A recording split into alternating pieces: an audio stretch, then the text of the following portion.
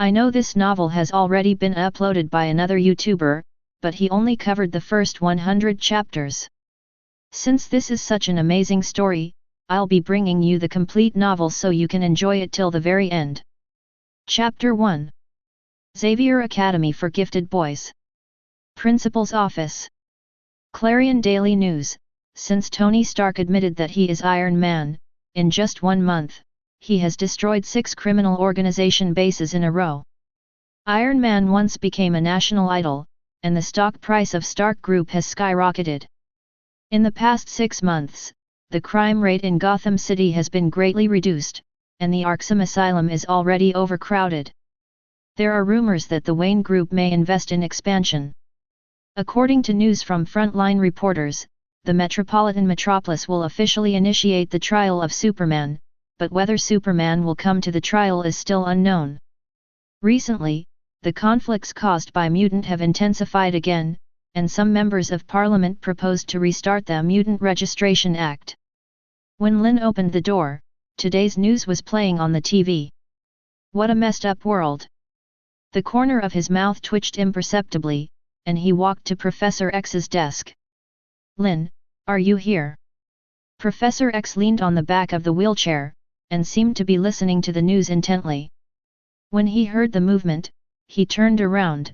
Listen to Orlo, do you want to talk to me? Is there something wrong? In the deep eyes, there is a trace of concern, but also a little curiosity.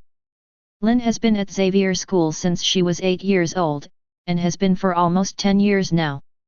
In Professor X's impression, this is a very smart and hard-working young man of Huxia descent, with a calmness and low profile rarely seen among his peers. Although he has been focusing on his studies and seems a bit out of place, he has never caused trouble. This is so rare in Mutant Academy, which is full of teenagers with various problems. So he likes this boy very much. Professor, I want to apply for graduation. Lynn sat down without exchanging pleasantries, and straight to the point.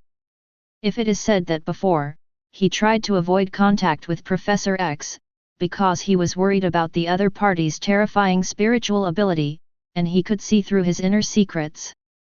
So now, this worry is no longer necessary.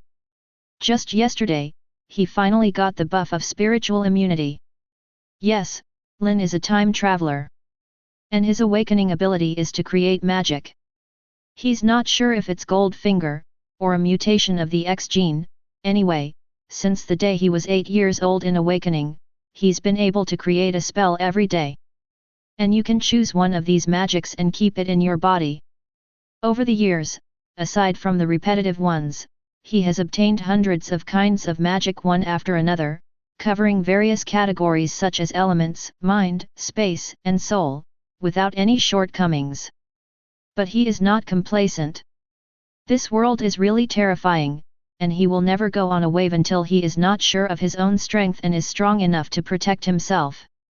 Low-key development is the kingly way.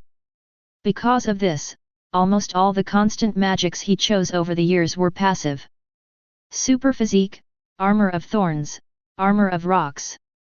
There are countless kinds of defensive magic that are constant, and finally, half a month ago, they were superimposed and integrated into a brand new steel body.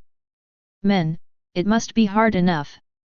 At the same time, after accumulation, the wall of the mind, the shield of the mind, the will of truth, and so on, his spirit has finally reached the level of psychic immunity.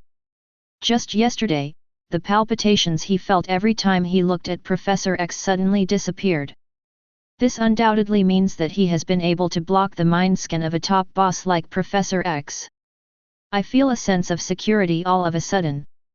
That's why today's conversation came about. Are you applying for graduation? Professor X was a little surprised when he heard the words, more puzzled. Don't you want to stay in the academy and join the X-Men? In no mood. Lynn shook her head without hesitation. These days, mutants' situation can only be described in one word. That is miserable. Compared with those mutants outside who are persecuted, hunted, and displaced all day long, the students in the academy can live a normal life, and they are taught by the X-Men, undoubtedly living in heaven. So almost every student dreams of becoming a member of X-Men. But that doesn't include Lynn. Because he knows very well that whether it is Magneto or Professor X, it will fail in the end. Follow any one of them, and there will be only tragedy in the future. Can you tell me why, Lynn? Professor X's tone fluctuated a bit. The students of the academy are all mutant teenagers. Therefore, in terms of teaching, more focus on super ability training, coupled with the fact that there are too few teachers, has resulted in almost no subjects in many subjects, and the theoretical knowledge is quite weak. Therefore, relying on his huge financial resources, he equipped the school with the world's top library. As a top intellectual in the world, he has always been concerned about this aspect. In his opinion, mutants should not only master power, but also master knowledge. Sadly, students are mostly devoted to researching their super abilities. There are too few people who can calm down and study other knowledge seriously. Lynn is pretty much the only one. He even mobilized several other students to fully display the Wan King attribute of the boy from the Dragon Kingdom, making the scalps of the other students go numb. Having said that, Professor X is very happy with this phenomenon. So for Lynn, he has high hopes. Although Lynn's X gene potential is not high, it's just a Delta-level mutant, and has no special abilities other than a smarter brain. But if such a talent stays in the academy, it will undoubtedly be a great supplement to the X-Men. Who would have thought that such an outstanding student would apply for graduation and leave the academy? Anyway, Xavier's school doesn't seem to have graduated at all. The reason is simple, Professor. Lynn was also very frank, and said directly, because I think X-Men has no future, and teaching your ideas will not lead mutant to survive, and the final result will inevitably perish. Needless to say, this sentence is like a knife, piercing Professor X's heart. Chapter 2. In the office. The atmosphere suddenly became weird. Lynn's words are too simple and rude. Even the city of Professor X couldn't help but change his face. You don't agree with my ideas? He felt extremely heartbroken that a student who had been teaching for 10 years did not recognize his ideas. At the same time, there was an unspeakable anger. Do you think Magneto is right? Only by eradicating all humans can mutants survive. Definitely not. Lynn shook her head. At any time, mutants are only a minority group, and the vast majority of mutants have not ignored the strength of various high-tech weapons. A very small number of top-level mutants cannot directly destroy human beings. So, Magneto can't succeed unless it's powerful enough to sweep everything away. This remark made Professor X a little relieved. But he also became more and more puzzled.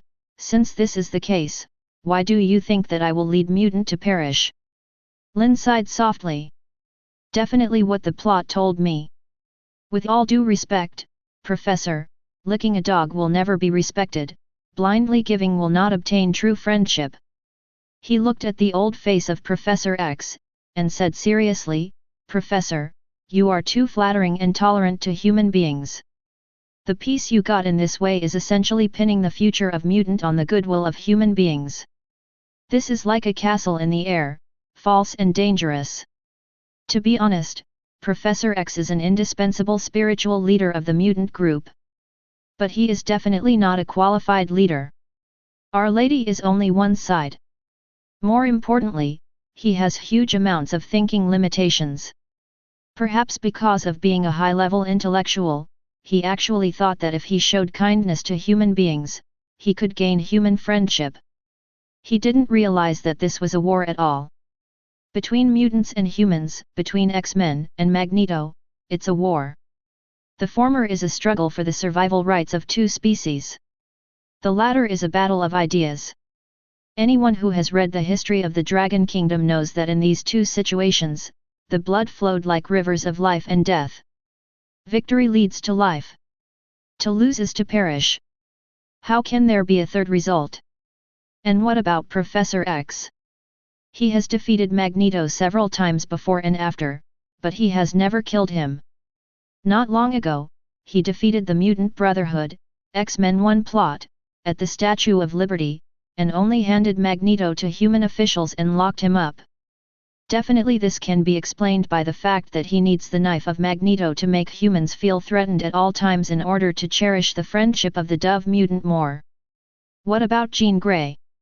For the students of the Academy, Professor X has always taught them not to be afraid of their super abilities, but to learn to accept, master, and control. But for the Phoenix Force inside Jean Grey, he has never tried it. Instead, it simply and rudely sealed the Phoenix Force. In the end, I squeezed out a phoenix. This is outrageous. False? Dangerous. Professor X doesn't understand the stocks of Oriental culture, nor does he know Lynn's inner thoughts. He just frowned, waiting for Lynn's further explanation. That's right. Lynn nodded. Professor, have you ever thought that even if one day, humans really coexist peacefully with mutants, secretly, those politicians, careerists and chaebol groups, will stop developing weapons against mutants? This is impossible. It's not about good or evil, it's about human nature. Mutant holds powerful power, which makes human beings extremely insecure. No one wants their own life and death to be in the hands of others. So, it's okay if the weapon against mutant can't be developed, once it is developed. It's the day when humans will completely eliminate mutant. And when that time comes, mutants who lack vigilance will only perish faster. These words are resolute, and every word is sonorous. Professor X looked at Lynn in surprise. Obviously, he did not expect that such a profound and thorough analysis would come from a student who had never left the academy. Over the years, he has imagined the future of mutant countless times, and he has broken his heart for the mutant group. So he had to admit that what Lynn said actually made sense. Even he himself hadn't thought about this possibility. It's just that in the current situation, it is extremely difficult for mutant to even survive. Where does it need to be considered so far away? Lynn, you surprised me. Very, very surprised. He took a deep breath, and in a trance, he felt some kind of leader's temperament in this young man who was not yet 18 years old. With this vision alone, all the teachers in the school are far inferior. This student cannot be treated with common sense at all. I heard that you really like spending time in the library. It seems that you have really learned a lot over the years. Looking at Lynn's young and determined face, Professor X sighed deeply. As you said, mutants are a minority group after all. If you want to change our living environment, there is a long way to go. The road I have taken, it might not be right. But it is precisely because of this that we need me, the X-Men, and the new generation of mutants like you to work together, isn't it? You are leaving the academy now, are you just giving up and watching mutants' situation getting worse every day? Lynn froze for a moment. Then he laughed. Professor, I didn't say to give up. Now that she has traveled to this world and is a mutant, Lynn doesn't want to be someone else's prey and live in fear for the rest of her life. As early as when he entered Xavier's school, he had already started his own plan. Just heard a click. He snapped his fingers, and a stack of A4 papers appeared on the desk out of thin air. On the top cover, it was written "Save the Mutant Project Proposal." Professor X's gaze trembled violently. Chapter 3. At this moment, the air seemed to freeze. I don't know how long it has been. Professor X took a deep breath, looked at Lynn, and spoke every word. If my memory isn't messed up, Lynn, you are a Delta-level mutant, and you don't have any special abilities other than a higher level of brain development than ordinary people. With one hand, he pointed to the plan that appeared out of nowhere on the table, and with the other hand he rubbed between his brows. So, can you explain, what's going on here? At the moment, he felt a little pain in his head. Because he realized. Today's conversation is definitely not a temporary idea, but premeditated. The student in front of me is guiding and controlling the rhythm of the conversation step by step. Magic, Professor. Lynn doesn't hide anything. After 10 years of fighting, she will become a fool if she persists. This is my real ability. How smart is Professor X? After thinking about it, I understood everything. The student in front of him has been hiding his clumsiness since the day he entered Xavier's school. At that time, he was still an 8-year-old child. The most incredible thing is that all the teachers in the academy, including the principal himself, were tricked by him. Magic. Professor X resisted the idea of activating telepathy ability and hacking into Lynn's brain to find out, and said, I don't know why you keep hiding your ability, but you took the initiative to expose it today, it must be related to this proposal. Yes, Professor. Lynn nods. You are so solemn, it seems that you have premeditated. A meaningful smile emerged from the corner of Professor X's mouth. Then tell me, how do you plan to save Mutant? Lynn smiled too. He knew that this conversation had reached the most important part. Actually, I think that both Magneto and the Professor made a huge amount of mistake from the very beginning, that is, to distinguish mutant from human groups, and they are clearly distinct. Mutants and ordinary people, why can't they be our own? Facing Professor X's unfathomable eyes, Lynn talked with eloquence. As soon as he opened his mouth, his words were astonishing. As early as decades ago, a sage in the East once said that the victory of struggle is to make friends more and enemies less. But now Mutant's situation is that he has no friends, and everyone in the world is enemies. Is the reason for all of this just because of the fear of ordinary people? Just because when the mutant's super ability goes berserk, it may cause casualties? Do not. These are just appearances. The real reason is that we mutants have no right to speak in the world. Hearing the first sentence, Professor X was still a little bit emotional. After all, Lynn is young and naive. Mutant and ordinary people become their own? This kind of words can only be said by a young man who has never experienced the world. But listen. Professor X's expression changed. Don't have the right to speak. Yes. Lynn's eyes were burning, and she said loudly, because we don't have the right to speak, when mutant is regarded as a freak, we can't argue with it. Because they don't have the right to speak, when mutant was arrested, hunted down, and carried out various inhumane experiments, everyone looked on coldly, and even felt it was justified. Similarly, because they don't have the right to speak, those politicians can easily pass the Mutant Registration Act, or use various methods to deal with mutant. Over time, attacking the mutant group has become an extremely normal thing. This normal is horrible. It not only makes the whole world hostile to mutant, but also makes many mutants feel that they are monsters. They shouldn't exist in this world. Then they give up on themselves. So, before the war with humans has really started, mutant has already lost half of it. As it turns out, this is an angle Professor X never thought of.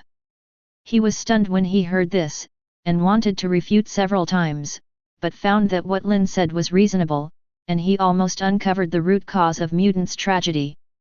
And Lynn hadn't finished speaking. Imagine, Professor, what would it be like if we had the right to speak? Mutant has extraordinary power, why can't it be the evolution of human genes? Why can't it be the grace of God?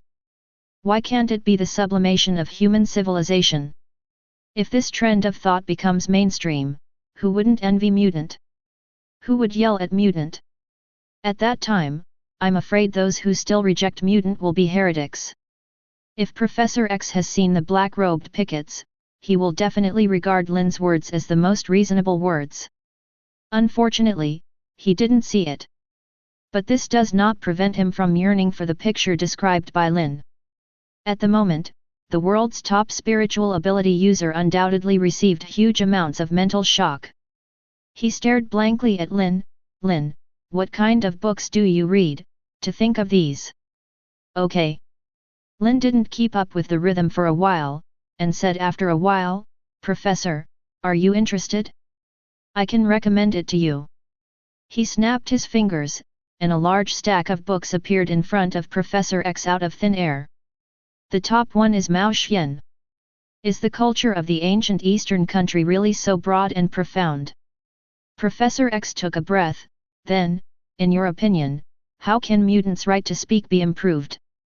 In the world of ordinary people, definitely only money and power are eternal. Lynn spread her hands.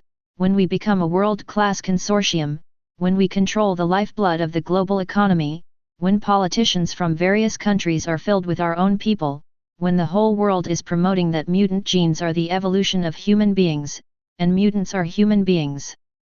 God's favorite. At that time, mutant was the undoubted trend of the times. Peace, naturally. As he spoke, he picked up the plan on the table, gently handed it to Professor X, and smiled slightly. Professor, the peace that is in our own hands is the real peace, isn't it? Professor X was silent for a long time. That being said, if he still doesn't understand Lynn's true intentions, he can hit the wall. Really? When he took the proposal and turned to the first page, there was the words "Establish the Mutant Consortium." So, you are here, to solicit investment? His expression became uncontrollably weird. A graduate of Xavier's school, who doesn't want to join X-Men, but wants to start a business. I still want to find myself, the principal, to invest in. He never thought about such a thing. At this moment, Professor X looked at Lynn, who was harmless to humans and animals, and inexplicably felt a sense of absurdity and confusion. If you start a mutant company, you can become a consortium? Can you control the lifeblood of the world economy? Can you support obedient people in various countries, politicians? What project is so awesome? Are you too confident in yourself?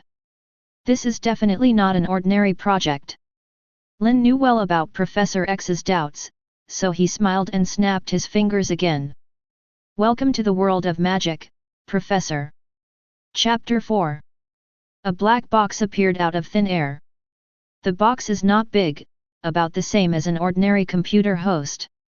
But when he turned on the switch and activated it, the box unexpectedly expanded and became larger, like Autobot shape-shifting. Tens of seconds later, a black cube the size of a container file was suspended in mid-air. What a magical ability! Professor X admired softly, and with his extensive knowledge and experience, he couldn't help asking, "How did you do it?"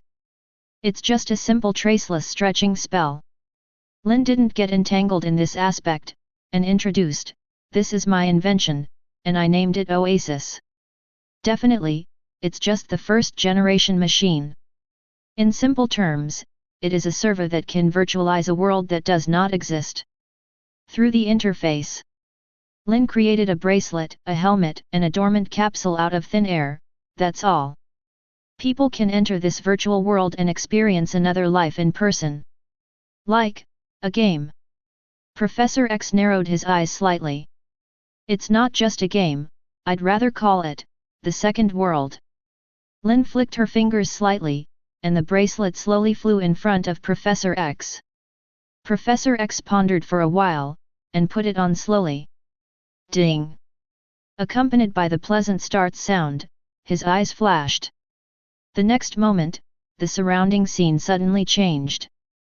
The golden sun shone on his body, giving people a warm and comfortable feeling, but at the same time, a strong gust of wind hit him, making his clothes rattle. The roar sounded overhead. It turned out to be a Boeing airliner flying at high speed. Farther away, flocks of birds passed by, and every chirp could be heard clearly. Professor X's complexion suddenly changed. He is actually in the sky at this moment. There is a huge contract city under your feet. And the most important thing is that he is not sitting in a wheelchair, but is standing on a cloud like walking on flat ground. Is this a virtual world? It's so real. A sense of confusion and absurdity that has never been felt before surged out from the bottom of my heart. Reality? Or unreal? With his powerful mental ability, he couldn't tell clearly for a while, so that he froze on the spot, and didn't even notice Lynn's sudden appearance. Slap! There was a snap of fingers again, and the rain fell. The cool touch brought Professor X back to his senses. He raised his wrist and stared at the bracelet on it. This thing can pull people's brain waves. He murmured incredulously, then turned to Lynn. His expression could no longer be calm. Lynn, you actually have such a real holographic simulation technology. It's magic, Professor. Lynn shook her head. More precisely, it's a combination of magic and technology. He picked up his bracelet, and took out a chip like a mobile phone card. Whether it's a bracelet, a helmet, or a game cabin, it's just an appearance, and this is what really works. The chip of the file size of the fingernail is full of various magic lines. This is the result of his 10 years of preparation. Crazy learning all kinds of knowledge in this world, AR technology, artificial intelligence, computer, holographic simulation. Finally developed a comprehensive virtual space technology. Combined with flow network, memory magic, legilimency, projection magic, mirror space and other magic, this almost real second world was created. Unbelievable. Professor X tried to move around, but managed to take 2 steps, almost weeping with joy. God knows how long it has been since he walked on his legs. Professor, let's go down for a walk. Seeing this, Lynn snapped her fingers. The next moment, the whole world quickly approached, and when Professor X realized it, the two had already appeared on 5th Avenue in Twist City. There is a lot of traffic, and the flow of people is like a waterfall. Everything is the same as the real thing. Lynn, you are a genius. Professor X sighed once again, and his evaluation of Lynn in his heart was soaring. I have no doubt that once Oasis is released, it will become popular all over the world in a very short period of time, and you will become the richest person on Earth. Making money is only one aspect, influence is the key. Lynn is confident about this. More importantly, it can change the public's perception of mutant. Another snap of the fingers, the surrounding light and shadow changed again. A beautiful blue planet appeared in sight. That's Earth. The two actually appeared on the moon. He's still wearing a spacesuit. Professor X clearly felt the changes in gravity and the environment, and wondered, how to change. It's very simple, let everyone become the owner of the super ability. A strange smile appeared on Lynn's face. After entering the second world, the player will automatically get an ability, enter various dungeons to complete the task, and then the ability can be improved and transformed into various super abilities. Following his explanation, light curtains passed in front of Professor X. That is a copy. Action type Devil May Cry, Prince of Persia, Assassin's Creed. PlayerUnknown's Battlegrounds, Overwatch. Sci-fi StarCraft, Avatar, Halo. Alien Monsters, Godzilla, Monster Hunting. Lord of the Rings, World of Warcraft, Pirates of the Caribbean. Fighting Street Fighter, King of Fighters.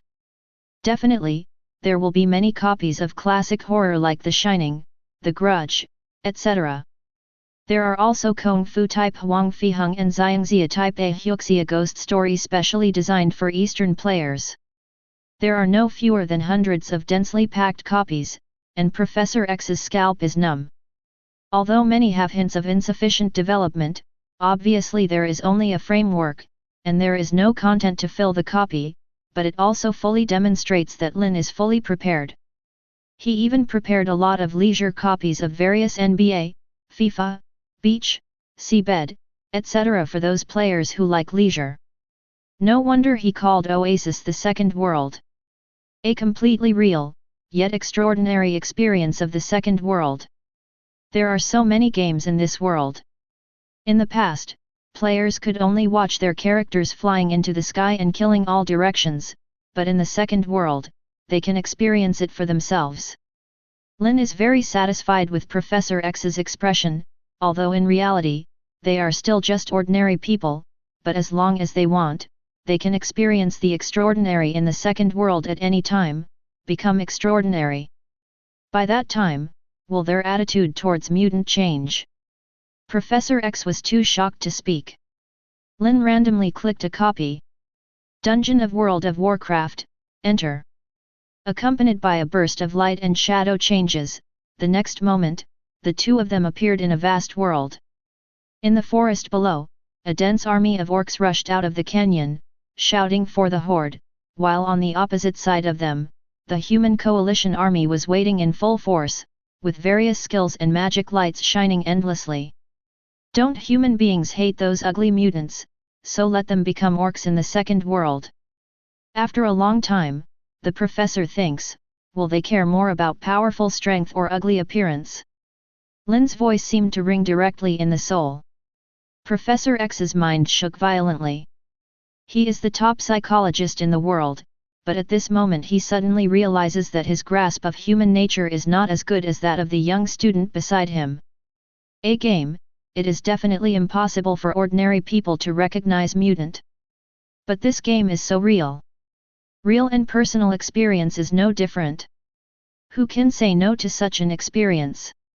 When those players become extraordinary in the second world and feel the power of super abilities, even if they return to the real world and become ordinary people again, their attitudes towards mutant will inevitably undergo huge amounts of changes. Professor X can even predict that there will be countless players addicted to the second world and unwilling to go out.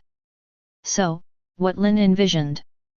Through the establishment of the Mutant Consortium, infiltrate the human world, control the right to speak, and then change the living environment of mutant. Most likely. With this in mind, Professor X made a rare gaffe. He turned around abruptly, grabbed Lynn's shoulder, his eyes that were usually calm, trembled uncontrollably at this moment. Say, Lynn, how much do you need? Chapter 5. Lynn was in the principal's office for over 2 hours. After coming out, he went straight to the big playground of the college. Pass the ball. Oh, it was agreed not to use ability. You are cheating. A group of junior boys are playing basketball. In the open space in the distance, several middle and senior students were discussing super abilities. There are figures sitting on the benches by the forest, including those who read quietly, and there are also young men and women with excess hormone secretion, making love to each other. From Lynn's point of view, it was a peaceful scene. Xavier's school is indeed a paradise for mutant. It is a pity that such quiet and peaceful days are running out. There are too few mutants with a sense of crisis. Lynn sighed softly. He turned his gaze and landed on two figures not far away, sitting on a chair quietly reading a book. Katie, Jianhuan, it's time to pack up. The two figures raised their heads almost at the same time, revealing two beautiful faces with their own characteristics. It was Lynn's only two friends in the academy. One is Katie Pride, aka Shadowcat. Ability is to pass through objects. And the other is a female mutant who is not well known in X-Men, named Jubilation Lee. Her ability is to create various energy balls and explode, which she calls firework. In the movie, it belongs to the role of playing soy sauce. Because they are both of Hyuxia descent, Lynn became good friends with her soon after entering the college. Jubilation Lee's parents are both PhDs, typical representatives of intellectual immigrants, who were killed by accident. Therefore, compared with those students of the same age in the college who were rebellious in youth, she knows the truth that knowledge can change destiny. In college, she was already more diligent than the average person. Later, under the influence of Lynn, I redoubled my efforts. In addition, Lynn often uses memory magic to improve her learning efficiency. The current Jubilation Lee is completely different from the movie.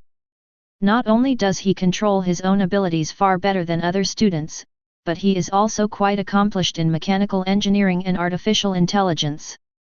As for Shadowcat Katie, she was originally a computer genius, fighting genius, and language genius, comic setting, and with the help of Lynn's magic, her growth rate is beyond imagination. Oasis can be developed, and the two daughters also contributed. Lynn. When the second girl heard the voice, she immediately put down her book and ran to Lynn. Katie's face was filled with excitement. Are we leaving the academy? Jubilation Lee asked curiously, how much did Charles give? Not much, just 100 million. Lynn smiled, after all, I'm an old man.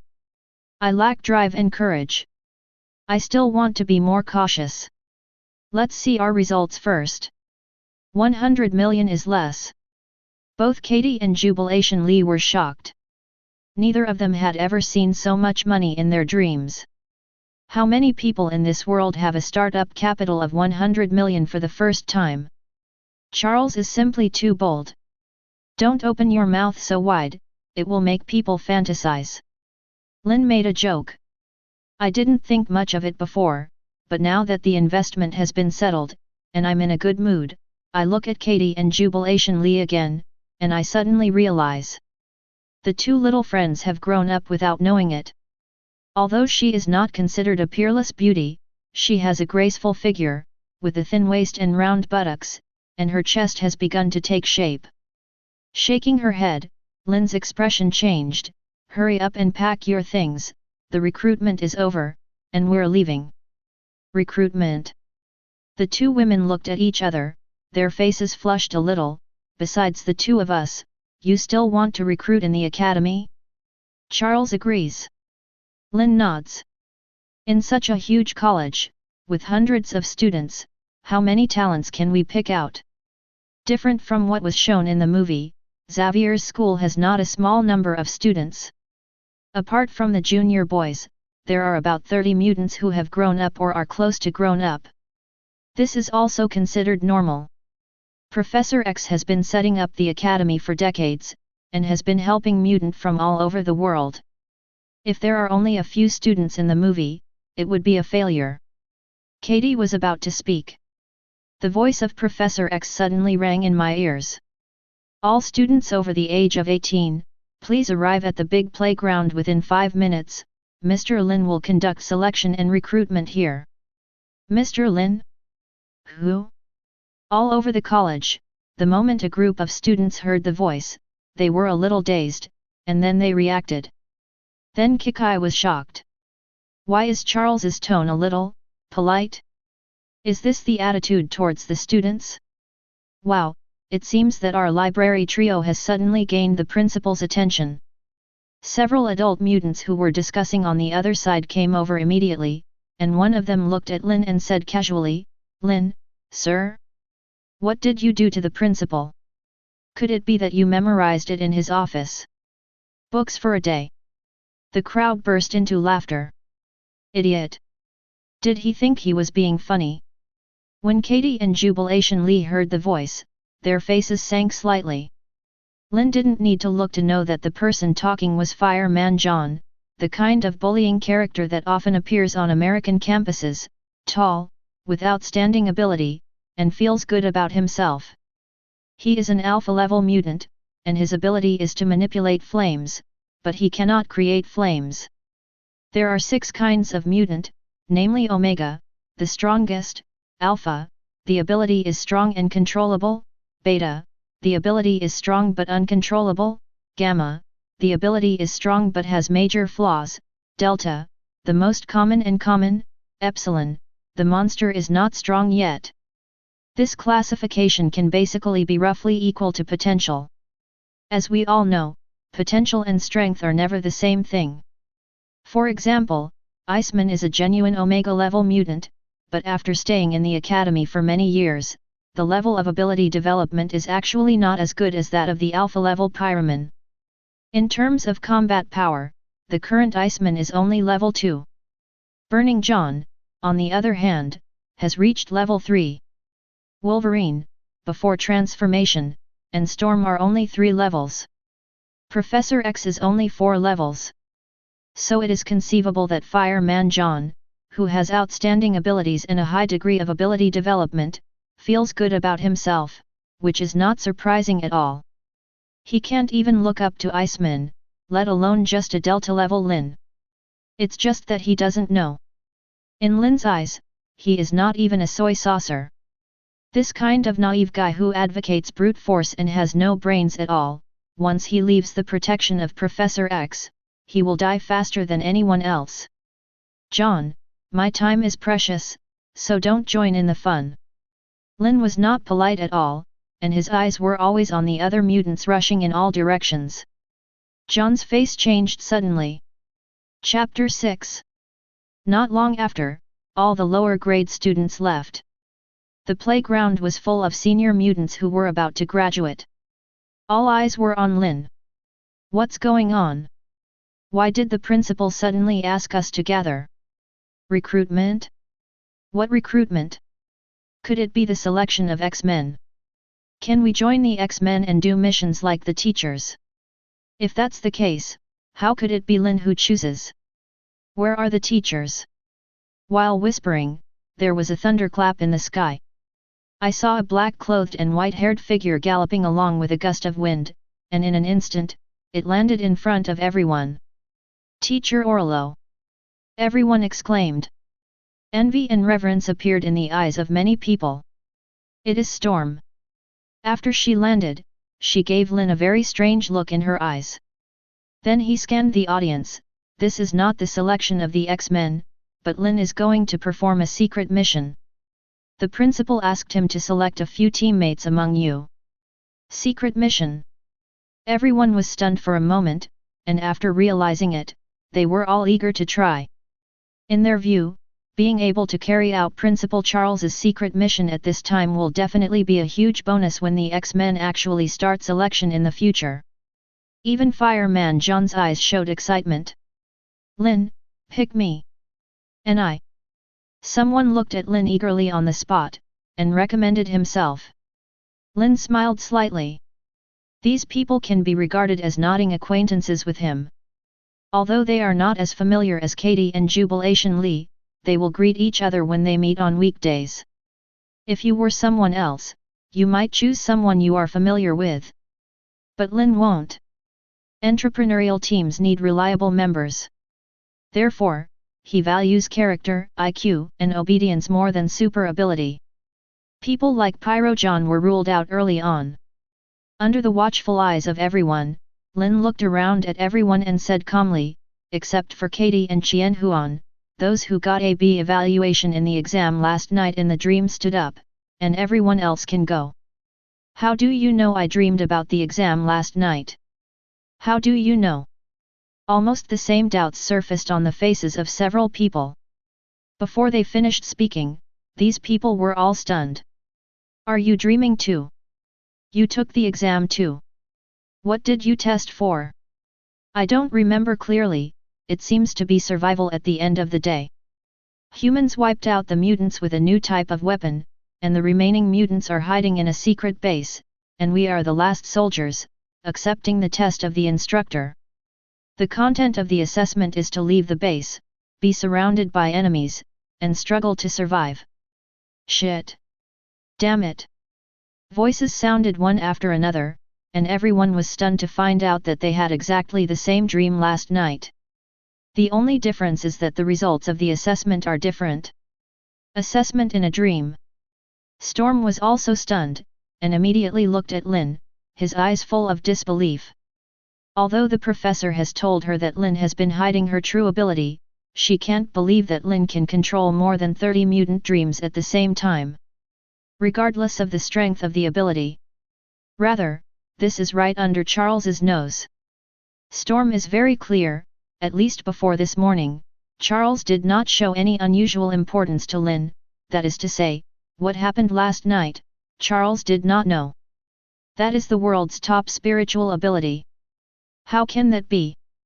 Lynn entered the principal's office for 2 hours, what happened?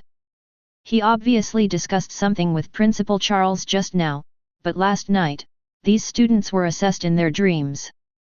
What does this mean? This young student has long expected this scene.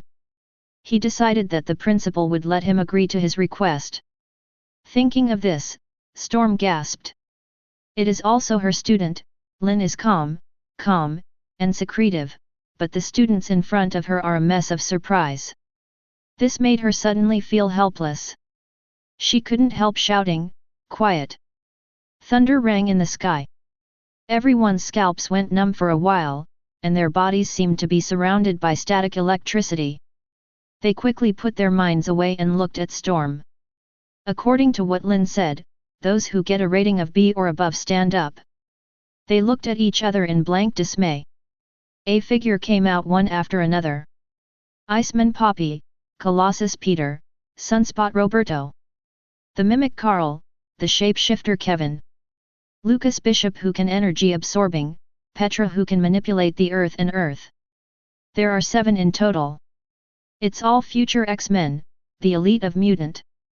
This is actually quite normal. Although Professor X is a saint, he is deeply influenced by the idea of elite education. Among the students rescued by Xavier's school, most of them have potential. None of the Epsilon class mutants with weak abilities and major flaws. This is why those ugly and weird-looking mutants basically follow Magneto. From this perspective, Xavier's school is full of talents. Bobby, Peter. Storm watched Iceman and Colossus walk out one by one. A smile appeared on his face, but immediately became nervous. She quickly looked at Lynn. Lynn, 7 of them, you can't take them all. Joke. X-Men also needs to add members. The 7 most outstanding students have been taken away by Lynn. What should they do? She knew that if these people left, they might not be able to come back. Don't worry, Teacher Orlo, I have a sense of proportion. Lynn smiled, and looked at Colossus and the others. I never like to force others. Whether I accept this task or not is entirely up to voluntary. If you want to go, go back to the dormitory and pack your things. If you don't want to go, you can leave now. Chapter 7. The 7 looked at Lynn with strange faces. They still don't know how Lynn passed the exam in his dream. He has been a classmate for many years. Who doesn't know that Lynn has no super abilities at all besides studying well? Could it be Charles? With this idea in mind, Colossus, who is honest and familiar with Lynn, nodded without hesitation. Since it is a task assigned by the professor, I will go. Bobby glanced at the little rascal in the crowd and asked, how long will this mission take? Lynn had a half smile. He is quite interested in Iceman Bobby. After all, he is an Omega-level mutant, and his performance in the movie is also remarkable. But for the little naughty, he didn't like it very much. This woman was precarious and persecuted outside, and finally came to Xavier's school. She didn't want to study hard and try to control her super ability. Hormone attacks, it also depends on the time. Sure enough, in the middle of the night last night, Lynn used psychic magic to enter the dreams of these people, and when they were tested in their dreams, the little rascal was the first to be eliminated. Perhaps, she will improve in the future and become a qualified X-Men. But now, in Lynn's eyes, this woman has nothing but good looks. The thought flashed in her mind, and Lynn said honestly, it's not a dangerous task. If you want to come back, you can ask for leave at any time, but keep it secret. Then I'll go. Iceman immediately breathed a sigh of relief and nodded. Seeing that both of them agreed, Sunspot Roberto also shrugged, if that's the case, then count me in as well. Storm tensed up. Lynn looked at Kevin the shapeshifter again. There is no doubt that this shape-shifting ability similar to Mystique can play unexpected roles in many cases. Not to mention, the shape-shifting man Kevin also has a certain amount of telepathy ability. It was these 2 abilities that allowed him to successfully pass the dream test. Lynn is still looking forward to him. But unfortunately, this guy is standing next to Burning Man John. Not only him, the mimics Carl Wen, Lucas Bishop and Petra are also part of this small group. It was them just now, discussing super abilities on the other side of the playground. Birds of a feather flock together. Burning Man John is a popular figure among the students, and other outstanding students are naturally willing to form a circle around him. This is a typical brotherhood culture on an American campus. Not even in Mutant Academy. Sorry, if this task is not mandatory, I'm not interested. Sure enough, shape-shifting man Kevin refused without the slightest hesitation. Carl Wen and Petra looked at each other, and also chose to shake their heads. Lucas Bishop seemed a little moved, but he glanced at the fireman John in the crowd, and he remained silent and did not respond. Okay. Lynn was not reluctant, and said to Iceman, Colossus, and Roberto, you have half an hour. After half an hour, gather at the gate of the academy. Turn around and leave after speaking. Katie and Jubilation Lee followed. Is this the end? Storm froze. Lynn today has huge amounts of difference from before. It seems that he no longer keeps a low profile, and his whole person has obviously become sharp, and he does things vigorously, with an unquestionable domineering. In a way, this is somewhat similar to another person. Magneto. Charles, do you even know what you're doing? There are too many questions in his stomach. Storm is going to disperse the students first, and then go to the principal's office to ask Professor X for clarification. But at the moment, Fireman John suddenly shouted angrily, Mr. Orlo, this selection is unfair. Storm turned his head in surprise. Where is it unfair? Why didn't I dream last night and didn't take part in the assessment? Burning Man John stood up and stared at Lynn fiercely, obviously holding back for a long time. If even Bobby can get a B evaluation, I can at least get an A, why can't I be selected? He didn't really want to join the mission. Just ignoring Lynn, extremely upset. You. Iceman paled. Just about to speak, Lynn stopped in her tracks. I told you just now, don't waste my time, don't you understand such obvious words? He turned his head, and his calm eyes fell on John the Burning Man. Actually, you were not in the selection range at all in the dream test last night. Where did you get the A rating? You. Pyro John's face flushed instantly. It never occurred to him that he didn't have a dream, not because he was missed out, but because Lynn didn't like him at all. Under the watchful eyes of everyone, this is undoubtedly a naked humiliation. What a young man! John's mentality exploded on the spot. Dazed with anger, he actually took out the lighter he carried with him from his pocket. Dare to underestimate me, I will make you pay the price. With a bang, the lighter starts. At the same time, John Pyro just waved his hand, and the flame of the lighter exploded into a raging flame, roaring towards Lynn. Everyone was taken aback. John, you're crazy. Storm's complexion changed drastically, and he subconsciously wanted to summon the gust of wind. But before she could make a move, there was a sound of snapping fingers, and then, a force field appeared out of thin air, pushing her and other students flying backwards, and landed 100 meters away in the blink of an eye. This is... Storm trembled, subconsciously looking at Lynn. Sure enough, Lynn was the only one left in place, aside from Burning John's group. Facing the terrifying flames that were raging, the corners of his mouth opened slightly, revealing an undisguised sarcasm. That's right. That is undoubtedly a mockery. You don't know anything about fire. Chapter 8. Accompanied by a calm but proud voice, Lynn lifted her right hand up, as if she was catching the raging flames from the air. Then, the flame wave really stopped. Do not. Not just stopped.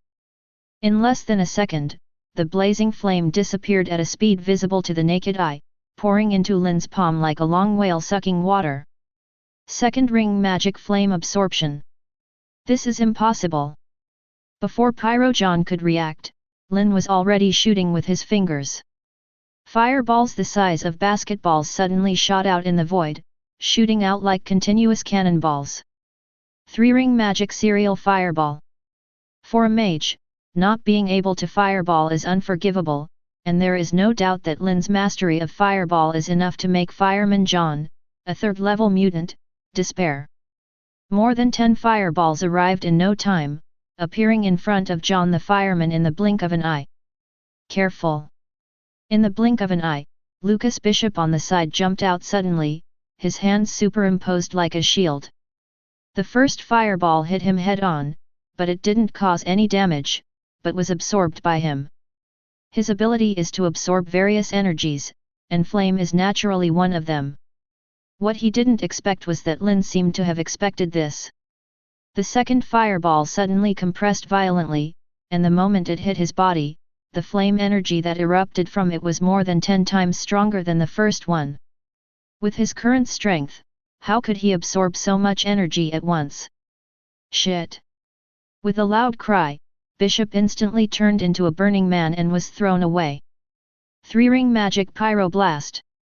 At this moment, Lynn showed a palpitating magical control, and the heat wave sent Bishop flying far away, but it didn't affect the others behind him in the slightest. Not even a little shockwave. John the Burning Man had only just reacted. The third fireball is already close at hand. Don't stand still, John! The shapeshifter Kevin screamed in horror, activated his psychic ability, and wanted to invade Lynn's brain, but he only felt that he hit an extremely hard wall, and there was a sharp noise in his mind, and there were stars in front of him. The third fireball stretched out at the same time, turned into a long whip, tied it up, and flicked it lightly. Fire modeling magic, flame whip.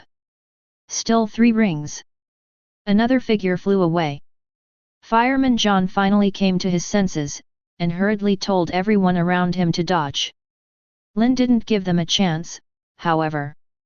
The fourth fireball swelled against the wind, and instantly turned into a flaming titan more than 3 meters high. The fire fist carried the force of wind and thunder, and blasted a big man with a super-hardened ability into the air on the spot. 3 rings elemental burning man.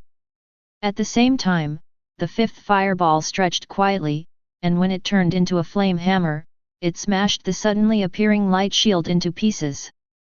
The owner of the light shield immediately followed in the footsteps of Bishop and the others. Fire modeling magic, fire hammer. On the other side, under Petra's horrified gaze, the sixth fireball rapidly compressed, becoming flat like a wheel, and then split apart, turning into 1, 2, 3, 4, a total of 7 flaming blades. 3 rings flame blade. What level of mutant is this guy? As if in a dream, Petra activated the ability subconsciously, and when she heard a boom, countless earth and rocks suddenly surged from the ground, like a stone pillar, quickly supporting her. Aggressive. The 7 flaming blades cut all the stone pillars. They were obviously flames, but they turned out to be like sharp blades, cutting the stone pillars into pieces in the blink of an eye. Before Petra had time to feel fear, a strange hiss suddenly sounded from the broken and collapsed stone pillar below. Immediately after, a coquettish giant snake made entirely of flames jumped out from the gap between the stone pillars, wrapping her tightly in an instant. The terrifying heat wave hit her face, and Petra felt like her body was melting. 4 rings lava serpent. While Petra was being dealt with, John the Burning Man was left with the mimetic Carl Wen alone. Things happened so fast. Before he could even say a word, Lynn's 7th fireball appeared in front of him. Humph! Although Carl's text is not disturbed, the mimicry ability seems ordinary, but it can simulate the super ability of other people within a certain range around him. Headmaster Charles, Cyclops, and others who are far away in the office, he definitely can't count on them. But at the moment, Mr. Storm Orlo, it's on the playground. Mimicry, activate. In an instant, Carl Wen only felt the power of a storm pouring into his body. Facing the menacing fireball, he subconsciously thought of water. He definitely couldn't control the weather like storm, but with a thunderclap, there was still a gust of wind and heavy rain covering him. However, before he had time to be happy, the scene in front of him made him feel like he was struck by lightning. The fireball suddenly turned blue, but it didn't go out. Not only did it not go out, it didn't even respond to being poured by rain. This is no ordinary fire. Awareness of this obviously does not help one's own situation. Immediately afterwards, Carl Wen could only watch helplessly as the blue fireball split into 2, and one half blasted himself away. But the other half spread wildly like a gas stove, firmly blocking the storm that was rushing over from the other side. Lynn, just teach me a lesson, John and the others are not malicious. Storm stood in the air, surrounded by gusts of wind and lightning, looking at the blue flames in front of him, with a strong look of fear in his eyes. 4 rings fierce fire curse. Lynn turned a deaf ear, and pressed his right hand in the air, and the remaining 7 or 8 fireballs suddenly accelerated, and they all smashed towards John the fireman. In front of these fireballs, his dodging speed is not worth mentioning. The sound of bang bang bang resounded throughout the academy. Before Pyro John could react, the ground around him exploded at the same time, and the soil was poured down with the heat wave, making him ashamed. His face was pale, and his whole body was surrounded by flames. The flames burned more and more intensely, and in just a few seconds, they spread over half of the playground. Immediately afterwards, there was a hula. The wind suddenly picked up. The fire took advantage of the wind, and the wind assisted the fire, and the flaming sea of flames stirred up quickly, forming a careful flame tornado. 4 rings flame storm. Being in the very center of the storm, the fear in John Burning Man's heart had reached its peak, and all this seemed to him a sudden and terrible nightmare. He was completely dazed, watching the flame storm destroy his body, but disappeared suddenly at the moment of attacking his body, and then turned into a giant 9-headed snake that was bigger than the lava snake demon, and he was crushed layer by layer. Haunt. 5 rings Hydra. 9 huge flaming snake heads were condescendingly staring at John the Burning Man. Those eyes seemed to have human intelligence. There was an undisguised sarcasm in it. As Lynn said 10 seconds ago. You don't know anything about fire. Yes. This scene is a long story, but from John the Burning Man's violent attack to Lynn's outrageous attack, it was actually like the autumn wind sweeping the fallen leaves, and it lasted only 10 seconds. Lynn didn't play hard at all. Under his exquisite control, Pyro John and others did not suffer much damage.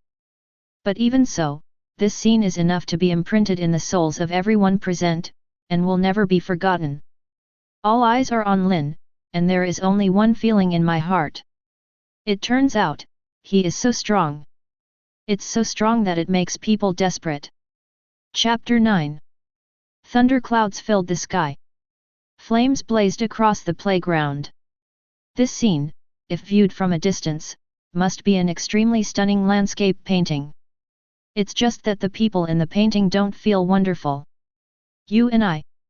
Pyro John's eyes were blank, his body was trembling uncontrollably, all his clothes and hair had disappeared, and his whole body seemed to be collapsing.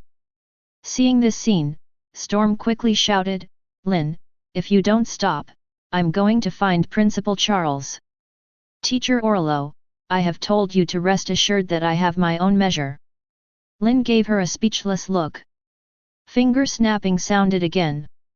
The next moment, under Storm's ghost-like gaze, the gigantic hydra dissipated like a bubble, and the blazing flames on the ground, as well as other traces of flame magic, seemed to be blown away by the wind. Scars, as if they never appeared. Then, as if there was a mysterious wind of power sweeping past, on the devastated ground, the exploding soil automatically filled the big hole. The scorched blackness after the flame attack returned to normal at a speed visible to the naked eye. The collapsed stone pillars created by Petra recondensed little by little, and fell to the ground. The almost melted basketball hoop is as good as new. On the huge playground, everything is recovering. Yes. Recover. Storm froze. Even in the battle just now, Lynn's terrifying strength didn't make her lose her composure like this, but at the moment, looking at the scene in her sight, she felt an indescribable sense of confusion. What is this? Turn back time? But isn't Lynn a fire mutant? Could it be that the storm-like flame attacks just now were all hallucinations? How much strength is this guy hiding? At this moment, one question after another emerged in Storm's heart, and in her ears, various exclamations have been heard one after another. Lynn, so amazing! It turns out that he also has super abilities. I always thought that he really has a smarter brain. It's also a fire super ability. Why is he so much stronger than John? John is in front of him, and he has no power to fight back. It's not just John, there are so many of them, Bishop, they didn't survive a round together. No wonder the professor asked Lynn to lead the team on this mission. Oh, why didn't I pass the test? Bishop and the others must regret it now. The whispers on the edge of the playground did not affect Lynn's spell casting. 4 rings of magic recovery. After a while, the magic effect ends. On the huge playground, except for the clothes that disappeared from burning John's body, there was no trace of any battle. Even Bishop, Petra, and others still had their clothes on. The experience just now was like a dream to them. But, everyone knows it's true. The mimic Carl Wen, the shapeshifter Kevin, Bishop, and Petra looked at each other, and suddenly realized that they had made an absolutely wrong choice before. Lynn. The 4 subconsciously wanted to talk back. Lynn had already turned and left. Bobby, Peter, Roberto, what are you 3 still doing there? Didn't you see that Katie and Qian Huan have already returned to the dormitory to pack their luggage? The still calm voice came to the ears of the 3 of Colossus again at this moment. Naturally, there was a touch of majesty. The 3 of them were shocked almost at the same time, looked at each other, and then rushed towards the dormitory. Iceman didn't even care about the little rascals. Seeing this scene, why doesn't Storm understand? This is what Lynn wants. This student has kept a low profile for 10 years, but now he shows his sharpness and is ready to do something big. Naturally, it is necessary to stand up. Poor Pyro John, a target that just happened to come his way. It's even possible that John didn't send it by himself at all, otherwise, no matter how young and energetic he is, how could he be so stupid as to attack Lynn in full view? God knows if there is Lynn's influence in this. Thinking of this, Storm collected his mind and walked slowly in front of burning John. How do you feel? Is there any discomfort? Pyro John was silent for a while. It took a long time before he raised his head. He stared blankly at Storm, and gradually, anger appeared on his face again. Teacher Orlo, why didn't I get hurt? How did I not get hurt? How could I not be injured? After asking 3 times in a row, Storm was speechless. She knew in her heart that John Pyro knew the answer. That's why he's angry. Lynn clearly has the power to crush him, but the massive attack just now only frightened him. This undoubtedly means that he has never been looked down upon by Lynn. Those provocations are meaningless. How sad is this? Go back and sleep. Storm didn't know what to say, so he could only pat John on the shoulder and comforted him, just sleep and everything will pass. When she said this, she was already planning to go to Professor X and modify burning John's memory. What Storm didn't know was that Professor X saw every detail of what happened on the playground. Not even just Professor X. Jean Grey, Wolverine Logan, Cyclops are all in the principal's office too. What a powerful fire ability. Exquisite control. Cyclops spoke first, with a look of surprise on his face. Professor, is this the magic you are talking about? What Lynn has been hiding is the ability of this fire magic. Do not. Professor X shook his head. In my office, he also showed a traceless stretching spell, which seems to be able to expand the internal space of objects. And now, he has shown a kind of restoration magic. Jean Grey took the conversation, with some doubts and puzzlement in her eyes. So, what is his magic all about, Professor? You didn't ask him. No. Professor X honestly shook his head. Cyclops and Jean Grey looked at each other. Why? There was a sudden silence in the office. I don't know how long it took before Professor X's voice sounded again. I'm not afraid of your jokes. In the last few minutes of my conversation with Lynn, I still couldn't hold back and wanted to probe his brain. As soon as these words came out, the 3 of Cyclops were all startled. Then there was a trace of horror. Because Professor X added another sentence, but I failed. His mind has an extremely solid barrier, even if I activate all the abilities, I may not be able to break through it. How can that be? Jean Grey said incredulously. As a student of Professor X, she also possesses the spiritual ability. She is far more aware of the power of Professor X's spiritual ability than anyone else in the world. Except for Magneto, who has a brainwave shield, no one can completely block the professor's mind intrusion. Lynn, is it possible? Because of this, I didn't ask him anything about his own ability. Professor X sighed softly. Lynn is a genius, a hidden genius. If he is willing to tell us, even if we don't ask, he will tell it himself. Jean Grey frowned slightly. She definitely understood the meaning of Professor X's words. From the moment Professor X was unable to spy on Lynn's brain, the relationship between the two parties was no longer purely a teacher-student relationship, and more like a partner. Charles, I've never seen you so passive. Wolverine Logan picked up the project proposal on the table, and said slowly, "You're not afraid of him, it's another Magneto? The means he showed just now are much more ruthless than you. He didn't really play hard, did he?" Professor X shook his head with a smile. His wise eyes seemed to see through everything. He needs leeway, on the one hand to make Bobby and the others more obedient, on the other hand, to show his strength in front of us and give us confidence. Logan, as you'll see later, this student is very methodical. Oriental people say that after 3 years of silence, one blockbuster will become a big hit, and there is a poem of the great rock rises with the same wind in one day and soars to 90,000 miles. Lynn has prepared for 10 years, and now he is finally out of the mountain. No one or anything can stop him. Let's just wait and see. In the office, it fell into silence again. After a long time. Only then did Wolverine complain. "Charles, when did you become interested in Oriental culture? Have you started studying ancient Oriental poetry?" Professor X. Chapter 10. Half an hour later. Lynn appeared at the gate of the academy.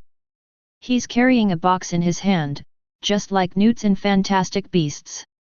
The space inside the box has been enlarged countless times by the untraceable stretching curse, but it is not used to house magical animals, but is filled with various experimental equipment of the first-generation machine of Oasis. Speaking of which, today's magic hasn't arrived yet. While bored, Lynn's thoughts moved slightly. Ding!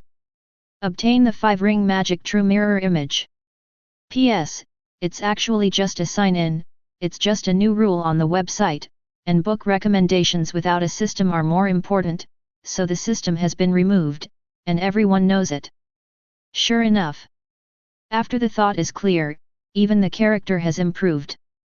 Lynn smiled with satisfaction. The stronger one's own strength is, the stronger the magic created from memory will be. According to Mutant's strength, he divided his magic into different categories.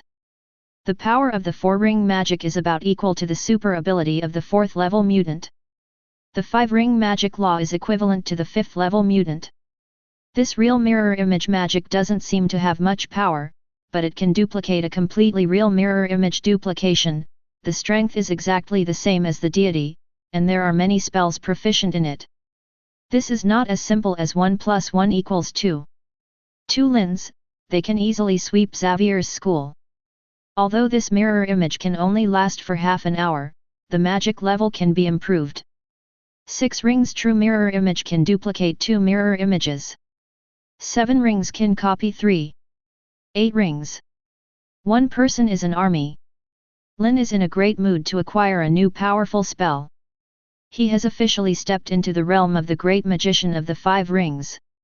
Although most of the spells mastered now are 4-ring magic, there are not many 5-ring magic, only a few such as Hydra and True Mirror Art. But in the face of quasi-level 5 mutants like Professor X and Magneto, he is completely worthy.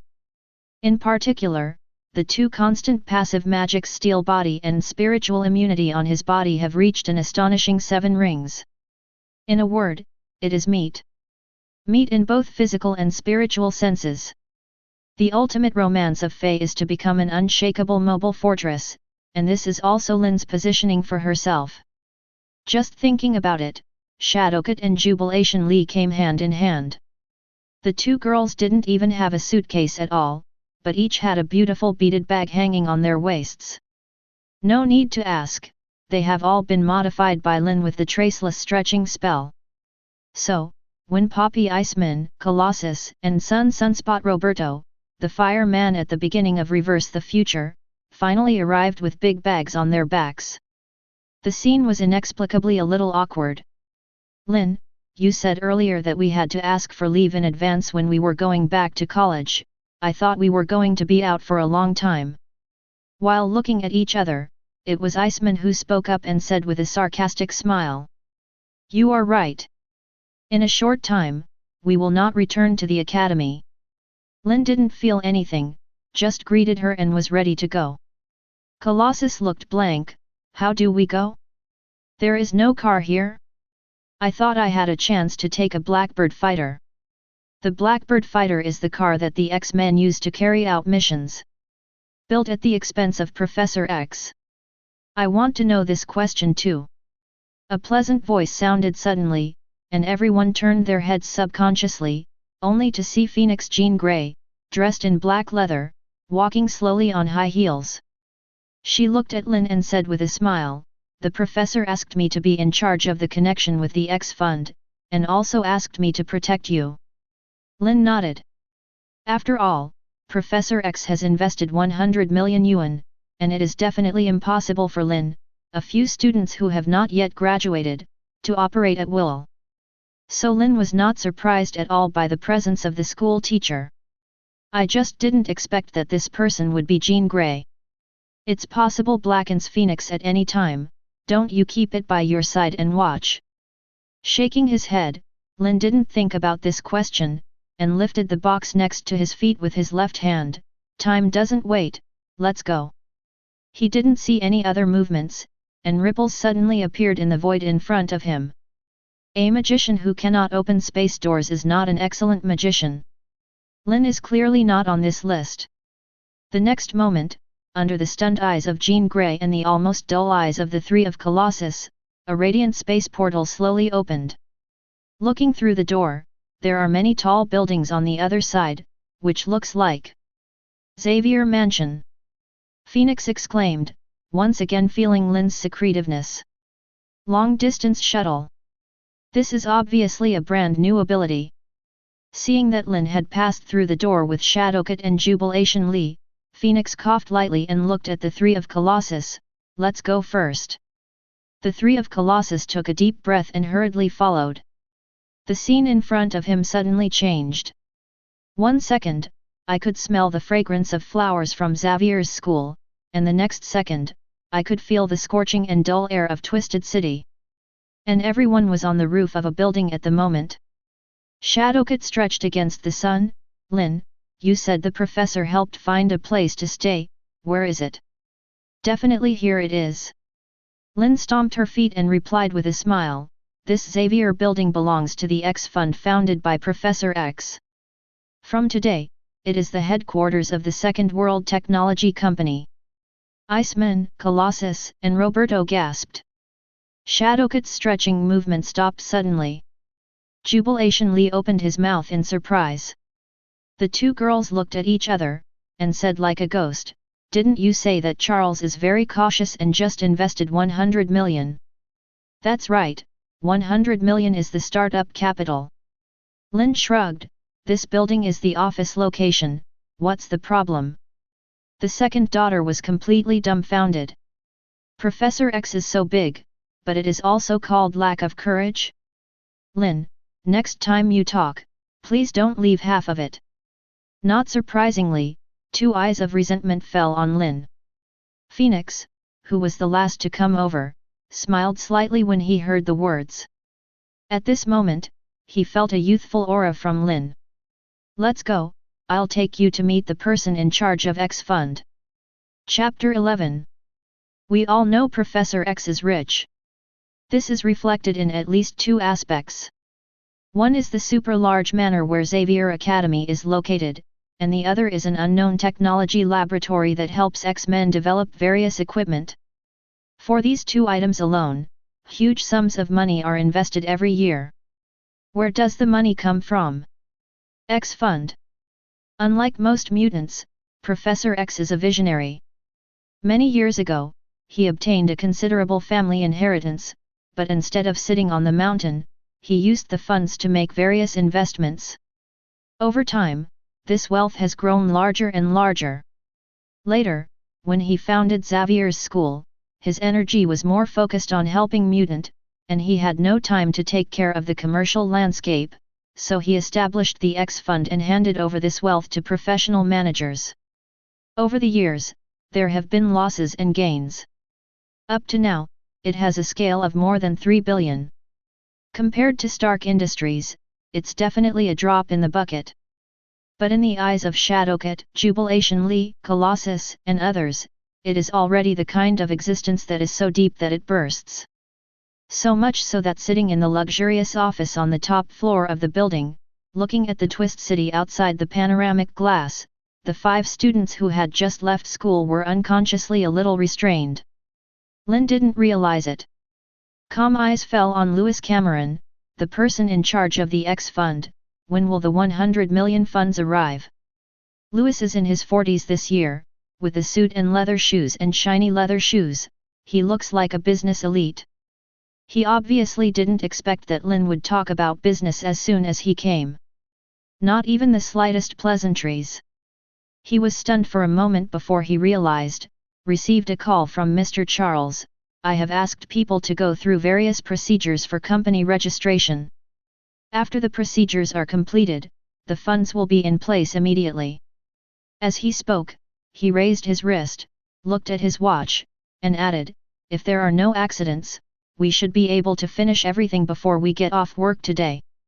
As expected of a talent that Professor X values, he is methodical in speaking and doing things, and his efficiency is quite high. The most important is, he knows what to ask and what not to ask. Just now, for example, when Lynn took out 2 investment contracts and handed one of them to him, he clearly saw Charles Xavier's investment accounted for shares. A fund of 100 million yuan actually only accounts for 10% of the shares? Is Mr. Charles crazy? In Lewis' eyes, the color of astonishment obviously flickered. But he didn't say a word. Lynn glanced at him appreciatively, and then asked, how long will it take for this building to be completely vacant? The purpose of purchasing this building was to optimize the asset allocation of Mr. Charles. Therefore, except for the top floor, which is used as the office space of X Fund, all the other floors are rented out. Lewis thought for a while and replied, the rent is paid annually. After the expiration, we have the right to choose not to renew the lease, but if we terminate the contract early now, we will definitely have to pay a lot of liquidated damages. Don't care about liquidated damages. Lynn said decisively, I want to clear the entire building in the shortest possible time, and then recruit massively to expand the various departments of the Second World Technology Company. A game company needs so many people? Lewis was full of doubts. In his opinion, this had no meaning other than wasting unnecessary funds. If you really want to waste like this, let alone 1 billion, 1 billion is not enough. Mr. Lynn, with all due respect. He hesitated for a while, and persuaded, if you follow this plan, the financial pressure will be extremely high, and if you just start a game company, you won't be able to use so many people. Lynn smiled. Clever Lewis, stopped immediately. 2 questions. Lynn raised her hand and raised a finger. First, the Second World's main business Oasis will be released, updated and publicized at the same time around the world, that is to say, every department of the company must corresponding to hundreds of countries around the world. So, we need people, lots and lots of people. Lewis' expression changed immediately.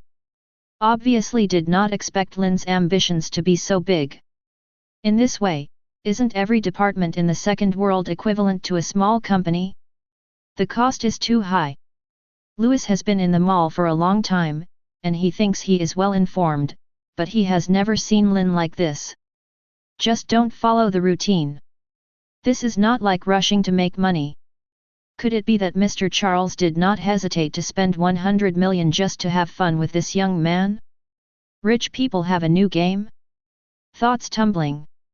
Lynn has raised a second finger. Second, the funds I can use have never been 100 million. When the word spread, not only the 5 members of Shadowcat widened their eyes in surprise, Phoenix, who had been listening by the side without speaking, also looked at Lynn curiously. Louis asked in disbelief, "Mr. Lynn, is there any other source of funds?" Lynn smiled and picked up a newspaper from her desk. "This is today's Daily Bugle." Louis only read half of it, and got busy because of the phone call from Professor X. At this moment, he took the newspaper, but saw the headline on the front page. Hanmer Industries announced that it has developed a new type of steel soldier armor and will hold an industrial expo. Hammer Industries, a large arms company no less than Stark Industries Group, has a market value of at least tens of billions, right? Lynn's tone was still calm, but what he said was astonishing.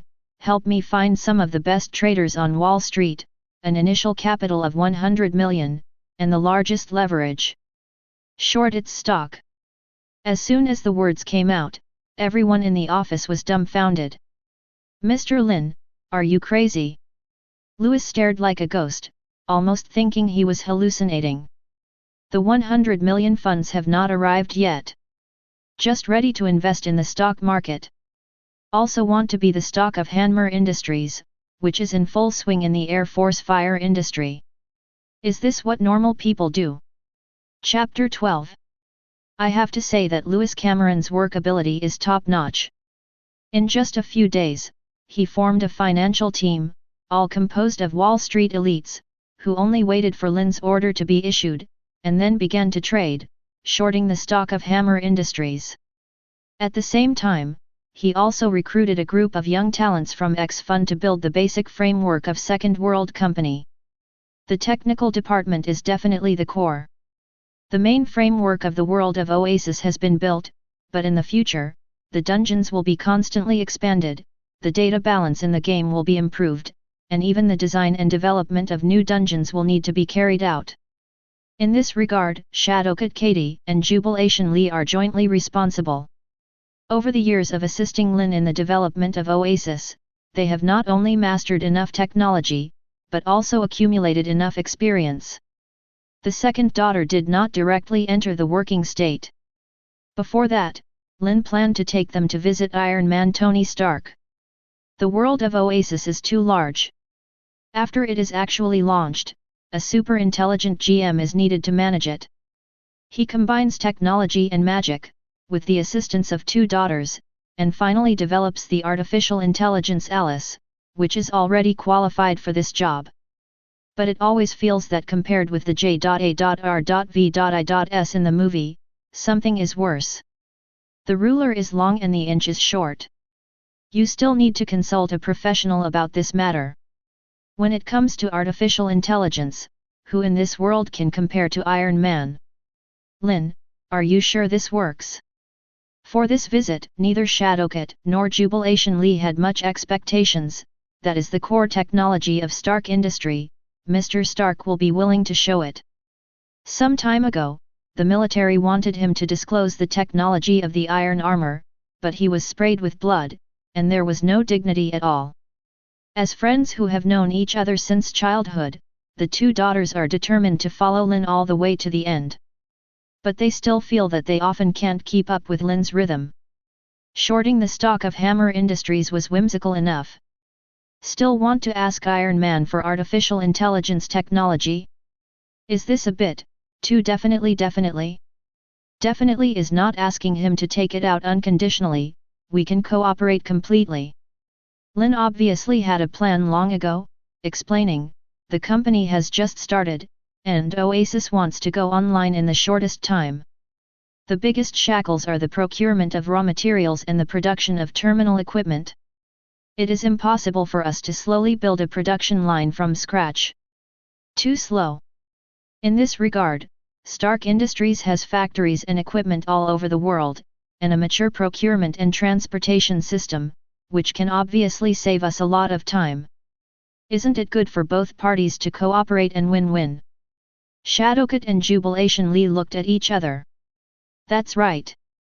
But arms companies cooperate with game companies. Can it really work? Lynn acted vigorously and was ready to leave immediately. With a buzz, the space portal quietly opened. Seeing this scene, Iceman, Colossus, and Roberto, who had been playing soy sauce in the office for a few days, could no longer hold back. Lynn.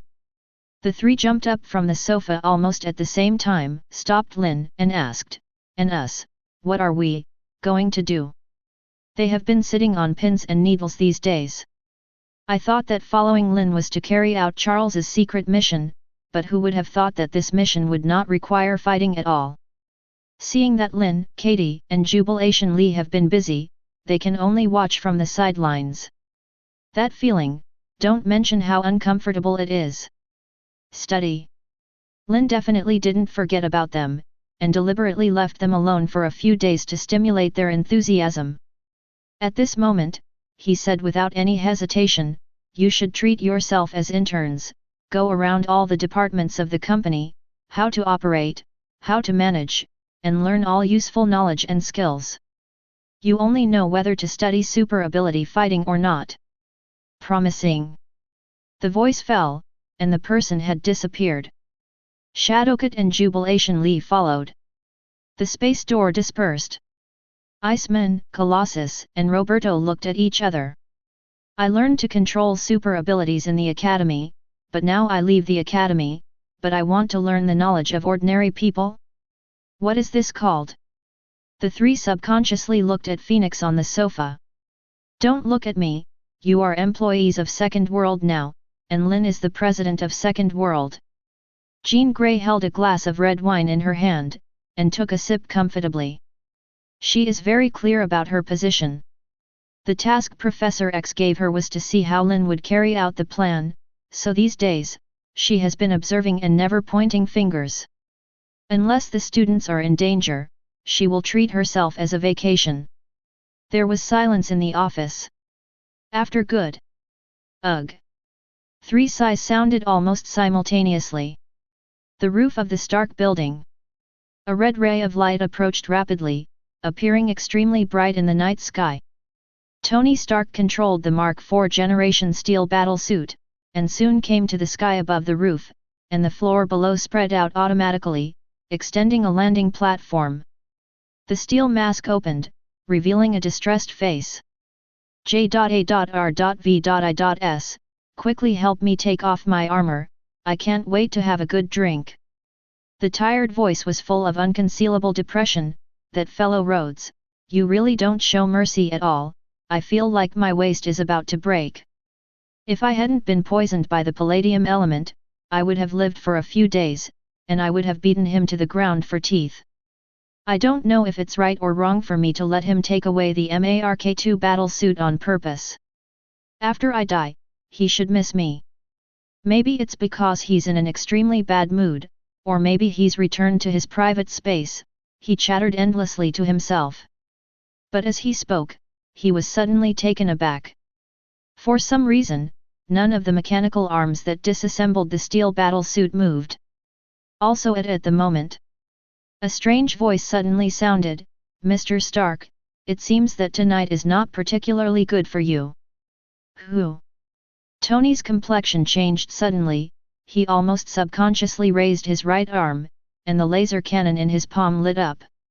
On the apparently empty rooftop, there seems to be a bubble bursting. The three figures of Lynn slowly appeared. Chapter 13. The roof, the night view is picturesque. But Tony Stark was not in the mood to appreciate it. "Who are you?" He stared at Lynn coldly, his already ugly face became more and more gloomy. In the middle of the night, three uninvited guests appeared on the roof of their company out of thin air. In this situation, it would be impossible for anyone to greet them with a smile. Especially J.A.R.V.I.S did not raise the alarm. This makes him extremely incredible. Since he developed the super artificial intelligence J.A.R.V.I.S, he has experienced too much convenience. To put it bluntly, the security and defense systems of the Stark building even surpassed the military's highest level secret base. But at the moment, there was no response at all. Didn't find it? Or was it hacked? We mean no harm, Mr. Stark. Lynn's reaction to Iron Man was not surprising at all, and he said, I take the liberty of visiting, I just want to discuss a business with you. As he spoke, he took off a pocket earphone from his ear. Alice, don't pester Mr. Jarvis. Yes, master. A pleasant female voice sounded from the earphones. Almost at the same time, Iron Man finds himself reconnecting with J.A.R.V.I.S. Mr. Stark, someone briefly blocked our connection. Iron Man frowned, with surprise in his eyes. Artificial intelligence. No offense intended, Mr. Stark. The Bluetooth headset in Lynn's hand flashed a red light in a very humane way. I'm just happy to see Lysinxie, and I want to see how big the gap is between me and Mr. Jarvis. She's great, sir. The voice of J.A.R.V.I.S. was actually a little excited, although give me a little time, I can get rid of her entanglement soon, but even so, she can still be called. Shut up, J.A.R.V.I.S. Tony Stark interrupted impatiently. The pulse cannon in his palm was still aimed at Lynn. I don't care who you are or what you are going to do, I just know that I am in a bad mood right now. Any business, any S.H.I.E.L.D, any shit world safety, all have to do with it. I don't care. I just want to drink now, the kind that I drink until I die. And drink alone. A person. In the eyes of Shadowcat and Jubilation Lee, the famous Iron Man seems to be a little neurotic.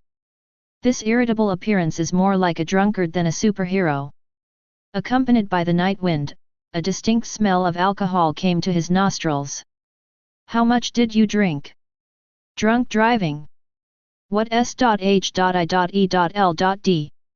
What world safety? What is he talking about? Jubilation Lee clapped his hands, crackling between his fingers, and a few energy balls appeared. Lynn, I think we need to help Mr. Stark sober up first. In Tony's steel battle suit, the sound of drip and drip suddenly became louder. Don't make trouble, we're not here to fight. Lynn quickly grabbed Jubilation Lee, but she didn't expect that the pulse gun in Tony Stark's palm was so bright that it shot out without any hesitation. Well, the current state of this product is indeed not right. Although he temporarily raised his hand, the laser cannon landed at the feet of the three of Lynn, but this move undoubtedly showed his attitude. Now. At the moment.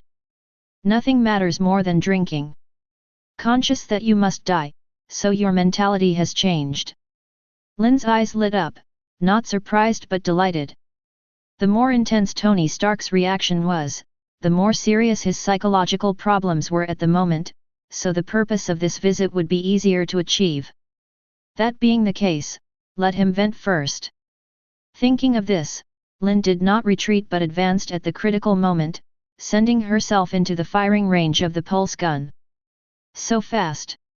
Tony Stark felt a flash in front of his eyes, but before he could react, the pulse gun blasted Lynn head-on. Wait! Looks like it missed the target. There seemed to be such a strange force around Lynn's body.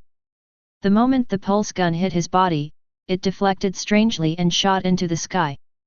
3-ring magicianic deflection. The expected pulse explosion did not appear. No wonder you dare to break into my company in the middle of the night, you are not an ordinary person. It seems that I have softened my heart.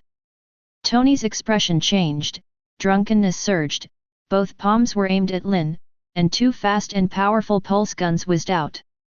But the same scene happened again. The 2 pulse guns didn't even touch Lynn's clothes, and they were twisted and deflected by the strange force. J.A.R.V.I.S, are you drinking too much like me and can't even lock on a target? Tony pouted in disbelief.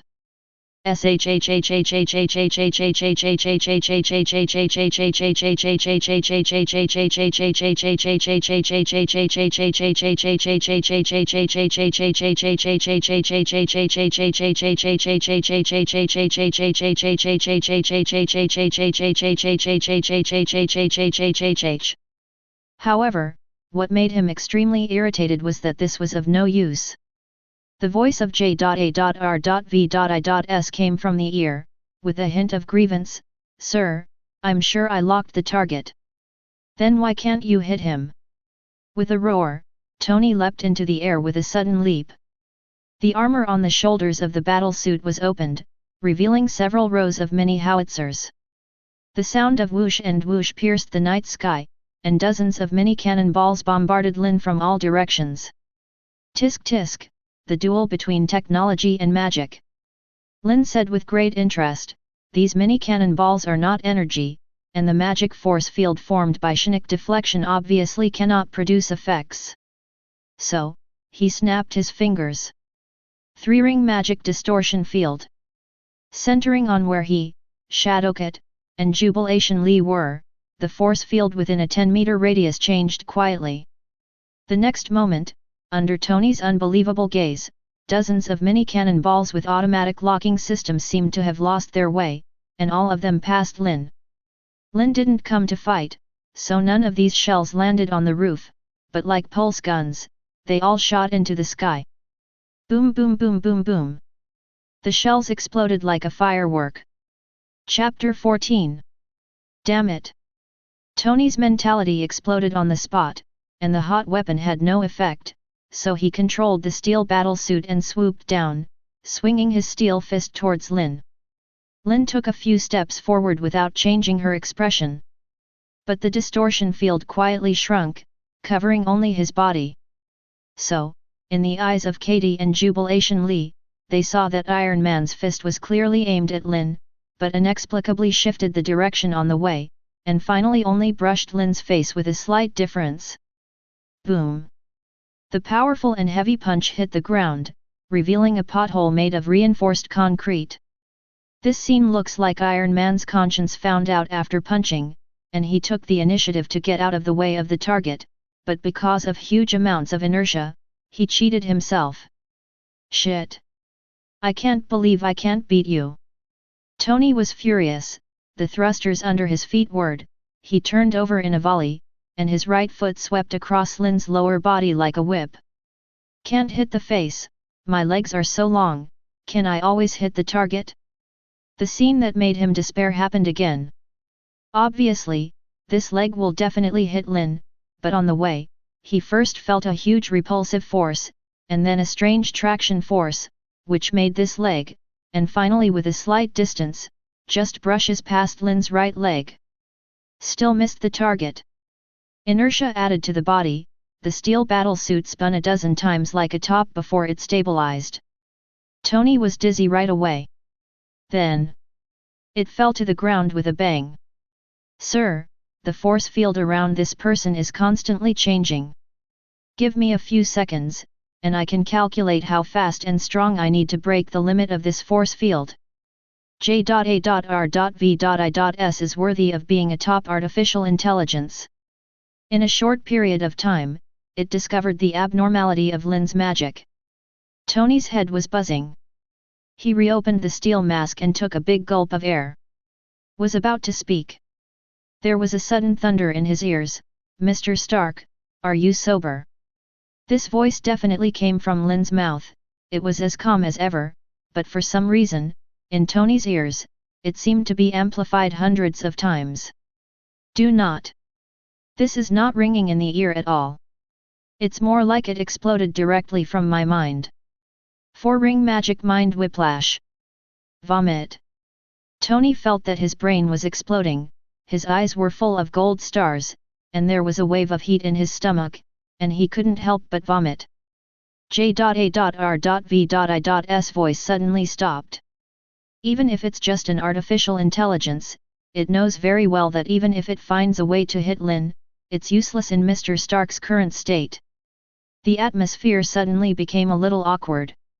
"I don't know how long I vomited. Tony finally recovered a bit, the drunkenness receded, and reason returned to his mind. He lay down invisible, with a look of lying flat and resigned, and glanced at Lynn. "What are you talking about?" "Magic." Lynn smiled slightly. "I'm a magician, Mr. Stark." Tony was silent for a long time. Suddenly cursed, "I hate magicians." Shadowcat and Jubilation Lee exchanged glances, gloating smiles on their faces at the same time. "Trust me, Mr. Stark, you won't be annoying anytime soon." Lynn put away her magic, and said calmly, "For example, now, I only need to move my fingers to extract all the palladium in your body." "No doubt." This sentence was like a bomb, dropped in Tony's heart. "How did you know that I was poisoned by palladium?" His first instinct was to be vigilant and alert. But then, the constant pain in his body made him swallow honestly. "Your magic can really extract the palladium element?" During this period of time, he was almost collapsed by palladium poisoning. If it wasn't because he found out that his life was not long, how could he deliberately indulge himself and give up on himself? On the one hand, he handed over the company to Pepper, and endured the other party's misunderstanding. On the other hand, he specially asked his friend Colonel Rhodes to rob. Take the Mark-3 steel battlesuit. Neither Pepper nor Rhodes knew, he was explaining his funeral. God testifies. Tony Stark has never been a person who resigns himself to fate. But he is a self-proclaimed genius, but he has exhausted all methods, and he can't find a new element to replace palladium, so he can only fall into the despair of waiting for death. But now, the young man in front of him, who doesn't even know his name, actually said that he has a way to extract the elements from his body. At this moment, Tony was afraid that he was dreaming. "In the middle of the night, do you think I'm here to joke with you?" Lynn said with a half-smile. Seeing the disbelief on Tony's face, he shrugged. "So, Mr. Stark is going to entertain guests on the rooftop." There was no animosity, and Lynn wasn't here to cause trouble, and now, after some venting, Tony had clearly regained his sanity. "Next, we can talk about business in a calm manner." 10 minutes later. The president's reception room of the Stark building. The three of Lynn sat on the ultra-luxury sofa, drinking the top-quality wine collected by Tony, feeling comfortable and calm. "Help me get rid of the palladium element in my body, the price is, the cooperation you just said." Tony didn't even change his clothes, and said impatiently. Knowing that he could still be saved, his mentality returned to normal in an instant, and his brain turned again. The drunken, self-destructive Iron Man before seemed to have never appeared. "He is very clear that there is no free lunch in this world. Tell me, what do you want to cooperate with?" Chapter 15. It was beyond Tony's expectations. Lynn nodded upon hearing this. Then he shook his head again.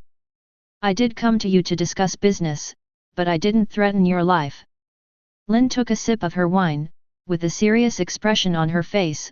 "Business is all about win-win cooperation. If you use coercion and lure, it's meaningless." Tony froze for a moment. He has been in charge of the Stark Industrial Group for many years, and has seen too many intrigues in the business world. How can there be someone like Lynn who holds the cards in his hand and doesn't use them? "Are you serious?" He couldn't help but confirm it. "Definitely." Lynn put down her wine glass and smiled faintly. "To show my sincerity, I can now extract the palladium element from your body." Before he finished speaking, he raised his right hand and held it against Tony. "Three-ring magic and element extraction." I saw silver-white light spots emerging from all over Tony's body, gradually converging into lines, and then leaving his body like silk. During this process, Tony first felt a sharp pain in his body, followed by an indescribable exhilaration. "What?" He couldn't help moaning, his expression was more high than drugged. Goodness behold, he had been suffering like this for too long. After a few minutes, Lynn put away her magic. When Tony came back to his senses, he felt more comfortable than ever before. and his face was full of joy and excitement. But then, there was a bleakness. It's not enough to just extract the palladium element. Yes, this can only treat the symptoms but not the root cause. Lynn nodded. The palladium element in your body comes from the arc reactor in your chest. Unless it is completely dismantled, it will still be produced constantly even if it is emptied. Tony had clearly thought of that, too. He smiled wryly. Even so, I'm already very content. After all, Iron Man, who is as godlike as a mortal body, looks bohemian on the outside, but inside he is as solid as a rock, and he soon escaped from his gloomy state of mind. At least he won't die, will he? Lynn's words are not finished yet, so, you now have two choices. One is to find new elements to replace them and create a brand new arc reactor, the other is to remove the shrapnel fragments in the body through surgery, and then you don't have to rely on it for life support anymore. You seem to know me very well. Tony asked with a frown, but before he finished speaking, he suddenly froze. You. He looked at Lynn's calm expression, and suddenly an incredible guess popped up in his mind. He couldn't help but tremble, and stammered, "Will you tell me, can you?" "I can." Lynn said every word like thunder, "I can do both. This is my sincerity." No one knows, Lynn chooses to leave Xavier's school at this point in time and start her own plan, which is after careful consideration. First of all, it is natural to obtain a state of spiritual immunity, which greatly increases the sense of security. Secondly, Justin Hammer's Iron Soldier press conference is doomed to fail. At that time, the stock of Hammer Industries will plummet wildly, just in time to make a lot of money. Third, and most importantly, it's Tony Stark who is poisoned with palladium and is at the bottom of his life. And at the moment, although S.H.I.E.L.D. has been in contact with him and sent Black Widow to infiltrate the Stark group, they haven't told him yet. Howard Stark, his father, has already discovered the news of the new element. This is undoubtedly the best time to cut in. The icing on the cake is never as good as giving charcoal in the snow. What else can show sincerity more than the grace of saving one's life? Tony was completely dumbfounded. Have you found a new element to replace palladium? He looked at Lynn in disbelief. The expression on his face was mixed with excitement, puzzlement, suspicion, guard. It was extremely complicated. That's right, it's in. Lynn nodded slightly. As soon as the words were out of his mouth, Tony suddenly yelled, "Wait! Kindness!" Lynn was taken aback, with a puzzled look on his face. "Let's talk about your business first." Tony took a deep breath, and although his heart was beating extremely fast, he held back. "You helped me get rid of the palladium element in my body, which has already saved my life. I can't push further, so, let's talk about cooperation first." "Var. As long as I can do it, I will definitely not refuse." He seemed to have exhausted all his strength to say these words. Katie and Jubilation Lee blinked in surprise. On the rooftop just now, this person looked like a drunkard who gave up on himself. He never thought that now, he could refuse the temptation of a life-saving message.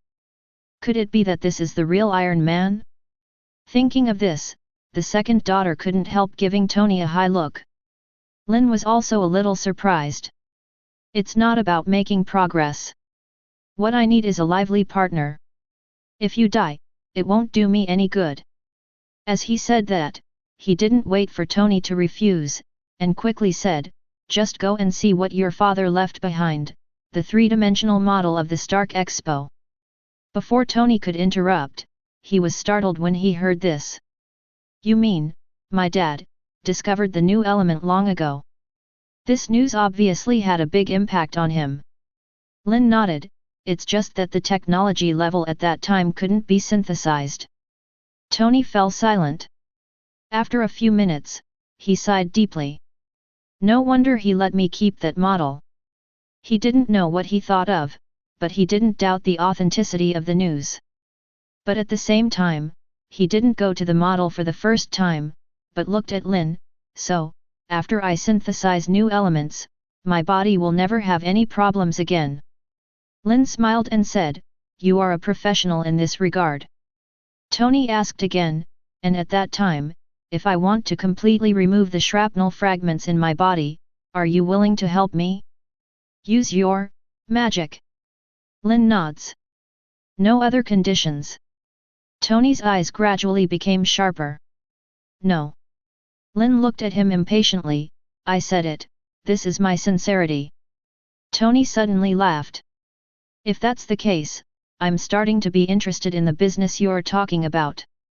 He poured himself a glass of red wine, drank it in one gulp, and then leaned comfortably on the sofa.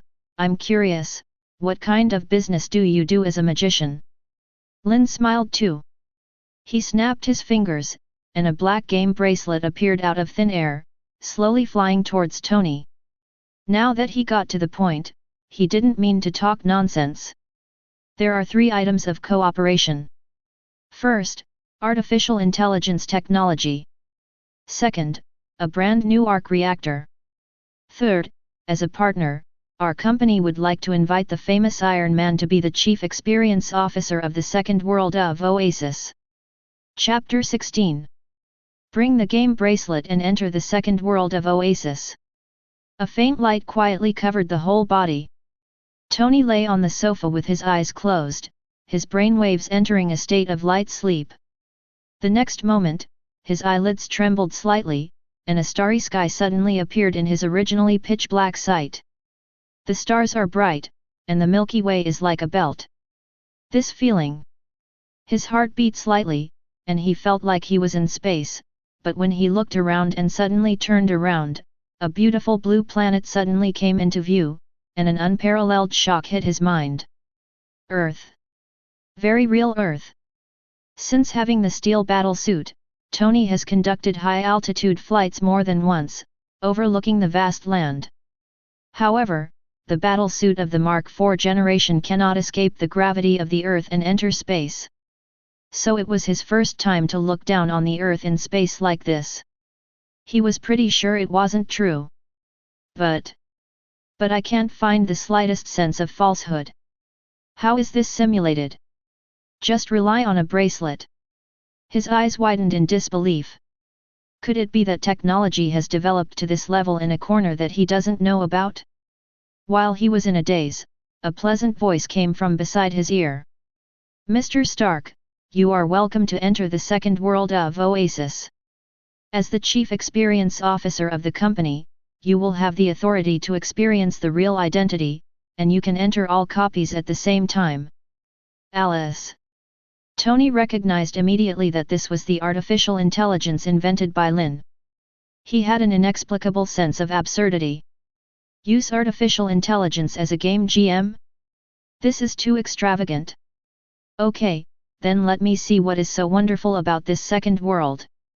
He took a light breath, his curiosity rising uncontrollably. "As you wish, Mr. Stark."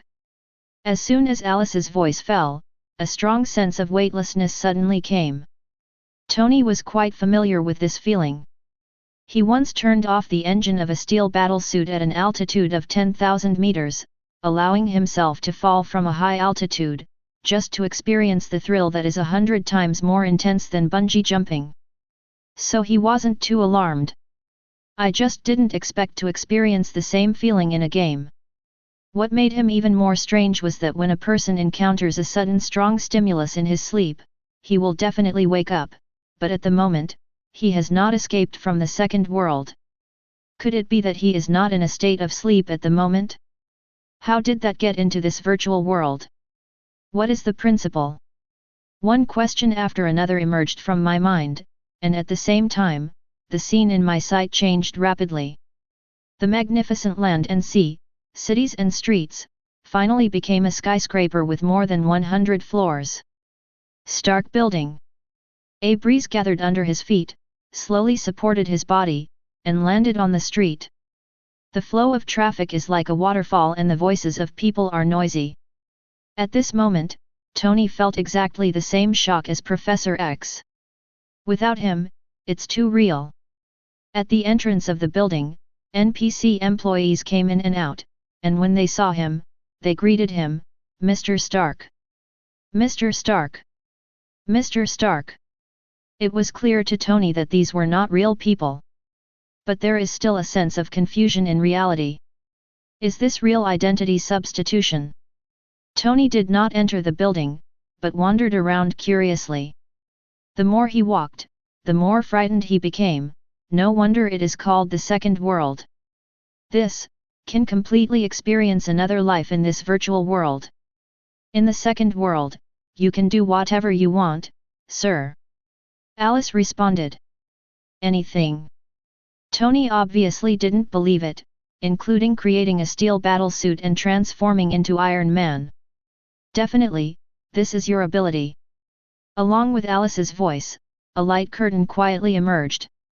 Player, Tony Stark, Chief Experience Officer. Identity, Chairman of Stark Industries Group. Ability, Technology becomes a god. Skill, none. Props, none. Wealth, 90 billion. Copy gold coins, unlimited. I only have 90 billion assets. Tony pouted, what's the use of this dungeon gold coin? Another curtain of light opened. Copy selection. Free leisure class, free competitive class, movie experience class. Fighting, action, shooting. Science fiction, monsters, magic. Horror. Tony looked one by one, and found that the free leisure and competitive dungeons are the most, including various vacation scenes, competitive sports, wild adventures, food competitions, etc.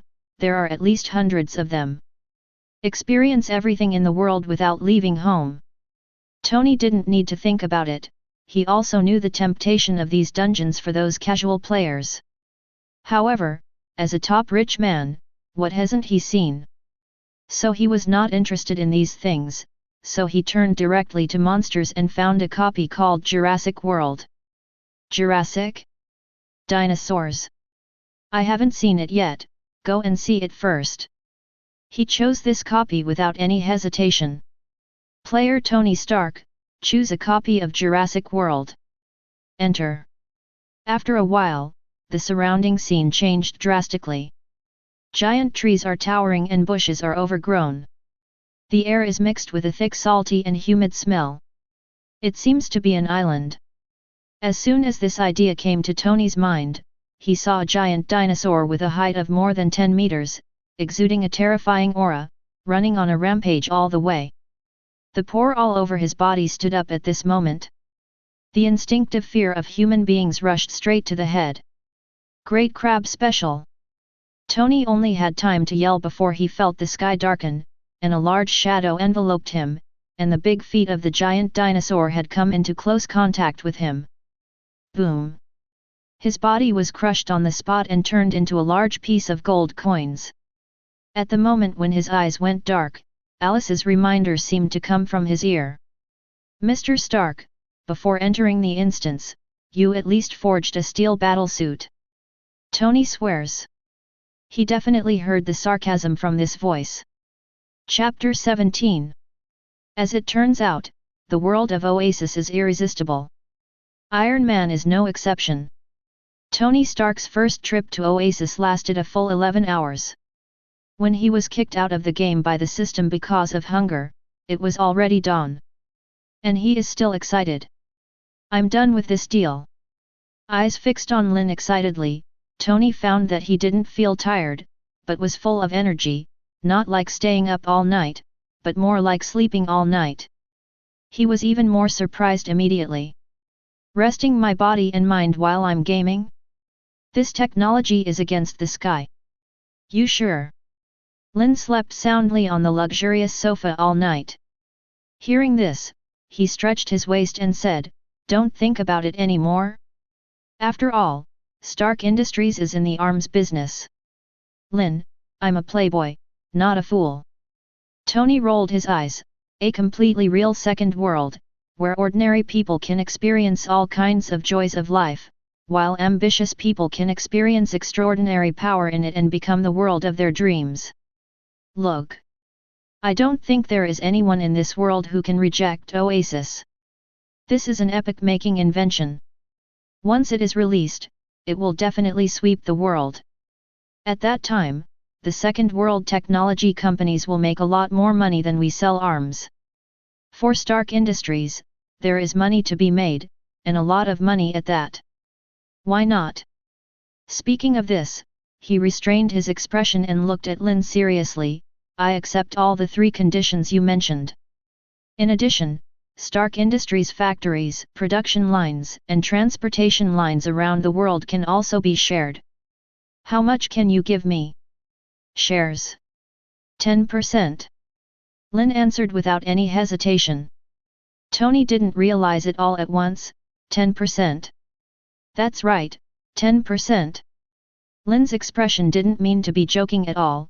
My first partner invested 100 million yuan, plus a skyscraper, which only accounted for 10%. Tony fell silent. In terms of business, this price is obviously unacceptable to him. But on second thought, Lynn has actually developed artificial intelligence technology, but Alice's level of intelligence is not as good as Jarvis. The brand new arc reaction furnace, if Lynn didn't tell himself, he couldn't find a new element to replace it. The Chief Experience Officer. Doesn't seem like he has to be himself? So for this cooperation, what I really paid for is actually only the production line and transportation line of the Stark Group. In this way, 10% of the shares are not a disadvantage. Even earned it. Okay, 10% is 10%. Tony exhaled slowly. As soon as he agreed, he faintly felt that something was wrong. Such a good deal, no consortium in the world would refuse. Why did you come to me? Definitely because your energy is beyond your imagination. Lynn's thoughts flashed. Iron Man possesses technological power beyond the times, and can cause huge casualties with a single thought. To some extent, this is actually no different from Mutant. But why didn't any member of Congress introduce a bill against Iron Man? Why is Iron Man still sought after by the whole people? Why is Tony so sloppy, never giving face to those politicians, even the official disgraced at the hearing, but still unscathed? Not because of his status as the CEO of Stark Industries. As a super-large global arms group, Stark Group Industry has huge contacts in the military and political circles of various countries, and at the same time maintains good relationships with countless media outlets. It is commonplace to guide and control public opinion. Most importantly, the world's top arms company. God knows how many congressmen, politicians, and military generals have black materials and handles. This is the right to speak. The media all over the world are saying that Mutant is a huge threat to human safety. Let them say that Iron Man threatens the safety of the world? So, 10% of the shares, in exchange for Stark Industries becoming a shareholder of the Second World. This business is a big hit. Happy cooperation. Happy cooperation. When the contract is signed, the cooperation officially begins. For the next period of time, the 3 of Lynn will stay in the Stark building. On the one hand, exchange artificial intelligence technology with Tony. On the other hand, it is also waiting for Tony to research new elements, replace the palladium element in the arc reactor, and create a brand new reactor. This is very important. Because of it, it's Lynn's power supply for the Oasis server. To replicate a virtual world that is no different from the real world and accommodate all players in the world, the load capacity of the server is unprecedented, and general energy cannot be supplied at all. And it was mentioned in the movie that the super-large reactor built by Tony based on the Stark building can continuously supply power to the entire Twist City for a year. It is undoubtedly the most suitable to use it as the energy source of the Oasis world. While Tony was researching new elements, Lynn also assigned a new task to Katie and Jubilation Lee. The Chief Experience Officer is already in place, and the promotion of Oasis should also be put on the agenda. So, 3 days later, suddenly, countless posts about Iron Man appeared on the internet. Shock. The famous Iron Man actually did such a thing in broad daylight. Chapter 18. The truth about Iron Man and Colonel Rhodes parting ways. The reason why Tony Stark gave up the party turned out to be tears. After Iron Man stepped down as president, he became obsessed with the mysterious game is now, Tony Stark says it will change the world. A game worth 90 billion is eligible to play. Iron Man's new favorite. Facts have proved that Shadowcat, a computer genius, and Alice, an artificial intelligence, can generate enough energy to overturn the entire network. In just a few days, a network frenzy was set off. And almost all news is accompanied by a photo. Iron Man was lying on the sofa, with a black bracelet on his wrist, shining with a faint light, covering his whole body. God knows when this photo was taken. Anyway, Tony had a contented smirk on his face. Paired with this photo, various news about the mysterious game swept the entire internet, triggering countless people's curiosity and discussions, but none of them clarified what game it was. There is not even any news, the word Oasis appears. It's really just a picture at the beginning, and the content is all based on editing. Oh my god, a playboy like Tony Stark would be addicted to games. The reason why he broke up with Colonel Rhodes is that Colonel Rhodes wants to force him to quit internet addiction. This is simply unbelievable. What kind of game is it that makes him so obsessed? He doesn't even go to his favorite party. The most important thing is that there seems to be no second person playing this game in the whole world. Is it true that only those who are worth 90 billion are eligible to play? Could it be a game developed by aliens? It's because of playing this game that Tony Stark became a genius and invented the steel battlesuit. Who knows, anyway, he gave up the position of president of the company to the secretary just to play games. I really want to meet you. By the way, has technology developed to this level now? Playing games with a wristband? What about the monitor? What about the keyboard? At least get some AR glasses. As time goes by, the popularity on the internet is getting higher and higher. It's because Iron Man's popularity is too high. He was originally a frequent visitor to major newspapers and news, playboys, top rich men, technological geniuses, steel battlesuits. When these elements are combined, any piece of news is full of explosive points. What's more, such an overwhelming appearance. All of a sudden, the discussion about what game is Iron Man playing, became a hot topic on the internet. Someone even launched a reward for it. It can only be said that in terms of rubbing the heat, Lynn played it clearly. Lynn, I finally know why you chose Mr. Stark as Chief Experience Officer. In the CEO's office, Shadowcat looked at the various posts and information projected in the void, and his face was full of shock. His popularity is too terrifying. I just added fuel to the flames a little, and the whole network exploded. Lynn stood by the floor-to-ceiling windows, watching the sunset outside. This is normal. There was no surprise on his face. Tony Stark is a man who lives in the news. I don't know what his expression will be when he sees the news after he leaves customs. Jubilation, Lee said with a smirk. Lynn was speechless. Cooperate with the publicity, this is the job of the Chief Experience Officer. He signed the contract.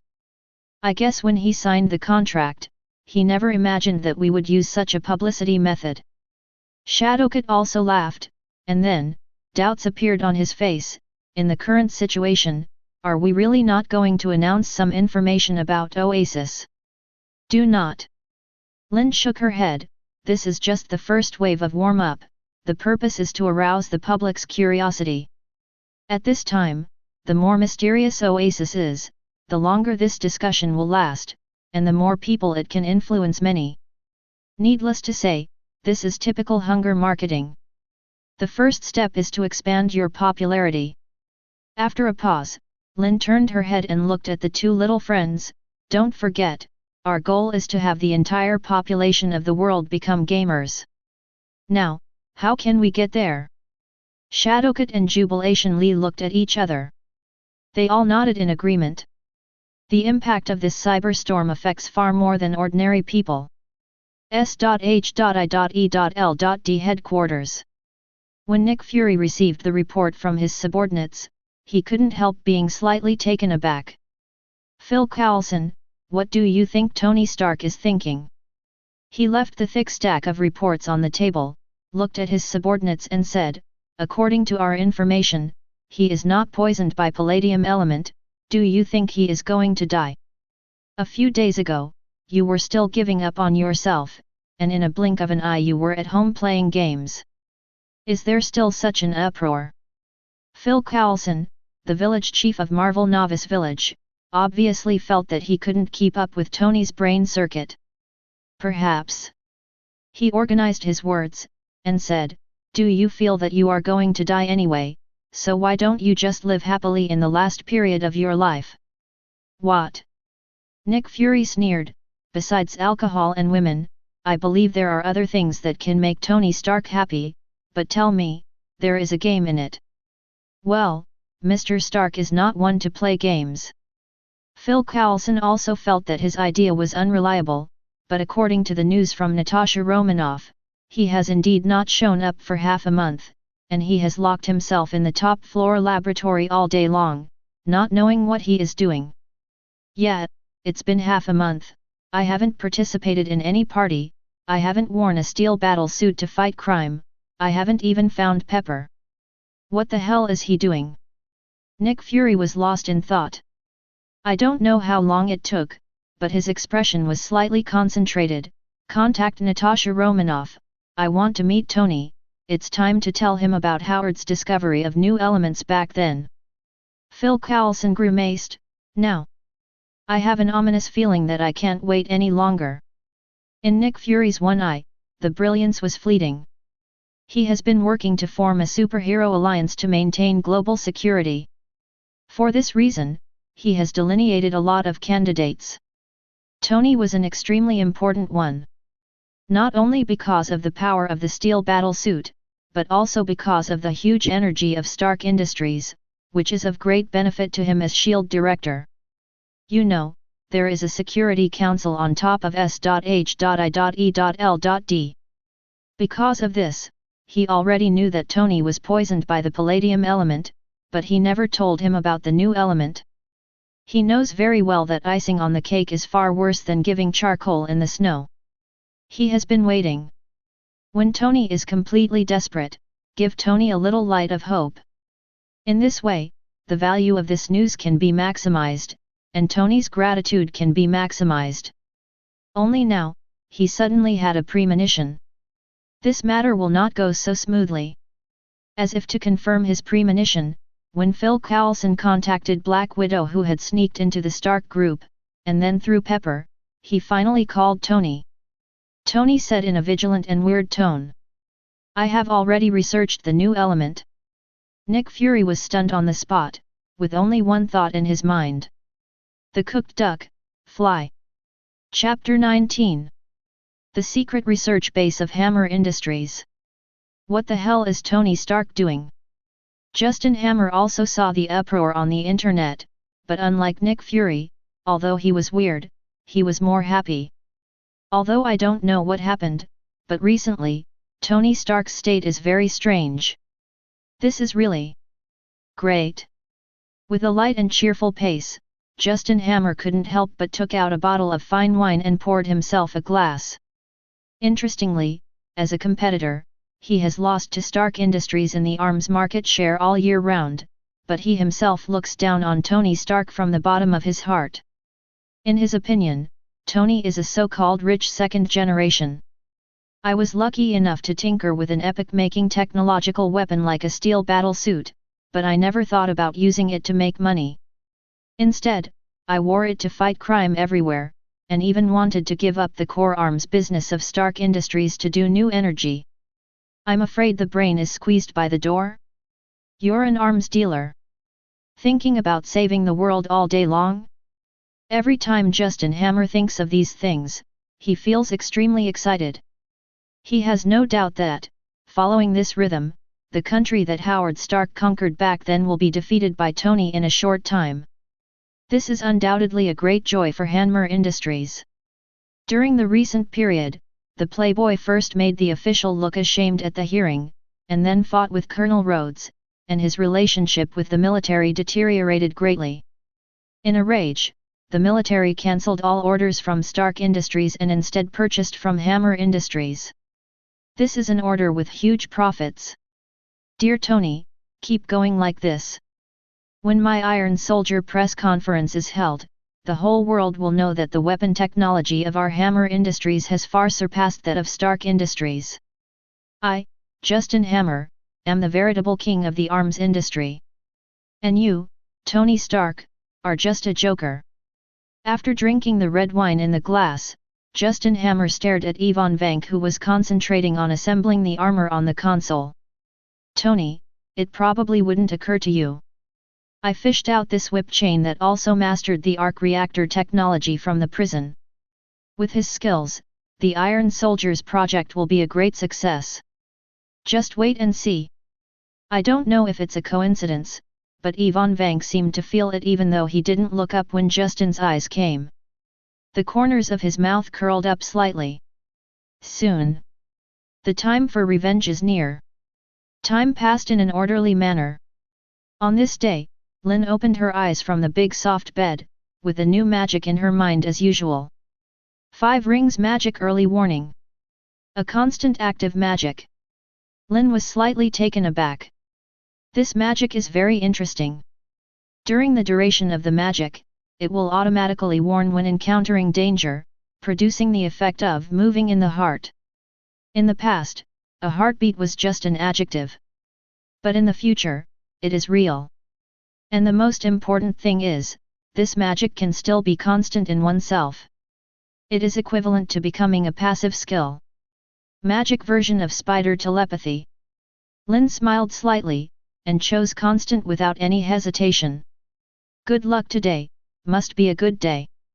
Sure enough, when he brought out 2 plates of delicious fried rice with shredded pork, ham, and eggs from the kitchen, Shadowcat and Jubilation Lee, who smelled the aroma, came to him with a whoosh, bringing the first good news. Don't ask why there is a big bed and a kitchen on the top floor of the Stark building. In the face of magic, these are small scenes. Lynn, after this period of communication, we think we can upgrade Alice. Jubilation Lee took the egg fried rice, took a mouthful of it, and said with emotion, I have already adapted to the food here, but since I ate the food you cooked, I realized that when it comes to food, it depends on our country. Shadowcat also grabbed a plate, and nodded while eating, I still don't understand why ordinary rice tastes so good when you add something to it and stir-fry it. Are you 2 starving ghosts reincarnated? Lynn laughed and cursed, but went back to the kitchen and filled another bowl. The 3 of them were eating as Tony came out of the operations lab. Lynn, the brand new arc reactor, it's done. His face was full of exhaustion, but his eyes shone with excitement. He held an inverted triangle reaction furnace in his hand, emitting a warm white light. As soon as he finished speaking, he saw the appearance of his office changed drastically. Not only a few more beds, but also a lot of kitchen utensils. Tony was stunned. Although my office is very big, there is no problem with a few beds, but you don't have to cook here, right? If you want to eat, just ask J.A.R.V.I.S to call you. You don't understand, eating and filling your stomach are 2 different things. Lynn shook her head with a smile, and handed the egg fried rice to Tony. Even though it has been 10 years, he still can't adapt to the food in the beautiful country. When he was in Xavier's school, he often took Katie and Jubilation Lee to cook. It is commonplace to exchange knowledge like this day and night, cook and eat when you are hungry, and sleep when you are sleepy. Well, it is a serious exchange of knowledge. Tony took the plate in a daze, only to feel an indescribable aroma, which immediately aroused the glutton in his stomach, drooling wildly. It's so fragrant. The reaction furnace, which was regarded as a treasure just now, was thrown on the table casually. For food, eat first. After taking one bite, Tony, who had stayed up all night for several consecutive nights, felt his whole body drifting away. Lynn, what is this? Why is it so delicious? Did you make it with magic? Cooking is a kind of magic. Lynn smiled and filled herself another bowl. Then with a snap of his fingers, the extra beds and kitchen utensils in the room flew up into the air one by one and fell into the box in the corner. Tony stared straight at the eyes. How could such a big thing? Magic isn't all about fighting, Tony. Shadowcat, who had already wiped out the egg fried rice, walked up to him and patted his shoulder lightly. As a partner, you should slowly learn to get used to Lynn's magic. As she spoke, she picked up the reactor on the table. The brand new arc reactor rotates faster than before, and the energy it can provide has increased hundreds of times, reaching a maximum of 8 gigajoules per second. Tony said while eating. Shadowcat and Jubilation Lee both gasped. 8 gigajoules of energy per second. This is no longer an outrageous question.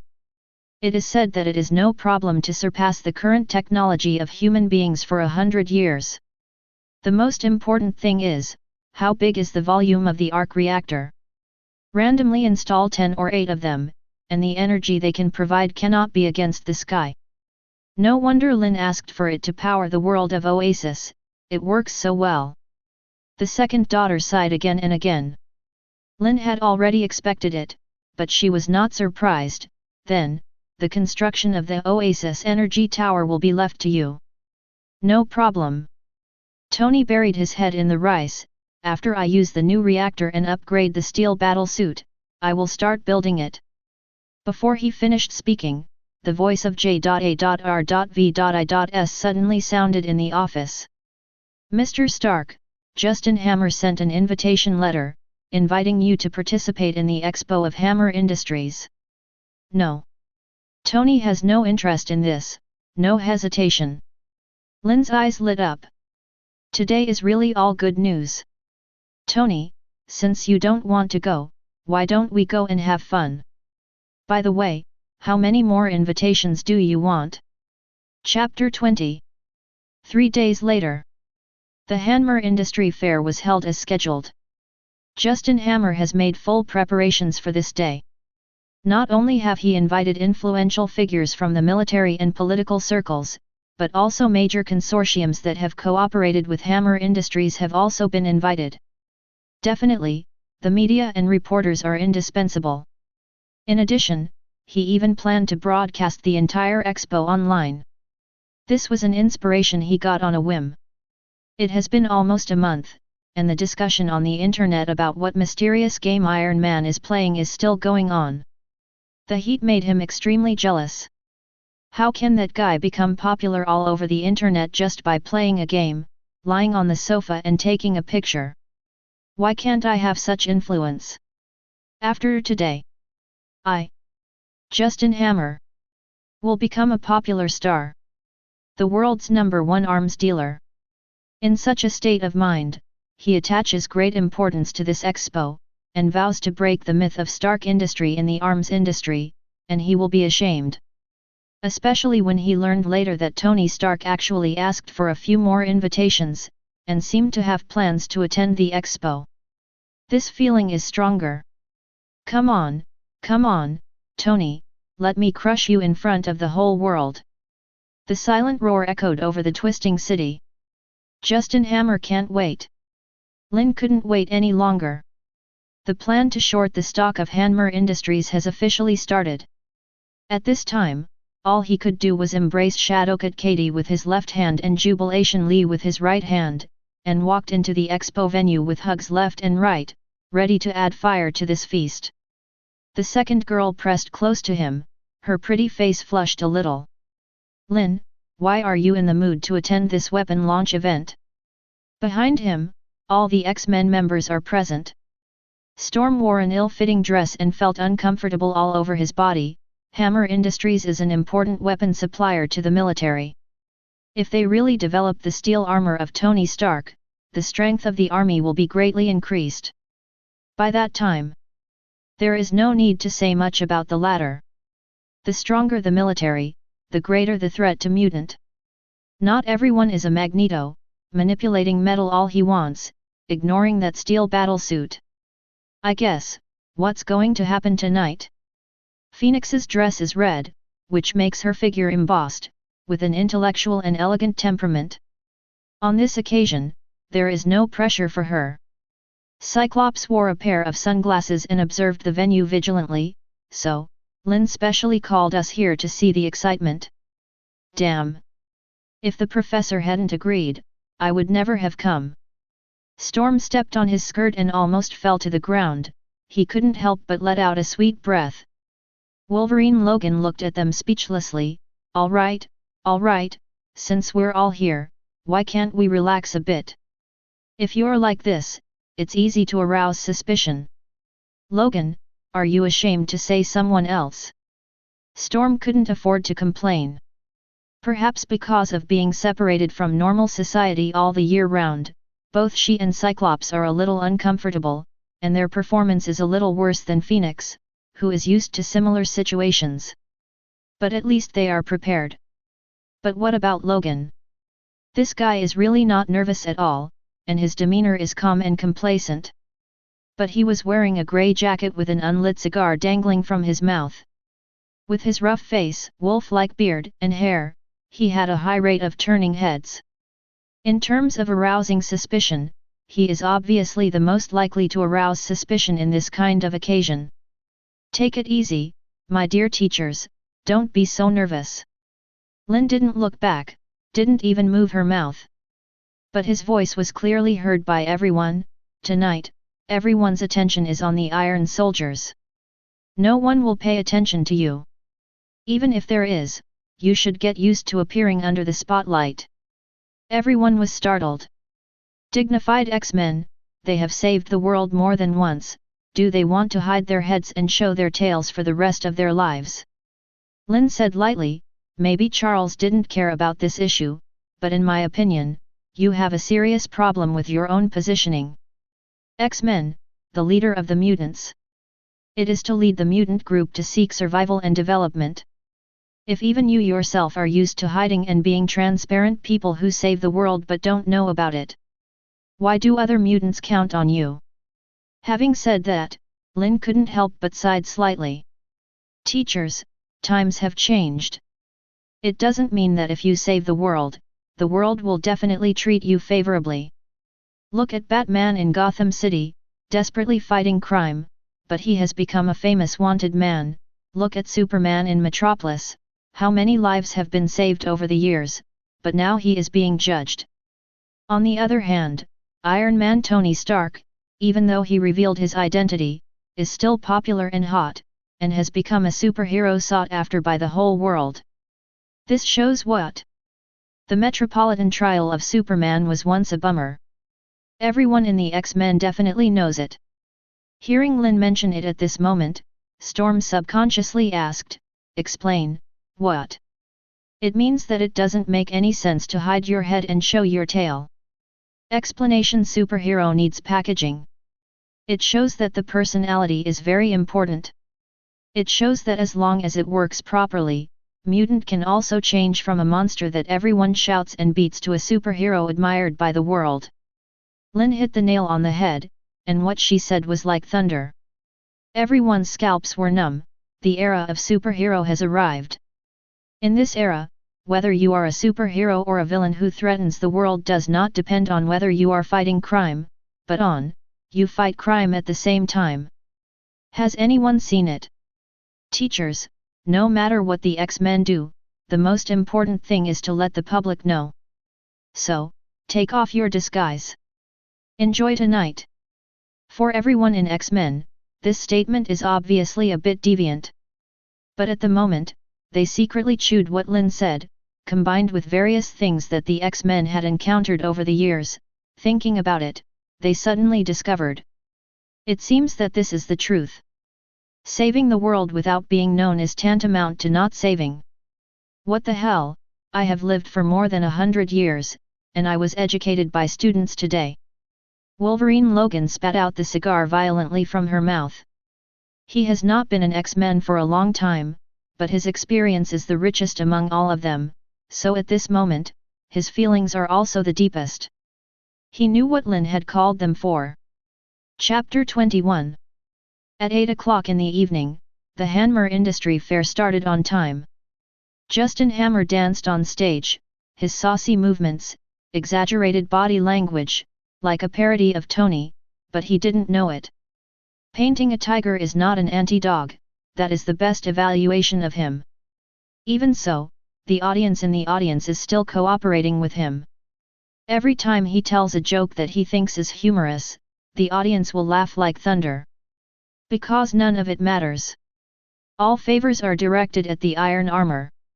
Justin Hammer obviously understood this, and didn't keep everyone waiting, and soon announced excitedly, "Ladies and gentlemen, we invite the latest weapon developed by Hammer Industries, the Iron Soldier." The press conference reached its climax in an instant. Sea, land, air, and marines, a total of 4 types of steel soldiers appear one after another. These steel soldiers are more remotely controlled robots than Tony's steel battlesuit, so this is obviously not enough to shock everyone's hearts. So the next moment, Justin Hammer took a deep breath, and shouted with all his strength, "Next, I am honored to introduce to you, the first prototype mecha equipped with comprehensive threat response combat armor. War Machine." Amidst the passionate music, Colonel Rhodes appeared on the stage controlling the War Machine. Compared with those remote-controlled steel robots, War Machine is obviously much more agile. The eyes that turn left and right can easily let everyone know that there are people inside the War Machine.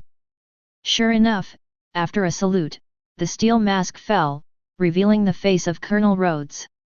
Sure enough, people are shameless, they are invincible. In the audience, Lynn smiled brightly, "It's obviously the steel battlesuit that Rhodes stole from Tony. If you modify it and repaint it, it will become the latest invention of Hammer Industries." Seeing this smile, Shadowcat said clearly, "The live broadcast signal is under control, even if the entire venue explodes, netizens will still be able to see it." Jubilation Lee also smiled, "Tony has set off and is expected to arrive in 5 minutes." Hearing the conversation between the three, Storm and the others instantly came to their senses. The fun has begun. Sure enough, Justin Hammer was about to continue to introduce the information of the armor, and all the steel robots including War Machine suddenly let out a strange laugh at the same time. "Hammer, you idiot, talk too much." The complacent expression on Justin Hammer's face froze instantly. Before the audience could react, the voice continued, "Tony Stark, the shameless thief, my family's 40-year grievances, I will resolve them within 40 minutes today. And all you fools who believed in Iron Man and made him a god, go to hell for his company." Accompanied by the declaration of war, the cannon equipped on War Machine suddenly protruded and aimed at the auditorium. The arms of the other 32 steel robots also raised at the same time. The muzzle of the black hole exudes the breath of death. Oh, God! The thousands of spectators present were stunned. Before they could scream, the powerful weapons equipped by the soldiers of the war poured out like a storm. Da-da-da-da-da! The dense bullets sprang out wildly. If this hits the target, half of the thousands of viewers will be killed or injured in an instant. Crucial moment. Without waiting for Lynn to remind him, the X-Men shot instinctively. Phoenix was the first to get up, and the powerful psychokinesis was launched instantly, and thousands of bullets stopped in mid-air. At this moment, Phoenix was dressed in a red dress without any wind, and his eyes shone brightly, like a goddess descending to earth. Everyone who saw this scene opened their mouths in horror. "Go!" Phoenix gave a light reprimand, and the dense bullets flew back, hitting the War Machine and the 32 steel soldiers, making a tinkling sound. Many of the bullets almost passed Justin Hammer's cheek. He was completely shocked. "Get down, you idiot!" Like an agile wolf, Logan rushed to the stage in 2s and 3s. First, he kicked the stupefied Justin Hammer to the ground, then jumped up, and stretched out his wolf paw with his right hand, straight for War Machine. Stab it! With just one claw, the cannon of the War Machine was torn off. The latest steel alloy developed by Hanmer Industries is as fragile as tofu under the sharp claws of adamantium. Great gift crab! Colonel Rhodes sounded mixed with surprise, anger, and shock. He tried to control the armor, but found that he couldn't do it at all, so he could only roar angrily, "Hammer, what's going on? Why did the armor lose control?" "I do not know." Justin Hammer was lying on the ground, and when he recovered, he wanted to climb off the stage quickly. But at this moment, red light suddenly filled the entire line of sight. Cyclops quickly stood up from the seat, he took off his glasses, and a red laser beam shot out. On the stage 100 meters away, a steel soldier's chest was instantly pierced, and he lost his power and fell down. Immediately afterwards, Cyclops moved his eyes from side to side. The laser beam then swept left and right. The dozen or so steel soldiers standing together were all broken at the waist in an instant, and fell to the ground with a bang. Justin Hammer opened his mouth as if he had seen a ghost, and he could hardly believe his eyes. FK. Where did these people come from? Ivan Vank, who was remotely controlled on the other side, also widened his eyes like a ghost. This sudden scene far exceeded his expectations. Almost subconsciously, he tapped the keyboard quickly with both hands. White rays of light emanated from the solace of each steel soldier's feet, and they flew into the air one after another. But before they had time to increase their speed, there was a sudden boom from the expo site. The next moment, everyone was stunned to see that Storm in a formal dress had white eyes and electric lights flashing around his body, and he slowly soared into the air. She raised her hands separately, and with a burst of cracking, lightning bolts hit the flying steel soldiers. If this move is used to deal with Tony, it will naturally have no effect. Instead, it will charge the steel battlesuit. However, Ivan Vank's technology is limited, and the reactor produced is far less stable than Tony's. When it is suddenly attacked by lightning, the internal circuit of the iron soldiers is instantly disordered, and there are crack and crack explosion sounds. Amidst the black smoke, 7 or 8 iron bumps fell out of nowhere. In less than 2 minutes before and after, less than half of the steel soldiers who had exploded into trouble were left. Ivan Vank, who was controlled remotely, was stunned. The audience who saw this scene in their eyes were stunned. The audience who saw these scenes through the webcast were also stunned. At this moment, only Lynn had a bright smile on his face. "I didn't expect X-Men to contribute several high-profile scenes when they debuted on the first stage. Have they all been filmed?" Shadowcut and Jubilation Lee nodded heavily. Chapter 22. The live streaming platform of the Hanmer Messe. Since the Iron Soldiers suddenly launched an attack and pointed their cannons at the auditorium, the comment area has been dead silent. But then, when the audience saw X-Men make a strong move, one by one the messages flew across like snowflakes. Great gift crab special. It's mutant. Today's expo has mutant mixed in. What the hell is going on here? The Iron Soldiers of Hanmer Industries opened fire on the audience, and the mutant rescued them. Oh my god, is this really a live broadcast and not a blockbuster movie? One thing to say, these mutants are really powerful. If I have this super ability, I will wake up laughing from my dreams. Shit. Mutants are all monsters. If they want to harm us ordinary people, they can kill everyone on the scene in minutes. But they didn't they? On the contrary, they were saving people. That's right, if they hadn't stood up, the scene would have already been full of corpses. If you didn't make a shot this time, it doesn't mean you won't do it next time. If you want to put it this way, the Iron Soldiers of Hanmer Industry are still the latest technological achievements. Once they lose control, don't they also open fire on ordinary people?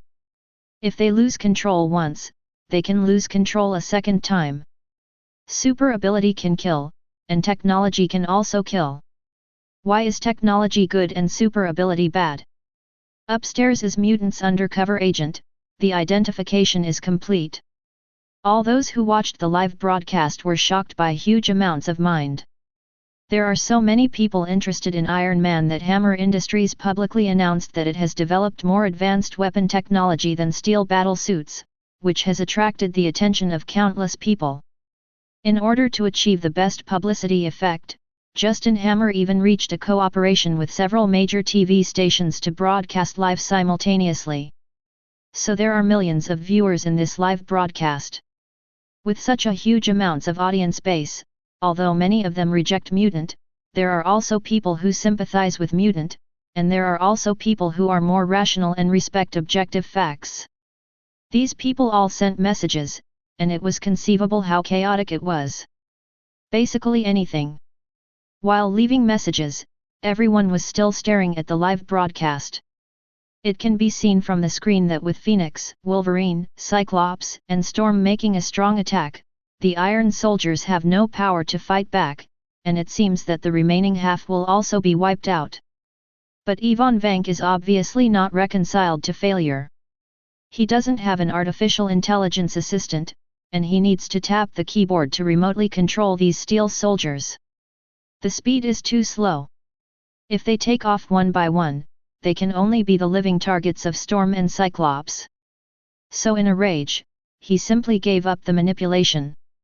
Instead, clicking indiscriminately, it actually directly activates the Steel Soldiers' massacre mode.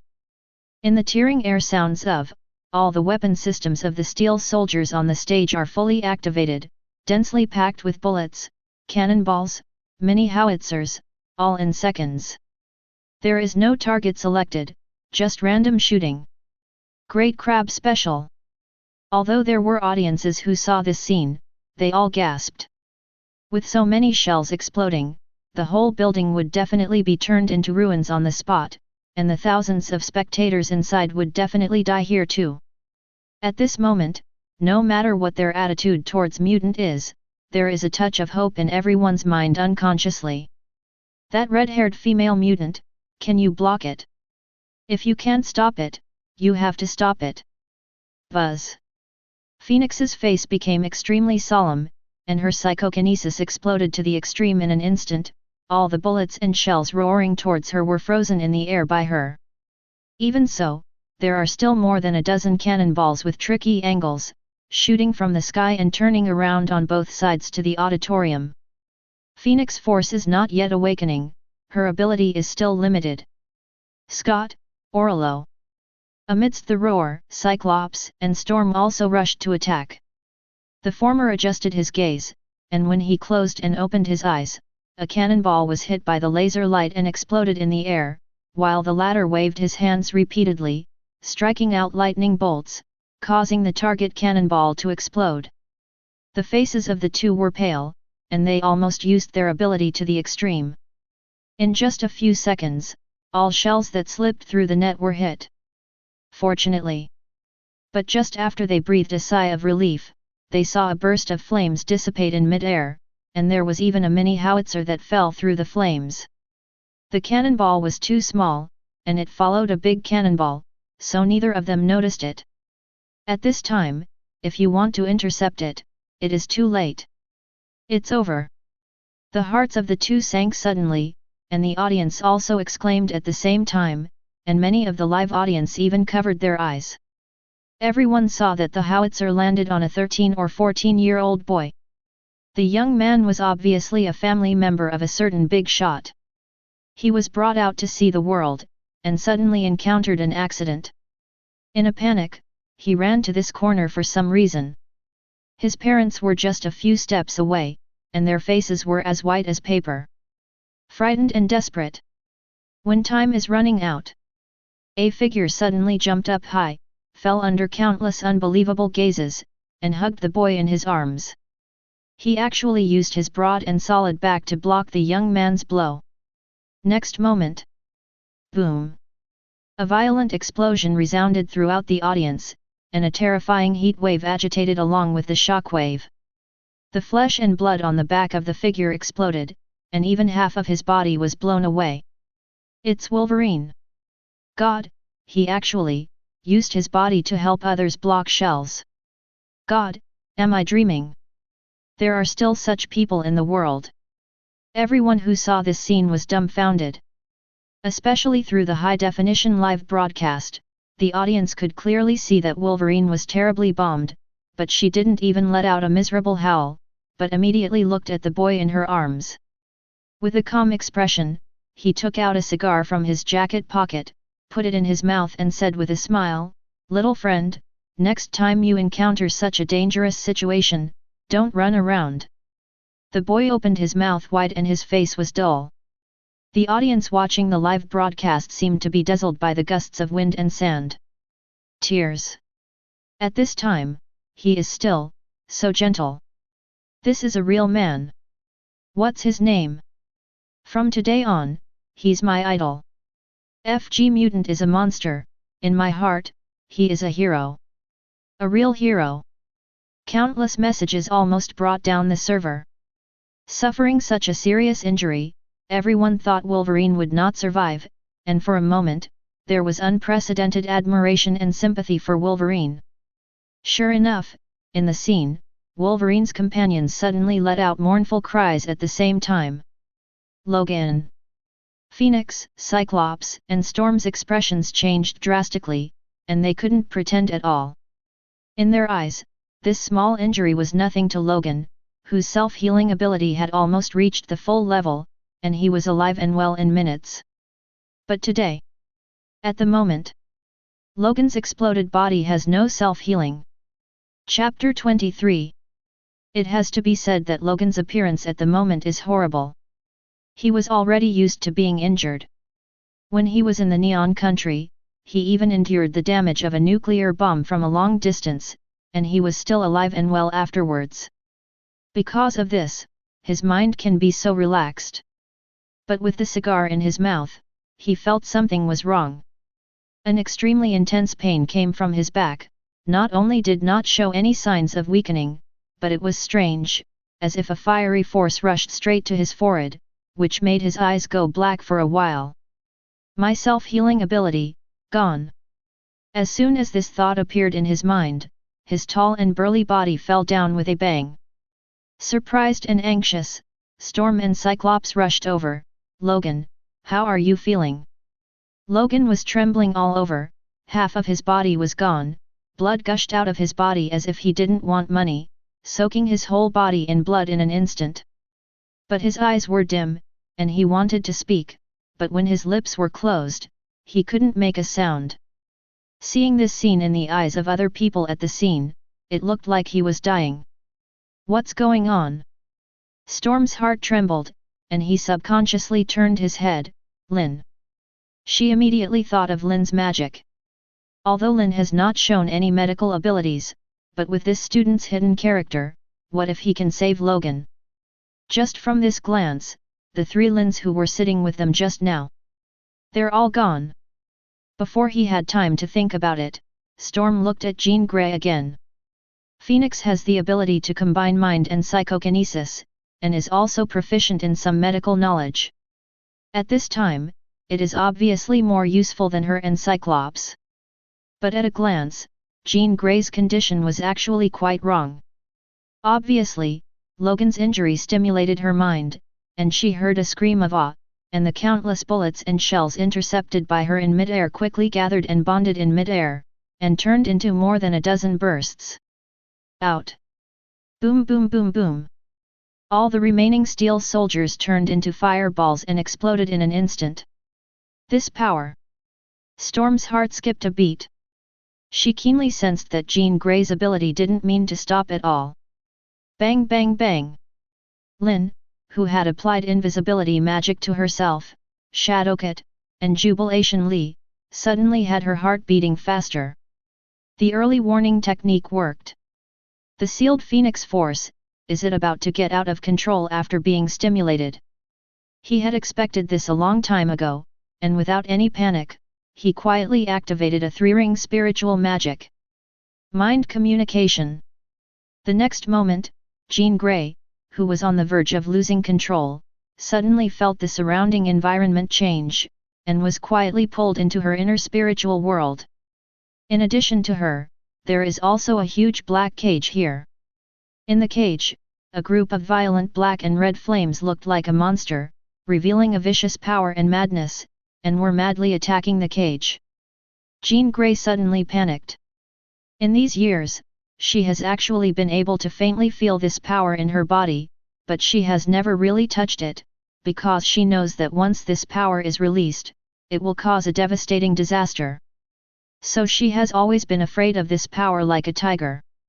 But I didn't expect that today, when my mind was lost, this force still found an opportunity to take advantage of. Am I going to be swallowed by it? Together with this thought, Jean Grey's mental body was suddenly shrouded in fear, and she almost subconsciously wanted to retreat.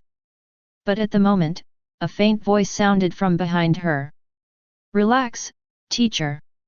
Phoenix turned her head in shock, and saw Lynn appearing in her spiritual world with a smile on her face. "Logan is fine, he just looks a little miserable." Jean Grey was startled, and then realized, "It's you? You cast a spell on him." "It's just a small spell worth mentioning." Lynn didn't hide it, and explained, "Logan's self-healing ability is very strong, at most half an hour, the magic effect will end, and then, you can see him alive and well again." Phoenix's mind relaxes. The flame monster in the black cage behind him quietly slowed down from rolling and roaring. She didn't notice this. Just looking at Lynn's eyes, full of disbelief, "Your magic doesn't even have the ability to communicate with each other." She didn't know how many mutants she had seen over the years. But none like Lynn. Ability is so comprehensive. As if there was nothing he couldn't do. If not, how can it be called magic? Now that he has entered Phoenix's spiritual space, Lynn intends to learn more about it. He pointed to Jean Grey's back. "Actually, teacher, if you master this power, you will also be able to obtain all kinds of incredible abilities, won't you?" Jean Grey was taken aback. "You don't understand, this power is beyond my control." She shook her head. "Actually, it is a nightmare for me. If Charles hadn't helped me create a mind labyrinth, I would have been swallowed by it long ago." This made Lynn a little surprised. "So you know all these things?" "Not surprising when you think about it. This is an Omega-level mutant. In terms of potential, it is higher than Professor X. After so many years of growth, it is not surprising that I have slowly touched the soul seal under Professor X." There was a look of sadness on Jean Grey's face. "Actually, I can feel that it is becoming more and more unstable now. Once my emotions lose control one day, it will explode, and then..." Speaking of this, she thought of all the magic that Lynn mastered, and she couldn't help but said, "Lynn, can you promise me one thing? If one day I really lose control, you will kill me. Don't let this power destroy the world, okay?" It can be seen that she is sincerely asking. Unexpectedly, Lynn shook her head without hesitation. "Teacher, have you ever thought about one thing? Even though Charles is one of the greatest mutants ever, what he said must be right." Jean Grey never thought that not long ago, they had just been educated by Lynn once. Now, it was her turn to be educated alone. Lynn looked at her fair face, and there was an undisguised sneer at the corner of her mouth. "No matter how powerful and evil the power is, it is only power after all. It is human beings who really master it. Why do you have to fear it like a tiger? Charles sealed a little bit of your memory, and he was able to silence this power for so many years. Haven't you thought about why? Have you ever thought that besides the destruction of the world that Charles said, there is another possibility?" Jean Grey's face changed, and she couldn't help following the rhythm. "What, is it possible?" "It needs you." Lynn's eyes were burning, and her words were sonorous. "Since it needs you and needs you to appear in this world, it means that in this relationship, you have always taken the initiative. Since that's the case, why should you be afraid of it? Instead of controlling it?" Jean Grey froze. This is obviously an angle that she has never thought about or heard of. She shook her head almost instinctively. "It's impossible to control it." Before he finished speaking, he was interrupted by Lynn. "Teacher, Look back. At this moment, Lynn's voice was both like angels crooning and the devil's temptation. Just now when you lost control of your emotions, it rolled and exploded, but now that your emotions have stabilized, it has also stabilized. You've been controlling it, haven't you? Jean Grey couldn't help turning her head back. Then the whole person froze. Chapter 24. When Tony controls the latest Mark-6 steel battlesuit, he finally arrives at the scene. What appeared in front of him was this scene. On the stage were dozens of shattered corpses of iron and steel soldiers, scattered all over the place, with severed arms and legs, and many of them were even severed at the waist, and all of them had been wiped out. The only intact war machine is also without any threat because the machine gun was cut off by wolf claws and the weapon was tilted into the air. Perhaps because of this, Yvonne Vank in the dark wasn't even manipulating it. On the other side, thousands of spectators were unscathed, all gathered together, looking in the same direction with complicated eyes. Hello? What the hell is going on here? Tony was stunned. He obviously only used it for a few minutes. Why does it feel like he missed everything? Then he saw Wolverine, who was covered in blood and half of her body was blown off. Storm and Cyclops stood beside Logan anxiously, watching Jean Grey, who had been in a runaway state for less than a second before being pulled back by Lynn, squatting next to Logan with a sad face, trying to save him. Doctor? Is anyone here a doctor? A sad voice spread throughout the audience. However, thousands of people looked at each other in blank dismay, but no one responded. The press conference of this new type of weapon was attended by prominent figures, including a large number of military and political officials, and there was no shortage of rich and powerful people, and there were countless famous ladies and beauties following them. Just no doctor. Even if there is, who is willing to stand up at this time? Looking at Logan's miserable state, his life is probably already at least 70% to 80%. Iron Man is coming. I don't know who said it, but soon, someone in the audience shouted, Mr. Stark, hurry up and send him to the hospital, maybe he can be saved. That's right, isn't he a mutant? A normal person would surely die if he suffered an injury of this degree, but maybe he can be cured. Go to the hospital and have a look. With the help of Iron Man, we can reach the hospital soon. Everyone knew very well that if there were no Logan and others today, more than half of the thousands of people present would have died under the guns of the steel soldiers who ran away. So, regardless of the usual attitude towards mutant, at least for now, most people are full of gratitude to the X-Men, and they are even more sympathetic to Logan, who used flesh and blood to help a child block shells. But among them, there are still some people who are hostile to mutant, and said in a strange way, "What are you thinking? He is mutant, how could the hospital treat him?" Before the man finished speaking, he was glared at by the people next to him. The parents of the boy who was rescued stood up excitedly, "I am a member of the State Assembly who has made an appointment. If any hospital dares to refuse treatment today, I will definitely propose to revoke the license of that hospital."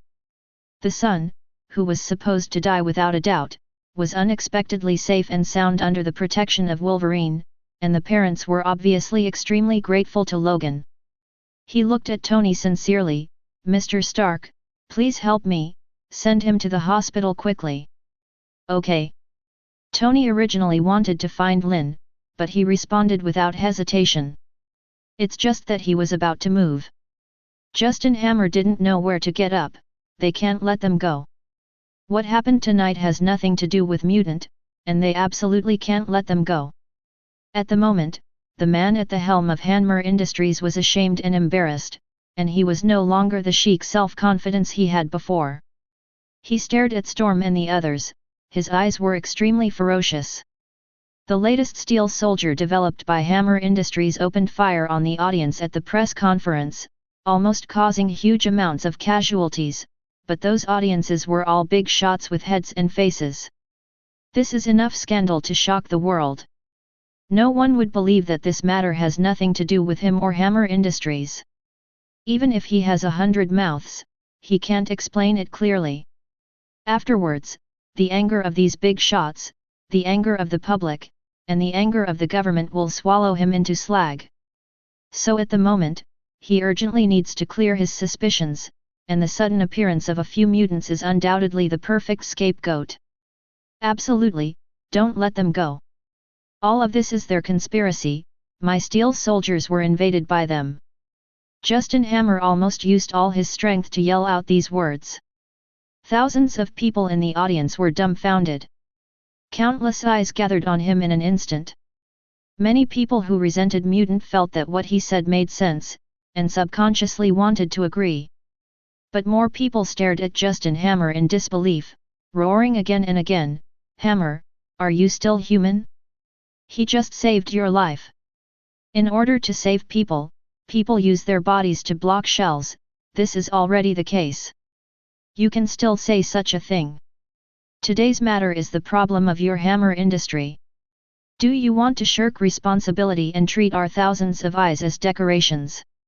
You son of a BCH, go to jail and shirk your responsibility. I have called the police, NYPD will be here soon. One stone stirred up thousands of waves, and the voices angrily scolding Justin Hammer gathered into a tide in an instant, setting off a huge wave in the convention and exhibition center. Those who wanted to voice their support woke up in horror. No matter what the truth of this matter is, at least tonight, these mutants who suddenly appeared are the saviors of everyone present. Those cameras are still there. God knows how many pairs of eyes are staring at this scene. Whether it's genuine gratitude, or out of the need to maintain one's own image, or for other purposes. At the moment, thanks to these mutants, it is correct. Justin Hammer jumped out and said such a thing?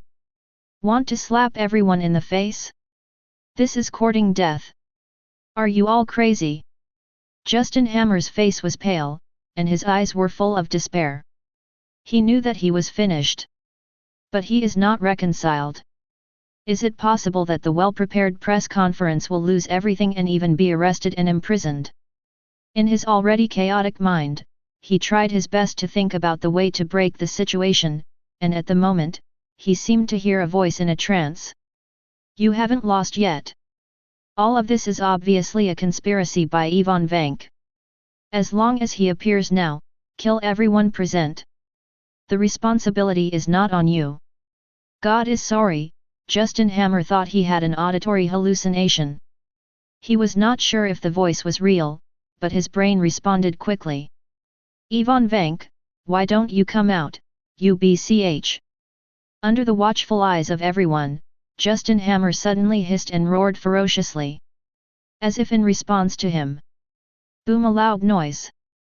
The glass on the top of the exhibition center suddenly shattered, and Ivan Vank, who was wearing a steel armor, fell from the sky. He was in the air, his arms snapped, and two electro-optic factory whips whistled. Seeing this scene, thousands of people in the audience and millions of people on the internet all understood. Justin Hammer, sure enough, you are the mastermind behind all this. You son of a BCH, you still want to blame Mutant. Chapter 25. Exhibition Center. Iron Man and Whiplash finally come face to face. Hearing Justin Hammer's words, Ivan Vank was also a little surprised. This idiot who was played around by him from the beginning to the end should hate himself to death now, right? How do you look like this, and you are still looking forward to your appearance? Could it be that he was too stimulated and his brain was broken? Although doubts popped up in his mind, Ivan Vank didn't care. There was never anyone else in his line of sight. Only the man in the red armor. Tony Stark, you can't go anywhere today. Ivan Vank fixed his murderous intent firmly on Tony with his hawk-like eyes. I wanted you to see the iron soldiers I developed, but they were destroyed by these mutants, then, I'm here to meet you in person. I know the live broadcast is not over yet, so today, in front of the whole world, I will make you, a shameless thief, pay the price in blood. Tony's scalp tingled with his show. The last time he was at the racing track, he had shown mercy to this guy. Who would have thought that this guy would show up again today, and even call him specifically to lure him to show up? The key also kept saying that his reactor technology was stolen. How can this be tolerated? Tony has never been a nice guy. I stole your XXX. He exhaled fragrantly on the spot, and activated the new armor without the slightest hesitation. The new reactor shows far more energy than before. Seeing Iron Man's speed was as fast as lightning, everyone present felt that a flash of red light had already hit Ivan Vank.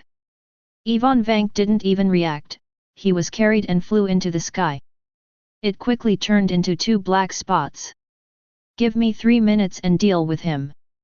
Tony's voice came from afar, obviously knowing that this place is not suitable for fighting, and intends to take the whiplock to a place where no one is there to solve it. Whisk was furious. How dare you look down on me?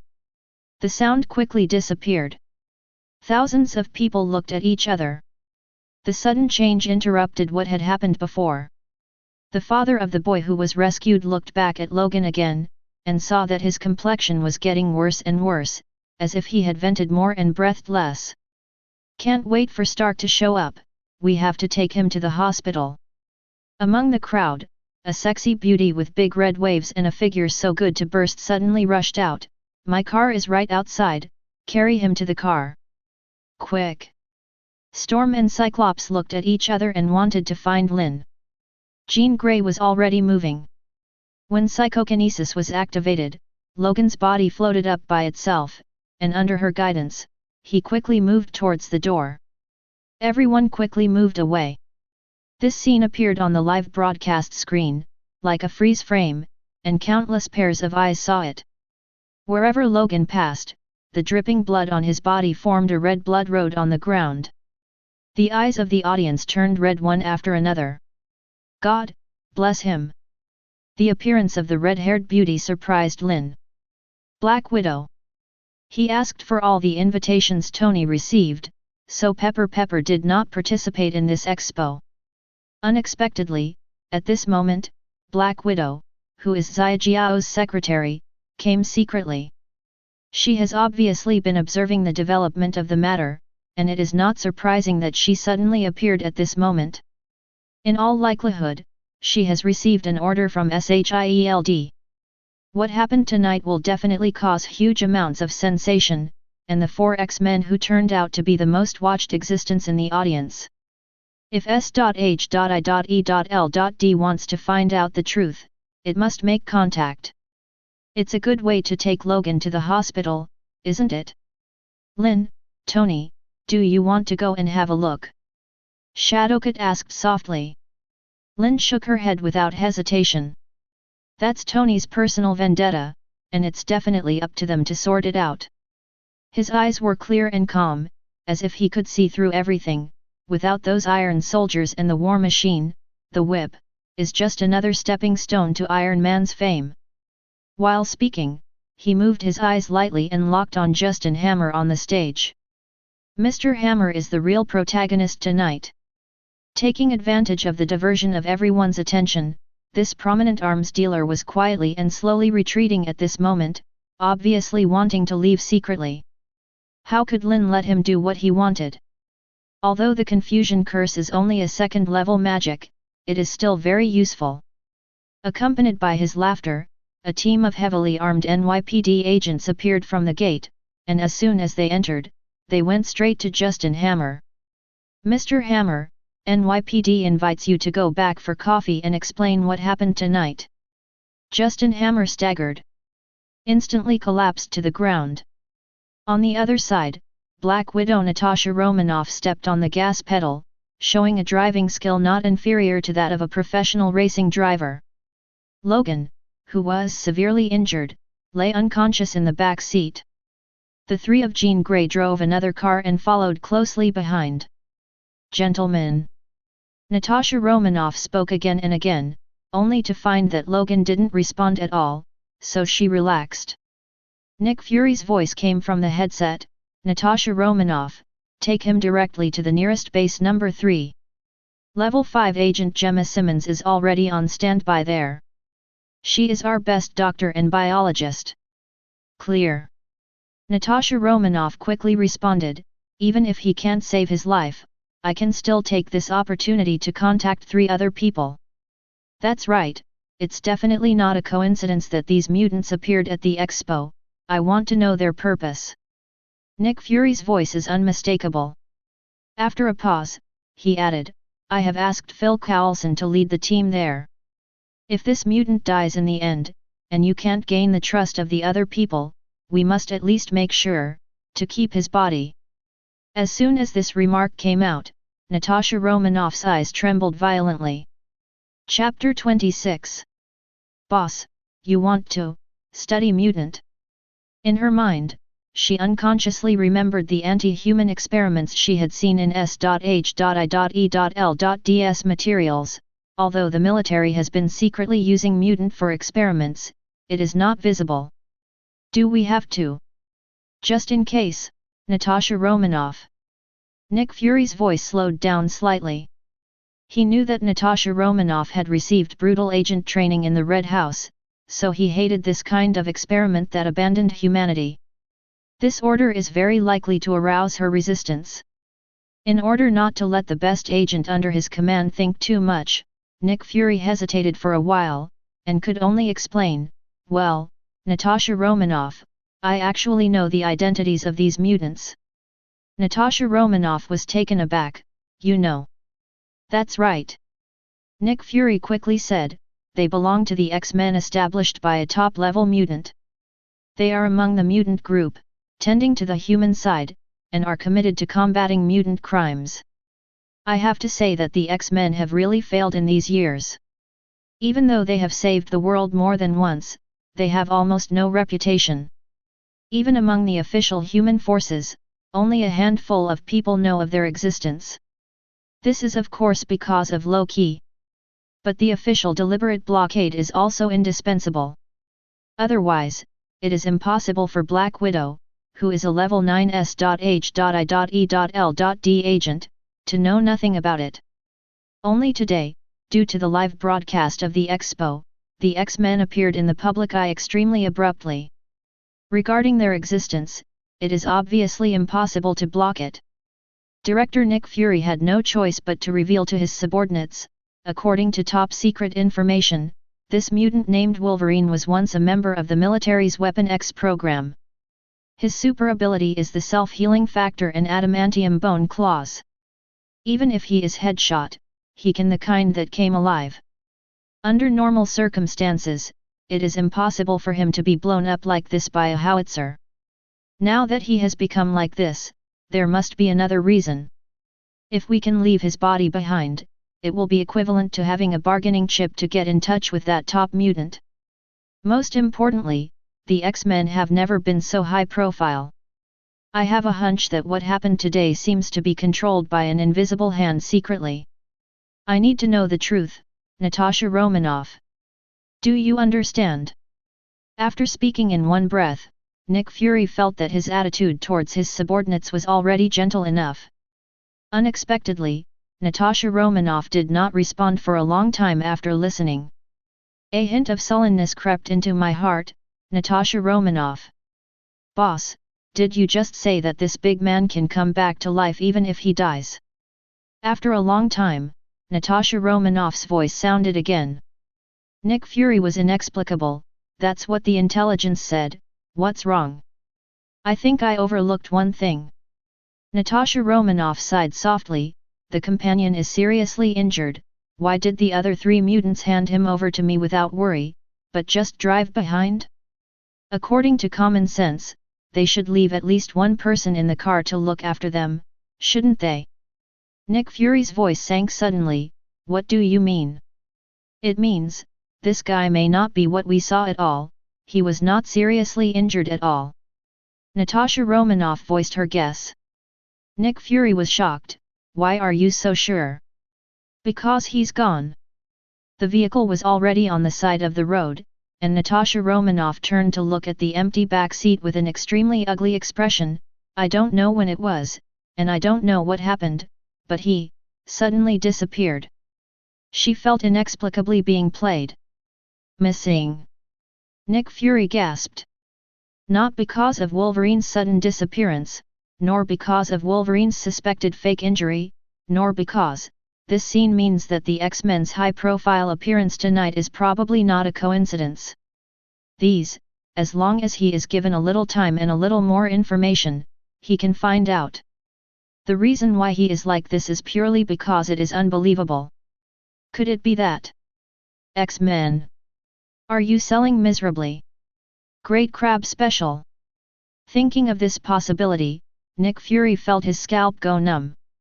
Although the large-scale emergence of mutant has attracted the attention of countries all over the world, many people are worried about it, thinking that mutant will pose a huge amount of threat to human beings, but in fact, for people at his level, mutant has never been a human being. What a big deal! Because the abilities of most mutants are very weak. A small number of elite mutants also split into two camps. Professor X? Just a good guy with a strong ability. Magneto? A lunatic who only knows how to play tricks, and thinks of summoning mutants to fight against humans every day. Not to mention that no matter what he does, he will be blocked by the Professor X faction. Even if he does succeed, humans have many ways to deal with it. The military's X-weapon program, super soldier program, various hidden biochemical transformations, genetic modification laboratories. S.H.I.E.L.D. also controls Tesseract, Captain Marvel. And Avengers in the works. Too many cards. Because of this, Nick Fury's gaze rarely stays on mutant. What he wants to pay attention to is the universe, the alien civilization, and the safety of the entire Earth. To some extent, he doesn't like mutants. When it is really necessary, it is the greatest respect for this group to recruit a few powerful mutants to work under his command. Because he never felt that super ability meant everything. As an ordinary person, he controlled the huge power of S.H.I.E.L.D, relying on wisdom and means. And in his opinion, both. Neither Professor X nor Magneto. But now, the situation seems to have changed. Make a high-profile appearance, forcefully sell miserably, win the sympathy of the public. What are the X-Men doing here? Don't be afraid that mutant has a super ability, but be afraid that mutant has a brain. Looks like it's time to talk to Professor X. Nick Fury whispered in his heart, and suddenly realized that there seemed to be some unknown changes in the mutant group that he had been ignoring. He hates change. Because change means uncontrollable. Chapter 27. As Lynn expected, Tony quickly took care of the whip lock. It's just that the time it takes is far more than 3 minutes. Ivan Vank, a mad scientist with a twisted mind, is far inferior to him in controlling the armor, but the pair of lightning whips are really unpredictable. The dignified Iron Man almost flipped over. If it weren't for the surge in energy provided by the new reactor, and the weapon system of the Mark VI battlesuit had also been greatly improved, it is not certain who will win this duel. When he finished everything, he dragged his tired body back to Stark Building. There was a loud bang in the air. Nailed it. Lynn's figure appeared with a burst of space distortion, and looked at him with a half-smile. Didn't you say 3 minutes? I've been waiting for you for almost 30 minutes. Tony blushed. Well, I admit that guy is a bit difficult. One by one, the mechanical hands reached out and quickly helped him take off the battlesuit. He couldn't help rubbing his old waist. Although the reactor he made is very backward, he concentrated most of the energy on the 2 whips, very powerful. Lynn snapped her fingers, and the white magic light flickered. But in an instant, Tony felt the aches and pains all over his body were gone. After staying up all night for a few consecutive nights and the exhaustion from a big battle, all of them dissipated. You guy, it's fine to flash out of thin air, but you can still heal. Tony was stunned for a moment, and then he sighed with envy. Magic? So amazing. It's just a common healing technique. Lynn smiled lightly and made a suggestion. Since Ivan Vank's whip is so powerful, maybe you can equip the next generation of battlesuits with a cold weapon. Kindness. Tony looked at him in surprise. One thing to say, your attack methods are actually quite scarce. Lynn shook her left and right hands, and 2 glasses of red wine appeared in her hands, and she handed a glass to Tony. It is completely dependent on hot weapons, but in many cases it is not as good as cold weapons. Could it be that you are exhausted and you can only fight with people? You don't always think that fists are better than swords, do you? Tony shook his head. He hadn't really thought about it. But obviously, in the battle tonight, Ivan Vank's 2 lightning whips had left a deep impression on him. You're right. I really should enrich my means of attack. He took a sip from the wine glass, and thoughtful eyes appeared in his eyes. If I build a large alloy sword and hang it on my back, isn't it handsome enough? Will it affect the image of Iron Man? But if it's just a built-in dagger it doesn't seem to have that much power. As expected of Iron Man, his thinking is unconstrained. Lynn smiled. You can try it first, then do a survey, and adjust it at any time according to the popularity of the public. It's nothing more than spending a little money. He laughed and joked, definitely, as a partner, if you ask, I can also help you build a magic sword. At that time, you can carry 2 swords on your back, use alloy swords to deal with ordinary enemies, and use magic swords to deal with powerful enemies. Wouldn't it be more handsome? Good guy, this is somewhat similar to the Witcher's outfit. Geralt the White Wolf, the humanoid pile driver. Not to mention, to some extent, he is really similar to Tony, a playboy. It's just that the picture is so beautiful that some people can't imagine it. It's a deal. When I finish evaluating the feasibility of installing a cold weapon system, I will definitely come to you. Tony smiled and clinked glasses with Lynn, and drank the wine in the glass. Then, he saw the wine reappear in the empty glass. And increase little by little. FK. I hate magic, it makes me feel that the world of ordinary people is extremely shabby. Tony sighed deeply, and then said very abruptly, what happened tonight has something to do with you, right? Are you a mutant? That's right. Lynn nodded without any surprise on her face. There is no way to hide this from Tony. After all, from the very beginning, he made no secret of his interest in the Hanmer Industry Expo. The invitation letters from Storm and the others were also obtained through Tony. With Tony's IQ, it's weird that he couldn't think of this. So, you already knew about Ivan Vank's conspiracy? Deliberately letting those mutants save people is to ease the hostile relationship between mutants and ordinary people. Tony was a little surprised by Lynn's frankness. In this case, why didn't you take a shot at that time? If you also shot, the big man would definitely not be hurt. Logan isn't hurt, that's just an illusion. Lynn smiled and shook her head. Fake. Tony trembled all over, and looked at Lynn in disbelief. So, then it's just a show. Definitely not. Lynn looked at him with a calm and firm expression. Ivan Vank's conspiracy is true, the Iron Soldiers' riot is true, and it is also true that thousands of people were almost killed on the spot. X-Men risked their lives to save them all. Why is it fake? It has to be said that these are impeccable facts. Tony's eyes quivered slightly. Understood, intentionally create a tragic scene of injury, win the sympathy of the public, and let the public know that there are such a part of mutant as heroes who are desperate to save others, so as to reverse the image of mutant. There was a weird smile on the corner of his mouth, and he said jokingly, is this a method in the business field, packaging and operating X-Men as a commodity? Lynn, what a genius you are! Do you want to use this method to change mutants' situation step by step?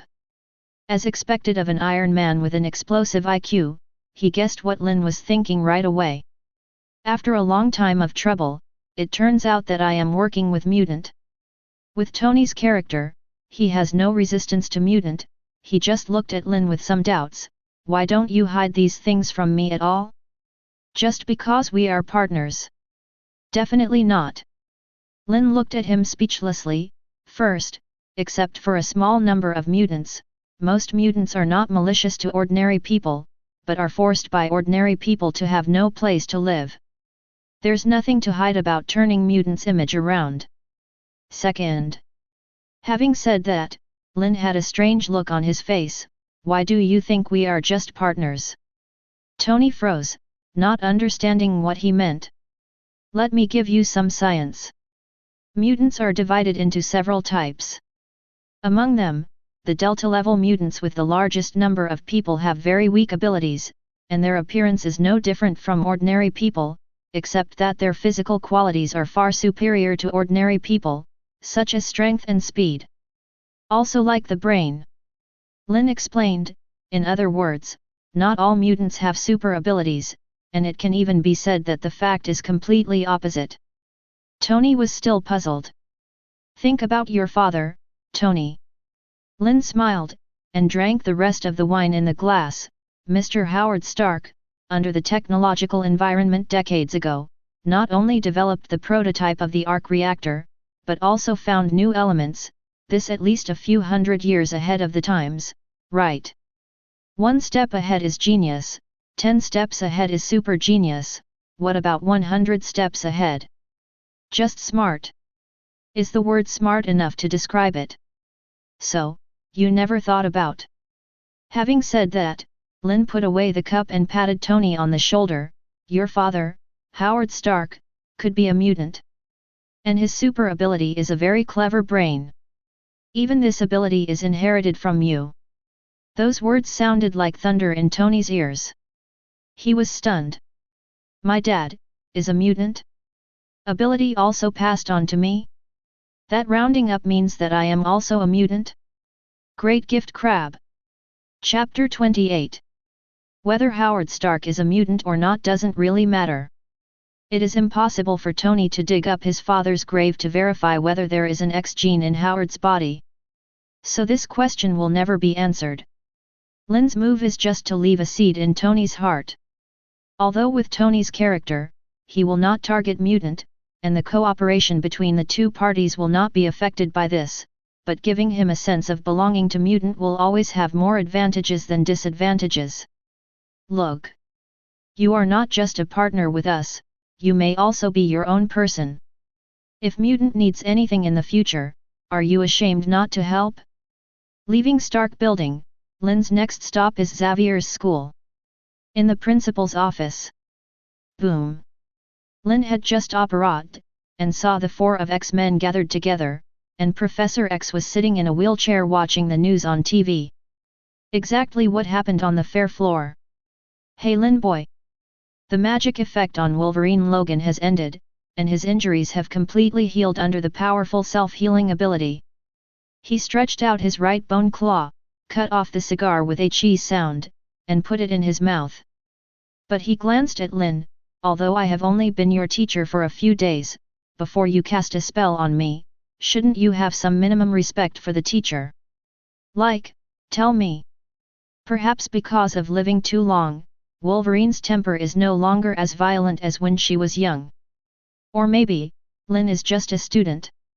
In short, he was not angry. I'm so sorry, Logan. Lynn rubbed her fingers lightly, and a flame buzzed out of thin air, slowly floated to Logan's mouth, and lit the cigar. After all, you are not a professional actor.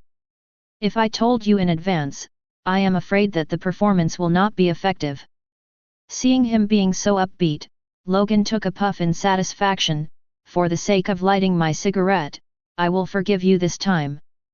No, to express my apologies. Lynn shook her head, looked at him seriously and said, maybe, I can help you recover your memory. As soon as this remark came out, Logan stopped smoking immediately. Restore memory. Even though he has seen Lynn's magic more than once, he still feels a little incredible. Charles can't help me, you can do it. You can try. Lynn smiled, I know a little bit of memory magic. Understand a little. Logan's heart trembled violently. After seeing Lynn's methods, and then looking at Lynn's calm and indifferent expression, he was 100% sure that this so-called slight understanding could definitely be equated with proficient. This kid is too secretive. Thinking of this, Logan couldn't help breathing faster. Phoenix's eyes flickered, and the scene in the heart space appeared in his mind again, and he couldn't help but said, "Logan, maybe you can let Lynn try it, since he is sure, he won't let you down." Both Storm and Cyclops were a little surprised. "I don't know if it's an illusion, but Jean's attitude towards Lynn seems to be different from before." Storm thought about it. She glanced at Professor X, and then at Lynn, feeling inexplicably flustered. It's only been a while, and Lynn's influence on Xavier's school and X-Men seems to be getting bigger and bigger. This is not a good sign. Whether it's the scene on the playground before or what happened tonight, it can be seen that this student acts very differently from Charles. He clearly knew about Yvonne Vank's conspiracy in advance, but he didn't want to stop it. Instead, use this incident to enhance the reputation of X-Men. It's okay to force the X-Men to make a high-profile appearance. He went so far as to cast a spell on Logan, causing him to be seriously injured in order to arouse public sympathy. Obviously, for this student, as long as the goal can be achieved, the means are not important. This is by far the best student at Xavier's school. What if you accidentally go astray? Afraid it wasn't another Magneto? With this in mind, Storm feels a great responsibility. As a teacher, she believes that she needs to guide and prevent Lynn from going astray. He said in a cold voice, "Okay, I'll talk about Logan later, now. Lynn, don't you think you need to explain something?" "Explain what?" Lynn looked at her in surprise. "Definitely it's tonight." Storm was very dissatisfied with his attitude. "I admit that what you said at the expo site is very reasonable. The X-Men should be the leader of the mutants, and they should slowly walk into the sun, so that other mutants in the world give them hope. But that should be done in a planned way, step by step. Instead of entering the live broadcast unprepared like tonight and being seen by millions of people. That would cause us huge amounts of trouble." On this point, obviously Logan, Cyclops, Phoenix also hold the same attitude. Even if you want to reveal your identity, you should do it step by step. The meal should be eaten bite by bite. If you act too hastily, it may attract the attention of all parties and put X-Men and Xavier's school in crisis. Lynn scoffed at that. The best results can be achieved without preparation, isn't it? He looked at the news screen on the TV. In just a few hours, the internet has already been full of quarrels. At least 1/5 of the people are speaking for the X-Men. Most of these people just have pure admiration and sympathy for Logan. The other small group originally didn't reject Mutant, but after watching tonight's live broadcast, they firmly regard the X-Men as heroes. Right now, the public opinion that mutants aren't necessarily monsters, they could be heroes. It's already boiling to the sky. Lynn pursed her lips, and glanced at the faces of Storm and the others one by one. When was the last time Mutant appeared frequently in the news? "Oh, I remembered, it's time for the official Mutant Registration Act." Those words left Storm and the others speechless. Last time, those politicians wanted to push the Mutant Registration Act, and the news of mutant crimes was all over the TV. It seems that the whole world is against Mutant. But this time, 1 in 5 people is speaking for Mutant? Chapter 29. Lynn, where did you get this data? Storm's eyes widened in disbelief. She definitely doesn't think that 1/5 is a small number. On the contrary, it is a miracle that so many people can publicly speak for Mutant on the internet. "Alice, say hello to Teacher Orlo." Lynn smiled. The next moment, under the astonished gazes of Storm and the others, the picture on the TV suddenly changed. A little girl in a red skirt was smiling and waving her arms. "How are the teachers? How are the teachers? How are the teachers?" The sound didn't just come from the TV, but also from the computer, the phone, and even from the cell phones of Storm and the others. Like an echo, resonating in the room. "Great gift crab special, artificial intelligence." Everyone's hearts trembled. They had no doubts about the data Lynn said. With the help of an artificial intelligence, the data was absolutely accurate.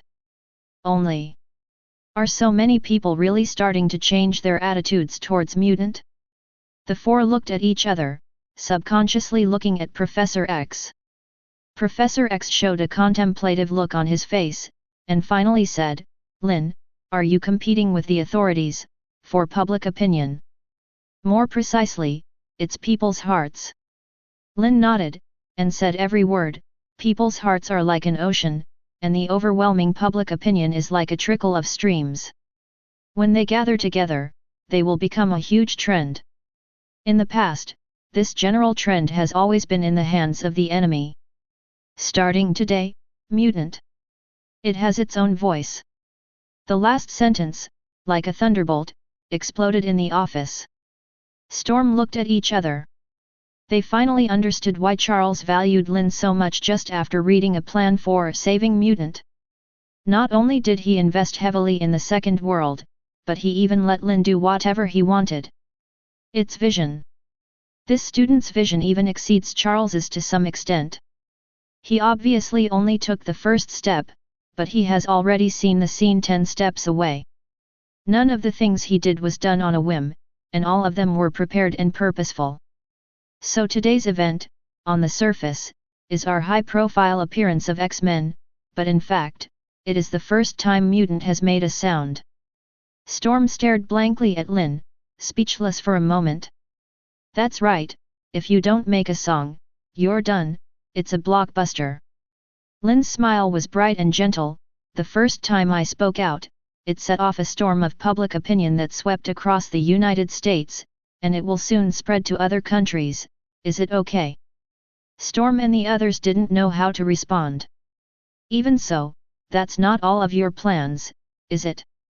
Professor X's eyes twinkled, and he clapped his hands with a smile. "Okay, Lynn, don't be fooled, and teach us old guys who can't keep up with the times, a good lesson. It is worthy of being the world's top spiritual ability practitioner. It's just that the last time I talked for 2 hours in the office, I knew Lynn better than anyone else. Definitely, people's hearts are changeable, and public opinion will be restricted or even blocked by human officials at any time." There was no complacency on Lynn's face. His eyes are still clear. "For example, those rescued tonight, there are politicians, military generals, consortium bosses, and media mouthpieces. These people may be out of gratitude, or out of the need to maintain their own image. In short, they are definitely willing to say a few good words for X-Men recently. But as time goes by, their attitude will eventually return to their interests. As long as it's profitable, they might be friendly to mutant one day and yell at mutant the next. There are also those viewers who watched the live broadcast. Many of them just got excited for a while, admiring the X-Men and sympathizing with Logan, and they helped mutant on the internet. The wind shifts, and their attitudes are likely to shift. At that time, mutant's voice will naturally become smaller again. Even submerged. So, what we have to do is to make this voice louder and louder. Too big to hide. It's so big that it shakes the sky."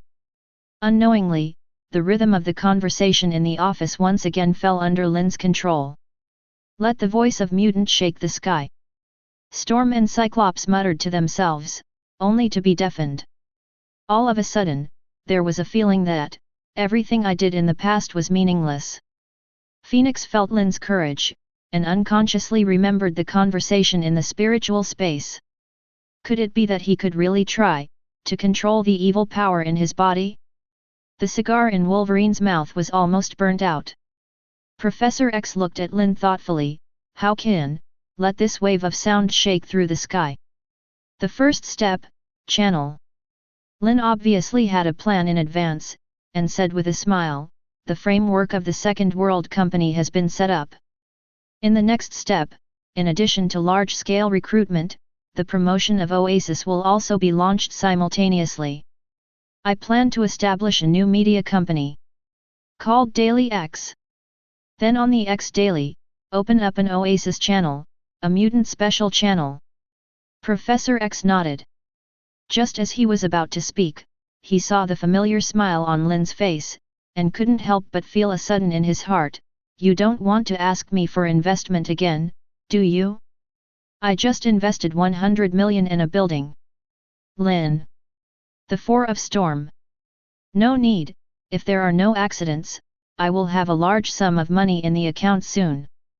Lynn curled her lips speechlessly, feeling a little disappointed in her heart. It is worthy of being the top spiritual ability user. Before he even opened his mouth, he felt something. It's a good plan.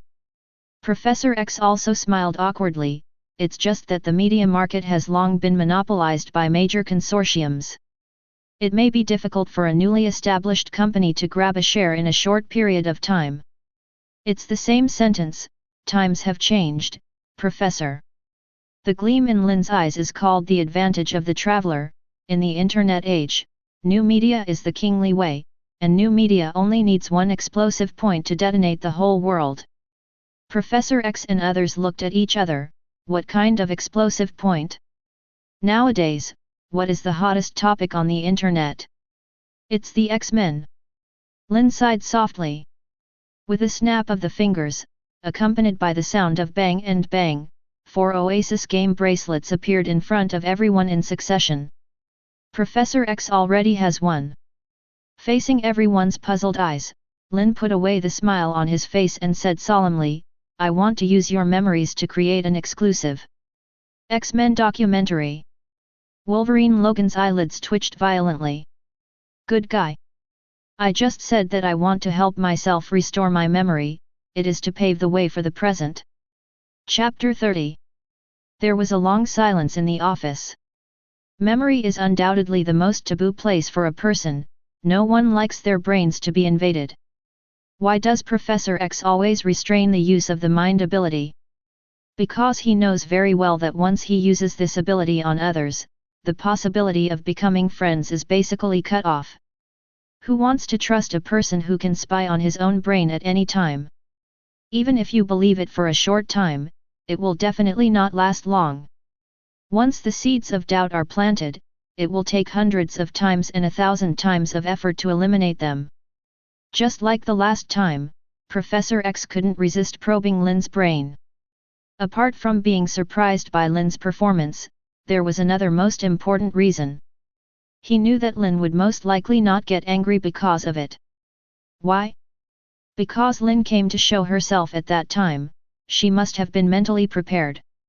So the detection failed. Professor X was shocked, but not disappointed. This time is different. Lynn actually proposed in public that she would borrow the memories of the 5 people present and make it into a documentary. Doesn't this reveal the secrets deep in their hearts to the public? But everyone will subconsciously reject it. Don't worry, memory magic is different from what you think, I don't need to enter your brain. Lynn had expected this, and explained, you just need to recall what happened at that time, and then I will take out this thread of thought, that is to say, things you don't want people to know, no, just remember it. As soon as these words came out, everyone breathed a sigh of relief. Legiliancy. Professor X took a deep look at Lynn, and pondered, what memories do you want to retrieve? The origin of the X-Men, the grievances with the Mutant Brotherhood. Lynn looked at Wolverine, definitely, the most important thing is Logan. I have to say that Wolverine is definitely the one who has suffered the most in Mutant. With his current popularity, as long as he makes his sufferings public, I don't know how many people will cry. Wolverine frowned, I lost my memory, how do I recall it? Memories are never lost, only hidden. Lynn shook her head, if I'm not wrong, although you have lost your memory, you still occasionally recall some memory fragments, right? It's just that you can't connect them together and piece them together. That's right, I get a splitting headache every time. Logan immediately believed Lynn's words, and immediately nodded heavily, as long as I can restore my memory, I will do it. Lynn looked at the 3 of Storm again. I still feel a little anxious. A tangled look appeared on Storm's face. Today's incident would have attracted the attention of all parties. Our identities will soon be exposed, and Xavier's school will no longer be safe. We are still so high profile at this time, which will definitely attract attention. Human official vigilance. In case they launch an operation against mutant, we are unprepared. What will happen to the safety of the students? Obviously, she had been keeping a low profile for so many years and suddenly became high profile, and it was difficult for her to adapt for a while. Stop fooling yourself, Teacher Orlo. Lynn hit him mercilessly. You don't really think that the existence of Xavier's school is a secret, do you? Storm froze. In these years, the X-Men have not been invisible all the time, but there must be traces of their past. How many people do you think in the high-level, military, and top consortiums that cooperate deeply with the government know, you guys hiding in Xavier Academy? When Lynn said this, she was even a little speechless. He knew that Wilhelm Stryker would launch an action against Xavier's school soon, and as the person in charge of the military's X-weapon program, Wilhelm Stryker's military rank was Colonel. It is conceivable how many people above him know about the existence of X Academy. Storm thought that Xavier's school was safe, but it had been so many years without any accidents, but he didn't realize that this place has long been a bright target. The reason why no army came in was purely because I was afraid of Professor X and your strength, and I didn't have full confidence. Lynn hit the nail on the head and was merciless. In fact, this is the point he is most dissatisfied with Professor X and X-Men. Even if you are a dove mutant, you can't really treat yourself as a dove. The shotgun will go off at any time, and you still feel that the other party can't see you? Never thought about building a defense system for Xavier's school? So much so that in the plot of the movie, when Professor X and several X-Men were not at home, the Academy was easily captured by a special force of the military. This is outrageous. This. Storm, Cyclops, and Phoenix were all speechless. It's still the same sentence, it doesn't make any sense to hide your head and show your tail. Lynn said, and glanced at Professor X. In fact, if I were the principal of Xavier College, I wouldn't be so low-key at all, and I would even open the enrollment and raise the banner of mutant. Open enrollment? As soon as these words came out, the eyes of the three of Storm widened. How can this be done? What about the safety of the Academy? That's not how security works. Lynn said loudly, with a look of contemptuous arrogance suddenly appearing in his eyes, Professor, I have done another small thing during these years in the Academy. Do you want to see it? Professor X's heart trembled violently. Back in the office, Lynn had the exact same look on her face. This kid is ready again. At this moment, even Professor X himself didn't realize that there was a look of hope on his face. Then, have a look. Have a look. Lynn smiled brightly, and then stepped on the ground lightly under the suspicious eyes of everyone. The void trembled, and dazzling rays of light suddenly appeared, crisscrossing the ground, forming a strange and mysterious pattern, filling the entire room. Do not. Not just the principal's office. Through the window, the five people could clearly see a similar pattern of light appearing on the ground of the entire Xavier Academy, and it even extended towards the outside of the Academy. What is this? Magic circle. Lynn engraved a huge amounts of magic circle within the entire Academy. And we didn't notice it. For a moment, unprecedented shock and surprise filled the minds of the five people present. Without waiting for them to ask, the ground suddenly trembled violently. Boom!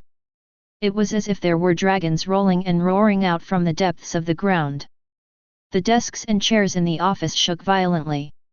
The teaching building seemed to collapse at any moment, yet it remained weirdly intact. Next moment, a strange sense of rising came. Cyclops, with the best eyesight, suddenly saw that in the extreme distance, at least 1 kilometer away from Xavier's school, a mountain that was originally above his line of sight suddenly fell short. And at a speed visible to the naked eye, it came below the line of sight, and then, disappeared. Great Crab Special! An incredibly crazy idea suddenly appeared in Cyclops' mind. The giant magic circle that suddenly appeared. Put the entire academy on the sky. Xavier's school, heaven. Chapter 31. The sudden movement quickly alarmed everyone in Xavier's school.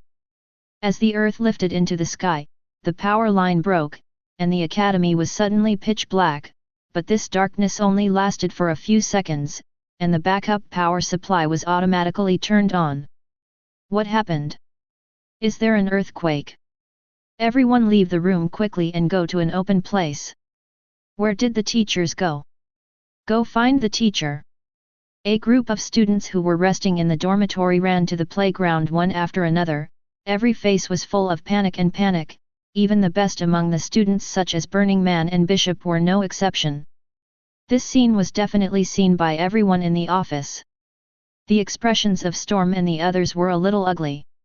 It was just a sudden situation, and the students were so panicked that they all became headless chickens. This is in a way. Undoubtedly, it shows the failure of their teaching. Jade can't be cut, Professor, you protect them very well. Lynn sighed softly, not surprised by this scene. Baoji Unfeng comes out of sharpening. Mutants are in danger of perishing at any time.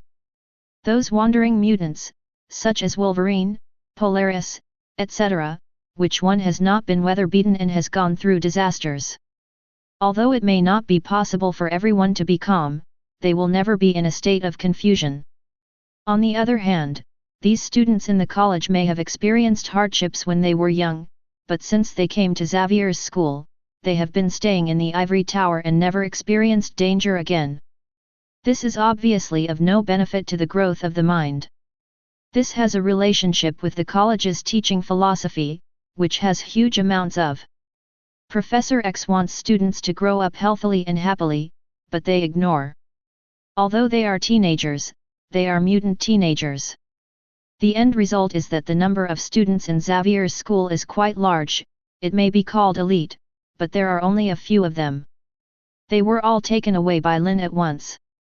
I'm in the world of Oasis, and I've opened up some mutant-specific dungeons. Starting tomorrow, all the students in the academy will go in and practice.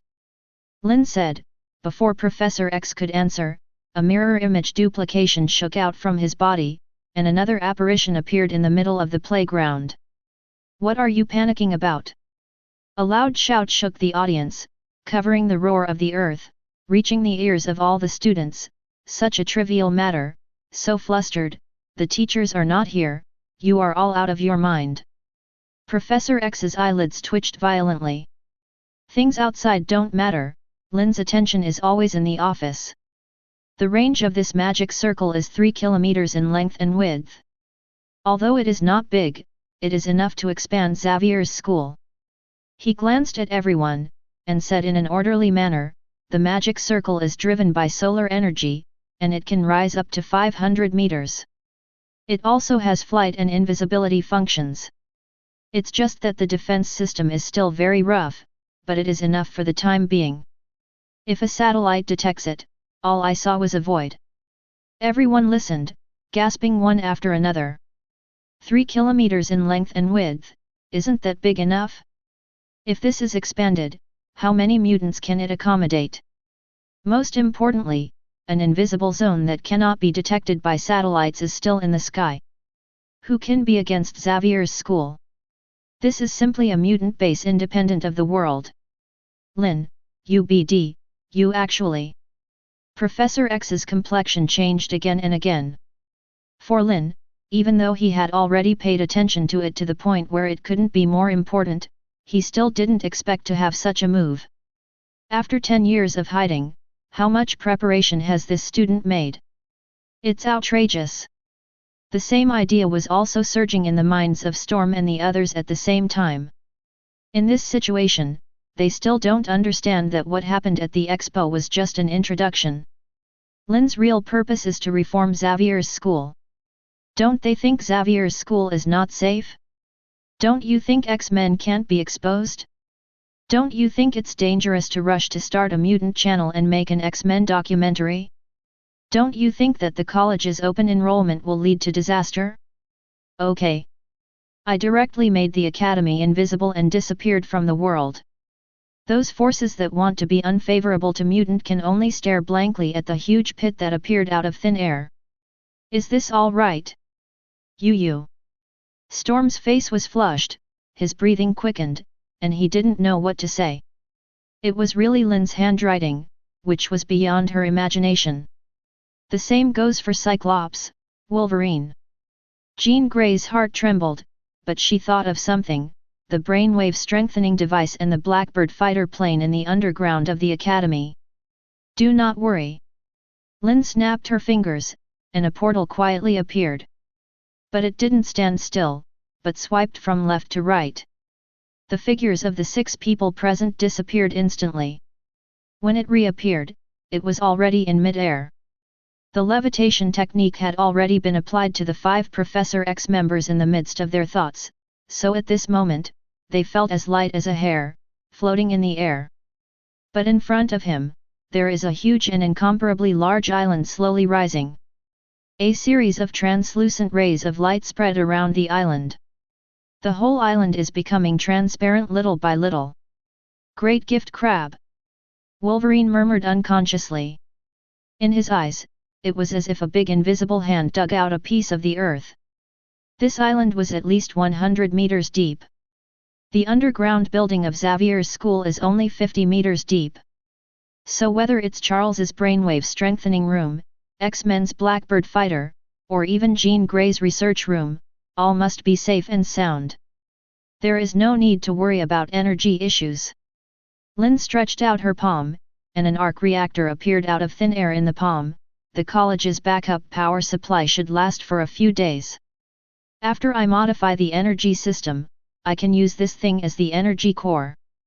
Under Professor X's puzzled gaze, he slowly said, based on the electricity consumption of the Academy, this thing can be guaranteed for at least a few years. At that time, just build another large reactor. This is what he picked out from the Mark-6 steel battlesuit after he helped Tony take out the shrapnel fragments in his body. Although some energy is consumed, it is more than enough for power supply. Just such a small thing, how many years can it supply power? Wolverine Logan suddenly felt that the world had changed. Had she been unconscious for decades? Is the technology on Earth already so terrifying? No one suspected that Lynn was exaggerating. What happened tonight has completely convinced them. In my original room, there is a teleportation circle. The materials needed by the Academy can be sent in from there after purchase. Lynn smiled, threw the reactor to Logan casually, and looked at Professor X with burning eyes. In addition, that teleportation circle is connected to the hidden teleportation circle below, and people can pass through it if necessary. Send it over. The teleportation circle below. Everyone was startled, subconsciously looked down. I saw that the ground where Xavier's school was originally located was already a huge pothole with a depth of 100 meters. In the pitch-black nothingness, strange and mysterious magic patterns flickered a few times and disappeared out of thin air. Needless to say, this is again Lynn's backhand. In the future, if Xavier's school openly enrolls students, the registration point will still be at this location. Only, who would have thought that jumping into the pit would lead to the real Academy? Lynn. Professor X was so distraught that he didn't know what to say. He glanced at Storm and the others, and finally looked at Lynn, and sighed deeply. Let's go into Oasis and extract the memory. After it's over, I want to sleep well. Chapter 32. Oasis World, in an empty copy. Professor X, Wolverine, Storm, Cyclops, and Jean Grey stood quietly, recalling the scenes that happened that year. A streak of silvery white light emerged between the 5 people's eyebrows. Lynn faced them, her hands were like plucking strings, and every time she moved and waved, a ray of light fell into the distant void. The buzzing sound is endless. Where the light of memory fell, the void changed quietly. First, the ground rolled, and then buildings rose from the ground, and then, figures were outlined. Eric, Charles, as a member of Mutant, you are willing to be human lackeys. Xiao, the fate of mutants should not be entrusted to war. Eric, Xiao's idea is wrong, don't be fooled by him. No, Charles, you are too naive. I agreed with him from the very beginning. I killed him only because he killed my mother. It's like how a tiger can be with sheep. How can we mutants become human beings? Pray.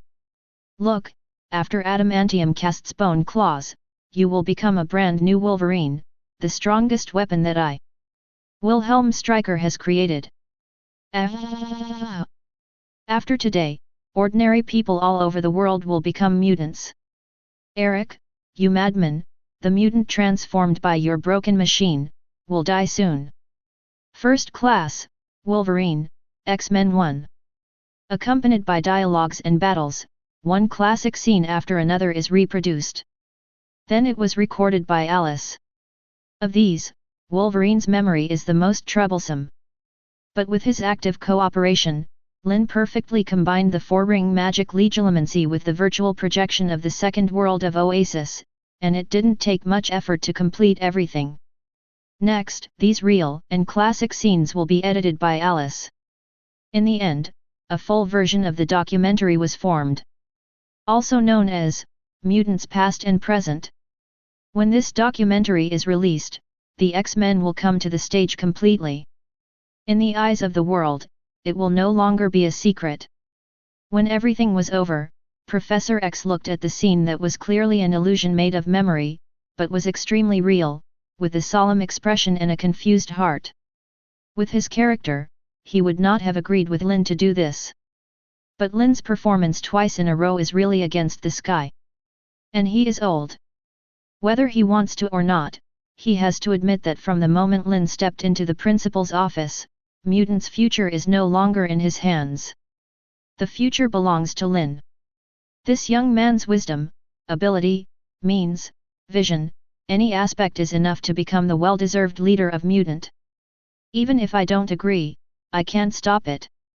The general trend of the world is mighty and mighty, those who follow it will prosper, and those who go against it will perish. At this moment, Professor X unconsciously thought of such an old saying. He has been reading books about Dragon Kingdom recently, and he has gained a lot. The more I study, the more I feel that the culture of the Dragon Kingdom is extensive and profound. Maybe, let Lynn let go and do it, and I will be the principal quietly in the academy. Also very good? Only by stepping onto the front stage can truly be regarded as the banner of mutant, and can bring hope to other mutants. Lynn's voice rang in my ears. In the near future, the whole world will know the name of Xavier's school, but they can't find the location of the school. Only mutant, the mutant recognized by us, are eligible to enter the school. Over time, when we open enrollment, batches of students will enroll, and batches of students will graduate. This place will become a holy place for mutants all over the world. And then, it will also become a kingdom of mutants standing in the sky. Just like the Amazons in Paradise Island and Atlantis in the underwater world. Definitely, Lynn didn't say the last sentence. First, it is difficult to establish a country. It doesn't mean that gathering a large group of mutants can become a country. An orderly functioning country requires a large number of talents to manage, otherwise, it will fall apart in minutes. And this is exactly what the mutant group lacks the most. Secondly, with Lynn's current strength, maintaining a magic circle of 3,000 meters in length and width is already the limit, and it is temporarily impossible to further expand the area of the academy to a level sufficient to establish a country. So, this is a long-term plan. What to do now is another thing. Thoughts surged in her mind. Lynn stretched her waist and looked at Professor X. Professor, since we have entered the Oasis, why not take a stroll here? I just have a question and I want to ask you for advice. As soon as these words came out, for some reason, Storm and the others secretly heaved a sigh of relief. Because it wasn't until at the moment that they saw the familiar student appearance on Lynn again. Tonight. The pressure on this student is too much. When Professor X heard this, curiosity appeared on his face. What's the problem? Professor, I know that you can create a spiritual connection with all the people in the world through the brainwave strengthening device. In that state, you can accurately distinguish between ordinary people and mutants. Lynn smiled slightly, full of curiosity. Can you tell me, what is the difference between the brain waves of mutant and ordinary people? I want to use this to improve my detection magic. Detect magic. Professor X trembled slightly, thinking of something. That's right. Lynn didn't hide anything, and pointed to the copy space. The game equipment of Oasis, the bracelet, helmet, and game compartment are all engraved with detection magic, so as to distinguish whether the player entering the game is an ordinary person or a mutant. Can magic achieve such an effect? Professor X gasped again. Reminiscent of what Lynn said before, he specially developed some mutant-specific copies, and another role in the world of Oasis is already coming out. Discover the mutants. Screen mutant. Train mutants. Chapter 33. Xavier Manor is located outside the city of Twist, with a large area, and the surrounding area is also very empty. Apart from roads and forests, there are no other buildings. Even so, such a large area of ground was directly lifted into the air, and the movement was too great. It didn't take long for everything that should be known in the Twisted City to be known. Countless people woke up from their sleep, thinking that an earthquake had occurred. In the dark night, people from NYPD and many other departments rushed to the scene. Just before they reached their destination, a car had already appeared on the periphery of the giant pit. At the moment, the sky has become slightly brighter. Great gift crab. S.H.I.E.L.D. Level 8 Agent Phil Coulson stepped on the brakes and was stunned when he saw the road suddenly disappearing in front of him. Where is the road? What about the mountains? Where is the lake? Isn't it Charles's Manor, the X-Men base that the director said? Where did you go? How did this huge pit that is not dark in winter appear? Is the ground collapsing? With excellent psychological quality, Phil Coulson quickly woke up from the shock, and he called the director immediately. The phone was connected quickly. Nick Fury's puzzled voice came, Phil Coulson, I'll let you go to Xavier Manor to find Charles, and try to find out what his X-Men want to do, and there will be results so soon. No, boss, I just arrived. Phil Coulson took a deep breath, and reported in a calm tone as much as possible, actually, I haven't been to Xavier Manor yet, and I haven't seen Charles yet. There is a problem. Nick Fury wasn't even surprised. Anything abnormal is a demon. Today, oh no, it should be last night, the X-Men made a high-profile appearance, and their behavior style is completely different from the past. This is an obvious signal. Yes, something went wrong, and a big one. Phil Coulson organized the language. I don't think I'll be able to meet Charles, because his Xavier estate, no, technically the 2 kilometers around the Xavier estate, all gone. Nick Fury on the other side of the phone didn't respond for a moment. What do you mean, missing? He hesitated before asking. You heard me right, boss, it's just gone. Phil Coulson operated his mobile phone while talking, and soon sent a photo he took. There is no Xavier Manor, no X-Men, only a huge pit with a depth of 100 meters. It is difficult to see the whole picture of the giant pit in the photos taken at close range. So he thought for a while, and added, if the earth is a huge amounts of watermelon, then what I see now, it seems that someone dug a big spoonful of watermelon at the place where the Xavier Manor is located. So you can understood, boss. Nick Fury fell into 3 minutes of silence. He seemed to be looking at his phone, and he seemed to be asking for news. Phil Coulson, you have such a FG sense of humor. The voice came again, but he couldn't help but swear, FK. I saw this huge crater through satellites. But can you tell me why such a large place disappeared without warning? Not without warning, sir. Phil Coulson didn't care about the boss's rage, and reported faithfully, 10 minutes ago, I felt a strong tremor and thought it was an earthquake, so I stopped on the side of the road for a few minutes.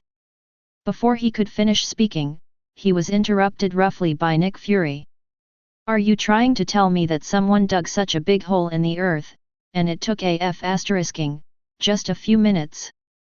When he said this, the S.H.I.E.L.D. director was clearly extremely irritable. He definitely knows that the X-Men are all powerful, and Charles is one of the most powerful mutants in the world. The handwriting in front of me is too big. The most important thing is that, while he was talking, he had all the departments of S.H.I.E.L.D.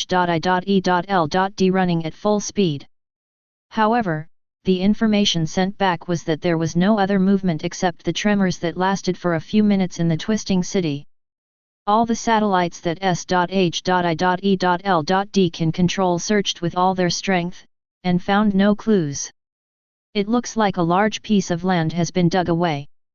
Just disappeared out of thin air. I think so, sir. Phil Coulson still responded honestly, other than that, I can't think of any other possibilities.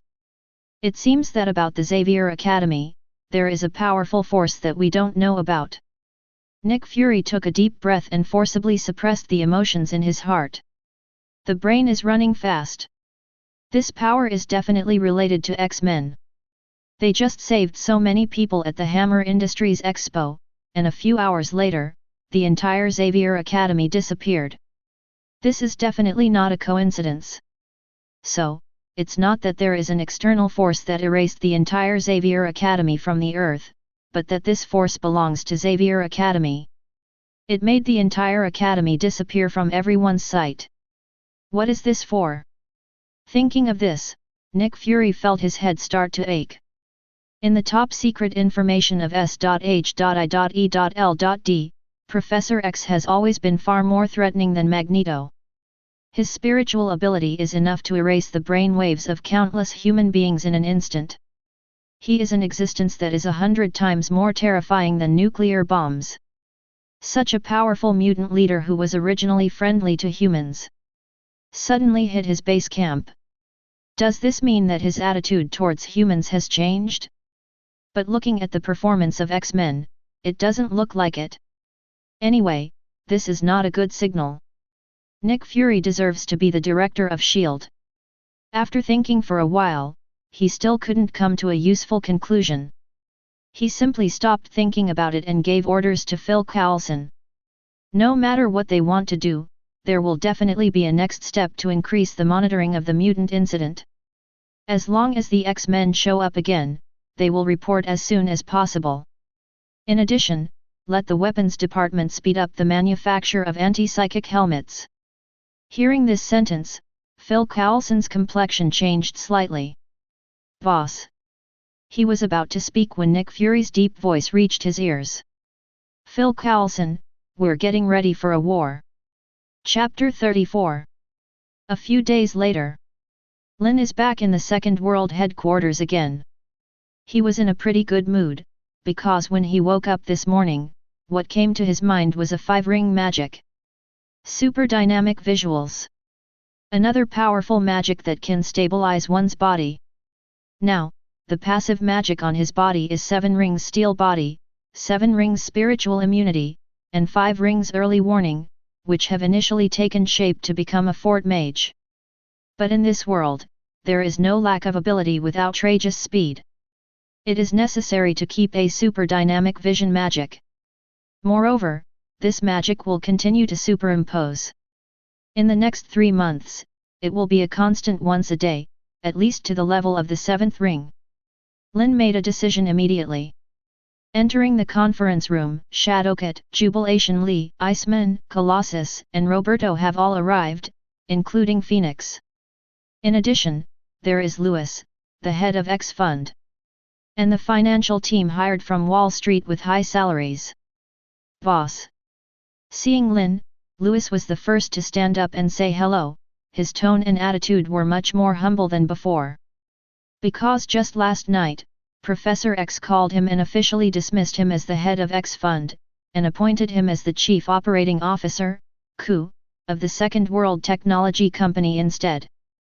The President and CEO of Second World are both Lynn, so his job as Chief Operating Officer is to assist Lynn and manage the company's daily operations. To be honest, Lewis was extremely puzzled by this.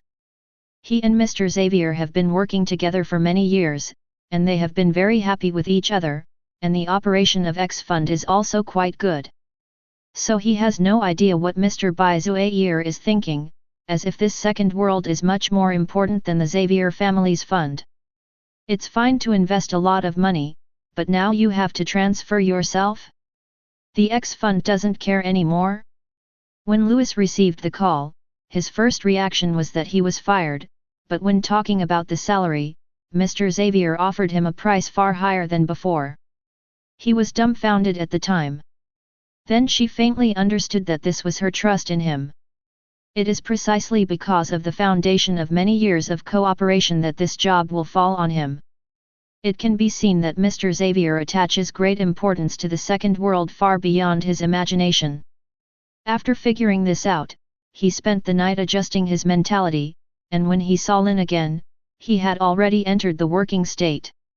After contacting for a while, he knew that Lynn didn't like nonsense, so he immediately looked at the person in charge of the financial team. Let's start reporting. Mr. Lynn.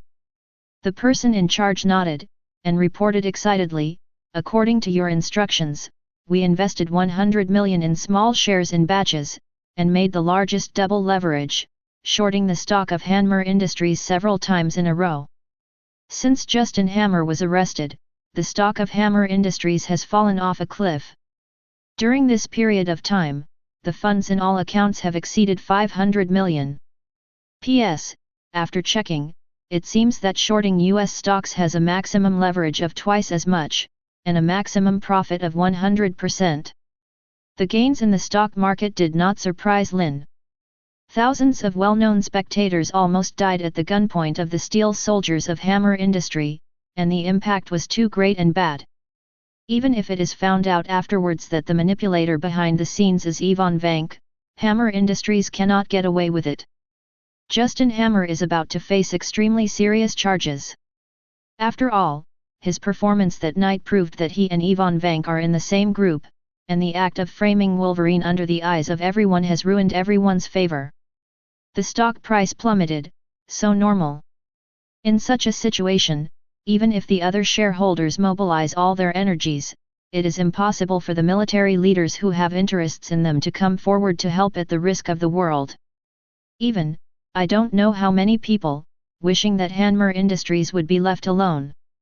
Those capitals who came here after smelling the smell showed their greedy fangs without any hesitation. All in all, Lynn earns only a drop in the bucket because of limited funds. After the report was completed, the person in charge concluded, according to the current situation, Hammer Industries' share in the arms market is being divided up rapidly. If there is no accident, there is a high probability that it will go bankrupt, so we continue to short. It doesn't make sense anymore. Hammer Industries will not go bankrupt. Lynn waved her hand, and under the puzzled eyes of everyone, she slowly said, after closing the position, 20% of the funds will be used for company expansion, and the rest will be used to buy the bottom of Hammer Industrial stock. This time, we do more. As soon as these words came out, not only the people in the financial team were stunned. Lewis was also dumbfounded. Buying the bottom. His eyes flashed, and he quickly realized, Boss, do you have any inside information?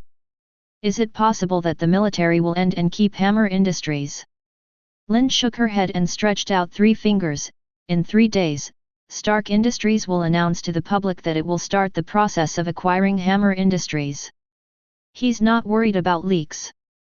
These few members of the financial team will stay here for a period of time, and they will not be able to leave at all. External information and phone calls will also be monitored by Alice. No word ever gets out.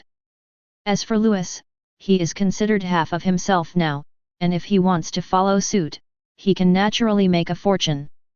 This is the chance for him. Lynn is very clear that only benefits can make people die. As the chief operating officer of the second world, Lewis will earn 10 times or 100 times more money than before. At that time, even if he knows that he is working for Mutant. Instead of feeling angry, he will become the vanguard of Mutant. Sure enough, when he heard Lynn's words, Lewis's eyes immediately lit up with joy. The Stark Group is going to acquire Hammer Industries? As soon as the news comes out, the stock price will definitely rise sharply. As he spoke, awe grew stronger in his heart. The methods of this young new boss are simply terrifying. First, he made a lot of money by shorting Hammer Industries. Now, when everyone is not optimistic about Hammer Industries, he is doing the opposite, planning to buy the bottom and make a fortune. In the stock market, the profits of long positions are much higher than those of short positions. At that time, the 400 million invested will at least be multiplied several times. This is not just knowing some inside information, you can do it. More like, create conditions to make money in the stock market. What's hidden in it? Just thinking about it makes one's scalp tingle. No wonder the boss said that the funds he controlled were never 100 million. And such a large sum of money turned out to be only the startup capital of the Second World. Thinking back to what Lynn said when they first met, Lewis was secretly stunned, but he didn't understand that serving as the coup of the Second World might be the greatest opportunity in his life. This thigh must be hugged tightly. Chapter 35. Lynn didn't talk nonsense and continued to assign work. Hammer falls, Oasis eats. With the amount of money obtained from the stock market in the next period of time, the capital situation of the Second World is completely sufficient, and the expansion can be accelerated. So what we need to do now is to set up game distribution points in major cities around the world. In this way, it can be connected with Stark Industries' production and transportation channels all over the world. As long as Oasis is officially released, players all over the world will be able to purchase game equipment immediately and feel the infinite charm of the Second World. This is one of the most important preparatory work in the early stage. Although tedious, it is not difficult. It's nothing more than spending money. Lynn believes that with Lewis' ability, it can be arranged as a whole. At the same time, he also arranged Iceman, Colossus, and Roberto in this team to increase experience and knowledge. It's the same sentence, don't care about the cost, speed is the key. Lynn emphasized this point again, and waved his hand, letting Lewis take Iceman and others away. His gaze turned to Shadowcat Katie. The matter of Daily X is very simple. Shadowcat took out a stack of documents and said, according to the plan, the company is registered in my name and has nothing to do with the Second World. The app has already been developed and can be released at any time. As she spoke, she curled her lips. Lynn, you have already arranged these things, which makes me feel very unfulfilled. Unlike world-renowned media companies such as Bugle Daily and Planet Daily, X Daily is positioned as a new media, focusing on short videos, and has never thought of entering the newspaper or TV market. The era of smartphones has arrived, and no one knows better than Lynn the terrifying influence of self-media such as short videos. So this matter, as Shadowcat said, is not too difficult. All you need is an app. As for the app of X Daily, Lynn has already developed it with reference to TikTok, overseas version of a certain music, from her previous life. The later operations can be handed over to Alice. What needs to be done now is to use the fastest speed to let the whole world know the existence of X Daily, accept and use it. In response to this, Lynn also arranged the X-Men documentary as a hot spot. No wonder, Shadowcat will feel that he is a tool man. Stop complaining, your task is heavy. Lynn smiled and looked at the two daughters Shadowcat and Jubilation Lee. From now on, your positions will be officially confirmed. Qian Huan, as the technical director of the Second World, will upgrade Alice at the same time, and KDPU Ms. Ryder. Congratulations on becoming the chief reporter of X Daily. Shadowcat's ability is through objects, not suitable for combat. But it is very difficult for others to hurt her. Over the years, with Lynn's help, she has developed her own abilities to a very powerful level, no less than Storm and other X-Men. There is no one more suitable as a reporter for X Daily than her. Clear. Shadowcat stopped joking and nodded. From now on, the mutant channel will be handed over to me. This was planned long ago, and she had always been mentally prepared. It was Jubilation Lee who said a little unconfidently, Lynn, the technical department is the core department of the second world. I'm afraid I'm alone. After all, she had just stepped out of school, and she suddenly had a heavy responsibility on her shoulders, so she inevitably felt uneasy. Seeing this, Shadowcat took her hand and encouraged him, be confident in yourself, Jian Huan. Looking around the world, in terms of artificial intelligence, you are second only to Tony Stark. Katie's right, you can do it. Lynn nodded, with a look of mystery on his face, definitely, it's too hard for you two, I found an assistant for each of you. Assistant? Jubilation Lee and Shadowcat looked at each other in surprise. Guaranteed to satisfy you. Lynn took out her mobile phone and put it on the table. Alice, connect to the video call. Got it, boss. Following Alice's response, 2 rays of light flickered, opening 2 holographic projection screens. It turned out to be 2 women.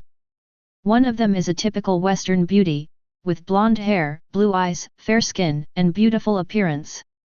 She wears red lips and a pair of glasses, giving people a kind of intellectual and wild beauty.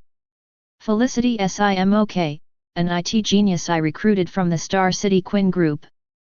Lynn introduced, and then looked at another mixed-race woman with oriental beauty, Sky, the world's top hacker, one of my friends on the dark web. Sky showed off her figure in a black leather jacket. Hey, Lynn. The two greeted each other at the same time. Shadowcat and Jubilation Lee felt keenly that the 2 women were no strangers to Lynn, and they didn't look like they had been in contact for a while, but they felt like old friends. Do not. There seems to be some ambiguity between the eye contact. But hasn't Lynn been in the academy all these years? How do you know people outside the academy? The 2 women looked at each other, with a trace of vigilance in their hearts at the same time, but they still greeted enthusiastically on the surface. Felicity, Sky, welcome to the second world. Felicity and Sky have just arrived at the appointment, and after they settle down, they will come to the company to report. Lynn explained, looking at Jubilation Lee. Felicity graduated from the Massachusetts Institute of Technology, and her computer skills are quite good. With her as your assistant, your work will definitely be much easier. Then there is Shadowcat, Sky is your assistant. After the Mutant documentary is released, she will use hacking methods to spread the edited short video all over the world and attract traffic to Daily X. There is no doubt that Felicity and Sky are the top computer talents in the world. In the movie plot, the former is the technical consultant of the Green Arrow team. The latter, the future Vibe Girl, would eventually become the inhuman descendant of S.H.I.E.L.D. director. Lynn has planned for many years, how could she let go of this kind of help? Over the years, the 3 of them have had countless exchanges on the dark web. It can even be said that Felicity and Sky have today's hacking skills, and Lynn has contributed a lot. For the 2 daughters, he can be regarded as a mentor who is also a teacher and a friend. It's just that among the 2 girls, Felicity is not a mutant, and Sky has not yet touched the obelisk and obtained super ability. Lynn has never recruited them. Not long ago, when he was about to have a showdown with Professor X and really start planning, he finally found the 2 girls and invited them to join the second world. As for the method of invitation, without him, they just slept separately. With the in-depth exchanges, let's talk about cooperation. Everything is logical. Chapter 36. The next day, a video suddenly went viral on the internet. In the video, Wolverine, who has been in the limelight recently, is tied to a laboratory table, pierced into the body of the instrument, as if the mercury-like liquid is flowing and pouring into his body quickly. Wolverine twisted all over and let out a terrible wail. And behind him, stood a middle-aged man in military uniform. His face was full of excitement, his expression was crazy and distorted, hideous like a ghost. The screen flashed, and the symbol of the beautiful country appeared, the Statue of Liberty. At the top of the goddess statue, a sci-fi instrument is spinning crazily, and the milky white light is spreading crazily towards the surroundings. On the small island not far away, there are dense figures gathered, from various countries, and it seems to be the scene of an international conference. The milky white light was like a wave, and it was about to swallow the island. Still Wolverine. He stretched out his bone claws, and tried his best to prevent an old man from continuing to operate the machine, but the old man seemed to be able to control his bone claws. No matter how hard he tried, the claws were not worth an inch. At the critical moment, Cyclops, Phoenix, and Storm appeared on the screen. Seeing Cyclops aiming for a long time, a red light shot out suddenly and hit the old man's back. Wolverine's claws that had been waiting for a long time stabbed and slashed out, tearing up the instrument on the spot and scattering it in all directions. The milky white wave that was about to swallow the island disappeared immediately. Senior officials from all over the world looked at each other with joyful expressions on their faces. What is this video? A new movie coming out? It's not a movie. Isn't that strong man with claws the same as the mutant who gave his life to save people at the Hammer Industry Fair? Yes, yes, the other three too, I saw it in the live broadcast. Then what's the situation? This video only lasted for 1 minute, but it aroused the curiosity of countless netizens. Before they had any doubts, the video automatically gave the answer. X-Men documentary, Mutants Past and Present. X Daily Exclusive Report. Please download. Daily X. At some point, all the netizens who saw the video reacted, quickly turned on their phones, and soon found the X Daily app, which was a simple X icon. Open it and see that everyone can post videos and share every bit of life. Such a novel software immediately aroused the interest of many people. But now is clearly not the time for research. In the X Daily, there is currently only one mutant channel, and when you click on it, there is only 1/2 hour long video. A female reporter with a sweet smile spoke slowly. Recently, what happened at the site of the Hammer Industry Expo triggered a discussion that swept the entire network. After in-depth investigation by our reporter, it was a superhero group composed of mutants called X-Men who came to save people that night. It is dedicated to combating mutant crimes and protecting the safety of the public. In order to let the general public have a deeper understanding of X-Men, this newspaper exclusively produced the X-Men documentary. Please watch it. Without further ado, the feature film begins. To the audience's surprise, it was not any of the 4 Wolverine who appeared first, but a well-mannered young man. Looking at the background building, it seems to be in the 1960s. And as soon as this person appeared, he showed the powerful ability of mind control, but he did not use his super ability to do any bad things, but cooperated with the CIA. He even became lovers with a female agent of the CIA, Moram MacTag. This surprised all the audience. As early as the 1960s, the government actually cooperated with Mutant. This Charles is the creator of X-Men. X-Men turned out to be an official organization. After the shock, the audience soon discovered that the purpose of this organization was to deal with the Hellfire Club headed by Sebastian Shaw. This evil mutant organization actually led the Bagoo missile crisis and wanted to trigger a world war. Just a little bit, and they made it. The whole world will be involved in the flames of war and become victims of the war. Fortunately, at the critical moment, the original X-Men stopped them and saved the world. Just in the process, Charles's friend, Eric nicknamed Magneto, was influenced by the idea of Hellfire Club, turned his back on his friend, and created the Mutant Brotherhood, intending to destroy human beings and let mutants rule the world. The original X-Men also split, with several members switching to Magneto. Charles is miserable. The audience who were unknowingly substituted into the plot could not help but feel sympathy for Professor X. Next, in order to protect the world, the X-Men fought against the Mutant Brotherhood several times, and the number of personnel became less and less. In desperation, Professor X could only find a way to recruit new members. Storm, Cyclops, Phoenix are added in this process. However, when the X-Men fought desperately for humanity, but he was backstabbed by the human government. Military Colonel Wilhelm Stryker launched the Inhuman X-Weapon program, and conducted various experiments on mutant to annihilate human figures. What surprised all audiences was that many of those experimental subjects were actually soldiers who served the country. Wolverine Logan is a member of some special forces.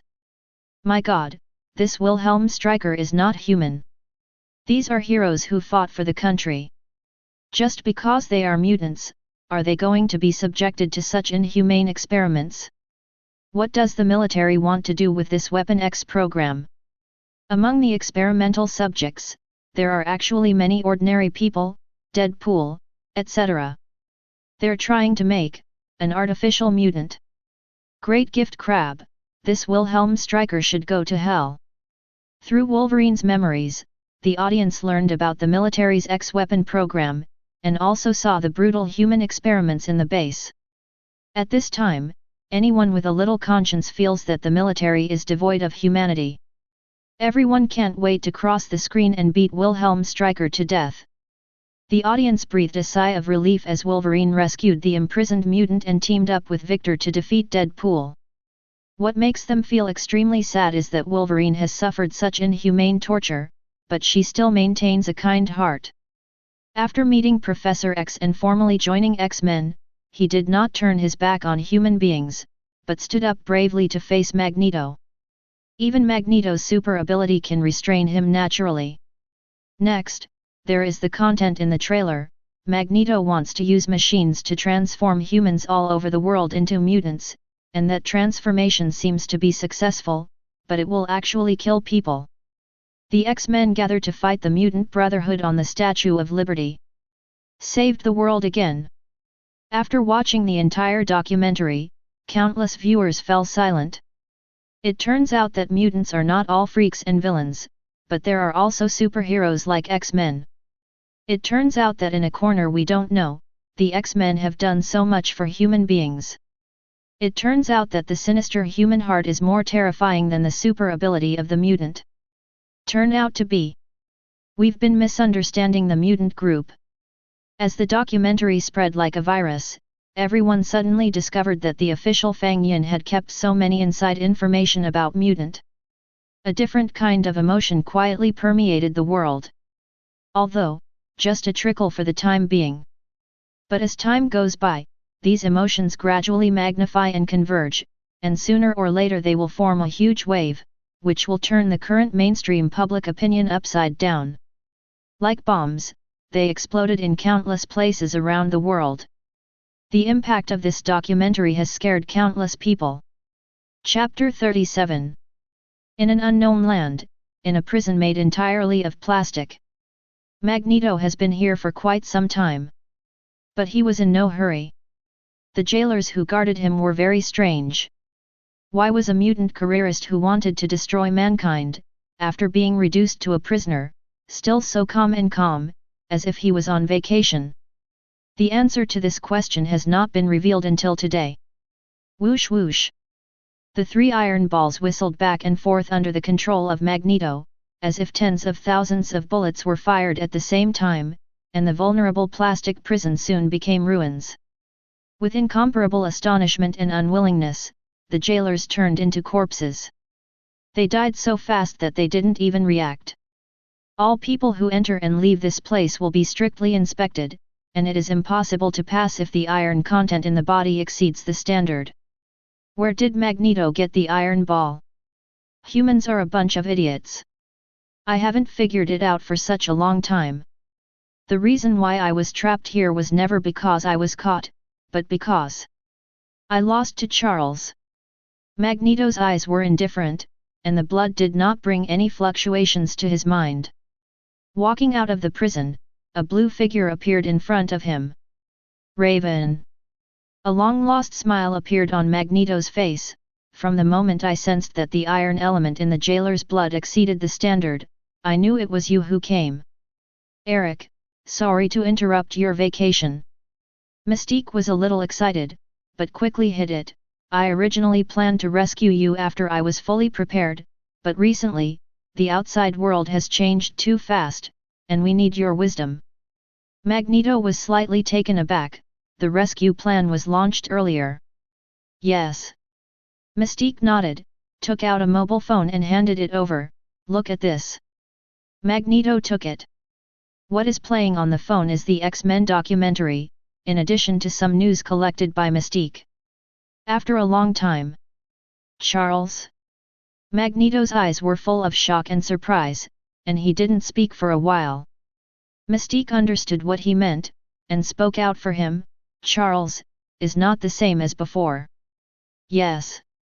Although it has been a long time since he had contact with the outside world, through this video and a few news reports, Magneto was keenly aware of the strangeness. If it was Charles before, he would never do such a thing. Take the initiative to expose X-Men and make it into a documentary? The most important thing is this X Daily. Even the name is so high profile. This is to take the initiative to stand under the sun and let people all over the world know his existence. What does he want to do? Magneto never imagined that he had only lived in the prison for a while, and the wind and clouds outside were already turbulent, and the wind and rain were about to come. He frowned and asked, "This video spread quickly?" "Soon." Mystique nodded. "Right now, almost everyone knows the names of Professor X and X-Men, definitely, including our mutant brotherhood." Speaking of this, she had a strange look in her eyes. "Eric, you are now a world-renowned villain, and many people even want to let the authorities conduct a public trial on you." Magneto's old face was gloomy. "My reputation, completely ruined?" Although he didn't care about it, he was unavoidably upset when he heard such news just after he was released from prison. At the same time, he was even more inconceivable. How could those arrogant and stupid politicians let this go? Didn't they think of blocking the video and blocking the Daily X? "I've tried it a long time ago, but I can't do it." The weird look on Mystique's face became more and more intense. X Daily's app seems to contain a virus, and the major platforms can't take it off the shelves at all, and once downloaded, it can't be uninstalled. Magneto understood instantly. The power of technology. He muttered to himself, and found that Charles was more and more different from his own impression. He has mastered a technological power beyond the times, so he is so unscrupulous. Yes, because of this, the video cannot be blocked at all. Mystique continued, "Now, the officials of various countries are having a headache because more and more people are affected and begin to change their attitudes towards mutant." Magneto gasped. He finally understood. Charles, deviate from his philosophy. When this guess came out of his mind, he felt his scalp tingling. He is still working hard for mutants' future, but the direction and means are completely different from before. If anything, Mystique was just shocked and amazed by it. He is filled with an indescribable fear and anger. Because after so many years, he's been fighting and working with Charles for so many years, have never changed each other's thoughts and ideas. But now, Charles has changed.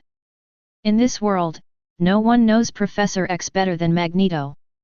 He is very clear that Professor X has insisted on his way for so many years, and it has already been integrated into his bones. It is absolutely impossible for him to change suddenly and want to try another way. So there is only one possibility for this transformation. Someone else influenced him. "Eric, we hadn't thought of this approach before, but it turns out that Charles does it very well." Mystique sighed deeply. During this time, not only the direction of the mutant is changing, but even among the mutant group, there are not a few people who are affected. As soon as these words came out, Magneto's head buzzed. Mutant Brotherhood, what happened? His face suddenly became more ugly. Mystique said cautiously, "Many people have been shaken, and they want to join Charles." Boom! Boom! The two small iron balls that had been controlled by Magneto suddenly exploded. What? He let out a strange laugh, his eyes full of sarcasm. Those guys who follow the wind, do they think that X-Men has a better future? Just because of this video, the direction of humans' attitude towards mutant has changed a little bit? Mystique has a deep understanding of this. Eric, you have been away for too long. Yeah, I've been gone too long. Magneto nodded, although during this period of time, I have not been wasted, but have been reflecting on the last failure and thinking about the future of the mutant group, but after all, it has been a long time since I appeared in the public eye. Accompanied by these words, his eyes suddenly became extremely sharp, and a powerful aura of looking at the sky emerged from his thin body. Go check. He glanced at Mystique, and ordered unquestionably, I want to know, who is it that can have such a big influence on Charles? Mystique nodded. Just about to respond. Suddenly there was a soft response in my ear, Mr. Laneshare, Ms. Darkholme, there is no need for you to waste this time. I've been waiting here for a long time. Chapter 38. The disillusionment curse was lifted, and Lynn's figure appeared in sight. The pupils in the eyes of Magneto and Mystique shrank to the extreme in an instant. The two of us have been talking here for so long, and someone has been peeping secretly. Who are you? Mystique screamed in surprise, swiped her hands behind her back, pulled out two pistols from nowhere, pointed at where Lynn was, and pulled the trigger without any hesitation. Compared with the X-Men, she is obviously much more decisive. In the face of uninvited guests, the shot is fatal. Bang bang bang bang. The two guns trembled, and the bullets roared out. But to her horror, all the bullets stopped half a meter in front of Lynn. It's as if there's an invisible wall of air, get it all stuck. 3-ring magic air shield. Ms. Darkholme, don't be so nervous. Lynn waved his hand, and a dozen bullets whoosh and whoosh turned back. The speed was 10 times faster than before, and they all passed Mystique's head. Before Mystique could react, the ground under her feet suddenly shook violently. A stream of soil spewed out, turning into 5 circular shackles in the air, locking her hands, feet, and slender waist. Soil modeling magic, 3 rings and soil lock. With a flick of her fingers, Lynn locked the shackles on Mystique's hands, and flinched suddenly. Severe pain came, and the 2 pistols fell immediately. Eric! Mystique screamed. Magneto hadn't thought of making a move at first, but seeing this scene, his eyes suddenly froze. The plastic prison is located deep underground, where he definitely cannot exert any strength, but at the moment, he has come out of the underground prison and has come to the part above the ground. Here, metal is everywhere. Chi chi chi chi chi. Accompanied by the sound of howling through the air one after another, the guns on the guards who had been dealt with by Mystique all flew up, but they did not shoot at Lynn, but melted and stretched in the air, turning into a sharp metal needles. Dozens of metal needles shot at Lynn like a storm. Lynn's eyes flickered slightly. Facing Magneto, he did not defend as before, but chose to attack and attack. He flicked his fingers repeatedly, beams of light shot out, and the oncoming metal needles exploded with a bang and bang. 4 rings crushing curse. What mutant are you? Magneto had a weird look on his face. In the short 10 seconds since Lynn appeared, he had already shown 3 completely different abilities, which made him feel extremely weird. But after asking, the movements of his hands did not stop at all. More metal was manipulated into needles, which were shot out in waves, like raging waves cascading. Lynn shook his head, raised his right wrist lightly, and the ground under his feet suddenly lifted, and the mud and rocks tumbling, gathered into a Titan more than 3 meters high, lifting him into the air. Titan flapped his palms, like swatting a fly, and the metal needles that struck in front of him were sent flying with a bang and bang. Humph! Magneto frowned slightly, as if he didn't expect Lynn to be so difficult to deal with, and the summoned stone Titan had amazing defense. The metal needle he manipulated failed to break through the defense. He snorted coldly, and the whole building vibrated immediately. All visible metal, even the steel bars in the walls were pulled out, like thousands of rivers returning to the sea, gathering into a huge amounts of metal cluster. The next moment, the metal group suddenly split and turned into metal spears. Sting towards the stone titan at Lynn's feet. The air is torn apart, making a piercing whistling sound. Aggressive. The power of these metal spears is far beyond the comparison of the metal needles just now. In just an instant, more than a dozen holes appeared on the stone titan. However, there was no joy on Magneto's face. In the line of sight, Lynn curled her lips in dissatisfaction. Dang tang Magneto, the development of his own abilities is so rough, that's all, that's all. Accompanied by his voice, a raging flame suddenly appeared on the stone titan under his feet. In an instant, he changed from earth to fire and became a fireman. The fourth ring shape-shifting technique was used last second. In this second, it became 5 rings summon Balrog. Roar! The Balrog roared, and the flames burning on his body were completely different from ordinary flames, presenting a dark purple color.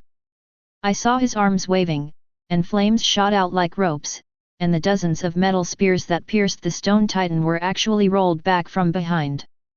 A dark purple flame adhered to it, and within a few seconds, all the metal spears turned into molten iron. Magneto gasped. He was shocked by the terrible flame temperature. In a blink of an eye, his ability has been brought to the extreme, and the entire building collapsed, and all the steel bars, iron sheets, and metal products were pulled out by him and merged into the metal mass in front of him. But just when he shot again, the ground exploded with a boom, and a blue pillar of fire spewed out like a volcanic eruption. In just an instant, the metal ball was burnt red. Magneto's mind trembled, and he quickly manipulated the metal ball to avoid the flames, but at the moment, the air rippled slightly, and a violent and deep sound wave pierced his ears like a magic sound, drilling into his brain.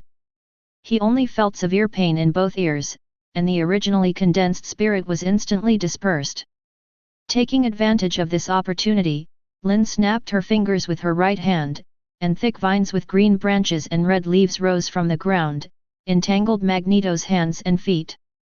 The vines grew at an unimaginable speed, and when they touched the collapsed floor above their heads, they spread out automatically, forming an incomparably huge hood, supporting the rapidly collapsing building due to the pulling out of the steel bars. Mystique, who was under control, saw this scene. His eyes were straight. From her point of view, the thick vine has become the only pillar in this space, and within this pillar, Magneto's body presents a large character, with a face full of horror and humiliation.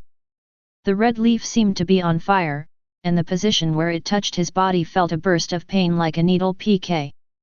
Every time he wanted to concentrate on manipulating the metal, he would be interrupted by this sharp pain. He could only watch helplessly as the Balrog slowly collapsed under Lynn's feet, turning into flames and filling the entire space again. At this moment, the whole world seemed to be distorted into a dark purple nothingness. Lynn stepped on the flames and walked slowly in front of Magneto, with a faint smile on her face. Now, can we talk properly? Chapter 39. Mystique's heart suddenly sank to the bottom. And Magneto stared at Lynn. The disbelief in his eyes was so intense that he could hardly melt away. Losing his control, the metal cluster was scorched by the blue flames, and quickly turned into magma. However, in the high-temperature flames that fused iron into gold, the vines that trapped him were not damaged at all. This is outrageous. And that weird sound wave. It's all pervasive and hard to guard against. Before that, Magneto was extremely confident in his own strength. Except for Professor X, who could instantly control him without the anti-psychic helmet, he didn't look down on anyone else in this world. Until now, facing Lynn, he suddenly realized that this young man was different from all the mutants he had encountered before. I've never seen so many mutants from ability. What's your name? After a long time, Magneto felt the bound vines loosen a little, and the pain eased, and finally said, "Listen to what you just said, are you the one, who influenced Charles. After all, it is the leader of the Hawk faction mutant. Under this situation, the momentum is still undiminished. My name is Lynn, a student at Xavier's school.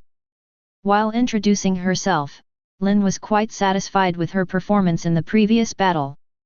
Facts have proved that his choice on the path of magic was not wrong. In this world where superheroes walk everywhere, the comprehensiveness of ability is more important than specialization. Magneto is undoubtedly one of the most powerful mutants in the world. The ability to manipulate metal is extremely powerful. In the future, it may evolve into manipulating magnetic fields. But in the face of endless magic, it can't play well at all. Lynn didn't even cast much powerful magic. Except for the Blaze Demon and Sunvine of the summoning system, which are 5-ring magic, the others only have 3 or 4 rings. That phonological magic infrasound vibe, even only has the 2nd ring. However, it is this 2nd ring magic that makes Magneto's magic sound permeate his ears, making him unable to concentrate, so that the use of his super ability is greatly reduced. This is also the defect of the mutant group.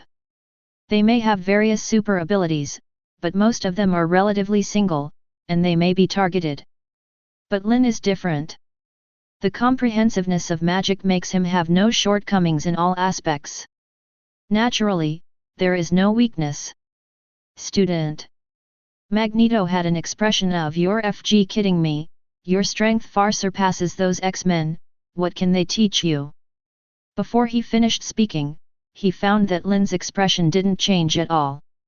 He immediately understood, "Are you really a student of Xavier College? Replacement as fake?" Lynn nods.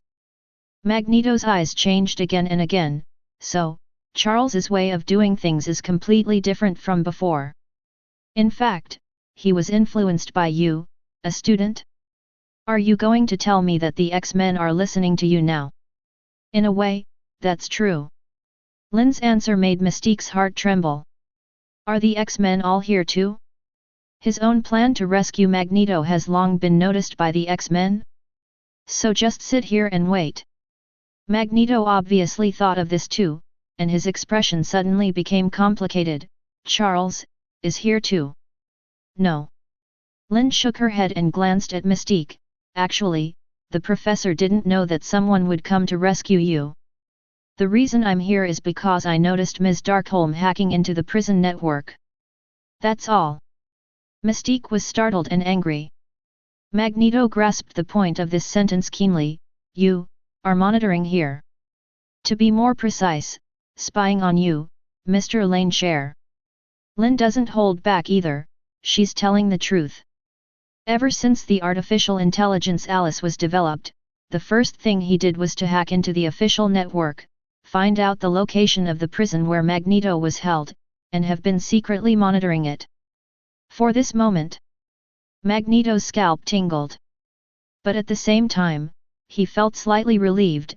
"If what you said is true, then, judging from what you and Charles are doing now, you are not cooperating with humans. That is to say, they didn't wait for me to break out and then send me to jail, did they?" "Definitely." Lynn smiled. "I just want to talk to you." Magneto glanced at the vines tied to his body and sneered, "Is this how you talk to people?" "I didn't mean to." Lynn shrugged, without any intention of taking back the magic, "But now, it seems that this is the only way you can listen to me quietly." As soon as these words came out, both Magneto and Mystique were speechless. After the silence, Magneto took a deep breath. "Just tell me, what do you want to do?" Lynn didn't talk nonsense and got straight to the point. "Ms. Darkholme has already told you about the changes outside." He glanced at Mystique and said, "But there is one thing Ms. Darkholme probably doesn't know yet. Xavier College is preparing to open enrollment in the near future. At that time, mutant students from all over the world will gather together, which will inevitably require a large number of teaching staff. So, I would like to ask you, the famous Mr. Magneto, to be the vice principal of the academy. By the way, we also invite Ms. Darkholme, as well as other elites from the Mutant Brotherhood, to serve as visiting professors at the academy. Mutants don't lie to mutants. Xavier's school needs talents like you. Chapter 40. Quiet. As soon as Lynn finished speaking, the blazing flame space suddenly fell into a strange silence. Both Magneto and Mystique looked dumbfounded. He even thought he was hallucinating. You. Magneto stared blankly at Lynn, and it took him a long time to react. He sneered and said, "Ask me to be the vice principal of Xavier College? Are you kidding me?" No wonder he didn't believe it, it's because Lynn's words are so ridiculous. Who is he? Magneto. Leader of the Mutant Brotherhood. Fight against the X-Men's enemies for decades. How could it be possible to go to Xavier Academy, that mutant kindergarten that he didn't like at all, to be the vice principal? Are you afraid you are dreaming? Mystique stared at Lynn like she was looking at a fool, and the trace of fear she felt just now because of Lynn's powerful strength disappeared without a trace in an instant. She couldn't think of any other explanation for such an invitation except that she was out of her mind. It's a joke in the world. I know you don't believe it, but what's so ridiculous about it? Lynn smiled, not surprised by the reaction of the two. He looked at Magneto, his eyes full of sincerity. Xavier College needs high-quality professors, and you are one of the top mutants in the world, and the Mutant Brotherhood under your command are also elites, so I hire you. What's wrong with you? Can. Every word and sentence, resoundingly.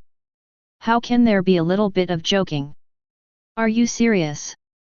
Magneto's expression finally changed from sneering to astonishment. Then, a little dignified. As the leader of the Mutant Brotherhood, he is undoubtedly one of the most intelligent and capable mutants in the world, but at this moment, he finds that he can't understand Lynn's brain circuit at all. He even felt that he was old. Are the young people of today so fierce? Reminiscent of the news brought by Mystique, he is not surprised that Xavier College is going to open enrollment. After all, what the X-Men have done during this period of time has made it clear that they do not intend to hide anymore. But even so, he still couldn't help asking, the open enrollment you are talking about is the kind that discloses your existence to the world, so that all mutants of the right age can enter the school openly. That's right. Lynn nodded slightly. Magneto stared straight at him. You asked me to be the vice principal, that is to say, the principal is still Charles? The other X-Men are still professors of the academy. It's natural. Lynn answered decisively. There was a sneer at the corner of Magneto's mouth. Don't you know the grievances between me and Charles, Mutant Brotherhood, and X-Men? So what? Lynn didn't care about this. I invite you, just to teach students, not to resolve grievances.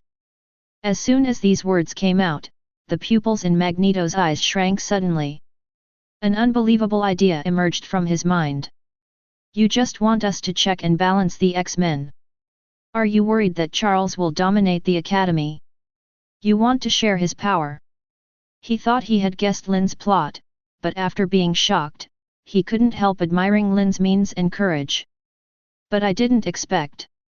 Lynn frowned upon hearing this, and looked at him speechlessly. As the leader of the Mutant Brotherhood, can the situation be bigger? Aren't you committed to changing the situation of mutant? Why are you full of messy conspiracies? When speaking, Lynn couldn't hide her disappointment. Mutants are in danger of extinction at any time. To reverse the situation, we must unite all forces that can be united, especially the Mutant Brotherhood and X-Men, as the only ones in the mutant group. Elites should cooperate sincerely. You don't even understand such a simple truth. No wonder I wasted half my life and achieved nothing. Magneto never dreamed that one day, he would be taught by Professor X's students. Every word is like a needle, the needle hits the nail on the head. It directly negates all his efforts in the first half of his life. The mentality exploded on the spot. Ha, I did fail in the first half of my life, but you think you will succeed. He was ashamed and annoyed, and stared straight at Lynn. I don't deny that your methods are a bit unexpected, but you don't really think that you can make humans forget the threat of mutants by turning the tide of public opinion against mutants a little bit. Believe it or not, Xavier Academy is open for enrollment today, and tomorrow, the human army will enter the manor. This sentence is resolute and decisive. Facing his mocking eyes, Lynn smiled slightly. You may not know that Xavier Manor has changed its location, and the human army can't find it if they want to rush in. And when it reappears, it will be a giant that no one can shake. Due to the limitation of information, Magneto obviously couldn't understand the meaning of this sentence. He could only sneer back, in this case, why do you still ask me to be the vice principal? It's very simple.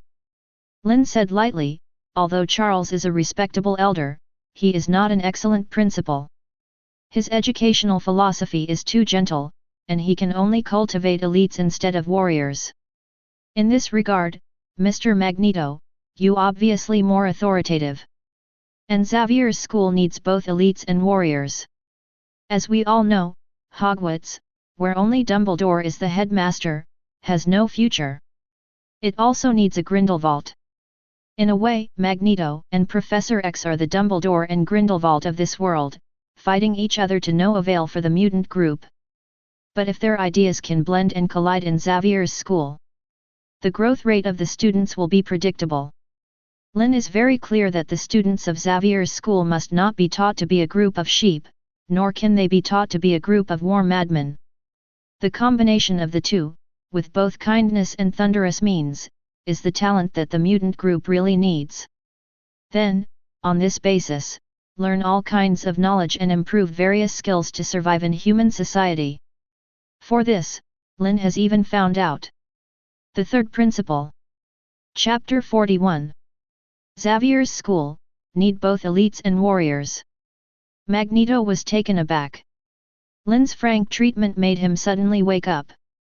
Perhaps there was no conspiracy against Charles. There are no ulterior tricks either. Lynn's presence here simply invites them to contribute to the future of Xavier's school and the future of Mutant. That's all. Thinking of this, Magneto's mentality quietly returned to calm. The young man in front of him is obviously also committed to saving the future of the mutant group, but his ideas and methods are different from himself and Charles. He somehow convinced Charles. Now, it seems that you still want to convince yourself? You want me to join your plan? As expected of Magneto, when he really calmed down, he immediately showed a vicious and precise vision. Relief finally flashed across Lynn's eyes. This is in line with the image of Magneto in his mind. The one just now was nothing more than a stupid old man who has been imprisoned for too long and lost touch with the outside world. He looked at Magneto with burning eyes, and emphasized again. Xavier's school needs talents like you. While speaking, he waved his left hand lightly, and the magic flames filling the space, the earth locks that trapped Mystique, and the sun vines that bound Magneto, all disappeared without a trace. Rumble. Without the support of the vine umbrella, the building continued to collapse. Countless stones and broken wood fell on their heads, but when they fell on top of the three people, they suddenly turned into flowing water, like thousands of raindrops pouring down. Magneto and Mystique trembled again, and subconsciously raised their arms to resist the rainstorm, only to find that there was no rain on their bodies. All the rain seems to deliberately avoid the location of the three of them. This scene is undoubtedly very visually impactful. Eric. Mystique couldn't help but look at Magneto, only to find that he had followed the leader for decades. After getting rid of the shackles, for some reason, he didn't have any intention of fighting back or fleeing. The old man just looked straight at Lynn. Are you not going to use force? I never thought of using strength to force, just like when you were against the X-Men, you never made a dead hand. Lynn smiled. Although she was young, she had an air of arrogance, because you and I know very well that unless there is enmity between mutants, there is really no need to fight to the death. These words were said from the mouth of a young man, which seemed extremely inconsistent with his age. However, Magneto and Mystique did not feel any disobedience after hearing this. The latter was inexplicably in a trance. She actually saw an aura in Lynn. The temperament of a leader. She has seen this kind of temperament in Charles, and she has also seen it in Magneto. In comparison, Magneto has a stronger leadership quality. But at the moment, compared with the young man in front of him, it seems a little insignificant. You want Xavier's school to open its enrollment and appear in front of the world openly, and then what? From the meeting until now, Mystique, who has no nonsense except hands-on, suddenly interjected, "Do you want to cultivate more X-Men, use the method of fighting mutant crimes, to please humans in exchange for peace? Or do you plan to rely on the Academy? Cultivate an elite mutant army, and finally go to war with humans?"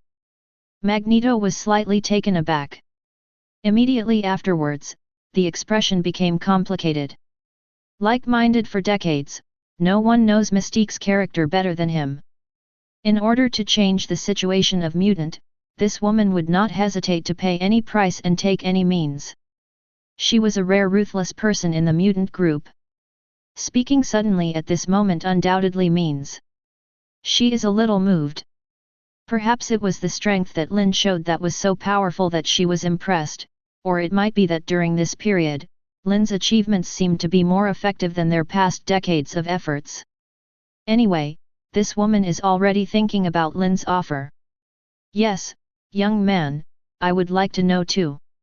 Magneto sighed in his heart, but didn't say much, but looked at Lynn the same way. Even if you let the whole world recognize the existence of Xavier's school, so what? It's just a school after all. You're wrong, Mr. Magneto. Lynn's tone suddenly rose, her eyes were lightning, deep and firm. Actually, neither you nor Charles realized the value of Xavier's school, because you made a fatal mistake from the very beginning. Because of this mistake, the X-Men and the Mutant Brothers will never make it. This sentence is extremely confident. So much so that Magneto and Mystique's attention was firmly attracted. What's wrong? The greatest wealth of mutant has never been super ability. Lynn talked eloquently and expressed a completely different point of view from all mutants. Charles cultivated X-Men, and the members are all alpha-level and beta-level mutants, and the mutant brotherhood under your command is not too many at most. Just some gamma-level mutants. Maybe you don't even realize it. In fact, you have been measuring the strengths and weaknesses of mutants by the strength of super ability. But you have overlooked that alpha-level, beta-level, and gamma-level mutants have always been a minority. The number of mutant groups is not large, and you have been relying on a very small number of them. How can you compete with the huge number of humans? How can you reverse the situation of mutant? Same situation as the last time I faced Professor X. Magneto was also stunned when he heard this. This is an angle he never thought of. But now from Lynn's mouth, it seems not unreasonable. What do you mean? When Magneto was in a daze, Mystique couldn't wait to ask. It means that the Delta class, which has the largest number of people in the mutant group and accounts for 50% of the population, is the real backbone of the mutants. Lynn's words were sonorous and thunderous. The super abilities of Delta-level mutants are very weak, and they are not suitable for fighting, but their physical fitness is far superior to that of ordinary people. Among them, many people's awakening abilities are brains that are more developed than ordinary people. Hi!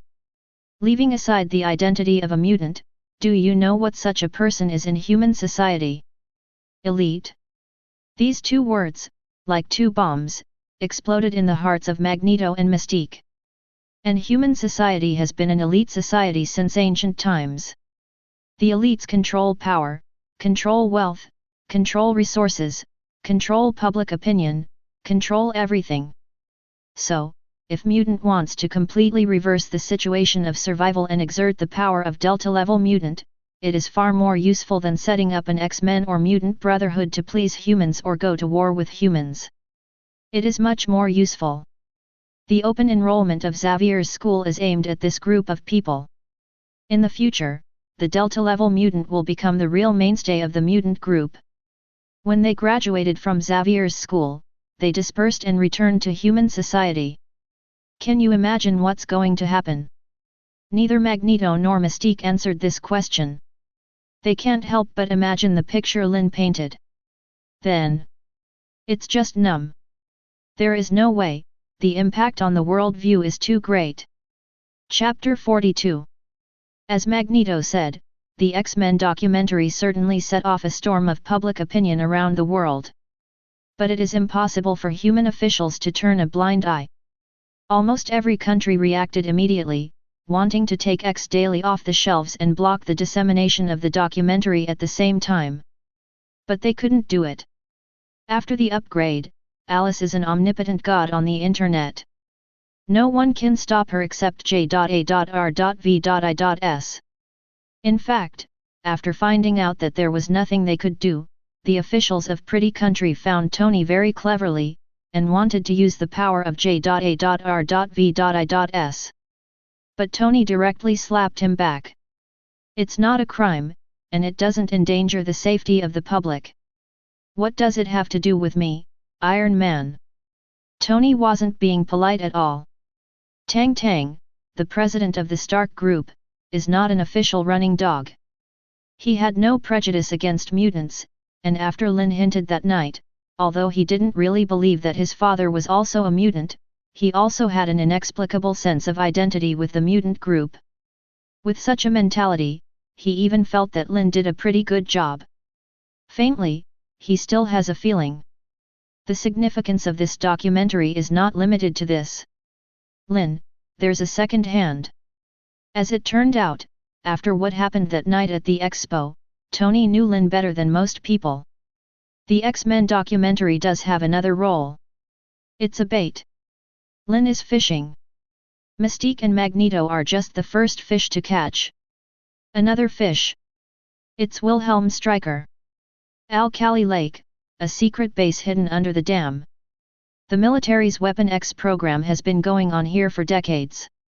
As the person in charge of the project, Wilhelm Stryker worked wholeheartedly. Apart from arresting the mutant and finding suitable experimental subjects, he actually didn't care much about external affairs. But the X-Men documentary got here anyway. What followed was the public opinion that turned against Ying Tian outside. Boom! In the office, Wilhelm Stryker angrily threw away his mobile phone and smashed a hole in the computer in front of him. His face was so gloomy that it could almost drip water. You despicable mutant, this is trying to turn the world upside down. There is never a shortage of smart people in this world. He can be entrusted with important tasks by the military, and he is undoubtedly the smartest among smart people. And his attention to mutant is far more than many people. Therefore, he quickly linked a series of events including the X-Men's adventure to save people, the release of the documentary, and the disappearance of Xavier Academy out of thin air. Then draw the conclusion. Mutant wants to reverse his image. This is to want to stand upright in the sun. Humph! Wilhelm Stryker snorted coldly, and the coldness flickered in his eyes. I told those idiots above that mutant couldn't believe it. Only when they are all wiped out can they rest easy. So what about Professor X helping us catch Magneto? How about being friendly to humans? How about X-Men's dedication to fighting mutant crime? It's all just a disguise. But what happened? It's fine if someone in the CIA colludes with Professor X, but someone in the White House plans to form a mutant affairs department, and wants to rely on the power of mutant to solve the mutant problem. It's so stupid that it can't be cured. When he thought that only the military had been spying on Xavier Academy for such a long time, he was extremely angry. So at this moment, seeing those idiots being confused by a mere documentary, he actually felt inexplicably happy. It's just that this kind of fun only stayed for a moment. It was soon replaced by deep fear. Colonel, the current situation is not good for us. The captain in charge of the security of the secret base is Wilhelm Stryker's absolute confidant. He frowned and said, it seems that the X Daily cannot be removed from the shelves, and there is no way to block the spread of the documentary. If this continues, more and more people will change attitude towards mutant. What's the use of this? Wilhelm Stryker glanced at him coldly. Don't you think, whether or not to eliminate mutant depends on public opinion, rather than depending on the official attitude and the weapons in our military's hands? The captain froze for a moment. His understanding of politics is obviously far inferior to that of his boss. Some ignorant people who don't know the truth, even if they sympathize with mutant, they can't affect anything except spit on the internet. Wilhelm Stryker sneered, that Professor X has never been a smart person. He used to try to please us in exchange for peace, but now he changed his method, thinking that by influencing a little public opinion, mutant can stand in the sun. Ridiculous. He doesn't understand at all.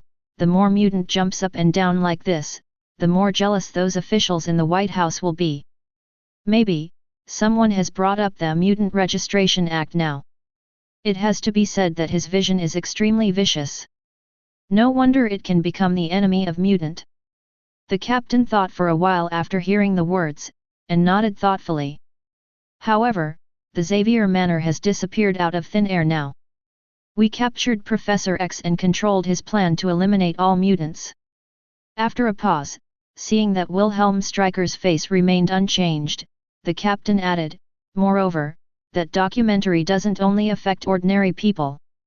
If there are heavyweights from both the military and political circles, they will feel sympathy for mutant. I heard that on the night of the Hammer Industry Expo, among the audience who were rescued by the X-Men, there were many big shots like state congressmen and consortium leaders. Wilhelm Stryker obviously thought of this long ago. Yet, although public opinion can't turn the sky, it can't let it continue to ferment. He nodded slowly, and pulled out a file from the drawer. Also, to eliminate all mutants, the ability of Professor X is very important, and he must be drawn out. Seeing the photo on the file, the captain's pupils shrank suddenly. This blue-skinned, long-tailed mutant is not an experimental subject of the X-weapon program. Instead, it was captured by Wilhelm Stryker and used the brain fluid of his son Jason to conduct controlled experiments. Jason is a mutant, and his ability creates illusions. Because he couldn't control his ability, he tortured his mother to death. Because of this, Wilhelm Stryker hated mutant deeply. Nightcrawler has been controlled by Jason's brain fluid. So, is the plan to assassinate the president going ahead of schedule? Chapter 43. A few days later, the Stark Industries CEO's office. When Tony came out of the laboratory, the first thing he saw was Lynn sitting on his luxurious sofa, sipping red wine leisurely. I said, "Are you free recently? Why do you run to me every day?" He also poured himself a glass of wine casually. Tony asked with a puzzled face. "Definitely I'm looking for you." Lynn snapped her fingers, and there was a burst of movement in the temporary kitchen. Immediately afterwards, an automatically wrapped Rigiamo floated out of it, and slowly flew in front of Tony. Tony is no stranger to the magic of magic. He took the Rigiamo, gnawed it with a mouthful of fragrance, and said with satisfaction, "Don't say that we are partners now, even if we are not, for the sake of the delicious food you prepared for me these days. What's the matter? Just say it." "Not yet." Lynn smiled, keeping her gaze on the TV. Suddenly, the TV screen flickered. Breaking news, reports live in Washington. The Oval Office of the White House was attacked by mutant. The president and vice president were assassinated. When the voice came, Tony's complexion suddenly changed. Mutant assassinated the president. He finished the Rigiamo in a few mouthfuls, and looked at Lynn in disbelief. "Don't tell me, this is what you've been waiting for. How is it possible? I am not a prophet, can I still predict?" Lynn glanced at him and shrugged innocently. "It's just that the download volume of X Daily has been a bit large recently, and the X-Men documentary has been widely spread. In this case, there will definitely be people who are dissatisfied with this. Just messing around." Tony was dubious. "You mean, someone assassinated the president to blame mutant? We can't talk about putting blame on it." Lynn pointed to the surveillance screen shown on the TV. the assassin is indeed mutant. Tony became more and more puzzled. Then you came to me for help to find this assassin. It's such a small matter, why bother you? Lynn drank the red wine in the glass, got up slowly, and stretched. Please trouble the famous Iron Man to make a move. Definitely want to arrest someone. Looking for me? Arresting people. Subconsciously, Tony wanted to say don't make trouble. Although he has just upgraded the steel battle suit to another generation, he still has no confidence at all in the face of Lynn's strange magic. It's just to catch a mutant assassin, maybe Lynn doesn't need to do it, right? X-Men can handle it. Still need yourself? Wait. A flash of inspiration flashed in Tony's mind, and he suddenly realized, you want me to be a witness. That's right. Lynn nodded frankly, the X-Men have no law enforcement power. Even if the assassin is caught, it is likely to be said to be a self-directed and self-acted scene to confuse the public. Tony, X-Men's reputation is very important. Tony's expression was somewhat weird. He also collected some mutant information recently, and with J.A.R.V.I.S ability, even the highest official secrets can be browsed at will, so he knows a lot of secret things. Throughout the mutant group, the major organizations that have appeared, whether it is Hellfire Club, Mutant Brotherhood, or X-Men, all have one characteristic in their work style. Ignore the rules. Whether it was intentional or unintentional, those mutants never seemed to think about seeking rights for mutants within the scope of the rules of human society. But the Lynn in front of him is completely different. He took the initiative to integrate into the rules, and even used the rules. This can be seen from what he is doing now. Alice, connect Katie. Lynn took out her mobile phone and first called Shadowcat. Are you in the academy now? Record a video for Charles and the others, send it to the mutant channel, and say that the president's assassination is a big deal, and X-Men will be there in a day. Catch the assassin and find out the truth. Clear. Shadowcat has been waiting for a long time, but there is no hesitation in response. Lynn continued, after the video is released, let Charles use the brainwave strengthening device to find the location of the assassin, and the X-Men will set off immediately. Hearing this, Tony subconsciously wanted to put on the battle suit, join the X-Men, and capture the assassin. Unexpectedly, Lynn's next words turned out to be, report the case to NYPD, and say that you have found clues to the assassin. NYPD. Tony was stunned, thinking he heard it wrong. You asked the X-Men to go to NYPD. According to the information he has, Professor X seems to have some relationship with the CIA. If he wants to cooperate with the government, he should go to the CIA anyway. How did it get involved with NYPD? Before he could figure it out, Lynn had already disconnected, and then made another call. Mr. Eddie Locke, according to our previous communication, if you can show up at the gate of the NYPD headquarters within half an hour, you will get a breaking news that will make the whole world remember your name. Great gift crab special. Mr. Lynn, aren't you really kidding me? On the other end of the phone, there was a slightly irritable voice. Although I am a reporter from the Global Daily, although I am eager to be promoted and raise my salary, and become a top reporter, why do you think I will believe that someone who has never met people? A reporter from Global Daily? Tony was getting more and more disorganized. Isn't it just to catch a mutant assassin? Why did you find a reporter? What the hell is this Lynn up to? Mr. Locke, you are missing a once-in-a-lifetime opportunity. Lynn said calmly, as a media practitioner, I believe you have read the news, and you know the news of the president's assassination. Before the sentence was finished, the breath on the other end of the phone suddenly became short. Is this news related to the assassination of the president? Eddie Bulletin Locke exclaimed, and then spoke at a speed Tony couldn't imagine. Wait for me. I will show up in 10 minutes. Then there was a series of pinging, pinging, pinging, and bangs, occasionally mixed with FK and shit. See Lynn hang up. Tony couldn't bear it anymore, watched Lynn hesitate to speak, but opened his mouth, but didn't know what to say. Thousands of words, finally turned into a sentence of emotion. Lynn, you're different from all the mutants. It's so different. Chapter 44. Facts have proved that for the freedom of the press, money and fame, the media can show amazing efficiency. In just 10 minutes, Eddie Locke stood at the gate of the NYPD headquarters. I don't know how many red lights I ran through along the way. But he didn't care about it.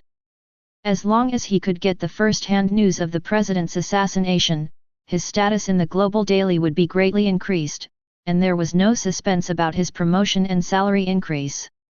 At that time, money and beauties will have everything.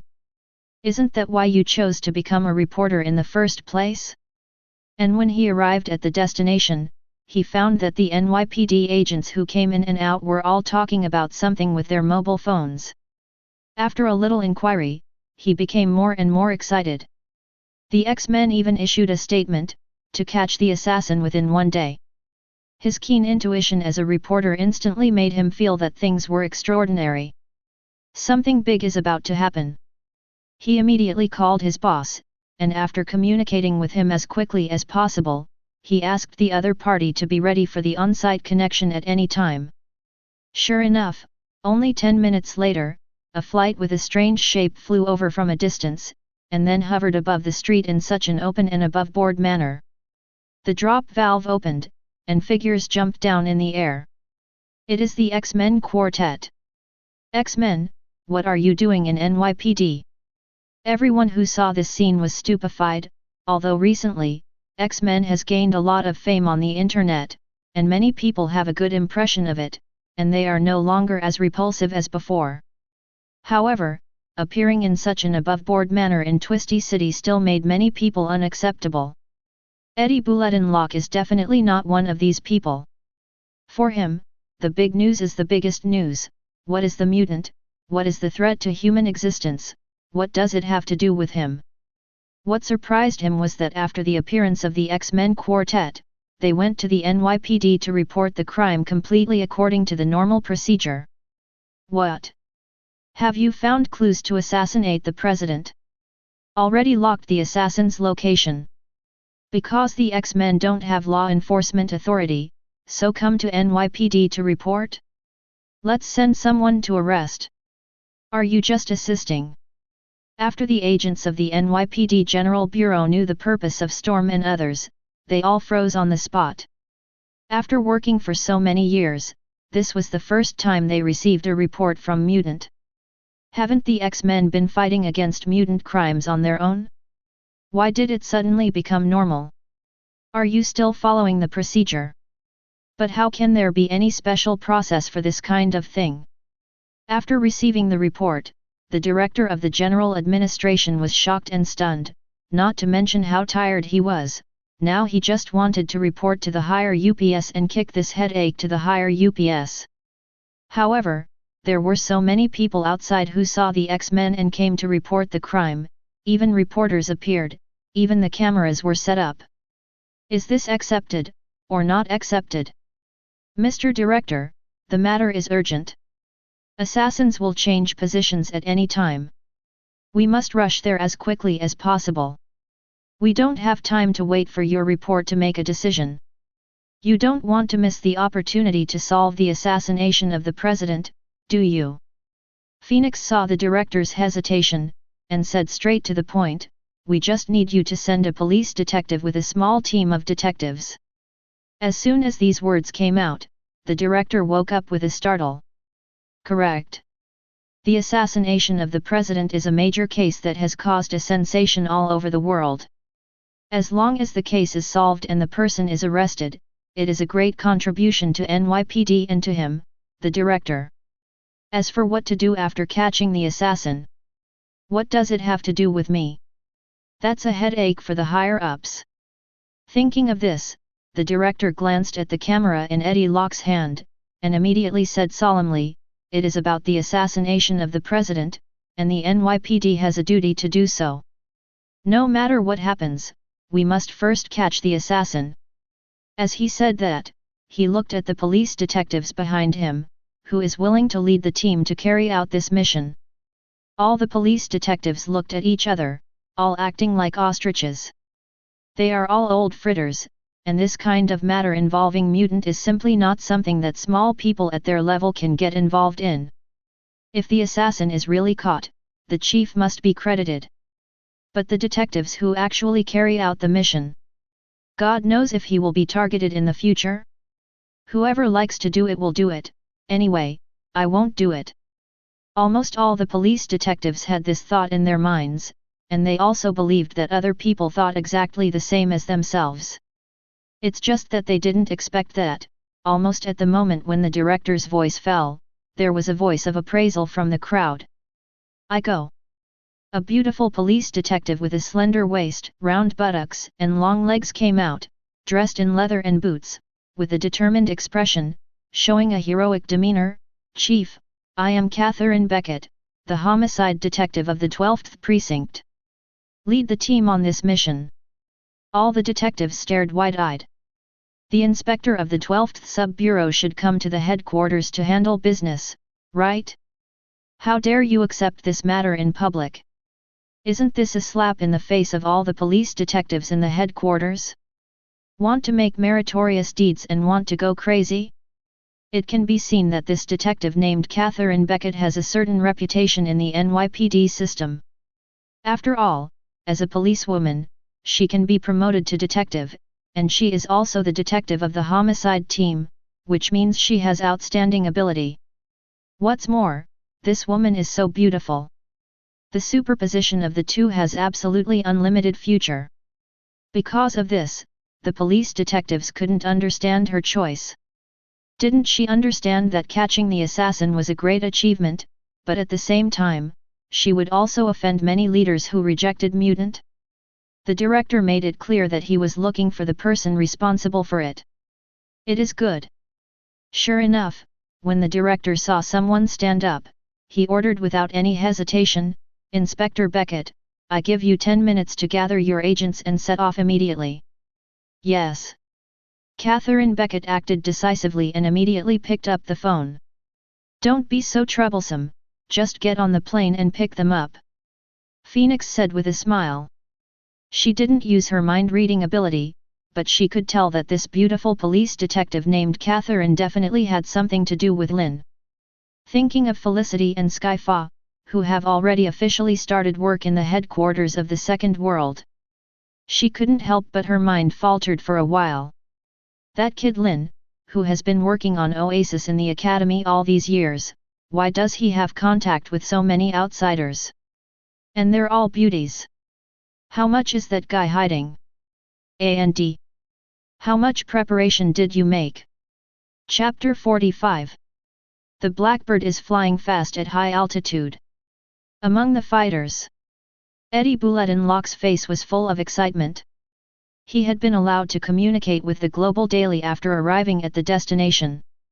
Global Daily is a media not inferior to Bugle Daily and Planet Daily. It has its own news channel and has a huge number of viewers. Thinking that after the connection, I will appear on the screen and broadcast the arrest operation live to the audience. He trembled with excitement. Such a big event, how many audiences will it attract to watch? The ratings must not explode.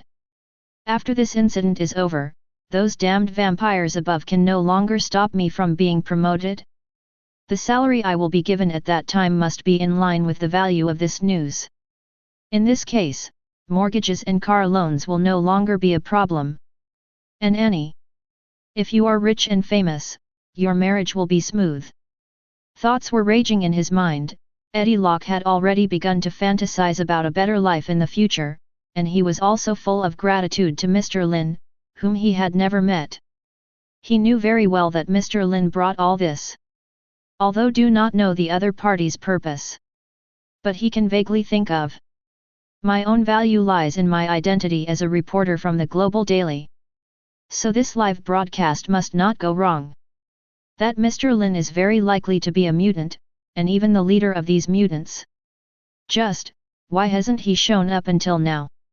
With such doubts, the speed of the Blackbird fighter suddenly stagnated. arrived.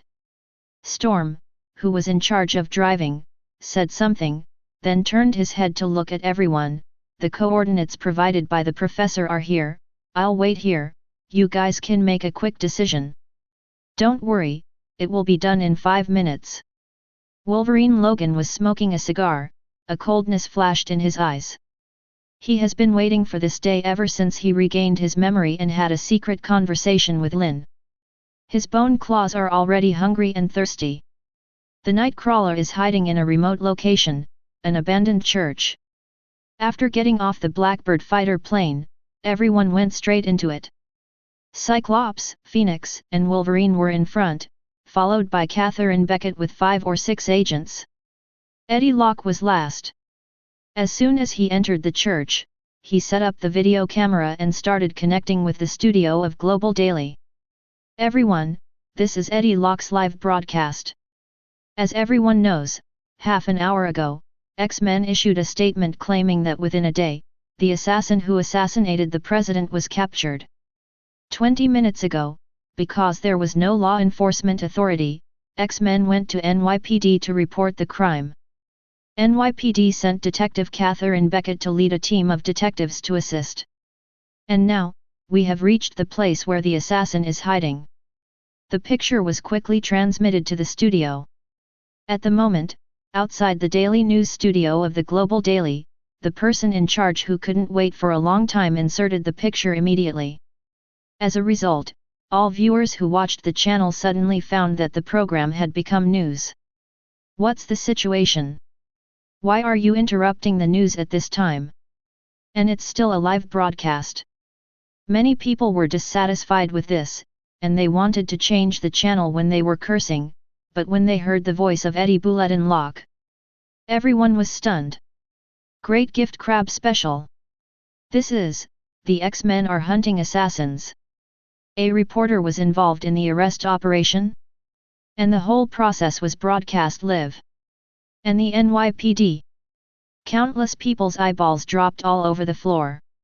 They never expected that they could participate in such an important event remotely. They picked up the phone and notified their relatives and friends who were not watching TV. As a result, 1 spread 10, 10 spread hundreds, and the number of people watching the live broadcast skyrocketed at an unimaginable speed. Eddie Bulletin Locke's boss couldn't close his mouth when he saw the background data.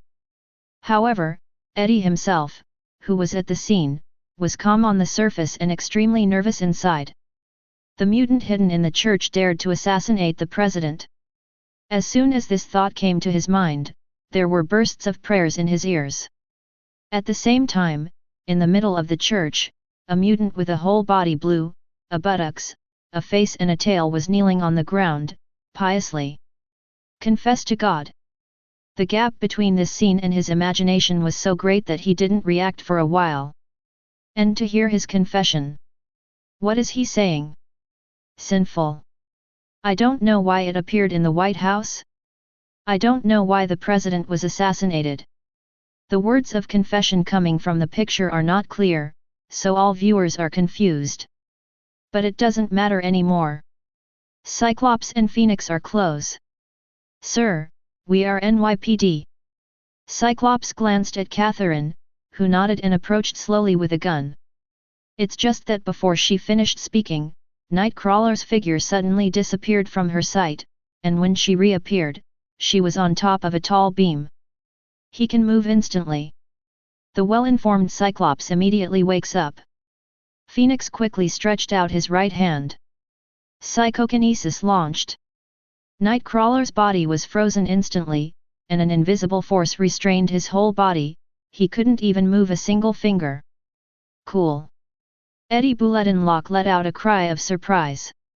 He thought he would experience a fierce battle, but he didn't expect the X-Men to make a move and take down the target so easily. This news still lacks explosive points. Phoenix controlled the Nightcrawler to slowly descend and float in front of everyone. Out of professional habits, Catherine asked, Sir, you are suspected of invading the White House and assassinating the president, and we are going to arrest you now. She still hadn't finished speaking. Suddenly there was a loud noise from the ceiling, and then, grenades fell like raindrops, scattered all over the church. White smoke gushed out of it. At the same time, dense footsteps came from outside. What's the situation? Everyone who saw this scene through the live broadcast was trembling. At this moment, even a simple-minded person, a thought flashed in their minds involuntarily. There is an ambush. Those smoke bombs are by no means unusual. Not only do they spread extremely fast, but they also contain a strong sleep-inducing function. The X-Men, NYPD, and others in the picture took a puff without paying attention, and they all fell down in unison. The X-Men who captured the assassin was caught by someone instead. Before everyone who saw this scene could react, they saw teams of heavily armed elite soldiers rushing in from all the entrances of the church, armed with various weapons. Most of them went straight to the fallen X-Men. A leader looked at the camera, picked up his rifle, and pulled the trigger without hesitation. The audience before the live broadcast subconsciously shrank back. Immediately afterwards, his complexion became extremely strange.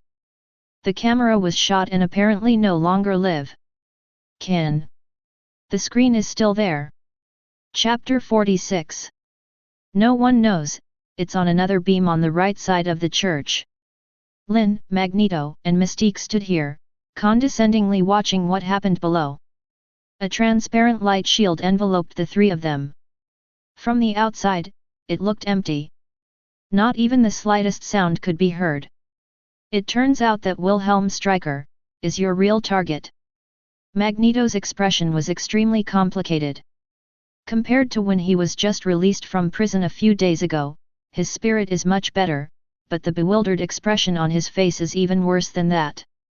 It seems that he still can't keep up with Lynn's methods. Lynn smiled slightly. See. You used the live broadcast of the Global Daily to let the whole world know that it was Wilhelm Stryker who controlled Nightcrawler to assassinate the president, and you used the credibility of the NYPD to convince those who watched the live broadcast that it was true. Magneto deserves to be Magneto. The matter has just begun, and he thought of many things. In this way, Wilhelm Stryker? No, the entire military can't explain it at all, and it will only be swallowed by the anger of the White House, the political circles, and even countless people. The military secretly controls Mutant and wants to assassinate the president. This is a scandal that is enough to cause a sensation in the world. When the time comes, the military and the political circles will fall into infighting, and Mutant will be able to clear the suspicion. You can even get unexpected benefits. Because, many people will subconsciously think, are the murders committed by Mutant in the past also controlled by black hands behind the scenes? Are you blaming Mutant too? Every time he said something, Mystique's face changed slightly. Lynn nodded. Not everyone is thinking about getting rid of Mutant, otherwise, the Mutant Registration Act wouldn't have remained unpassable. With his hands behind his back, his eyes are calm, but he has a penetrating charm. There is an old saying in the Dragon Kingdom, all the prosperity of the world is for profit, and the world is for profit. Those congressmen and politicians who support the Mutant Children Registration Act are just trying to conform to public opinion and win votes. Those who disapprove of dealing with Mutant may not mean it sincerely, and they may just do so, which will not do him any good. But so what? There's absolutely no need for mutants to be hostile to the entire human population. For those like Wilhelm Stryker who only want to eliminate Mutant, we will eliminate them with a backhand. For those who do not reject Mutant, we try our best to divide, win over, and even support them as spokespersons. In this way, more and more friends, fewer and fewer enemies. Mutant wants to walk in the sun dignifiedly. What's so difficult? Magneto and Mystique were speechless for a long time. The worldview formed over the years made them feel that this was an absurd idea, but when they thought about it carefully, they had to admit that it contained great wisdom that they had never thought of. Otherwise, why did Lynn achieve results with a little bit of trickery, but they still failed for decades? That's how you convince Charles. Magneto finally understood why Professor X indulged Lynn so much. He was thinking about Lynn's words, and suddenly thought of something. He looked down at Catherine, who was handcuffed by his own handcuffs, and other police detectives. This woman is the Delta-class mutant you mentioned. Yes, her ability is very weak, but her brain development level is slightly higher than that of ordinary people. Lynn nodded, then shook her head again. Actually, the agents under her command are all Delta-level mutants, and their physical fitness is much stronger than ordinary people, so it is easy to enter while deliberately hiding their identities. NYPD, and the elite of it. Magneto suddenly realized. He definitely understood what Lynn meant. It's showing him the potential of a Delta-class mutant. It's not about super ability. It's about integrating into human society and controlling more voices. The purpose of bringing Catherine and others into this plan is to let the other party make great contributions, spread their reputation to the White House, and gain huge amounts of prestige in the police circle. Then support him step by step and become the spokesperson of mutant in the police circle. Then, what about the reporter? Suppressing the throbbing in his heart, Magneto asked again, is he also a mutant? Lynn glanced at the unconscious Eddie Locke, and smiled. He's not, it's just an idle move. An ordinary global daily reporter, although valuable, is not too big. But in the future, if he is possessed by venom, that's another matter. Okay, I still have a lot of questions, so I'll just say them all at once. Magneto took a deep breath, looked away suddenly, and stared at Lynn with burning eyes. First, how do you know this is a conspiracy? Wilhelm Stryker is using Nightcrawler as bait to lure Charles out. Did you forget that I have been monitoring the prison where you are being held? Lynn patiently explained. Wilhelm Stryker often visits you, uses the special liquid medicine developed from his son's brain fluid to control your mind, and makes you tell a lot about Xavier's school, the most of which is, it's a brainwave strengthening device. Magneto's eyes flashed. So what? The brainwave strengthening device can only be used by Charles, so how could Wilhelm Stryker be interested in it? Lynn smiled. Obviously, his target is not just the strengthening device, but also Charles. If he can control Charles with brain fluid, he can easily kill all mutants instantly. But now, Xavier's school has disappeared out of thin air, and he can't find Charles. In this way, using the assassin who attacked the president as bait to lure the snake out of the hole is his only choice. Isn't it? Magneto gasped. He became more and more sure of his guess.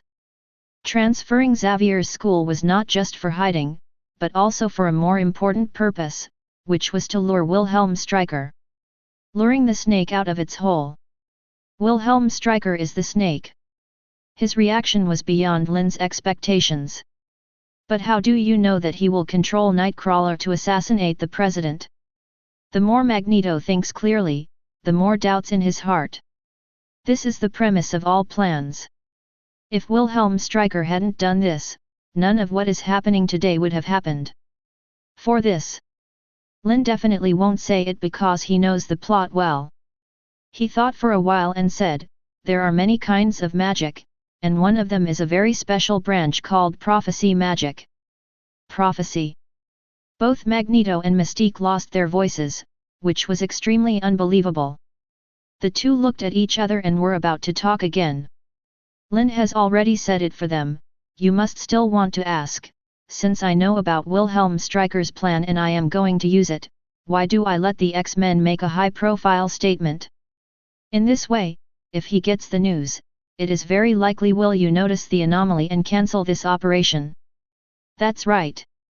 Mystique couldn't hold back any longer, and said, also, Wilhelm Stryker must have known about Eric's escape from prison, he's not an idiot. Before she could finish speaking, she was interrupted. Not Lynn. It's Magneto. It was because I escaped that Wilhelm Stryker had to carry out this operation, because the only bait he used to lure Charles into the bait, which was me, was gone. When he said this, he looked at Lynn's eyes and was completely numb. So, even my jailbreak is in your plan, right? Lynn shrugged, non-committal. Mystique gasped. How did the young man in front of him have a brain? From the beginning to the end, Wilhelm Stryker hadn't even met him, and probably didn't even know of his existence, but he had already been played by him, in the applause.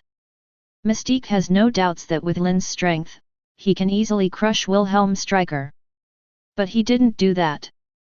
Instead, use what Wilhelm Stryker did to benefit Mutant. Hit the military. Divide humans. Support Catherine. Building a positive image of the X-Men. Further deepening the public's sympathy for Mutant. What kind of means is this? Thinking of this, Mystique trembled uncontrollably, and unconsciously felt a sense of awe towards Lynn. She was more excited than ever. This is the worship of the strong in his bones. So, in front of Magneto, she looked at Lynn and asked for instructions. The premise of all this is to expose the truth about Wilhelm Stryker's assassination of the president. Now that the X-Men are captured, shouldn't it be time for us to take action? Magneto's complexion changed suddenly. Lynn was calm. Who told you that the X-Men were captured? The Demon Heart Girl was taken aback. Looking further down, the situation has changed drastically. Chapter 47. It was Captain Adam Robert, Wilhelm Stryker's confidant, who was in charge of the arrest operation. He was born in the Navy SEALs, and his military literacy is extremely strong. His subordinates are also special elites. But after all, he had to face mutant elites like X-Men. Before he acted, he was actually ready to fight to the death. But I didn't expect things went so smoothly. Could it be that our own preparations are too sufficient? Although the special medicine mixed in those smoke bombs is one of the latest research and development achievements of Worthen Laboratory, its sleep-inducing effect is dozens of times stronger than similar medicines. Even if it is a mutant, as long as it takes a sip, it will be comatose for several hours. Not all of them will be recruited, right? Under the gas mask, Adam Robert frowned, always feeling that something was wrong. Boss, the mutant who stayed outside wanted to come in to save people, but we also got rid of it. The sound from the earphones made him feel a little more relaxed. Either way, mission success is always a good thing. In sight, the team members wearing gas masks acted quickly, took out needles one by one, and injected Wolverine and the others to avoid accidents. Against Mutant, they have a lot of experience. After checking it again, a subordinate came to report, "Colonel, everyone has checked, and no target was found." FK. Adam Robert cursed fiercely, took out the special communicator equipped with him, and connected with Wilhelm Stryker via video. The connection went very smoothly. Wilhelm Stryker's face appears in the frame. "Adam, mission accomplished." "Yes, Colonel, but Professor X didn't show up." I don't know if it was an illusion, but Adam Robert had a faint feeling that the boss in the video seemed a little different, but he still dutifully reported. At the same time, point the camera at the scene and scan it to let the other party see clearly. "It doesn't matter, I caught the X-Men, don't worry about not being able to find a chance, and draw Professor X out." Wilhelm Stryker seems to have expected this long ago, and was not surprised. As long as Professor X is captured and his brainwave strengthening device is obtained, we will use his super psychic ability to destroy all mutants at once. Half the battle. Adam, you've done a great job. I'll report to the higher UPS when you come back from the team, and I'll give you credit for it. Adam Robert was overjoyed. Seeing that the smoke in the church had cleared, he simply took off his gas mask and respectfully saluted the screen. "It's all planned by the Colonel, I'm just performing my duties." "Don't be humble, Adam." Wilhelm Stryker smiled, "Eliminating mutant is my wish for many years. If you can help me realize this wish, I will never treat you badly." "Thank you, Colonel." Adam Robert was very excited, but then frowned again. "By the way, Colonel, there was a little accident at the scene, people from NYPD came for some reason, and there was also a reporter from Global Daily, who seemed to be connecting on the scene." "Live connection." Wilhelm Stryker's face changed instantly. You let the camera capture it? No. Adam Robert shook his head hastily. We all wore gas masks, and after I came in, I destroyed the camera as soon as I came in, and I definitely didn't get caught. That's good. Wilhelm Stryker breathed a sigh of relief. As long as your identities are not exposed, even if the audience saw it, they can only guess wildly. If they suspect us, just refuse to admit it. Yes, Colonel. Adam Robert nodded, and then asked, so, what should we do with these people? Should we bring them back together? Bring them back? Are you going to imprison them forever? Wilhelm Stryker sneered. We used Jason's brain fluid to control the Nightcrawler's assassination of the president. As long as there is a slight possibility of it being leaked, you, including me, will be finished. You don't understand such a simple truth. The killing intent in this sentence is not concealed. Adam Robert was startled, but Colonel, these people shouldn't have seen us. So what? Do you dare to bet? Wilhelm Stryker interrupted without any hesitation. To eliminate the mutant, we are fighting for the life and death of human beings, and there must be no accidents, not even a little bit. He stared coldly at Adam Robert. You should know what to do, right? Adam Robert swallowed. After hesitating for a few seconds, he nodded heavily. Understood, Colonel. There is also that Nightcrawler, whose value is to assassinate the president, making the White House and the public hate mutant, agreeing to our plan to eliminate mutant. Now that the task is completed, his value is gone, let's solve it together. Wilhelm Stryker nodded in satisfaction, and casually added, I feel disgusted when I see his blue skin. Yes. Adam Robert promised in a deep voice, and gestured to his subordinates with his eyes. The subordinates received the order, and although hesitation lasted for a moment, they still picked up their rifles and came in front of Catherine, Eddie, and others. Da-da-da-da-da. After several gunshots, Eddie and others lost their lives in a coma. Soon after, Nightcrawler also ate the gun. This scene fell in the eyes of Wilhelm Stryker. He adjusted his glasses happily. Pray for me in the church, they died for the great cause of destroying mutant, God will remember them. As soon as these words came out, even Adam Robert and others were soldiers whose bounden duty was to obey orders. They couldn't help feeling sick. But Wilhelm Stryker didn't seem to feel it at all. I'm going to open the champagne now, and when you come back to celebrate, I am extremely excited when I think that all the mutants will be wiped out soon. At this moment, there seemed to be an imperceptible wind blowing through the church. Adam Robert was in a trance for a while, and he didn't know what the reason was. He asked, Colonel, your son Jason is also a mutant. If the plan succeeds, he will die too. He should have died long ago. Wilhelm Stryker was stunned, and his face suddenly became ferocious. Since he awakened that damn super ability, the only value is to become my experimental subject. If it wasn't for the hallucinogenic effect of his brain fluid and the ability to control Professor X, you think I'll keep him until now? A sudden roar resounded throughout the church. Adam Roberts' heart trembled violently. At the same time, the strange feeling in my heart became stronger and stronger.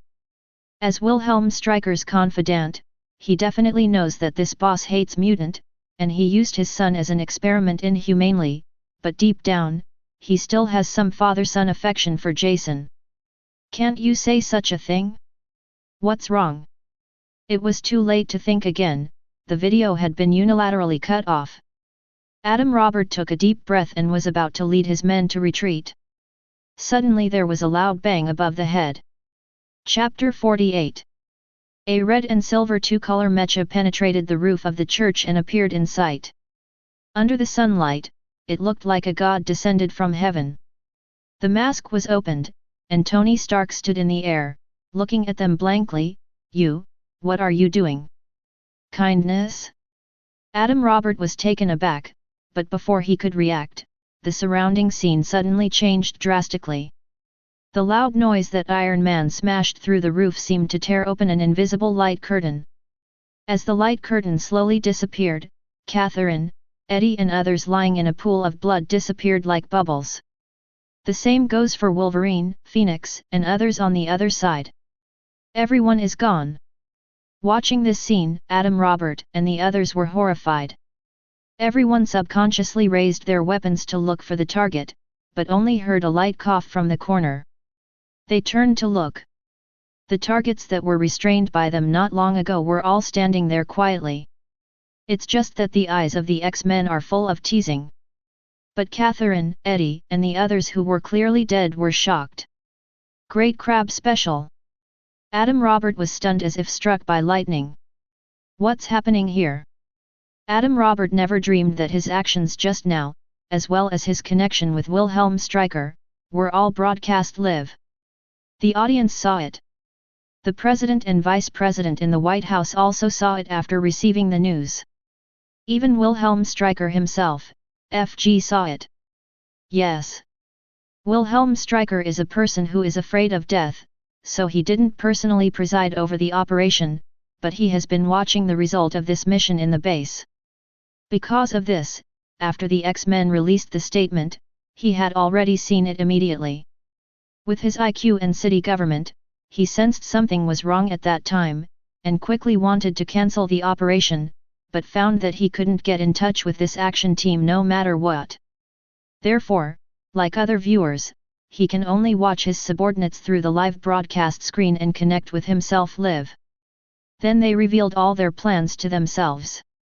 Wilhelm Stryker directly collapsed. FK. FK. FK. Unprecedented anger rushed straight to his forehead, and he couldn't restrain his whole body from trembling. At this point in the matter, he still didn't understand that this plan to catch the turtle in the urn failed from the very beginning. I am the turtle that was caught. This is a trap for yourself. Fake, fake, fake. Everything is fake. There must be a mutant that I don't know about. It has the ability to create illusions. It dominates all of this, and let everyone see it through the live broadcast. But even so, how did the X-Men know about my plan? They know that I plan to assassinate the president, they know that my target is a brainwave strengthening device, and they even know that my son is a mutant. How do they know everything? What exactly is going on? There were so many questions in his mind that Wilhelm Stryker felt like his head was about to explode. He couldn't accept this scene at all, and almost thought he was dreaming. He can't figure it out. I can only let the anger rampage in my body. And then, panic. He definitely knows that the live broadcast is an illusion, and even everyone in the base knows that he has never left, so he can completely disregard his relationship with the Atom team, and in turn accuse the X-Men of slandering him. But he knew very well that it didn't make any sense. Because it doesn't matter whether the live broadcast is real or not, what matters is the content of the conversation between he and Adam Robert. Every sentence is true. He really took control of Nightcrawler to assassinate the president. His son is really a mutant. Just these 2 points are enough to make him beyond redemption. The wrath of the White House and the people will consume him completely. The real purpose of the other party is to make these 2 things public to the public through the live broadcast. Damn X-Men, damn mutant, damn Adam Roberts. Wilhelm Stryker almost gritted his teeth. Before the live broadcast was completely over, the phones in the entire base rang, and he looked out the glass window. After each soldier answered the phone, they all looked towards his office with strange expressions. He definitely knew who those calls were from. White House. The top military. He can find a way to appease the anger of the former. But the latter. He has no doubt that if such a bad political scandal occurs, the people above will give up on him without hesitation and put all the responsibility on him. The reasons are all there. Your son is mutant, how can you still be in charge of the Weapon X program against mutant? Professor X? No. There must be another person hidden behind him. Clearly even this has been calculated. This is, to kill them all. Thinking of this, Wilhelm Stryker felt that all the strength in his body disappeared, and he slumped on the chair with a bang, knowing clearly that he had reached the end. It's over. Do not. It's not over yet. In the end, it was the ruthless guy who almost wiped out all the mutants. While flustered, Wilhelm Stryker still retained a sliver of reason. As long as I don't go to prison, I still have time and opportunities. Thinking of this, he quickly got up and went straight to the tarmac deep in the base. But the moment he opened the door didn't move at all. Immediately afterwards, a playful electronic sound suddenly sounded on the radio in the base. Mr. Wilhelm Stryker, according to my master, you are not allowed to leave this base right now. After the upgrade, Alice's intelligence level was significantly higher, and Wilhelm Stryker even heard a hint of playfulness, because soon, my master will come to visit. Wilhelm Stryker's face was finally pale. His own base has been invaded? He thought of the weird situation at the church for a moment. Even though the reporter could still connect live, he couldn't get in touch with Adam Robert and the others. It turned out that the other party had not blocked the signal near the church. But on my own side. Blocked in the base. This time, it's really over. Chapter 49. Wilhelm Stryker was right. With the live connection of Global Daily, all the viewers who watched the live broadcast were blown up. What's the situation? The camera is gone, why is the live broadcast still there? How did the military ambush the X-Men here? It feels like there's an inside story. At the beginning, except for a few people who had a good impression of X-Men, most of the other people were watching the excitement. Even when they saw the video call between Adam Robert and Wilhelm Stryker, many people just thought that this was an ordinary operation of the military. After all, it's normal to be hostile to mutant these days. However, when Wilhelm Stryker himself revealed his plan to capture Professor X and use the brainwave strengthening device to eliminate all mutants, some people frowned slightly. Destroy all mutants in the world? This is too cruel. Although I don't know why the brainwave strengthening device has such great power, but this kind of unscrupulous slaughter of a race is difficult for many people living in the civilized world. Before he had time to think about it, he heard Wilhelm Stryker reveal that he controlled the mutant to assassinate the president. This time, one stone caused 1,000 waves. All audiences are dumbfounded. God, the person who assassinated the president was not a mutant, but a military colonel. Isn't this the same guy in the X-Men documentary who experimented on Wolverine? The Weapon X project he is in charge of has many ordinary people. What kind of grudge does this guy have against mutant? For your own selfishness, how dare you assassinate the president and blame mutant? This is playing us all for fools, stirring up our hatred for mutant, and getting the president to agree to his plan. How dare he do such a big thing as a colonel? Is there any military order behind it? Great gifts and crab specials. From this point of view, the military is stabbing the president in the back. Wow! Countless people were so shocked that their jaws dropped to the ground, and immediately after that, there was a scene of shooting Catherine, Eddie, and others in the picture. Public opinion exploded from this moment. Then, the image of Wilhelm Stryker changed from an unscrupulous careerist to a murderous demon. That's a detective from the NYPD. There are also reporters from the Global Daily. How dare they? It's crazy. This Wilhelm Stryker is crazy. In the minds of countless people, this idea appeared at the same time, and when they heard that Wilhelm Stryker's son turned out to be a mutant, and became his experimental subject, a chill surged straight to the top of the sky. Then it turned into a monstrous rage. Only then did they discover that the evil of the human heart is far more terrifying than the mutation of genes. The military actually let such an evil person become a colonel, and also presided over such an evil X-weapon program. What exactly is it trying to do? He dared to slaughter all the mutants today, will he point his guns at ordinary people tomorrow? Don't forget, there are many ordinary people in his experimental subjects. The military should be heroes who protect the people, not inhuman butchers. Such a person should go to hell. At this time, there were still some smart people who discovered the strangeness, but they were quickly overwhelmed by this wave of anger. This is something wrong. We can all see the news from the Global Daily, but can't Wilhelm Stryker see it? Why is he still talking to his subordinates? Humph! He must not have read the news. He didn't know that the X-Men found the NYPD and reporters. How is this possible? With such a meticulous plan, will he not pay attention to the mutant channel? He can't even see the X-Men's statement. Ha ha ha, didn't you realize, this guy is a complete lunatic, he is too confident in himself. That's right, he even dared to assassinate the president, what else can't he do? He probably didn't even know that he was being broadcast live. Amidst the heated discussions, Iron Man was born. Immediately afterwards, the illusion arranged by Lynn disappeared, and everyone in the X-Men reappeared in sight. Adam Robert and others had ghost-like expressions, which added another dramatic touch to this unprecedented live broadcast. Color. Only then did the audience react. It turns out that the X-Men didn't get caught at all. Let me just say, they are all people with super abilities, how could they be so easily plotted against? So, the pictures just now are all fake? What about Wilhelm Stryker's video call? Could it be fake too?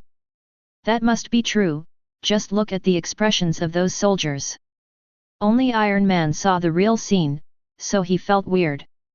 The news has been broadcasted until now, and there are countless people who watch this channel. The turbulent public opinion has gathered into a stormy sea. At this moment, everyone was staring at the screen intently.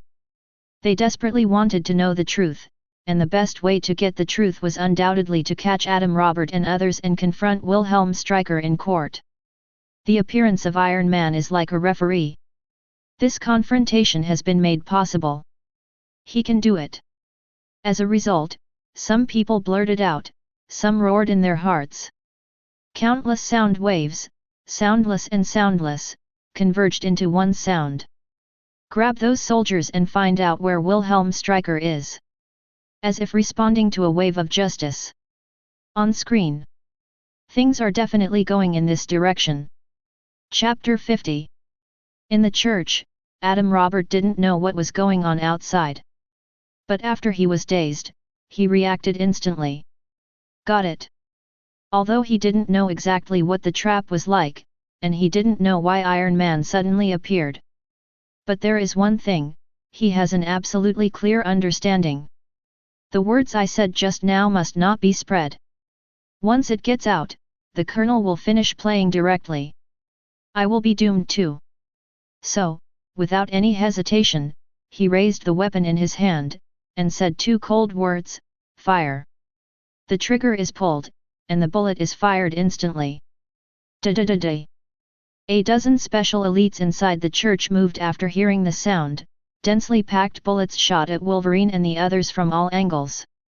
At the same time, there were also bang and bang sounds outside the church, and smoke bombs were fired in. They still want to kill and silence. The audience who saw this scene exclaimed in unison. But this time, the X-Men obviously won't be dealt with easy like before. I come. Phoenix spoke coldly. Ever since she heard Wilhelm Stryker's plan to use the brainwave strengthening device to eliminate all mutants, her heart was filled with anger and fear. In the depths of the soul, the Phoenix Force surged violently. However, this time, it seemed to respond to her mood. Instead of causing her to lose control of her emotions, it made her ability display several times stronger power than before. She stretched out both hands at the same time. Her left hand faced the bullet in front, and her right hand raised to face the smoke bomb falling in the air. The scene where time seemed to stop appeared again. Even though Adam Robert and others frantically pulled the trigger, none of the bullets could get close to the target. Say. Phoenix raised his eyebrows slightly, and all the bullets quietly turned around, targeting a dozen special forces. Where is Wilhelm Stryker? Adam Roberts will definitely not respond. There was not even a trace of fear in his eyes. Careful. Wolverine and Cyclops noticed this and spoke almost simultaneously. As soon as the voice started, tearing air sounds roared.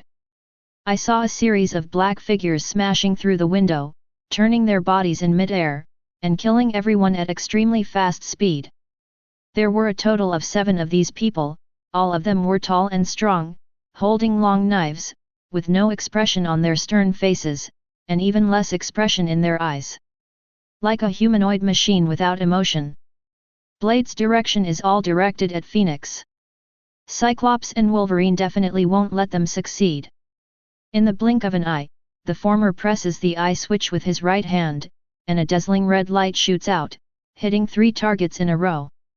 Wolverine also leaped a few meters, adamantium claws clang and clang stretched out, piercing the chests of the 2 targets in the air. At the same time, he also kicked someone with both feet. 3 in a row, landing heavily. Wolverine makes a move, and the domineering side leaks. What surprised him was that the 2 men in black who had been pierced in the chest didn't seem to notice it, and the long knife in their hands suddenly turned upside down, stabbing one left and one right under his ribs. The same goes for the target who was stepped on, and the long knife was directly wiped towards his neck. Shit! Wolverine cursed secretly. He had recovered his memory, and the scene in front of him reminded him of too many bad memories. These people are the experimental subjects of the X-Weapon project, using my self-healing gene. He quickly reminded loudly. At the same time, raise your right knee and kick away the knife-holding hand of the target under your feet. Then, ignoring the severe pain coming from under the ribs, the 2 claws exerted force at the same time, and with such a powerful force, the bodies of the 2 targets on the left and right were torn apart. Blood gushed out, and the faces of the 2 experimental subjects suddenly turned pale. Their self-healing gene level is very low, and they cannot recover after being severely injured. Wolverine's eyes lit up. I know. Cyclops' angry voice came, and the 3 people who were pierced by his laser light had a big hole in their bodies, and they flew upside down and hit the ground, unable to get up for a long time. He turned his eyes, trying to lock on to the last person. But this person is obviously different from the other 6. Her speed was obviously faster. After landing, she suddenly jumped, and her speed suddenly increased. She threw the long knife in her hand directly, and took advantage of the gap of Cyclops to avoid, and flew in front of Phoenix. Clang! In her hands, bone claws also stretched out. Needless to say, this is also one of the test subjects of the Wolverine self-healing gene, and a higher-level test subject. Death Woman. You don't think I can't activate the ability because I don't have both hands free? Phoenix had a strange look on his face, and didn't make any movements. The psychokinesis had already been activated. The Death Girl's bone claws were about to hit her, but they suddenly stopped in the air. I admit that you are very powerful, but your people are too few. Phoenix was startled, and felt tearing air sounds behind him. But it turned out to be the Nightcrawler that she had ignored, jumping up from the ground abruptly, and stabbing at the back of her neck with its hook-like tail. Turns out this guy was in control all along. Humph! When the time was running out, Jean Grey snorted coldly in her heart, and she was about to activate the Phoenix force in her body desperately. But at the moment, Tony, who had been watching the excitement for a long time, suddenly raised his right hand, and a pulse gun shot out, hitting Nightcrawler. I said, it's still live broadcasting now, and you are so blatantly killing people in silence, don't you think I'm not in your eyes? Tony stood up in the air, complaining with a strange expression. He is very clear that his task today is to be a witness. Didn't expect things to turn out this way. Although I don't know why Lynn hasn't made a move yet, but now that he's here, he obviously can't just sit and watch the X-Men lose and lose. After all, countless audiences are watching. Today's big villain is only Wilhelm Stryker. Thinking of this, Tony controls the battle suit, and prepares to make a beautiful dive to end the battle. But at the moment, a red light no less than Cyclops suddenly appeared and hit his chest. Boom! Tony crashed right through the church and flew out. At the same time, a man wearing a red and black battle suit, a mask, and 2 steel knives extending out of his hands appeared behind Phoenix as if teleporting out of thin air. This is impossible. Wolverine, who happened to turn her head to see this scene, suddenly widened her eyes as if seeing a ghost. I have already killed you. He got no response. But the man with the steel knife glanced at him, his eyes flashed red, and the laser light pierced his body on the spot. At the same time, a figure sneaked in from outside the church, approaching Eddie Locke silently. Apparently, his target was the camera. Obviously, Wilhelm Stryker was really well prepared for this operation. The audience before the live broadcast all gasped when they saw this. Chapter 51. Lake Alkali, the secret research base of Weapon X. Wilhelm Stryker's office. A portal quietly appeared. The next moment, under Wilhelm Stryker's horrified and desperate eyes, Lynn's figure slowly walked out of the door. And behind him are Magneto and Mystique. Colonel Stryker, long time no see. With a smile on her face, Lynn greeted her politely like a real visitor. Magneto had no expression on his face, but a killing intent flashed in his eyes. Mystique simply put this killing intent on his face. As for Wilhelm Stryker, they used to think of him as a military general who was hostile to mutants. There is no doubt that this is a life and death enmity. It's you. You saved Magneto. You blocked my base. It was you who planned all this and wanted me to be doomed. Wilhelm Stryker was taken aback when he saw the 3 of them appearing, but then he understood everything, almost gritted his teeth and said word by word. Hateful eyes stared at Lynn.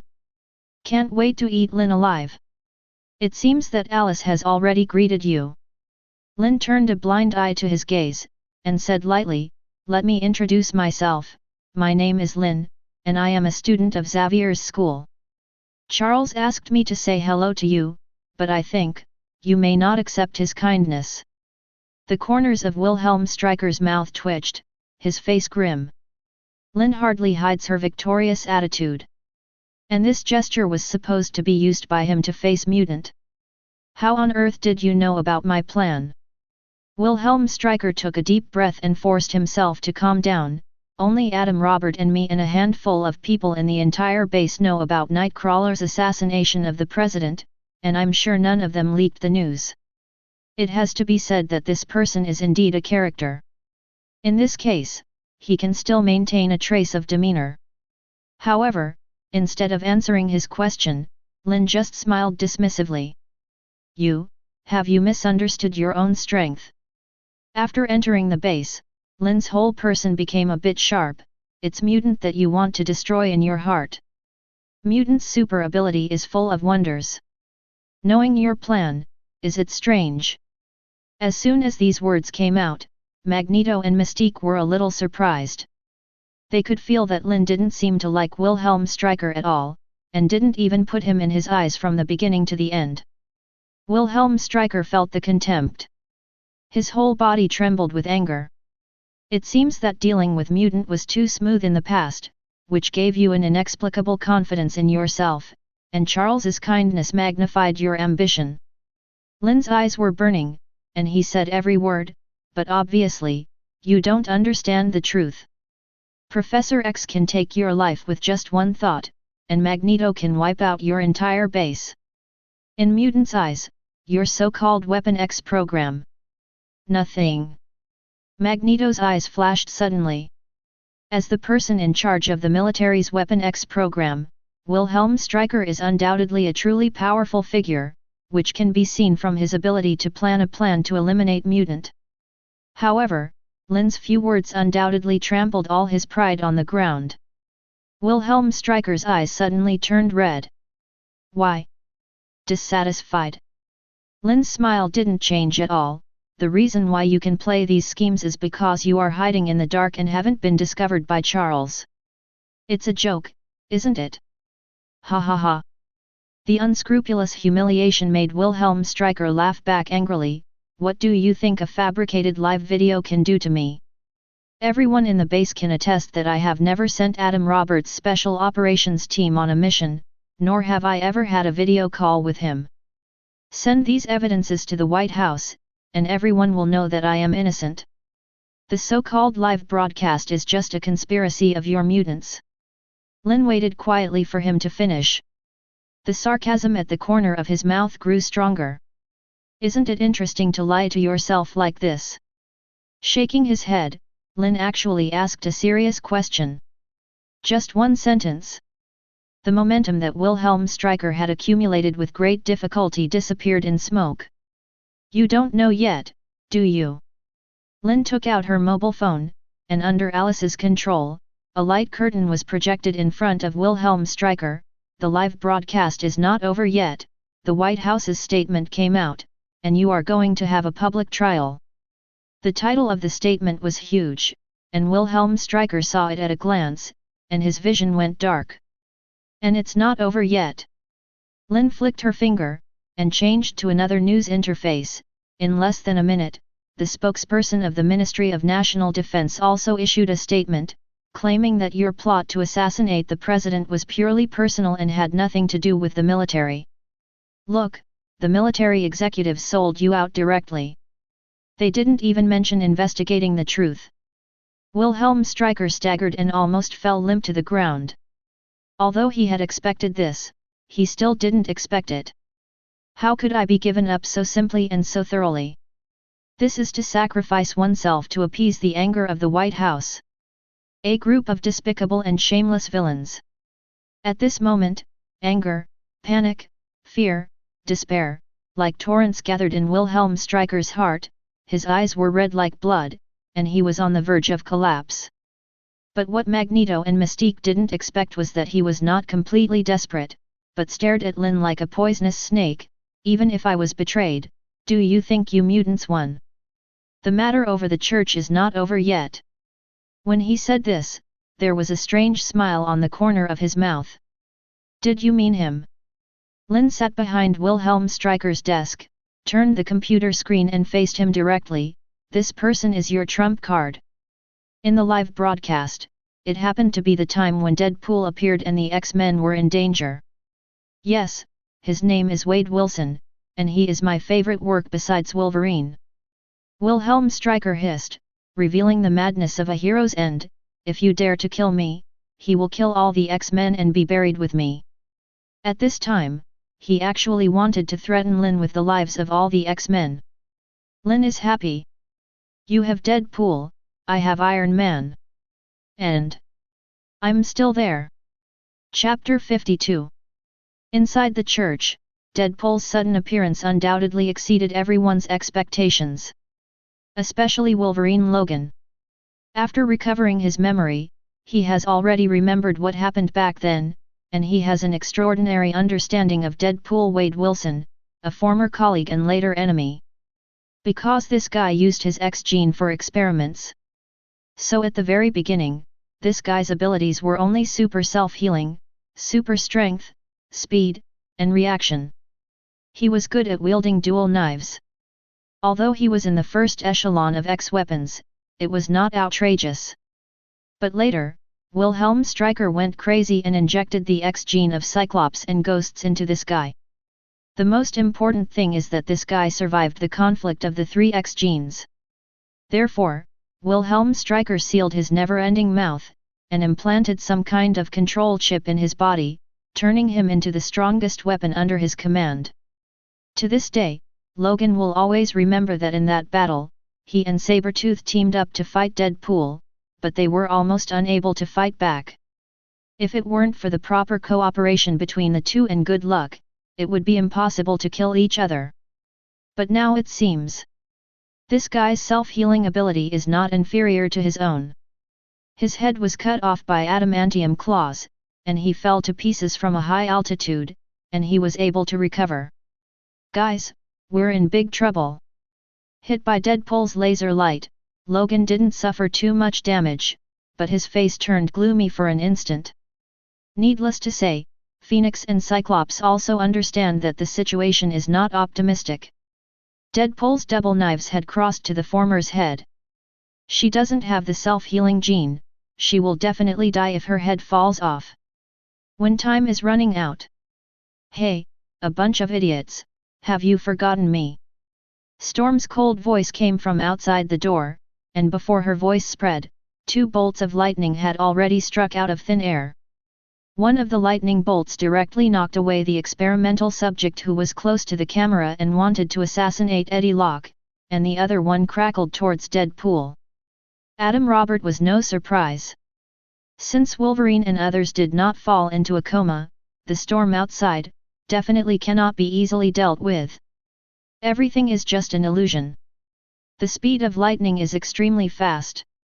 Although Deadpool has a super self-healing ability, he doesn't want to fight hard, so he quickly activates the teleportation ability obtained from the ghost, and is about to transfer the battlefield. It has to be said that for an X-weapon with a full level of close combat like him, the teleportation ability is simply a bug. That's why Wilhelm Stryker used him as his whole card. But the moment he launched the teleport, there seems to be a voice vaguely passed into the ears. "Space, imprisoned." As if the words could not be followed, an invisible force emerged from the sky, sealing off all the spaces inside and outside the church in an instant. Deadpool's eyes suddenly widened. His teleportation failed unexpectedly. In a daze, the lightning had struck his body. Even though he had a super strong physique, his whole body was still numb and his muscles ached from the shock. But he is worthy of being an elite X-weapon that has been fought for a long time. In this case, he turned sideways and backed away. But at the moment, the tearing air sounded, and densely packed small howitzers shot in from the hole on the top of the church. The figure of Iron Man followed closely behind. "My friend who came out of nowhere, the way you greet me is not very friendly." Tony was clearly upset when he got hit by a laser beam for no reason. There was a chill in the voice. Dozens of mini howitzers hit Deadpool directly, exploding in an instant. Bang bang bang bang. His body was blown away on the spot, and the battlesuit on his body was directly turned into fly ash under the double blow of lightning and howitzers. In an instant, all the viewers who saw this scene through the live broadcast were all frightened. What kind of body is this? Even if the face and even the whole body were disfigured, even the mouth was sewn up. Great gift crab special. Is this the X-weapon plan? It's so cruel. I don't treat people like people. After the shock, anger against Wilhelm Stryker soared again. However, Deadpool himself definitely couldn't feel this anger. He lost his most mobile teleportation ability, and just as his body fell to the ground, the red light of Cyclops burst out.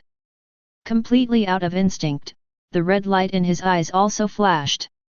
The laser light meets the laser light, the void meets the wave in an instant, and the dazzling red light fills the entire church.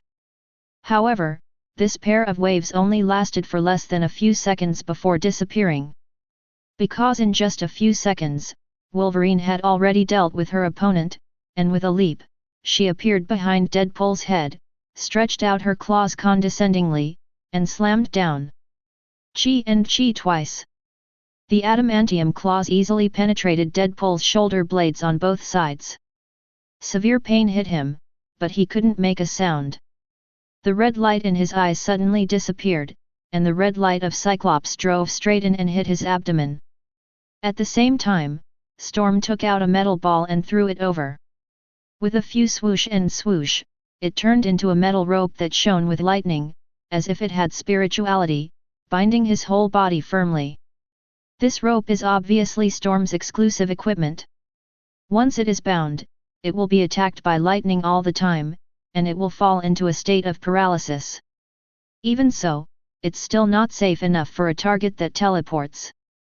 Then, a pale white light fell from the sky and entered Deadpool's body. Mind imprisoned.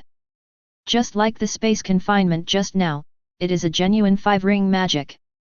In an instant, Deadpool felt a burst of fatigue that he had never experienced before, and everything in front of him seemed to become farther and farther away in an instant. At the last moment when his consciousness sank into the darkness, he seemed to see a handsome young man standing on the beam above him. Wolverine leaned down and sneered in his ear, "You may not know one thing, our X-Men are not only powerful, but our number is never too small. Lynn alone is worth an army. Deadpool could no longer hear him. But at the last moment of looking at each other across the air, he vaguely understood the meaning contained in the gaze of the young man above. This gaze was not aimed at him, but for Wilhelm Stryker behind him. Look, mutant has more cards than you. All this is a long story, but in fact it is only a few breaths. At the same time that Deadpool was beaten and solved, Phoenix controlled the bullets flying backwards, and passed by the bodies of Adam Robert and others, submerged in the space behind them among the walls. So far, you still haven't revealed the whereabouts of Wilhelm Stryker. In the live broadcast, even though she was extremely angry, she did not kill anyone. But passing Death God, Adam Robert and others suddenly stopped breathing, and the hand holding the gun seemed to have lost all strength, and could no longer pull the trigger. As far as the eye can see, all the Colonel's preparations. It all seems to be in vain. The only Death Girl who was intact was also held in the air, unable to even struggle a little bit. For a moment, there was only one thought in Adam Roberts' mind. The tide is gone. Chapter 53. Weapon X Program Base. Through the screen, Wilhelm Stryker clearly saw Deadpool's defeat process, as if he had been hit on the head with a sap. His eyes went black for a while, and he could no longer stand up. This is impossible. He closed his lips, and it took him a long time to say such a sentence. Obviously, he couldn't accept that his strongest hole card was dealt with so easily. Before taking action, the plan was extremely thorough. Those people from X-Men cannot be Wade's opponent. But the result? How could this be? I'm not afraid to tell you, this is my magic, called True Mirror Image. Lynn's voice came to his ears, and he was very considerate to help him out. This magic can duplicate a mirror image duplication, and it has all my strengths, that is to say. Although I am talking to you here, the church over there, and there is also one who is in charge of the overall situation. This is not so much for Wilhelm Stryker as it is for Magneto and Mystique. The two trembled when they heard this. Looking at Lynn's eyes again, I feel that this young mutant is really unfathomable to an unfathomable level. Copy a mirror image duplication of equal strength. What kind of terrible method is this?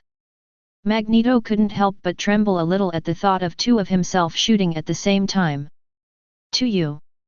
Wilhelm Stryker obviously couldn't understand the magic of magic at all. At this moment, his face was already pale, and there was no trace of blood anymore.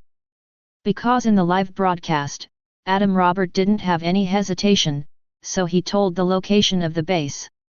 Reporters from X-Men, NYPD, and Global Daily took the captives, boarded the Blackbird fighter plane, and flew towards Alkali Lake. Iron Man has even gone one step further. At their speed, they can reach here in at most 20 minutes. When the time comes, what greets me will be a public trial by countless viewers on the entire network. The damned mutant in front of him made it clear that he wanted to spread the impact of the matter to the maximum, forcing the White House and the top military officials to skip the normal judicial process and directly convict himself. This is killing, and killing one's heart. Things have reached this stage, and it is completely irreversible. He. I lost. The expression on Wilhelm Stryker's pale face changed, as if he was still thinking of a solution to the situation, but he finally closed his eyes in dejection and despair. He seemed to be 10 years old in an instant, staring straight at Lynn. My biggest mistake is that I didn't expect that there would be a character like you in Mutant. Compared to Magneto and Professor X. He glanced at Magneto, showing a hint of disdain. If the mutants are always led by them, I will definitely be able to complete the great cause of eradicating all mutants. Perhaps, this is God's punishment for us ordinary humans. Magneto's expression didn't change at all. He obviously wouldn't be angry at the contempt of a dying man. Great cause? You really put gold on your face. Lynn smiled, his eyes became cold as ice in an instant, as if two sharp knives pierced Wilhelm Stryker's mind. Mutant, isn't it human?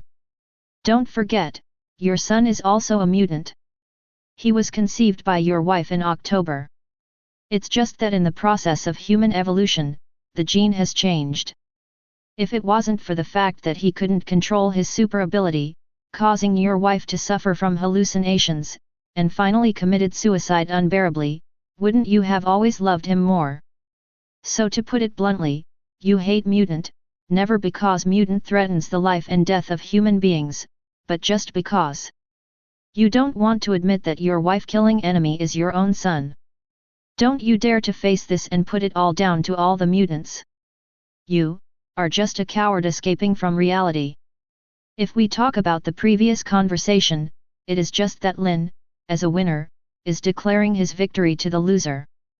So at this moment, these eloquent words are the real heartbreaking words.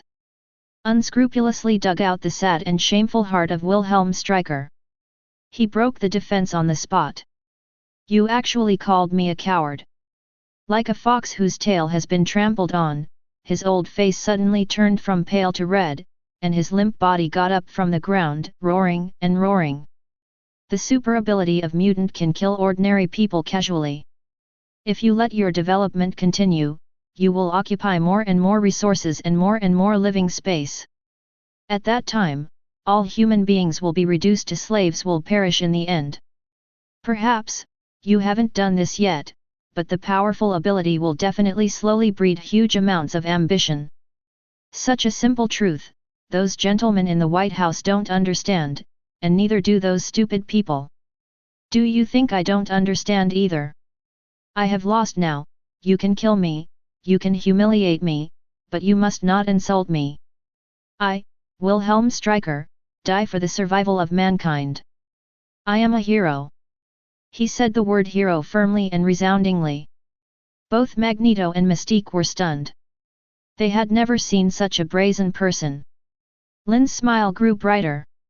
First, if something like super ability is only mastered by a very small number of people, it will indeed breed ambition, crime, and threaten human safety, but when the number reaches a certain level, it will slowly form a rule, and this rule will gradually integrate with the rules of normal society and produce binding force. In this way, it will not have an unscrupulous impact on human beings. And obviously, the number of mutants is increasing, and they have appeared on a large scale. This is the evolution of the entire human population, and it cannot be stopped at all. Mutant is just getting ahead of the curve. This is the knowledge of sociology that can be learned in college. You don't understand it at all? You don't even understand that if you go against the trend, you will be crushed to pieces by the torrent of history. Don't people in your military read books? He said calmly and indifferently, and raised two fingers at the same time. Second, more and more resources are in the hands of mutant, why not?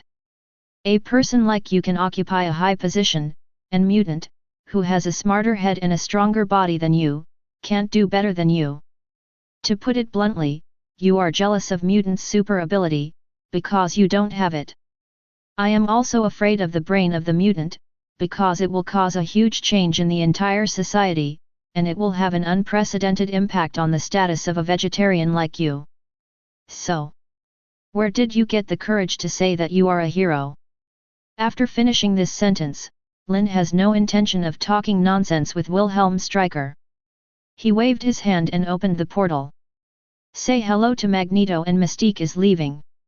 Behind him, Wilhelm Stryker was sweating profusely, and the blood on his face receded again, replaced by a dead grey. You really want to rule? If it is said that Magneto's plan to wipe out all human beings, in the eyes of a senior human being who knows many secrets like him, it can only be regarded as a moderate threat, not a big deal. So at this moment, after seeing Lynn's methods, he just felt his scalp go numb. Don't be afraid that mutant has a super ability, but be afraid that mutant has a brain. Such a mutant with unfathomable abilities and methods has even greater ambitions than Magneto. For someone like him, it is undoubtedly a bolt from the blue. He needs me to appear on the live broadcast, so he won't kill me. At this moment, Wilhelm Stryker stared at Lynn's back, and the thoughts in his heart rolled again. When the X-Men come, I must make all of this person's plots and truths public by the time. You won't tell. Lynn, who was about to walk into the portal, suddenly turned around and looked at him with a smile. I forgot to tell you, your current value is to wait for the X-Men to come to your door, and let the world know what you and the military have done thing. So my visit is just to delay a little time, so that you don't have a chance to do anything else. In other words, our conversation just now, everything that happened in this office. You don't remember anything. Of course, I won't talk nonsense. Wilhelm Stryker obviously didn't expect that Lynn could hear his heart clearly. You are also a spiritual ability. He came to his senses in horror. Who the hell are you? You have so many super abilities.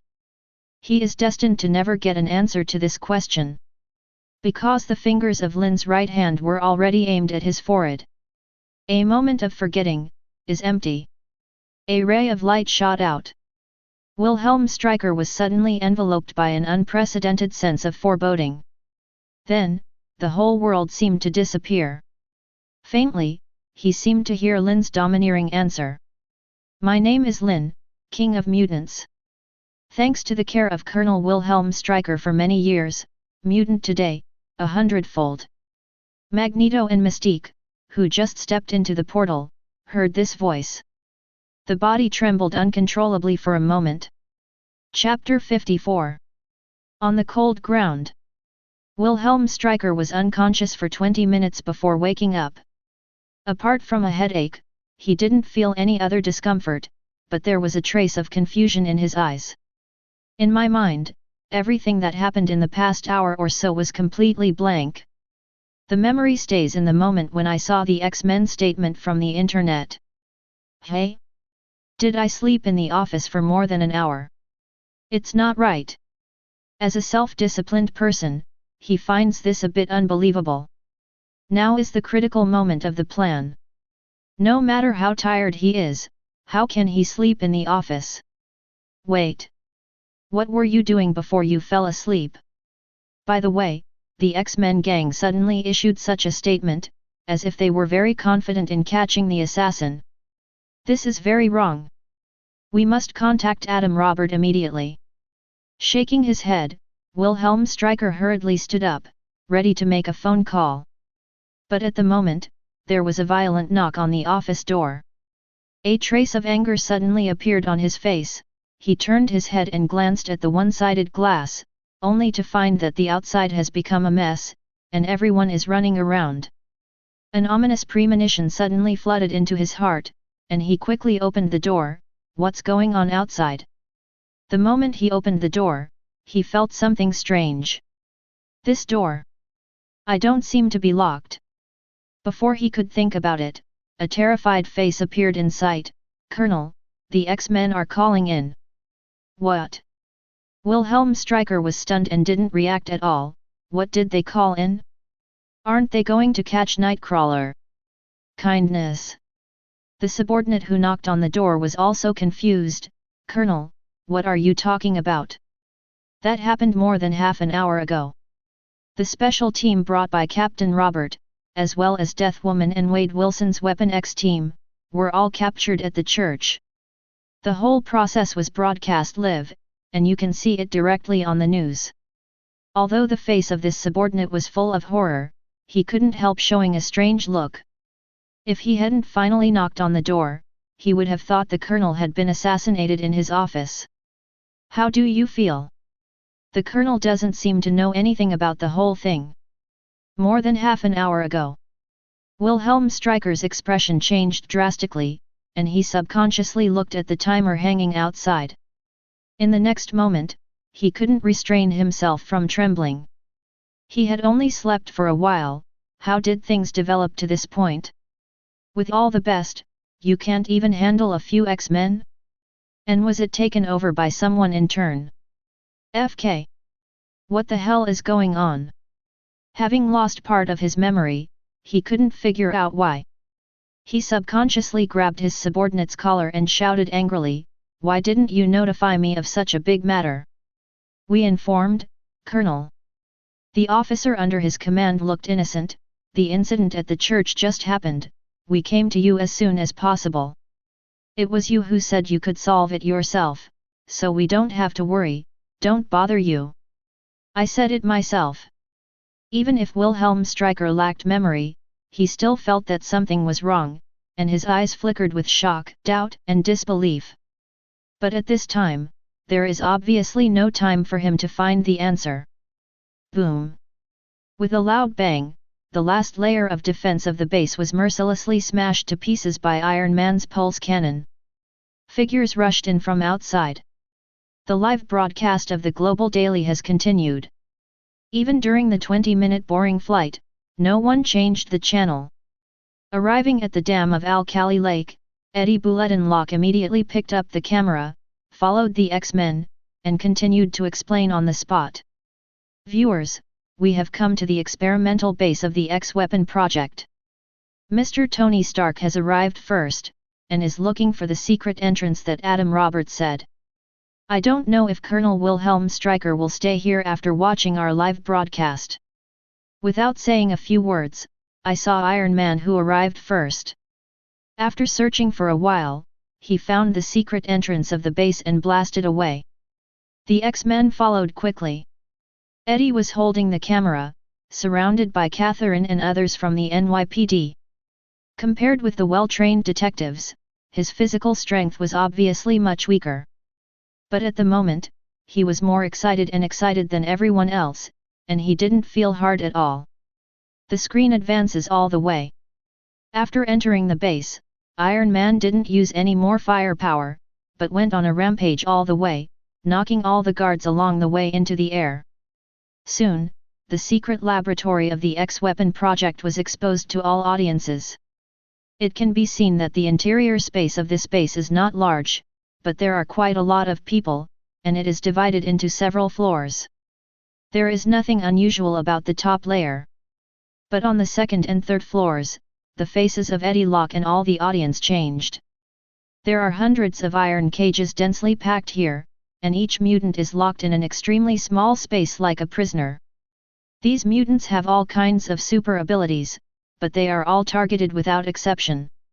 Ice-type ability, a layer of high-temperature glass shines on the outside of the cage. Those who can control the fire, there are low-temperature injectors around the cage, spraying from time to time. Those with wings on their backs were directly locked in mid-air by a few iron chains. There are also many people who are simply tied to the table, with dense experimental equipment inserted into their bodies. Some experimental equipment even goes directly into the throat and into the brain. The faint wailing sound echoed in this space almost all the time, and every mutant in sight was too horrible to look at. The audience can even see that some of them don't have super abilities.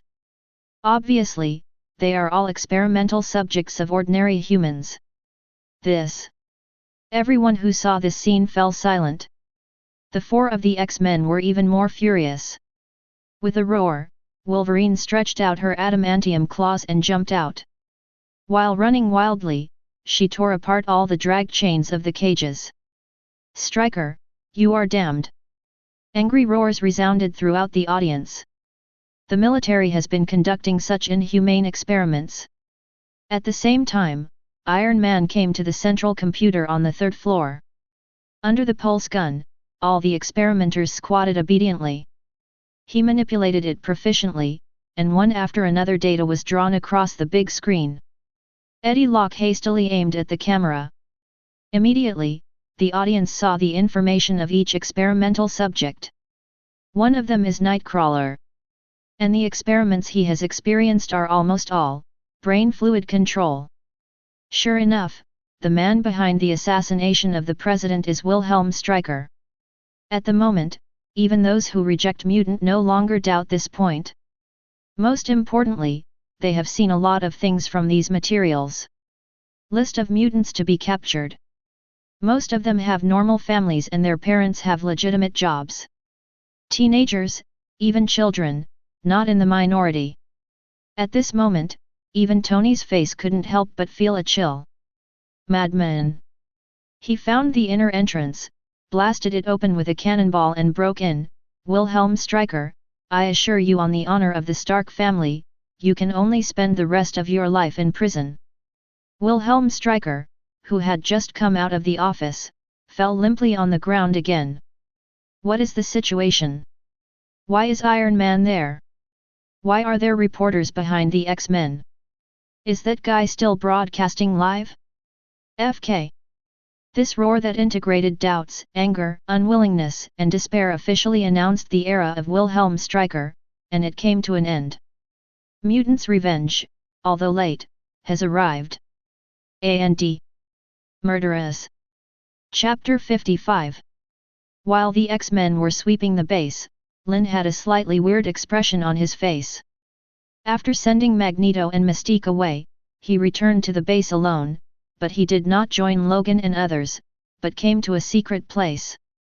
If Alice hadn't invaded the control system of the base, he wouldn't even know. 50 meters below this base, there is actually a special space. The space is not too big, only about 1,000 square meters, and it is divided into rooms, most of which are archived materials of the X-weapon program, as well as some special laboratories. In the entire base, only Wilhelm Stryker's authority can reach here. Therefore, at this moment, the place is empty. Only in a special cell in the deepest part is a mutant imprisoned. Lynn is standing at the door of this cell at this moment, looking at the man inside through a window cut by metal magic. So, you are a candidate for Wilhelm Stryker's plan to destroy mutant. Wilhelm Stryker's plan has two cores. One is a brainwave strengthening device. And the other one is naturally Professor X's powerful mind ability. But Professor X is not so easy to catch after all, even if caught, in case of any accident during the operation, or the ability of Professor X is too strong, Jason's brain fluid is not enough to control one TTE. The whole plan is about to fall through. Wilhelm Stryker obviously cannot accept such an accident. Therefore, it is very necessary to have a spiritual ability that can replace Professor X. You are very smart, you thought of it all at once. The prisoner in the room smiled sweetly, and he was full of amorous feelings, for his plan, he dredged everywhere, and it took him several years to transfer me from the Trask laboratory. This turned out to be a woman. She has blonde hair, short skirt, leather pants, high heels, and a white cape, which perfectly shows her graceful and exquisite figure. When she was speaking, she stretched out her right hand lightly, brushing the blonde hair around her ears, full of charm. Lynn guessed her identity at first glance, because just a minute ago, this woman was still in the form of a crystal diamond. Emma Frost. White Queen by Hellfire Club. Later switched to Magneto's top-level mutant. Trask Labs? Project Sentry. Lynn's heart skipped a beat. His face was still calm. He looked at the White Queen with great interest, and said, "Actually, I have talked with Magneto about a lot of things these 2 days. Although he is unwilling to say more, I can also guess that those mutants who switched from Hellfire Club to him back then, the end of the future is not very good. But now it seems that apart from losing your freedom, you seem to be doing well. Back then, Magneto created the Mutant Brotherhood, and almost all of the first batch of men were dug from the Hellfire Club. Red Devil, Torrent, Angel Salvador, Dragonfly Girl. And the White Queen rescued later. But today, these people have disappeared, and the most powerful person around Magneto is Mystique, who was transferred from X-Men. Those who disappeared obviously either lost their lives or became captives. If I remember correctly, Lynn seems to have seen the head of the Red Devil appearing in the Trask laboratory in Days of Future Past. In this way, it seems normal that White Queen was also arrested. You know Magneto? White Queen was startled for a moment, and then a look of sadness appeared on her face. It's just because of the special ability, I'm just lingering on my last breath. Oh. Lynn looked at her curiously. You won't be in diamond form after you're caught. White Queen's diamond form can bring her super strength, endurance, and defense power. She can withstand extremely high and low temperatures, and she can survive for a long time without food and water. In this state, it is obviously extremely difficult to study her super ability. But that doesn't seem to be unsolvable. If you really want to be determined and ruthless, Lynn doesn't think the White Queen's defense is strong enough to be immune to any damage. He pondered for a while before he understood. They want to recruit you. When the White Queen heard this, her pupils shrank slightly uncontrollably. How do you know? She looked at Lynn with surprise in her eyes. Who the hell are you? Why are you here? It does appear to be so. Lynn nodded knowingly. Think about it too. Psychic ability is the most special kind of mutant, not to mention rare in number, but also extremely weird and powerful, especially Emma Frost, who used to be the White Queen of Hellfire Club. Mind ability is definitely the best in the world. 1. And indeed, she is an Omega-level mutant. If she can be recruited, those high-level human officials will wake up laughing from their dreams. I am afraid that it is precisely because of this that the Empress can live to this day in safety. This gentleman. Seeing that Lynn didn't intend to answer her question at all, there was a hint of anger in the White Queen's eyes, but it quickly faded away. Asking for flowers. Instead, there was a hint of temptation. Since you have appeared here, it means that something happened to the base above, right? Wilhelm Stryker was killed by you. Between the cherry lips parted slightly, there seemed to be a red tongue protruding slightly, showing her charm. Why do you think so? Surprise appeared on Lynn's face, and you seem to be unprepared for me? When you saw me just now, you immediately lifted your diamond form. Aren't you afraid that I'm from Wilhelm Stryker? Where is Wilhelm Stryker? How can you let someone like you work for him? The White Queen smiled disdainfully, and looked at Lynn's eyes with a flattering feeling. The spiritual shield on your body is stronger than I can imagine. Even if I join forces with Charles Xavier, it may not be able to break through. A spiritual shield of this strength is definitely not from someone else's hand, but can only come from your own. 0. So, the first time I saw you, I knew you were a mutant. And it's a mutant stronger than me and Charles Xavier combined. It has to be said that this woman has an attainment no less than that of Professor X in terms of spiritual ability. Just the direction seems to be different. Back then, Professor X didn't even see through Lynn's spiritual immunity. She saw it. As expected of the White Queen, after being imprisoned for so long, she still has a clear mind. There was an admiration on Lynn's face. It's just a little trick, in front of a powerful mutant like you, it's not worth mentioning. The look of flattery on the White Queen's face became more intense. Although I don't know why you appear here, as long as you rescue me, I am willing to work for you, and even do anything is fine. Her head was almost pressed against the window, so close to Lynn. When speaking, exhale like blue. Warm breath rushed over. Perhaps because of maintaining the diamond shape for many years, Lynn didn't smell a breath. But he still took a step back without any hesitation. With aggressive eyes, he unabashedly looked at the whole body of the White Queen, and he smiled with a strange expression. You mean, I rescue you, you promise it with your body. How to do? Although this woman is indeed very beautiful, the X gene has greatly delayed her aging, and she looks no different from her 20s. With every gesture, he is mature and charming. But, after all, he is a senior of the same generation as Professor X and Magneto. Save? Or can't help it? Chapter 56.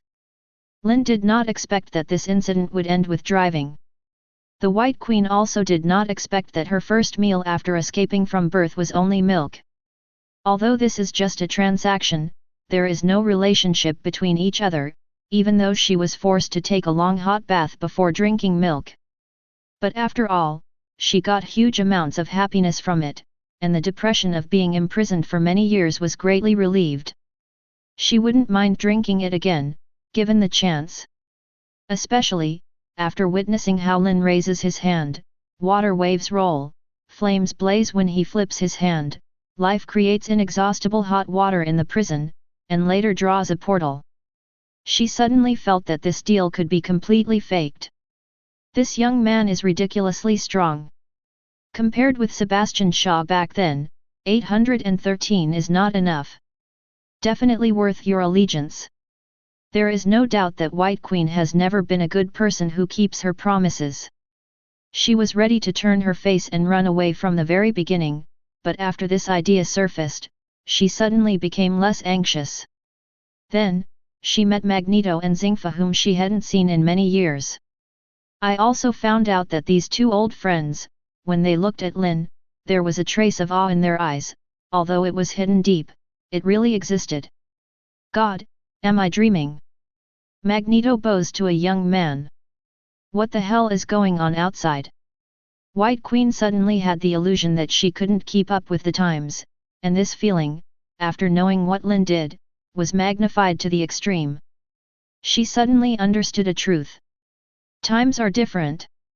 Both Magneto and Professor X have slowly retreated from the mutant stage of history. Instead, it was the young man in front of him. Suddenly, Magneto's voice sounded. You don't care about the things over there. For Magneto, the pleasantries after reuniting with an old friend after a long absence are obviously not as important as the rest of the conversation with Lynn. This is a hillside near Alkali Lake, condescending, just enough to take the dam into view. On the mountain road in the distance, military vehicles roared and galloped. There are also helicopters approaching rapidly in the sky. Without exception, the targets are all bases. People from the White House and the military are here. Lynn stretched lazily, without the slightest surprise on her face. The matter has developed to the present, and we don't need to intervene anymore, just leave it to them. To them. Magneto sneered, politics is the dirtiest thing in the world. Even if the military plans to assassinate the president, believe it or not. As long as the conditions are right, the two sides can immediately shake hands and make peace. So what? Lynn smiled without hesitation. Wilhelm Stryker is finished, more than 100 mutants in the base have been rescued, the X-Men's reputation has been established, and the public opinion against mutants has been reversed a lot. We've gained a lot, haven't we? Furthermore. He turned his head and looked at Magneto seriously. You don't really think that the rift that has already arisen is still possible to heal? Magneto's eyes flickered slightly. He definitely understood what Lynn meant. After this incident, even if the White House and the military finally shake hands and make peace, at least in the eyes of the current president and vice president, the military's credibility will be greatly reduced. The seeds of military and political infighting have been planted and may grow into towering trees at any time. And during this time, neither the White House nor the military would dare to take any unfavorable actions against mutant, unless they wanted to be drowned by the people's saliva. In this way, mutant has an excellent development time. That's why you kept Wilhelm Stryker's life. Magneto sighed softly. Lynn said coldly, he is already mortal, but before he goes to hell, he needs to bring out his full value. Killing is never the only way to solve a problem. Kill one Wilhelm Stryker, and soon a second, and a third will pop up. This means nothing to mutant. But if he is alive, he will be judged and convicted. How many people will pay attention during this process? How many people will sympathize with mutant because of this? Magneto obviously thought of this too. When he was at the base before, he didn't get into trouble. He looked at Lynn, held hesitation for a while, and then said, it seems that the next step is to take advantage of the current momentum and let Xavier's school open the enrollment. This is nonsense. But when Mystique heard the words, her complexion changed suddenly, and she looked at Magneto in disbelief. Just as Magneto knew her very well, she knew the old man's character very well. Take the initiative to ask about this matter. It means accepting Lynn's invitation in disguise. Be the deputy principal of Xavier's school. Obviously, the strength and means Lynn showed during the whole incident made the leader of the Hawk Mutant, who is extremely proud in his heart, uncontrollably convinced. He may not have given up on his ideas, but he still feels that only by eradicating all human beings can mutant truly survive. But, at least for now, he is willing to follow Lynn to give it a try. Eric. Mystique's eyes flickered. All the things that happened during this period were not as good as the scene in front of her, which made her even more excited. Although this old man is unscrupulous and ruthless, but he really gave everything for mutant. For this reason, it is not hesitating to lower the proud head of a young man. Although he has no other choice, it is 0.9. Raven, what's wrong with you? White Queen was stupefied, completely unable to understand why R&D was so exciting. Lynn had expected this, and there was no surprise on his face. It seemed that in his eyes, Magneto's acceptance of the invitation was a matter of no suspense. That's right, it's time for Xavier's school to stand in the Sunday. He spoke to Magneto naturally, with the posture of a superior. When the matter is over, I will take you to Xavier's school to meet Charles. Magneto didn't feel angry and nodded. But then he was stunned. The matter is over? The matter isn't over yet. Definitely. Lynn glanced at him inexplicably. The matter has just begun. Magneto and Mystique looked at each other. The two faces are dumbfounded. Chapter 57. White House Office.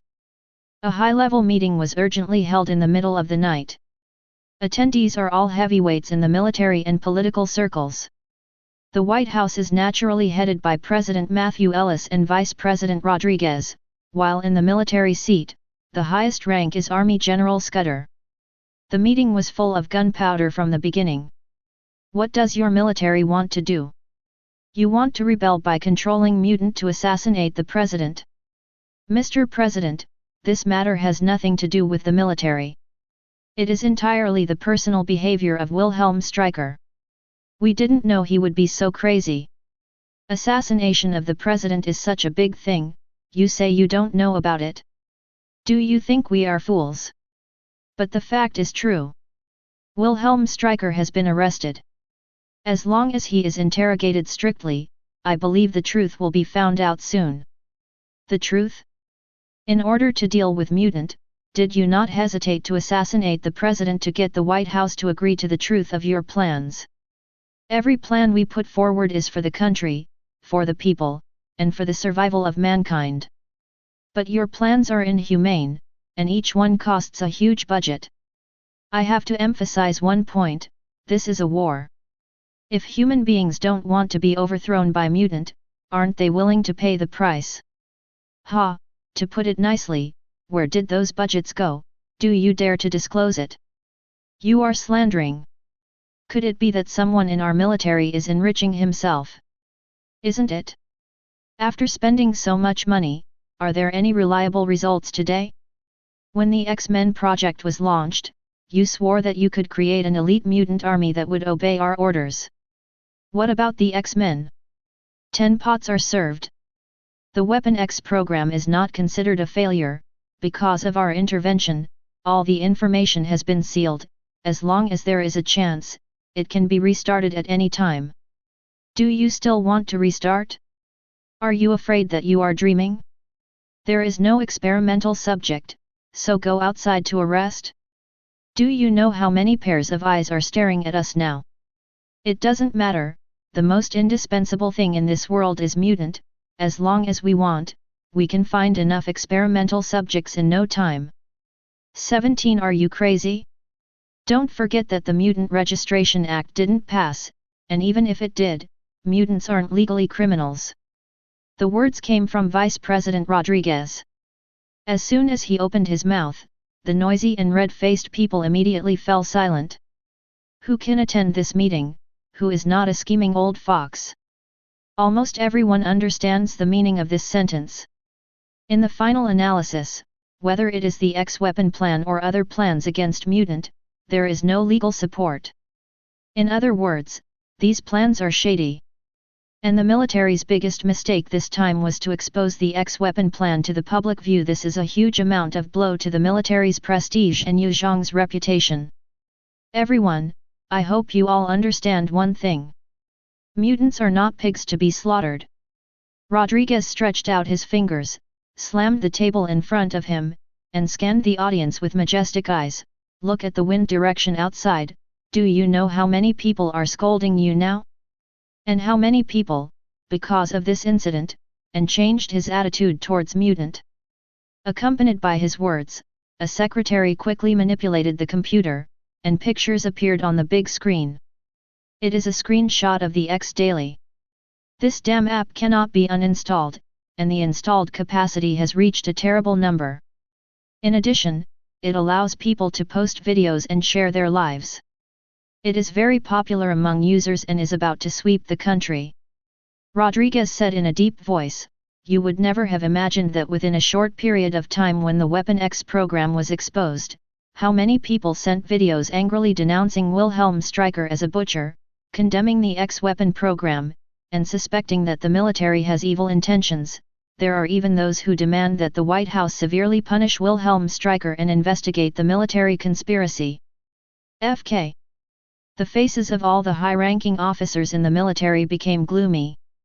"Your Excellency, it's obvious that Mutant is behind the scenes." Admiral Scudder finally spoke. "They want to manipulate public opinion, to change their image, to make people believe that they are not a threat. This is a challenge to us." "I definitely know, but what's wrong with that?" Rodriguez shook his head. "It's still the same sentence. From a legal point of view, mutants are not criminals. They are also legal citizens with various rights. They seek rights for their own groups. What reason do we have to stop them?" No one believed such high-sounding nonsense. But this sentence brings out the point of the whole thing. Mutant groups are starting to seek their own interests. And it's the normal way. This is by no means a good sign. These videos must be blocked immediately to prevent them from spreading. A military general said, "And that X Daily, which company made it? Let the FBI immediately start the investigation process. The classic can't solve the problem, just solve the person who created the problem. It's useless, with our current technology, we can't have any influence on X Daily." Someone from the White House immediately shook their heads. "As for that company, it is owned by a person named Katie Pride, who is the reporter of the Mutant channel. Other than that, other information is all false. Obviously, she registered the company just to upload the app, and then disappeared after success." All the bigwigs in the meeting room looked at each other in blank dismay. "So, as the world's largest country, we are at a loss for what to do with an inexplicable app. I don't know who said that. In a meeting of this level, there is a sense of black humor. Perhaps we can ask Tony Stark for help." Admiral Scudder frowned, and thought of a solution. "He can create a steel battle suit, a technological weapon that transcends the times, and he has also developed artificial intelligence, so there should be a way." His face was rather ugly. For such a small matter, to ask for help from the boss of an arms company, it somewhat hurts Chu Zhong and the military's face. Another person shook his head.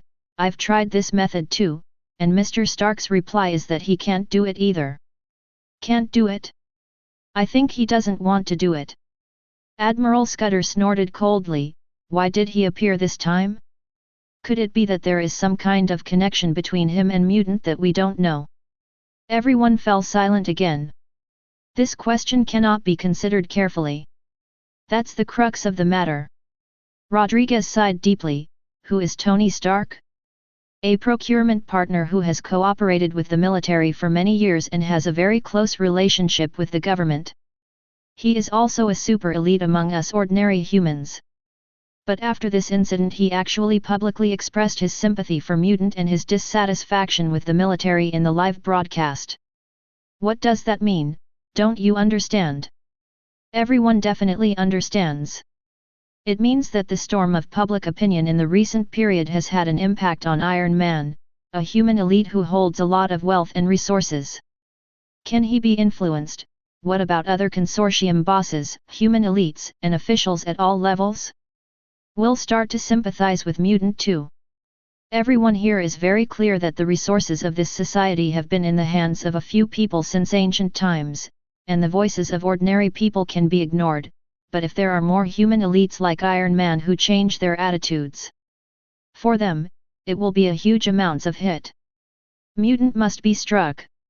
Scudder said with almost no hesitation, I can't let it go like this anymore. I think it is necessary to restart the Mutant Registration Act and implement it as quickly as possible. All eyes focused on the President. Admiral Scudder. President Matthew Ellis was expressionless, and finally responded, I hope you can understand that whether mutant is a threat or not, the governments of various countries have not reached a conclusion, and the White House has not issued a unified order on how to treat and deal with mutant. Forcing the Mutant Registration Act is actively provoking war. The complexions of Scudder and many generals in the military changed at the same time. The President is obviously very upset about the assassination. He is not entirely convinced that this matter has nothing to do with the military. Thinking so, Scudder quickly explained. But before he could speak, he was interrupted by the President waving his hand. I am very clear that the large-scale emergence of mutants will have a huge impact on the world of ordinary people, so I signed and agreed to the X-Weapon project just in case, lest there be turmoil caused by mutants, and the authorities are powerless to suppress it. But today, apart from Magneto, the other mutants don't pose much threat to us. Even the X-Men are working on mutant crime. This is a signal of goodwill without a doubt. It means that in the mutant group, a large part of them are not monsters, they love peace just like ordinary humans. If because of your active provocation, these mutants are also pushed to the opposite of us, and finally a complete war between humans and mutants is triggered, all of you here. Who can take this responsibility? Matthew Ellis spoke in an orderly manner, and his calm eyes scanned the audience. Seeing the strange expressions on the faces of many military generals, he added slowly, the most important thing is, are you ready? If the war starts, your military can guarantee me a certain victory, and Vice President Rodriguez and I will support you without any hesitation. So, can you guarantee it? As soon as these words came out, everyone in the military choked back the words that came out of their mouths. Rodriguez was expressionless, and neither agreed nor refuted the president's swearing of his name. Admiral Scudder was silent for a moment, then spoke again. Mr. President. There is a saying that Magneto is half right. Politics is the dirtiest thing in the world. The art of compromise is everywhere. Because of this, it is obviously impossible for the matinee meeting to resolve all differences. After the meeting adjourned, all members of the military left the White House one file at a time. Everyone's face was ugly, and Scudder's expression was so gloomy that water could drip out. Wilhelm Stryker that BCH. Indistinctly, such low-pitched curses came from the crowd. Obviously, this time, although the military resolutely gave up on Wilhelm Stryker at the first time, it will still be greatly affected, and 003 has fallen into a passive position in many matters. However, it was a little strange that one of the people in the crowd had an extremely calm expression on his face. It doesn't seem to be affected at all. Seeing him, Scudder couldn't help leaning forward and asked, General Ross, what do you think of the president's attitude? What do you think? Is he really going to cut our budget and stop talking to pay for mutant? General Ross didn't care, and there was even a hint of sarcasm in his eyes. He just took this opportunity to suppress the power of the military. Those mutant experiments under the White House are hard to come by. Is there still less Tau? As head of the military's super soldier program, he has far more power than Wilhelm Stryker. No more things. Not to mention that in the Worthing laboratory, special weapons for mutant are being developed, and Trask Industries is also undertaking the research and development of Sentinel. There are countless other laboratories. Which one is not a lot of mutant experimental bodies? Many of them do not belong to the military. That's what I said, but the impact of this incident is too great, and our loss is far from being as simple as a Wilhelm Stryker. Scudder definitely understands this truth, but his brows are still frowning. General Ross smiled disdainfully. Don't worry, General, no matter how powerful mutant is, our preparations over the years are not useless. Oh. Hearing this, Scudder was refreshed. Have you achieved results? General Ross lowered his voice, and a look of excitement flashed in his eyes. Soon, I will be able to catch Bruce Banner, and with him, we will soon be able to mass-produce obedient Ho. General, you have seen the power of the Hulk. If we had an army of Hulk, those mutants. What waves can you turn up? Scudder never expected to hear good news in such a day of constantly bad news. A smile immediately appeared on his face. General Ross, you are indeed the mainstay of our military. I will fully support you in the election of the next Secretary of State. General Ross beamed with joy, quite complacent. The two talked about the details of the gamma-ray experiment while walking, and before they reached the door, there was a sudden sound of hurried footsteps behind them. Seeing the President's secretary approaching quickly, he said eagerly, "Everyone, I just received the news that Xavier's school suddenly publicly announced the recruitment of mutant students. The President invites you to go back to the meeting." General Ross and Scudder looked at each other, and the good mood just now disappeared without a trace. Shit. Chapter 58. X-Men teamed up with Iron Man to smash the Lake Alkali base, which undoubtedly caused a huge amount of sensation. Definitely, it also caught the attention of SHIELD. What I have to say is that the reaction speed of S.H.I.E.L.D. is much faster than that of the White House and the military. But Nick Fury did not send anyone to the scene, but ordered his men to activate all the satellites that S.H.I.E.L.D. could call. There is only one purpose. Track the X-Men's Blackbird to find the location of the new Xavier's school. Boss, recently, although Mutant has made a lot of noise, it has not threatened the security of the world. In the S.H.I.E.L.D. air base, Commander Maria Hill stood in front of the big screen, frowning slightly. This doesn't seem to be our scope of authority. So I have no intention of dealing with Mutant. In Nick Fury's one-eyed eyes, there was a flash of light. It's just that a Xavier's school out of sight, a group of mutants out of sight, always makes people feel uneasy. Understood. Hill knew the boss's temperament very well, and nodded in understanding. We don't have to deal with them, but we must know their situation well, in case in the future. She didn't continue to say the following words. Instead, he quietly looked at the fast-moving red light spot on the big screen. S.H.I.E.L.D. guards the safety of the Earth, and any potential threats should be monitored.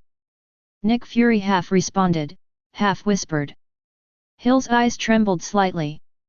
Just as she was about to speak, her complexion changed slightly. Where are they flying? The Pacific Ocean is ahead.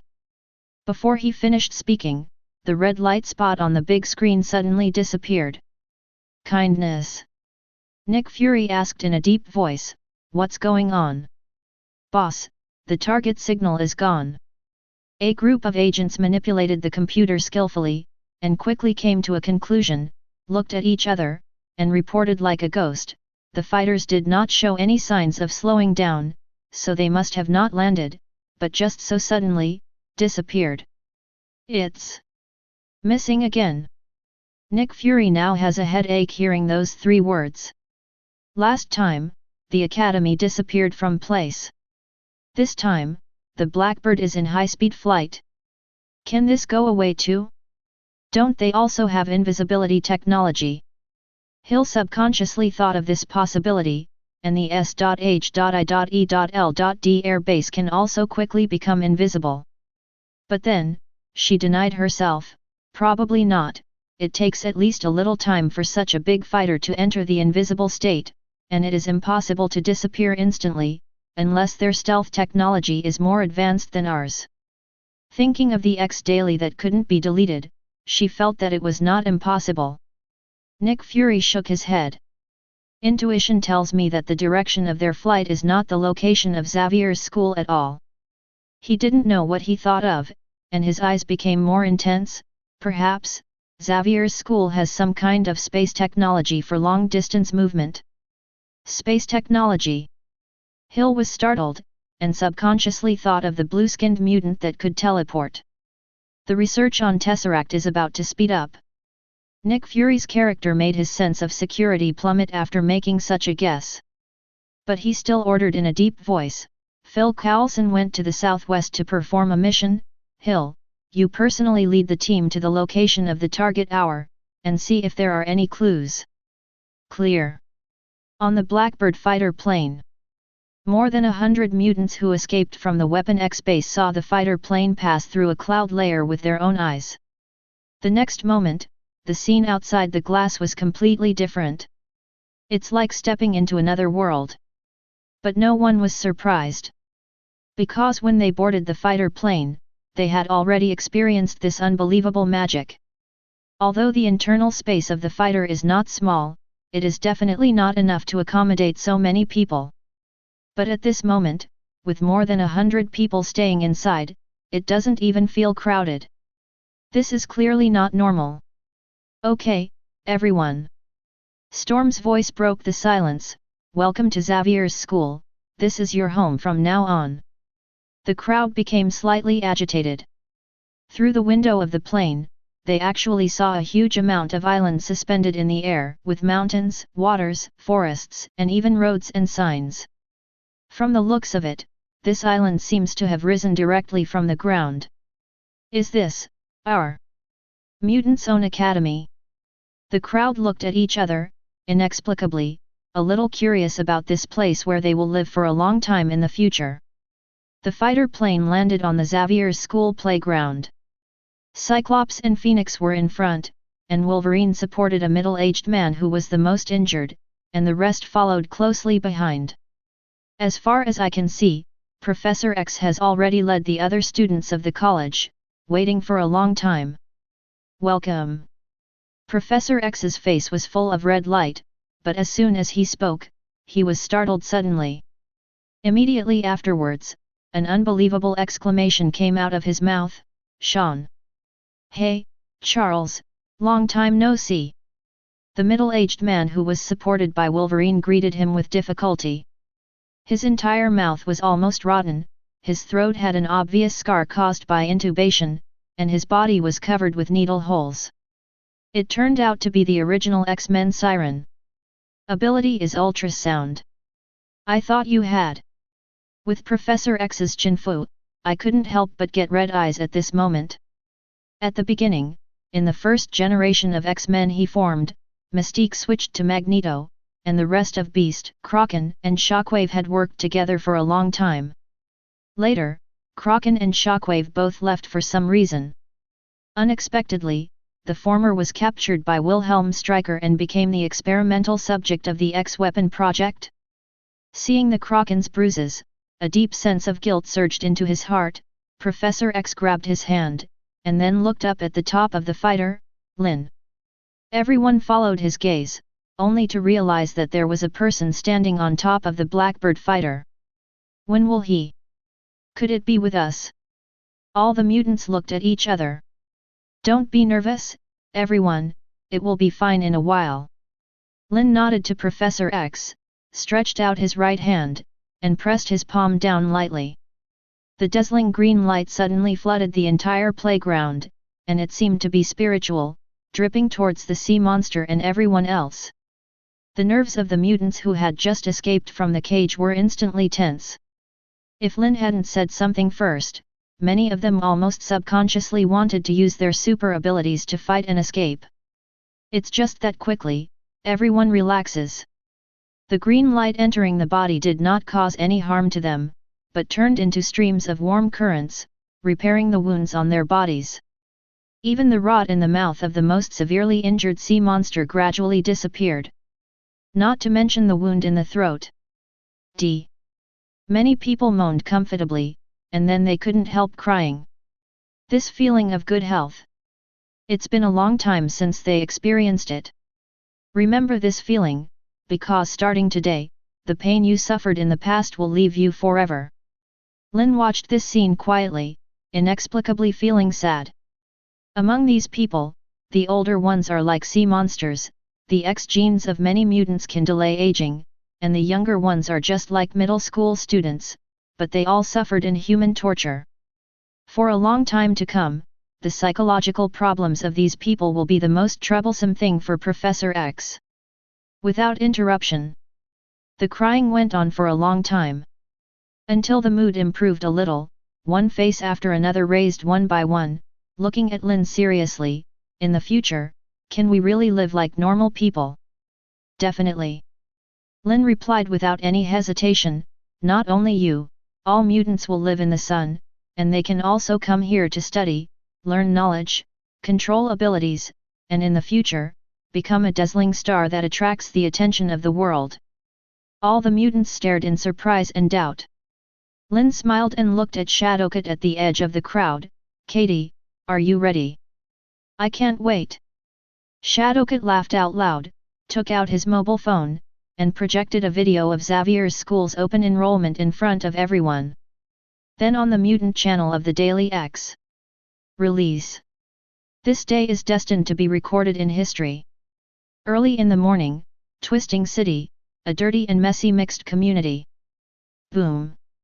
A loud noise came from the depths of a remote street, accompanied by bursts of gunshots and screams, which seemed extremely abrupt. But the nearby residents didn't have the slightest intention of getting up to watch the excitement. Robbery, gang fights, gangsters eating gangsters. Similar things happen every day, and the people living around here have long been used to it. However, what these people didn't know was that the situation this time was a little different. It wasn't gang members who robbed a homeless man with guns, but were retaliated by the other party after robbing a homeless man. I'll count to 3 seconds and take all the money out. The one who made the voice was a 15 or 16-year-old girl. Her short green hair was quite eye-catching, and the evil look on her face was also shocking. A group of these damned bastards are not picky when they rob? That old man Harrison is a 6-year-old man. A tramp in his teens, who is as poor as me. Will you not let this go? 7 or 8 gang members were lying on the ground, all trembling. You can't do it without trembling. Just above their heads, steel bars are floating in the air, and it seems that they will fall down at any time, poking their heads. The girl in front of me turned out to be a mutant. Equals. Just when the countdown sounded, the gang leader shouted, "Don't count, don't count, the money is under the TV cabinet, you get it yourself. You guys are acquainted, dot." The green-haired girl nodded in satisfaction and walked towards the TV cabinet. Passing by the messy table, there are beer, cigarette butts, flour everywhere. There are even a few condoms. She frowned fiercely, the fierceness on her face flashed away. Resisting the idea of killing all these scumbags, she quickly found the money from under the TV cabinet, turned around and was about to leave. But at the moment, the morning news came from the TV that had not been turned off all night. The latest news is that X-Men publicly released information on the Mutant channel, claiming that in order to prevent more mutants from being killed by butchers like Wilhelm Stryker, they will establish their own academy for mutants and open enrollment from today. The address of the college is located in the Xavier Manor on the outskirts of Twisting City. Any mutant who intends to enroll, regardless of age, can go directly to report. However, after investigation by our reporter, the Xavier Manor has disappeared. In its place was a huge amounts of sinkhole. This matter caused a sensation again. It was reported that the White House held a meeting overnight and seemed to be discussing countermeasures. The green-haired girl turned her head in disbelief. The academy where the X-Men are. Open enrollment. Publicly provoking the White House. Great crab special. After an exclamation, she involuntarily fell into silence. Since awakening super ability, she has been hiding in hiding for many years. She has never encountered such a thing, and she was a little dazed for a while. An unprecedented excitement seemed to emerge from the depths of the soul. Mutants' own academy? Perhaps. I, Lorna Dane, should check it out. California, outside a prison, Amidst the ear-piercing roar of cars, several police cars ran wildly, chasing the target ahead. However, every time you want to catch up, a halo will appear in front of the target. The target jumps in, and the next moment it will appear hundreds of meters ahead. FK. That chick is playing us. Rough and angry curses came from the police car, reflecting a few gloomy, Mama Lee's watery faces. Chase all the way and soon enter the town. Everyone's complexion was getting worse and worse, but suddenly they were stunned for a moment, and saw the target in their sights stop when they passed by a square. On the big screen in the square, the news is being broadcast. After running for so long, her ability must not be used. The prison guards were overjoyed, got out of the car quickly, and approached with guns. Clarice Ferguson, you escaped from prison and attacked the police, we are going to arrest you now. Before he finished speaking, a familiar circle of light appeared. A target named Clarice slipped in and disappeared again. But this time, it moved directly out of their sight. Vaguely, there seemed to be a prison guard with sharp ears, who heard a murmur, after entering Xavier's school, I will never be arrested because of my super ability. Xavier's school.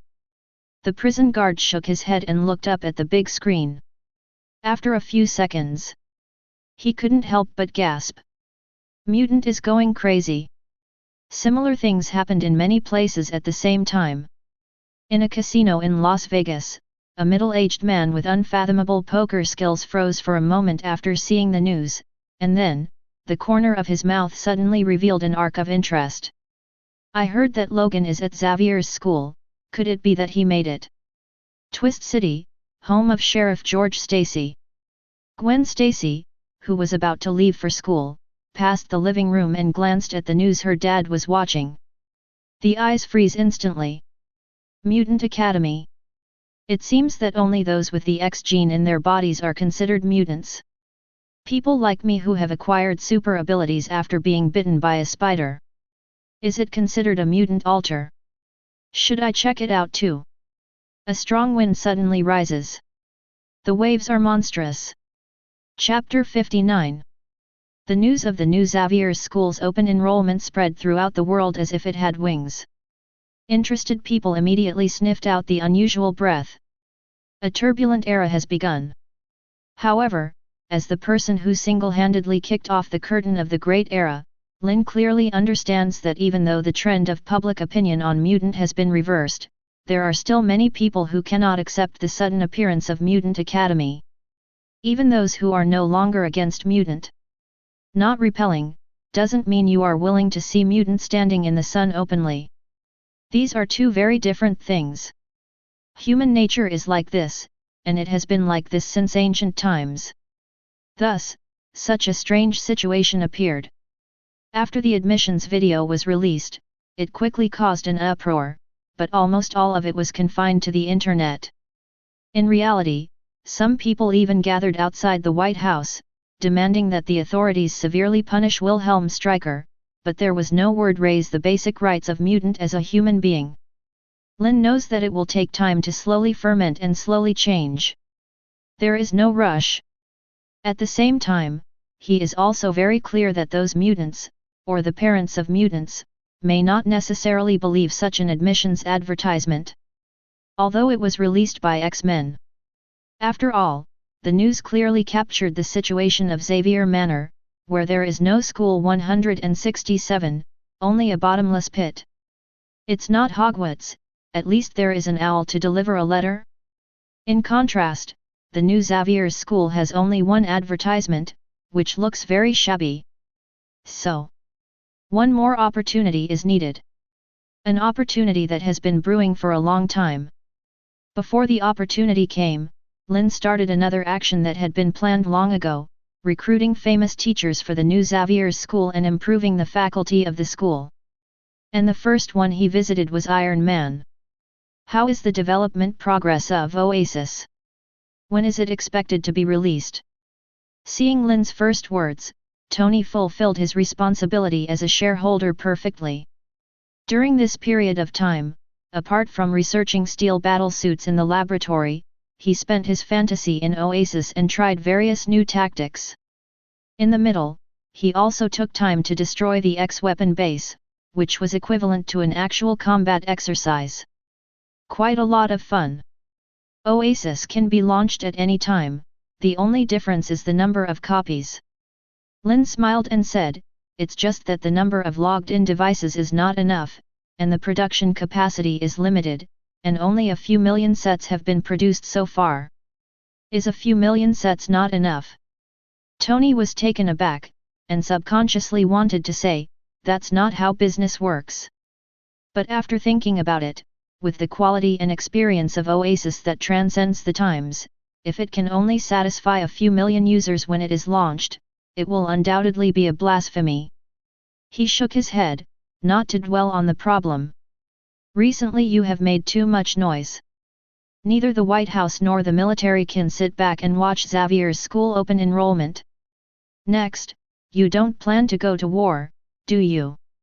He was obviously worried about this incident. Although he did good deeds and saved more than 100 innocent and suffering mutants, there was always a feeling of being used by Lynn. So he said decisively, this kind of thing, you must not drag me into the water. Don't make trouble. If you really want to go to war, what can you do with the MARK-10 you are wearing now? Lynn rolled her eyes. Tony was furious, you look down on my steel battlesuit. It's not contempt. Lynn told the truth, it's because your research and development of the battlesuit is still at the elementary level stage, so you can only bully some small characters. Once you meet a really powerful character, you don't even have a chance to fight back. What? Tony felt that his self-esteem had been seriously challenged, so he folded his hands and smiled proudly, then tell me, who are the powerful people I meet, will I not be able to fight back? Lynn watched him silently. Has the anti-psychic armor been made yet? Any ideas for anti-magnetic armor? Is anti-Superman armor in the plans? Beth, anti-magic armor, are you going to get it? A series of quick rhetorical questions, each sentence hits the heart directly. Tony's face suddenly collapsed. Holy shit, he heard you say that, I don't seem to be weak like normal. He sighed in frustration. Not to mention anti-psychic, anti-Superman armor, even anti-magic armor, since the last battle with Lynn on the rooftop, he has been researching, and now he has no clue. So, don't worry. Lynn patted him on the shoulder, looking like an elder, and said earnestly, you still have a long way to go. Tony was speechless. I feel like you're taking advantage of me. How come? Lynn smiled again and waved her hand. Don't talk about those useless things. I'm here this time to invite you to be the visiting professor of the new Xavier's school, and to study the battlesuit in your spare time, to teach the students. Professor? Me? Tony was taken aback for a moment, completely unable to keep up with Lynn's wild ideas. Definitely you. Lynn looked at him very seriously. You are a genius, one of the smartest people on Earth. Mechanical engineering, artificial intelligence, material engineering, electronic engineering, nuclear fusion, you are proficient in too many majors. This is the best professor in the world for the students of the academy. Tony still didn't realize it. Are you sure those students can understand these things? From shallow to deep, from easy to difficult, teach little by little. Lynn waved her hand indifferently. Those low-grade students are definitely impossible to understand, but the high-grade students will gain something to some extent. The IQ of many mutants is much higher than that of ordinary humans. Don't forget, Katie and Ganhuan are also students who just graduated from the academy. Mentioning Shadowcat and Jubilation Lee, Tony's eyes changed slightly. He had to admit that those were two talents. The latter's attainments in mechanical engineering and artificial intelligence impressed him deeply, while the former was not inferior in computers, and was also proficient in multiple languages, and could browse documents and materials in various languages at will. How old are they? Is mutants' IQ really that high? It's fine if you haven't noticed it before, but now that you think about it, Tony can't help but say in shock, the Blackbird fighter that X-Men drives is also quite high-tech. Is it made by mutant? To some extent, mutants can actually be divided into combat mutants and scientific research mutants. Lynn shook her head. The stronger the super ability, the IQ is generally at a normal level, and many people with weak super ability can reach heights that ordinary people can't match in terms of brain development. This is a very objective self-evaluation. Exceptions like Professor X, Phoenix. Chapter 60. Wisdom is sometimes inversely proportional to strength. The stronger the person, the less he likes to use his brain. For example, Wolverine, with its super self-healing factor, super fighting level, although it is poorly performed in the movie, and its extremely sharp adamantium claws, undoubtedly form a super strength. But he is irritable, impulsive, and often used to exchange injuries for injuries. And apart from learning some languages because of wandering around the world, he never took the initiative to learn other knowledge. On the contrary, Tony was originally an ordinary person, without great strength, and his combat power was almost entirely dependent on armor. This led to his almost obsessive research on steel battlesuits. The speed of updating iterations is faster each time. His strength comes from knowledge. Lynn popularized the classification of mutants for Tony, and then said, many Delta-level mutants have a much higher level of brain development than ordinary people. If someone like you can teach them, they will be able to use knowledge to do the same as you. Arm yourself and become stronger.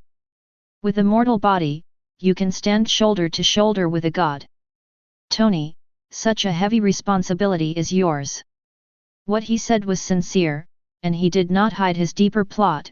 Moreover, those professors who originally have a certain reserve of knowledge can also go to your class, and if they gain something, it can also greatly enhance the technology of Xavier's school strength. Tony was taken aback when he heard that. With a mortal body, can you stand shoulder to shoulder with a god? He carefully chewed the deep meaning of this sentence, and in a trance, he felt a sense of responsibility. But then, he laughed. This is your real purpose, right?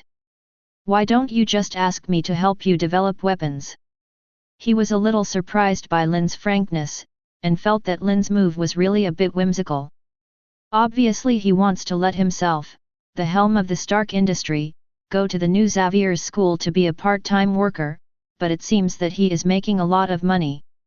With thoughts surging in his mind, Tony gradually stopped joking. A serious look appeared on his always cynical face. What the hell are you trying to do? This is the second time he asked this question, and this time, he was obviously 100 times more serious than before. If I said before, I thought you just wanted to reverse mutants' image and change mutants' situation, but now, you actually want to arm the mutant with knowledge. Mutant already has a super ability, coupled with the knowledge armed, the power is bound to advance by leaps and bounds. Lynn, I feel more and more that you are ambitious. And your ambition is far more than just letting mutants stand in the sun openly. Could it be that you, like that Magneto, want to rule the world? After saying this, the atmosphere seemed to become a little dignified. Lynn didn't realize it. Mutants rule the world, why not? He actually admitted it lightly. Tony's complexion suddenly changed, and he almost summoned the steel battlesuit. But he resisted the urge, because in his sight, Lynn suddenly changed the subject and asked a completely irrelevant question, Tony, how much do you know about this world? What? Tony was taken aback again. Lynn continued to ask, S.H.I.E.L.D. should have contacted you, right? You know S.H.I.E.L.D. Tony hesitated for a moment, nodded and said, they have indeed contacted me and want to invite me to join and build a special team composed of superheroes to deal with possible crises that threaten the Earth and protect the safety of the world. Lynn nodded without asking if he had agreed to join. Instead, he smiled and said, so, what kind of crisis will threaten the entire Earth? What do you want to say? Tony frowned, with a vague premonition that every time Lynn was allowed to control the rhythm of the conversation, he seemed to suffer in the end. Lynn still didn't answer directly. Instead, he said word by word, "Tony, do you believe in the existence of God?" "What?" Tony couldn't keep up with Lynn's rhythm again, but this time, his answer showed no hesitation: technology is God. It is said that the end of science is theology, but so far, he obviously has not encountered a scientific problem that cannot be solved. The implication is that there has never been a God in this world. Lynn said noncommittally, "How about the Metropolitan Superman? How about the General Zod who was defeated by him?" "Alien." Tony's brow furrowed even tighter. When Kryptonians come to the Earth, they can absorb the energy of the sun and become a powerful existence that makes human beings desperate. As long as they are willing, they can even easily wipe out all human beings on the Earth. For people on Earth, what is the difference between this and a god? Lynn didn't mention the Skrulls invading the Earth, nor the Asgards who had descended on the Earth, but just used Superman as an example. Then the topic changed: the universe is vast and infinite. If there is one such existence, there may be a second or third one. If they come to the Earth one after another and have malicious intentions towards the Earth, what should the people on Earth do? Tony is truly one of the smartest people on Earth. He immediately understood what Lynn meant. "You mean, the Earth is about to face the threat of alien civilization? That's why S.H.I.E.L.D. is in a hurry to form Avengers. It's not about to come, but it's always in the face." Lynn said firmly, "In the past, most people didn't realize it, but it won't be long before all human beings on the entire Earth will face death and destruction. At this time, the people's daily life is not about war, death, reconstruction, and falling into war again. But there are already signs of this. Tony, the world is not the same as before." Lynn sighed softly, sincerely, without any falsehood. "Because he, and even all mutants, live in this world. When I think of the distant starry sky, purple sweet potato, Dormammu, Steppenwolf, Darkseid and many other top bosses are all staring at the Earth, sometimes I can't sleep well. Could the world be any more chaotic?" Tony said nothing. But looking at the expression on his face, it was clear that Lynn was talking alarmistly. "The level you are in is too low now, and it is normal not to see the future." Lynn patted him on the shoulder. "You just need to know that the crisis that threatens the Earth has always existed, and S.H.I.E.L.D. obviously knows a lot of secrets, so they urgently want to form Avengers. As for those people in the White House and the military, they may not understand clearly enough, but there must be some smart people who have vaguely sensed the signs of great changes in the world through various cobweb signs. So they are also eager to improve their own strength. The study of mutants' super ability is to some extent one of the attempts. It's just that whether it's S.H.I.E.L.D. or the high-level human beings, they deliberately avoided a question." At this point, Lynn deliberately paused. When Tony didn't pay attention, he couldn't help being led to the rhythm. "What's the problem? Why did mutants start to appear on a large scale at such a time?" The divine light in Lynn's eyes was bright, and her tone suddenly raised. Tony's heart trembled violently, as if a thunderbolt exploded in his ears. "Tony, you are one of the most intelligent geniuses on Earth. You must know that from primitive times to modern civilization, human beings have been evolving all the time. In order to adapt to the changes in the natural environment, there are constantly various physiological and psychological changes." Lynn's speech slowed down, but her enunciation became more and more clear. "This is the historical torrent of the development of human civilization, just like a monstrous wave. It has never changed since ancient times. Then, in the face of today's turbulent waves of great changes, human genes are naturally mutated, and various super abilities are born to cope with the coming crisis of survival. Isn't it a very normal thing? God is sorry, if Darwin knew that his theory of evolution had been interpreted in this way, he wondered if he would jump out of the coffin. And if Nick Fury of S.H.I.E.L.D. was present, seeing Lynn linking the invasion of alien civilizations with the large-scale emergence of mutants, he didn't know what kind of expression he would have. But I have to admit that these words make sense. Tony was speechless for a moment. Human beings have been adapting to the environment. If the cosmic environment is really undergoing unprecedented changes, then in order to survive, human beings have genetic mutations and the birth of super abilities. It seems that there is nothing wrong with it. So, Tony swallowed hard, and spoke slowly after a long time. The emergence of mutant is actually the self-help of human genes? Is it the inevitable result of the development of human civilization? That's right. Lynn said every word. This is what happened naturally. First a small number of people, and then more and more people. As time goes by, all human beings will step into the process of genetic evolution. Since that's the case, mutant, who evolved one step earlier, wants to stand at the top of this world and lead the overall evolution of human civilization. Isn't it a natural thing? So, what's wrong with mutant ruling the world? At the moment, if Professor X, who is currently studying the history of the Dragon Kingdom, is present, he will be stunned by Lynn's words, and then lose all his elegance and swear. Shit! This guy, Lynn, started looking for theoretical support for the emergence of mutant. And there is no doubt that the key to this theory of genetic evolution lies in whether human civilization is real, will face unprecedented threats. Tony thought of that all at once. And Lynn saw his face and understood his thoughts. You don't believe it? 0. Tony subconsciously shook his head. Lynn was not angry, and a familiar smile appeared on the corner of her mouth. It's very simple, I just let you see it with your own eyes. Before he finished speaking, he thrust out his right hand and hit Tony between the eyebrows. This is not Camartage soul magic. But, prophecy magic.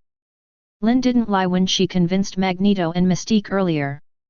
He does know a thing or two about prophecy magic. Boom! It was as if the brilliant colors of the Big Bang flashed fiercely in front of Tony's eyes in an instant. At this moment, he felt as if his soul had lifted off into the sky and floated into a strange and unknown place. Bubbles suddenly appeared. In the bubble, there are pictures one by one, each picture is different, as if it is a different branch of the timeline. However, in almost half of the screens, there is a twisting city that is being destroyed. In the city, the figures of superheroes are fighting with all their strength, among them is even his own figure, manipulating a steel battlesuit that is clearly ahead of Mark 10, fighting bloody battles. And their opponents are ugly and powerful foreigners. Star creature. Tony saw, on the roof of the Stark building, a glaring ray of light pierced through the sky, opening a space channel that was getting bigger and bigger. In the tunnel, countless alien creatures and monsters rushed into the earth. Then, madly slaughter. At this moment, he believed Lynn's words for no reason, because out of the corner of his eye, he also saw a small part of the picture, the blue planet on which human beings live. Bang, and it exploded. Countless familiar streets, countless familiar people disappeared in an instant. No. With a roar, Tony broke away from the prophetic situation. His expression changed violently, his whole body was in an unprecedented shock, his thinking was like a speck of dust on the edge of the universe, suddenly lifted to the level of the vast universe. Spend. Looking around, there are mouths full of blood.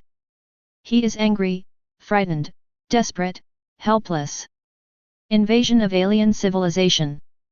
The self-evolution of human civilization. Mutant is one step ahead. In my mind, what Lynn said just now echoed crazily, and at the same time, the feeling of seeing the future through time and space can't be lingered no matter what.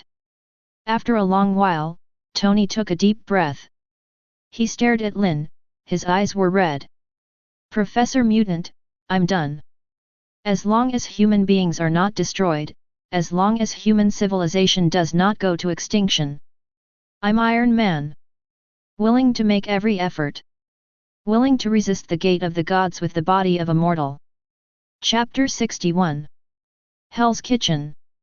This is an indelible black spot in the bustling city of Twist, which has always been known for its messy and backward living quality, serious ethnic conflicts, and high crime rate. According to incomplete statistics, there are no fewer than 3 gangsters on each street here.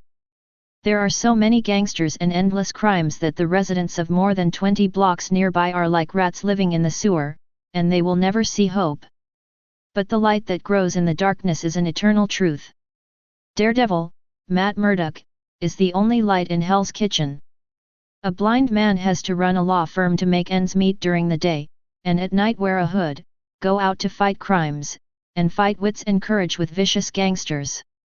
One can imagine how much effort is required. It has long been commonplace to be covered in bruises. And there is no doubt that in such a place, opening a law firm that upholds justice obviously cannot earn 030 money. In fact, the law firm has been on the verge of bankruptcy several times. But today, things seem to have ushered in a turning point. A big client came to visit. "Welcome, Mr. Lynn." Matt Murdock sat in a slightly messy office, wearing a pair of sunglasses, and said to the visiting young man, "I don't know if you have anything to entrust to our law firm." His attitude is very friendly. With this income coming into the account, the institute can be maintained for a period of time. "I'm not here to sue." Lynn didn't talk nonsense, and said straight to the point, "Mr. Murdock, I know you are Daredevil.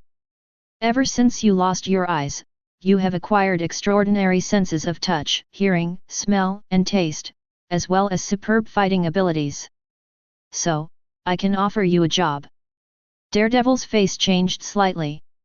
His first reaction was to clench the guide stick in his hand, and his whole body tensed up accordingly. But his strong 4 senses made him judge that Lynn was not malicious, and he frowned slightly and said, "Work? I already have a job, sir." "Definitely." Lynn was not surprised by his vigilance, and said, "It is because you are an excellent lawyer that I am willing to offer you this job, or you can take it as a part-time job." "Part-time?" Daredevil was a little surprised. "That's right, a part-time job with a good income can not only keep your law firm afloat, but also make you more respectable." Lynn glanced at the small office. "Maybe, you and your partner can change to a bigger office instead of being crowded in such a small place." Seeing Daredevil's frown getting tighter, he smiled and added, "Definitely, this part-time job is definitely not for you to do bad things, but only for you to go to a school for a few classes a week. It's just a class." "School? In class?" Daredevil became more and more confused. What kind of school needs a blind man as a teacher? "A school that gathers a lot students who have super abilities like you." As soon as the words came out, Daredevil reacted immediately. Xavier's school. Recently, the news of the new Xavier's school's open enrollment has been raging. Even if he doesn't pay attention to it, he still knows it from his partner Fergie Nelson and his assistant Karen Page. But he never thought that this matter would have something to do with him. "Are you a mutant?" Maybe it's because of the super ability relationship. Although he is not a mutant, he is quite kind to mutants. As he spoke, his expression gradually relaxed. "The students in Xavier's school are all mutants, and their teachers, shouldn't they be the elite among mutants? Why did they come to me? That's all in the past. Now Xavier's school needs talents who can teach all kinds of knowledge." Lynn explained, "You must have heard that Xavier's school has open enrollment, so after graduation, students will naturally return to normal social life, and as we all know, in such a country, the law is that the rich game to play. So, if students want to gain a foothold, it is necessary to be proficient in law. That's why he came to Daredevil. Among the future graduates of Xavier's school, at least a group of lawyers should be trained." "You're blunt, Mr. Lynn." As a lawyer, Daredevil felt unnatural when he heard this.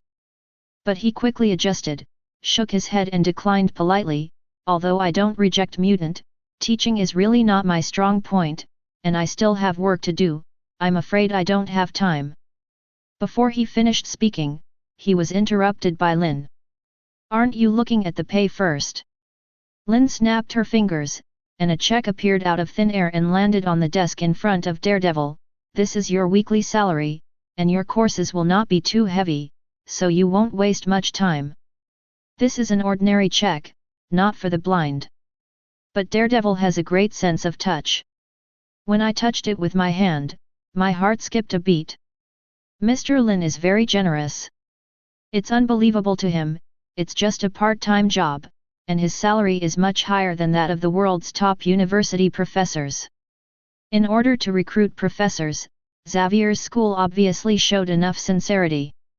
From this point of view, if there are not many courses, it seems that it is not unacceptable to accept such a part-time job. Not only can it greatly relieve the financial pressure of the law firm, you can also become colleagues with the recently popular X-Men. In the future, in case something unexpected happens, wouldn't it be possible to ask the X-Men for help? Mr. Lynn, I think I can. Daredevil groaned for a while, and planned to accept the invitation, but before he finished speaking, his brows frowned again. Mr. Lynn. There was no response from the office. And in the radar sense, the young man who was sitting opposite just now, has disappeared. When will he? Daredevil was startled when he heard Karen Page, the receptionist, an assistant, push the door in. Matt, who are you talking to? Kindness. Daredevil was startled. Mr. Lynn, didn't you bring it in just now? We were talking in the office, didn't you hear me? Are you kidding? When did I take over the client? Karen Peggy looked blank. And you are the only one in the office all the time, you are not dreaming, are you? Myself. Daredevil was silent for a long time, and sighed softly after a long time. Mutant's ability is really amazing. Karen Page was puzzled. Daredevil didn't say much, handed him the check in his hand and said, I just received a weekly salary that was pretty good, I think. I won't owe you any more salary in the future. Karen took a look at 1.0, and immediately exclaimed, Great gift crab special. Is this a weekly salary? Yes. Daredevil felt the joy of his assistant, and couldn't help being happy too. Immediately afterwards, with his extraordinary sense of touch, he felt that there seemed to be something extra in his pocket. He reached out and touched it. Lynn's voice sounded quietly in his heart. This is the key to the academy. Hold the key for more than 3 seconds, say Harry Potter silently, and display the class schedule. Silently say Dumbledore to send the vehicle where the academy is located. Definitely, in order to ensure the personal safety of the college professors, if one day you are in danger, please shout Grindelwald. In an instant, Daredevil was even more shocked, but at the same time couldn't help being a little puzzled. Datu. Dumbledore. Seems like they're all names. Could it be some powerful mutant? Chapter 62. In the coffee shop, Lynn sipped coffee leisurely.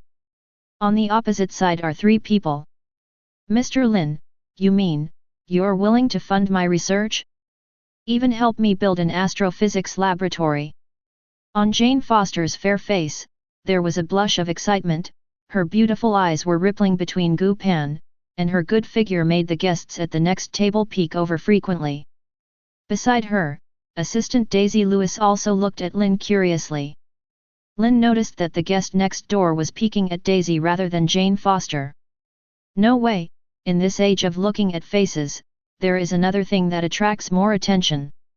Big is king. In the open coat, the simple t-shirt can't cover up the amazing curves at all, plus the pair of black-rimmed glasses on her face, and her big black waves, it's easy to think of some restricted rated things. Perhaps she was used to such gazes, but Daisy didn't realize it. With a lollipop in her mouth, she said suspiciously, You look like you haven't graduated from college yet. Do you know how much money is needed for an astrophysics laboratory? Are you sure you're not playing us? Mr. Lynn, Daisy is right. Astrophysics is a very special science. It requires years of investment, A&D.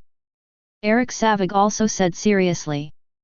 As Jane Foster's mentor, he is a famous astrophysicist, but as he himself said, this major is a bit special. 17.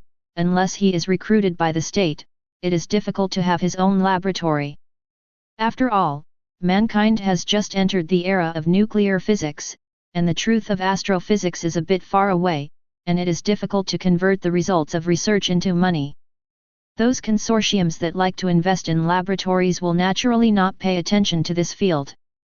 Because of this, a wild astrophysicist like him does not live a good life, and research funding has always been tight. So after receiving a call from Lynn, although he had some hesitation, he still gave up the celestial vision that he had been tracking recently and came here. Only now, after seeing Lynn's age, he suddenly felt that things were not plausible. Such a young man would be interested in astrophysics? Could it be that he wants to pick up Jane or Daisy? Spending a lot of money to pick up girls? 3. You don't need to doubt my sincerity. Lynn smiled.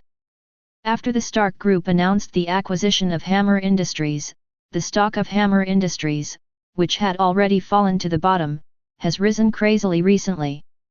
The 400 million invested by the Second World has now doubled several times. The funds he can use now are conservatively estimated to be more than 1 billion. It's just investing in an astrophysics laboratory, and you don't need to take it all at once.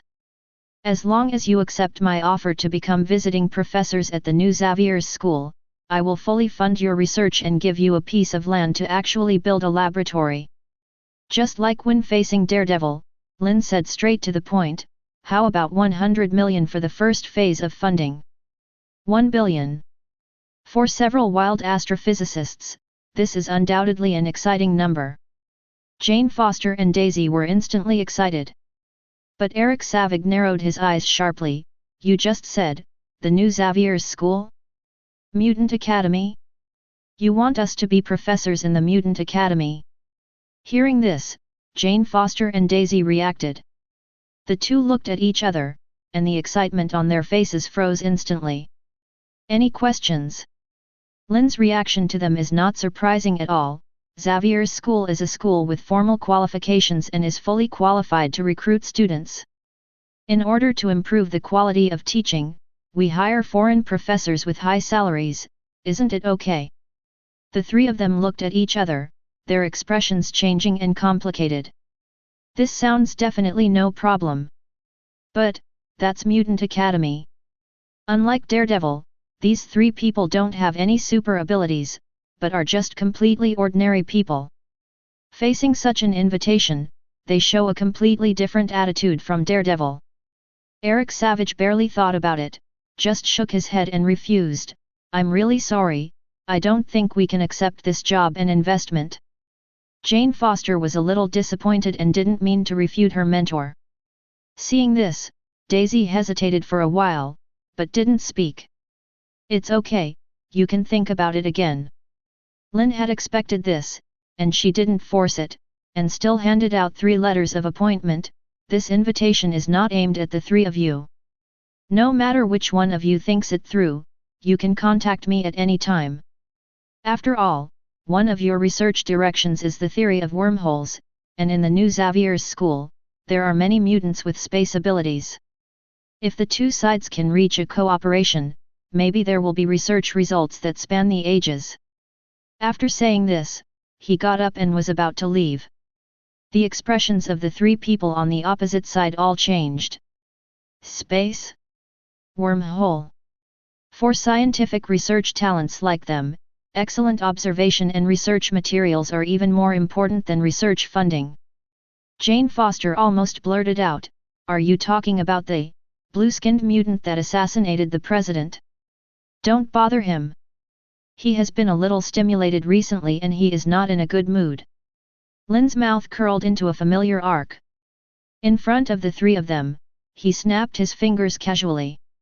With a sound of buzz, a ripple appeared in the corridor on the left, as if a zipper had been unzipped in the void, and a space portal with a faint golden glow appeared quietly. The space door moved slowly, enveloping the 4 of them together with the table. The next moment, the three of Jane Foster were stunned to find that they and the others had appeared in a vast and boundless primeval forest. The extremely scorching air, the sudden increase in temperature, the giant trees and vines covering the sky, and the faint roar of lions and tigers coming from my ears. All in all, undoubtedly revealed an incredible fact. This is by no means pretty country. The man in front of him plucked the string of space. Tens of thousands of miles away, arrive in an instant? Africa. Daisy was the first to exclaim, and then looked at Jane Foster and Eric Savage, and saw that the two of them, like herself, had fallen into deep shock. In extreme stupefaction, the three of them didn't even notice that Lynn had left. The invitation to Xavier's school is valid for a long time, the three of you have considered it, and you can join the job at any time, but right now, I have some things to do here, so I won't be with you. If you want to go back, just go through the door. The voice came into the ears, and Lynn's figure had disappeared. After a long time, the three of Jane Foster looked at each other in dismay, and passed through the space door that hadn't disappeared one after another. Almost without a second, the familiar coffee aroma of $47 came again. Hiss! The three of them gasped in unison. It's not a dream. Daisy was so excited that she grabbed her good sister's arm. Let's accept this job, the salary is not low, and we can also get funds to establish experiments, isn't it like a dream? Jane Foster looked at her teacher. Mutant. Eric Savage's expression was complicated, and he was a little confused for a while, unable to make up his mind. Daisy hurriedly persuaded, what's so scary about mutant? We are going to be professors, so who else would dare to hurt us? Jane Foster looked at her in surprise. Daisy, why do I feel that your assistant is more excited than me? Definitely. Daisy said unabashedly, that Lynn is handsome, isn't he? He is a powerful mutant who cuts through the space casually. Damn it, I actually felt a kind of unfathomable charm in him. As she spoke, she took a deep breath, helped up her black-rimmed glasses that almost fell off, and looked at Jane Foster. He's my favorite, Jane, you can't take it from me. Jane Foster looked confused. Isn't it? You are dominated by hormones at this time? Have you forgotten that we have to track celestial visions? Go to the FG celestial vision, we no longer need to use it to confirm the authenticity of the wormhole theory. The man just now has proved everything with facts. Daisy swears, and then looks at her friend and teacher indifferently. Is there anything more worthy of research than him? Jane Foster froze for a moment. Then the heart trembled.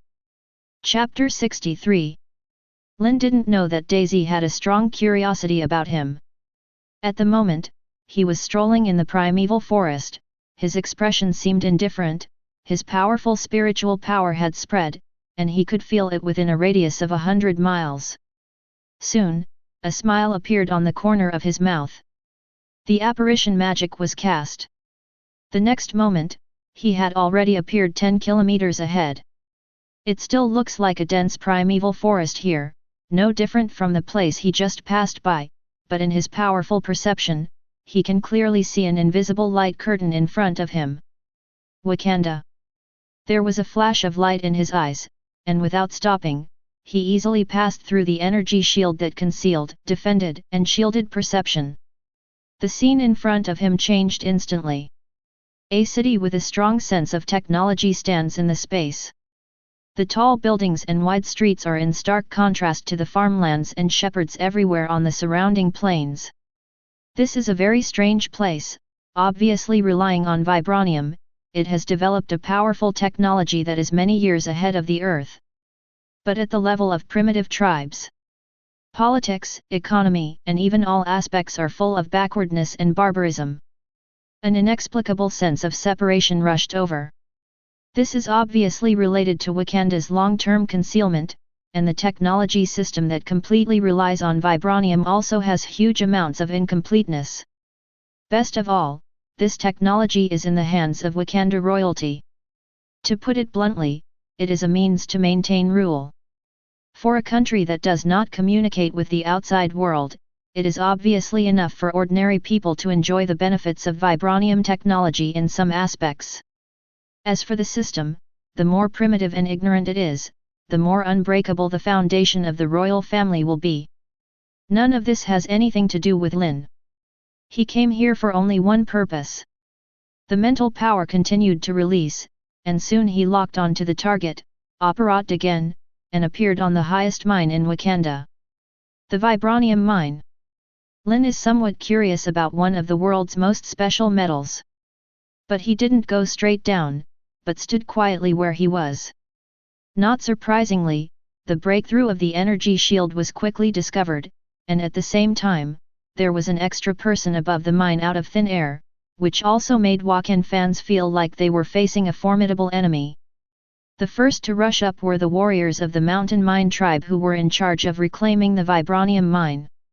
A royal guard composed of a group of bald black women, each holding a spear, followed closely behind.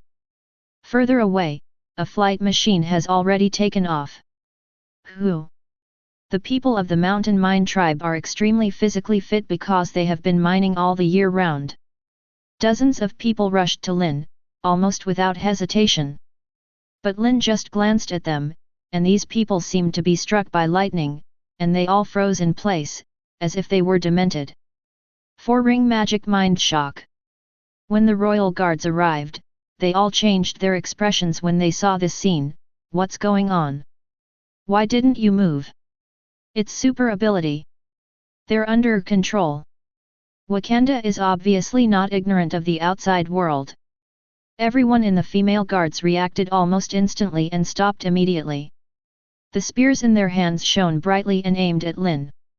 Lynn didn't make any movement, the ground around him trembled loudly, and all the members of the guard fell down on the spot as the earth dragon rolled. Someone who was agile got up quickly, and was about to fight back, when tentacles made of mud stretched out from the ground, locking their bodies tightly. There was a look of horror in everyone's eyes. Can be selected into the royal guard, each of them has strong physical fitness, and is also equipped with powerful technological equipment such as spears and cloaks. No matter how powerful the enemy is, they are confident that they can win 5 battles. Who would have thought that facing Lynn, there would be no room for development? This is magic. Powerful power is only second. Magic and weirdness are the biggest features. Notify your king that Lynn, King of Mutants, is visiting. Lynn is a gentleman, he never thought of killing through Wakanda and snatching vibranium by force, so he looked at the captain of the guard team and spoke lightly. This time, he came as the King of Mutants. The aura is fully open, and the sharpness is revealed. King of Mutant. All the members of the royal guard trembled, all were intimidated by Lynn's aura. Before they could report, on the high-speed approaching flight, Wakanda executives had already heard Lynn's words through their communication equipment. A flight controller lowered its altitude, the hatch opened, and figures jumped out of it. The other flight guns are suspended in the air, and the muzzles stick out, aiming at Lynn. I am T'Challa, Prince of Wakanda. Who are you? Why are you breaking into our territory? A vigorous voice sounded, and a figure wearing a Black Panther battlesuit appeared in sight.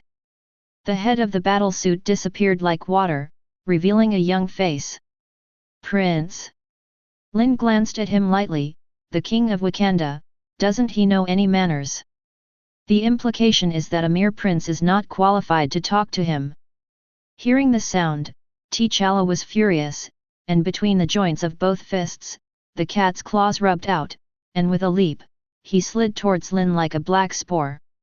As the Prince of Wakanda, after eating the heart-shaped grass, he has gained super 5 senses: strength, speed, endurance, and reaction.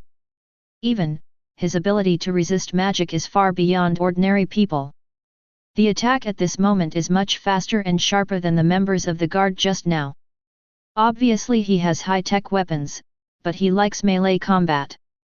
Lynn pouted speechlessly, and the constant 5-ring magic super dynamic vision on his body made the opponent's movements seem to be in slow motion in his eyes. He still didn't do anything. However, in an instant, the surrounding wind suddenly picked up, and a high-speed rotating tornado appeared out of thin air, whistling like a knife. T'Challa's complexion changed slightly, and she quickly avoided it, her figure extremely agile. But he had just moved, and rays of light fell on him as if Wang Lizao had predicted his trajectory in advance. Dull, gravity, weakness, confusion. A lot of curse magic with only 1 and 2 rings appeared silently. T'Challa's magic resistance is not low, but in an instant, he feels his feet sinking, his head is dazed, his body seems to be a little disobedient, and he recovers soon. But this moment is enough for a tornado to smear his face. Bang! Sound body. Under the watchful eyes of everyone, his attack failed at the very beginning, and he flew out in the air. The Wakanda executives who came with him were all shocked. Shoot! Shoot! The muzzle of the flight device suspended in the air instantly emitted a dazzling light. Seeing this, Lynn suddenly had a smile on his face. I heard that Wakanda's vibranium is derived from a meteorite that fell from the sky many years ago. In his pupils, 2 flames burned silently. Do you want to see and see? Chapter 64. As Lynn's voice spread, everyone, including T'Challa, felt something strange. The surrounding temperature suddenly soared. You know, Wakanda is located in Africa, and it is extremely hot. T'Challa and others have long been used to the high temperature, but at this moment, they all feel a burning sensation that stings their skin. This burning sensation not only comes from the outside world, but also partly comes from the heart. It was as if their souls had been set on fire. Everyone raised their heads subconsciously. In the high sky, a meteorite with huge amounts of roaring and falling with majestic flames became bigger and bigger from far to near, and the sky twisted strangely wherever it passed. A sense of terror and oppression that destroys the world crushes from the sky. Everyone's faces turned extremely pale in an instant, and Black Panther's tailbone trembled violently like a cat's hair exploded. Open the defensive cover. The energy is activated 100%. He hissed and roared for the first time, and his voice was full. In order to save energy, the energy shield on the outer layer of Wakanda usually only has a small part of defense power, and the most important functions are concealment and detection. Theoretically speaking, once the defensive cover is 100% opened, no weapon on Earth can break through. It seems that 990 is easy to block a meteorite. But that's in theory after all. Ever since Wakanda developed the energy shield technology, when did you experience the scene of the meteorite falling? It's not possible to drag a meteorite down, let's test it. Especially the meteorite that appeared in the sky is obviously different from normal meteorites. During the high-speed fall, it rubbed against the atmosphere violently, but it didn't become smaller. Instead, as the distance approached, it became larger, visible to the naked eye. The color of the flames burning outside is also changing crazily. Red, crimson, maroon, purple, black. The flame carried by the meteorite turned black. Although I don't understand what this scene means, but such a strange flame immediately made T'Challa and everyone else stand on end, as if they saw endless collapse and destruction. And most importantly, when the black meteorite was only 100 meters away from the defensive cover, the second, third, and even endless small flame meteorites appeared in the rear, almost covering the entire area. Sky. This magic is not a single body. 6 rings meteor storm. 6 rings, fire god extinguishing magic. This is Lynn's confidence to break into Wakanda alone. During this period of time, his magic power has improved by leaps and bounds, and the magic he creates every day has reached the level of the 6th ring. 6-ring magic, called a forbidden curse. The power is completely different from the 5-ring magic. Great Gift Crab Special, Wakanda language. T'Challa and the rest of the people stopped breathing. The situation was too frightening. They suddenly lost confidence in Kandako's powerful skills. Is there anyone in this world who has mastered the power of a strong woman? Could it be that he is a legendary god? At the critical moment, King T'Chaka of Wakanda, who has never shown up, finally couldn't sit still. Mr. Lynn, Wakanda and Mutant have nothing wrong with each other, this is a misunderstanding. A significantly more luxurious and advanced flight machine roared over from the palace building, and an apologetic voice came from it. Please take back your super abilities, Wakanda will receive the King of Mutants with the most solemn etiquette. Lynn raised her eyebrows slightly. How good is it this early? The corner of his mouth curved into a half-smile. In the almost dull eyes of T'Challa and others, his right hand crossed the top of his head, pointed to the sky, stretched out a finger and gave a light hook. The next moment, the densely packed small meteorites in the sky, the black flames suddenly disappeared, turning into bare meteorite fragments, crashing into the defensive cover. As for the largest one, the black flame rose even higher, but it suddenly drew a beautiful arc, brushing against the defensive cover and darting towards the far west.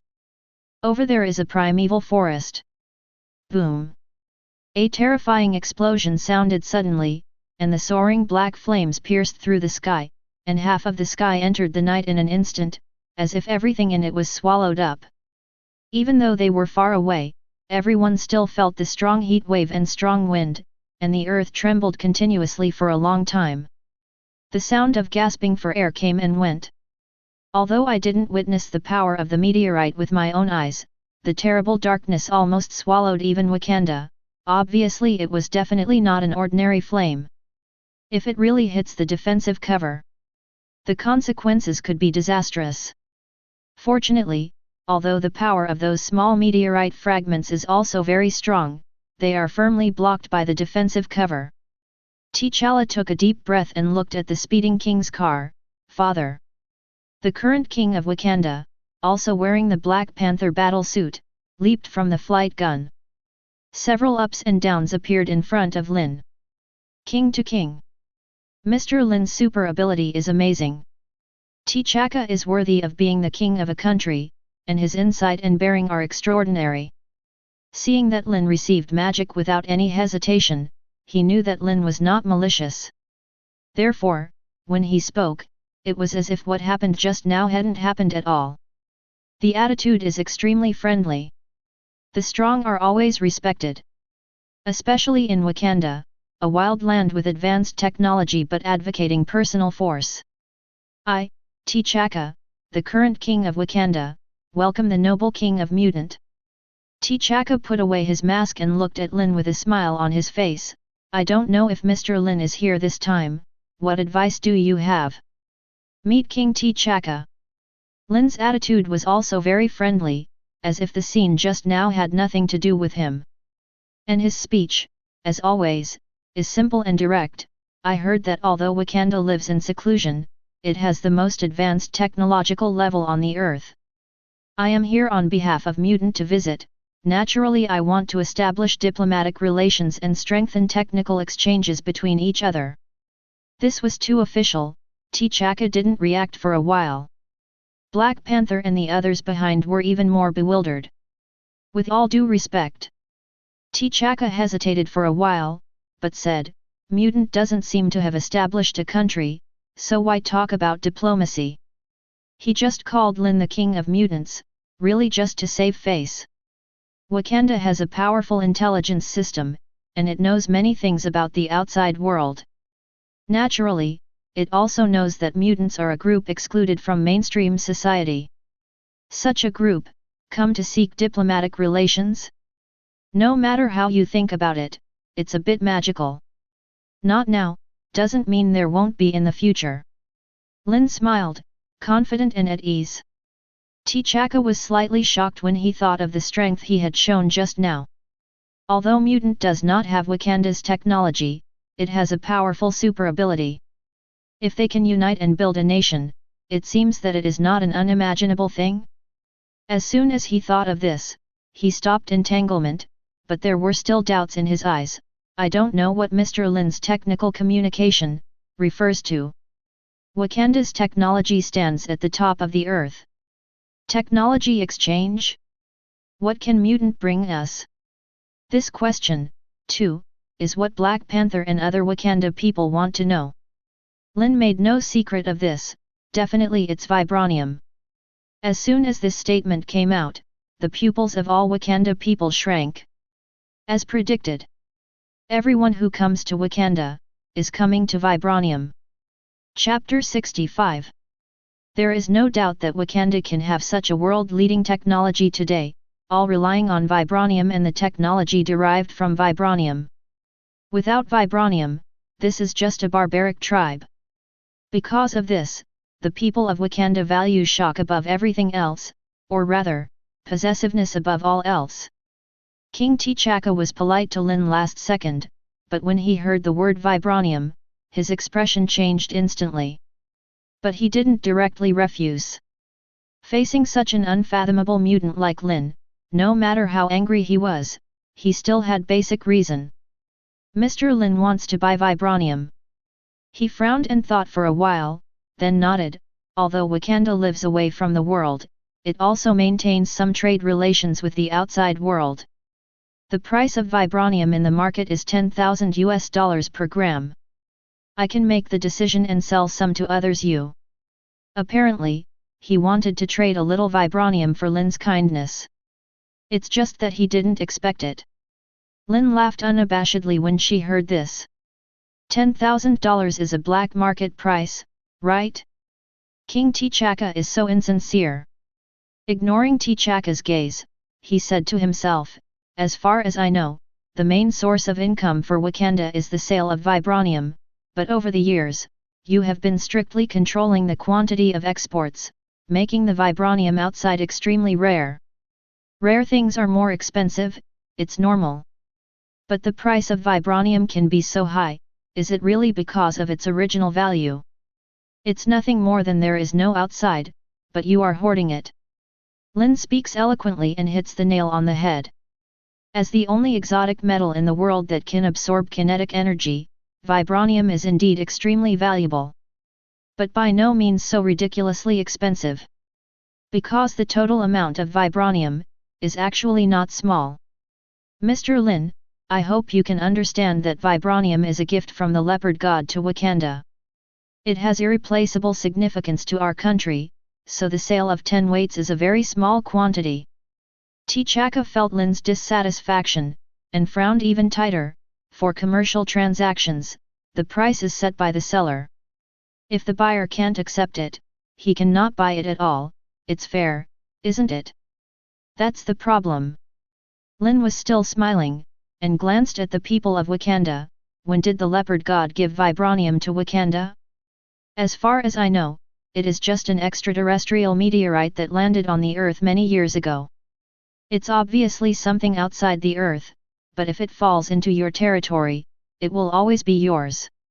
As soon as this remark came out, T'Chaka's heart trembled. Only then did he realize that the uninvited guest in front of him seemed to have an extraordinary understanding of Wakanda and vibranium. Even the origin of vibranium is clear. Vibranium is definitely our. Black Panther T'Challa at the back couldn't help interjecting when he heard the words. Lynn cut him off directly. Besides, when the meteorite fell, all 5 of your tribes wanted to keep it for yourself. You even went through a long war for this. In the end, because of the emergence of the first generation of Black Panther, you defeated the other 4 tribes and stabilized your situation. Firmly occupy this vibranium mine. There was an undisguised sarcasm on the corner of Lynn's mouth. So, if I kill you, can I keep it as my own? In front of the king of Wakanda, he bluntly said the matter of destroying the country. The faces of all Wakanda have changed once again.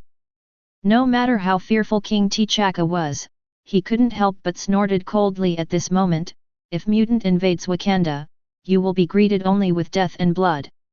Lynn dismissed his threats. If I want to rob, can you stop me? Contemptuous eyes scanned the audience. All those who looked at him subconsciously thought of the extremely terrifying meteor storm a few minutes ago. The faces changed color instantly. But no one was afraid. Instead they all held the weapons in their hands tightly, and some even took up the weapons and aimed at Lynn again in a panic. Drop your weapons! King T'Chaka hurriedly stopped him, looking into Lynn's eyes. it was extremely complicated. Mr. Lynn appeared here above board. Obviously he didn't mean to be an enemy of Wakanda, it's just, your way of negotiating is really a little bit aggressive. That's right. Lynn is bargaining. And King T'Chaka clearly understands that too. I came here with sincerity, you are wasting each other's time. Lynn rubbed her hands together, as if a big fireball was about to come out at any moment, so, let's skip these nonsense. Mutant is going to purchase vibranium on a large scale for a long time, King T'Chaka, give me great price. Long term, on a massive scale. The pupils in T'Chaka's eyes shrank slightly. He is definitely unwilling to sell vibranium on a large scale. If Lynn really wants to grab it, he will lead the army without hesitation and fight Lynn to the end. However, Lynn is very polite and just wants to spend money on purchases. In this way, this is just a buyer, not an enemy. Wakanda naturally has no need to fight against it. But this buyer didn't follow the rules completely. The meteor storm just now was undoubtedly a deterrent to Wakanda. T'Chaka couldn't help but sigh deeply. Ask for flowers. He knew that from the very beginning, every move and every word Lynn made was paving the way for this negotiation. This undoubtedly makes him quite passive. Facing such a well-behaved person, but not completely, he was completely unsure, if Wakanda rejected this deal, would the terrifying mutant in front of him really summon meteorites again and set off a bloodbath? After all, go ahead, it's pointless. Sell it, and don't be reconciled. It's frustrating and helpless. $5,000. 1 gram. After pondering for a long time, King T'Chaka still made a decision, just make friends with Wakanda and Mutant, and hope that our friendship will continue in the future. Well, the price went straight to half. Seeing Lynn's strange expression, he trembled in his heart, and quickly added another sentence, shocked purchase so far, the quantity is not much, and the cost of mining is also high. This is already the most sincere price. 00. It was beyond his expectation. Lynn didn't want to bargain anymore, and nodded happily, deal. 100 kilograms per month, that's 5 ye. Before he finished speaking, King T'Chaka's lips twitched again. According to Wakanda's information, the vibranium shield held by the world-famous Captain America at that time was only 5.44 kilograms, and it was also mixed with original adamantium. Good guy, how many shields can be made with 100 kilograms of vibranium? Also every month? Wakanda has mines and can't afford to dig like this. 50 kilograms. King T'Chaka quickly opened his mouth and started another round of negotiations, and it must be traded every 3 months. This amount is 200 kilograms a year. It's barely enough for now. Make a deal. Lynn nodded, looking at King T'Chaka's eyes, a little playfully. Wakanda's technology department needs vibranium and also needs to go out to ensure financial resources. In this case, it can easily trade 200 kilograms per year. Obviously, the reserves of the vibranium mine at the foot are richer than imagined. Wakanda is indeed the richest country on Earth. With that in mind, Lynn is ready to pay the bill. 50 kilograms in 3 months, that's 250 million. He spread his hands, and under the eyes of T'Chaka, Black Panther, and all the Wakanda people, he said, this money is not too much, but unfortunately, I have too many places to use the money. I'm afraid I won't be able to get it out. Everyone was stunned. This person is here to play tricks on us? Death. Chapter 66. There seemed to be a moment of silence in the atmosphere. The look of surprise in King T'Chaka's eyes couldn't go away, and he said uncertainly after a long while, Mr. Lynn, wouldn't it be, to deal first, then pay? How is this possible? Lynn looked at him with a strange face, since it's a transaction, definitely you have to pay for it and deliver it. I'm here to purchase vibranium, not to rob, so how can I not pay? He speaks righteously and will not punish the Wakanda people. Don't you have no money? How to pay the bill? As I said just now, this visit is to promote technical exchanges between Wakanda and Mutant. Lynn said solemnly, since vibranium is the cornerstone of Wakanda's technology, then we Mutant definitely have to show our technological achievements. As long as Wakanda also purchases our products, won't I be rich? Good guy.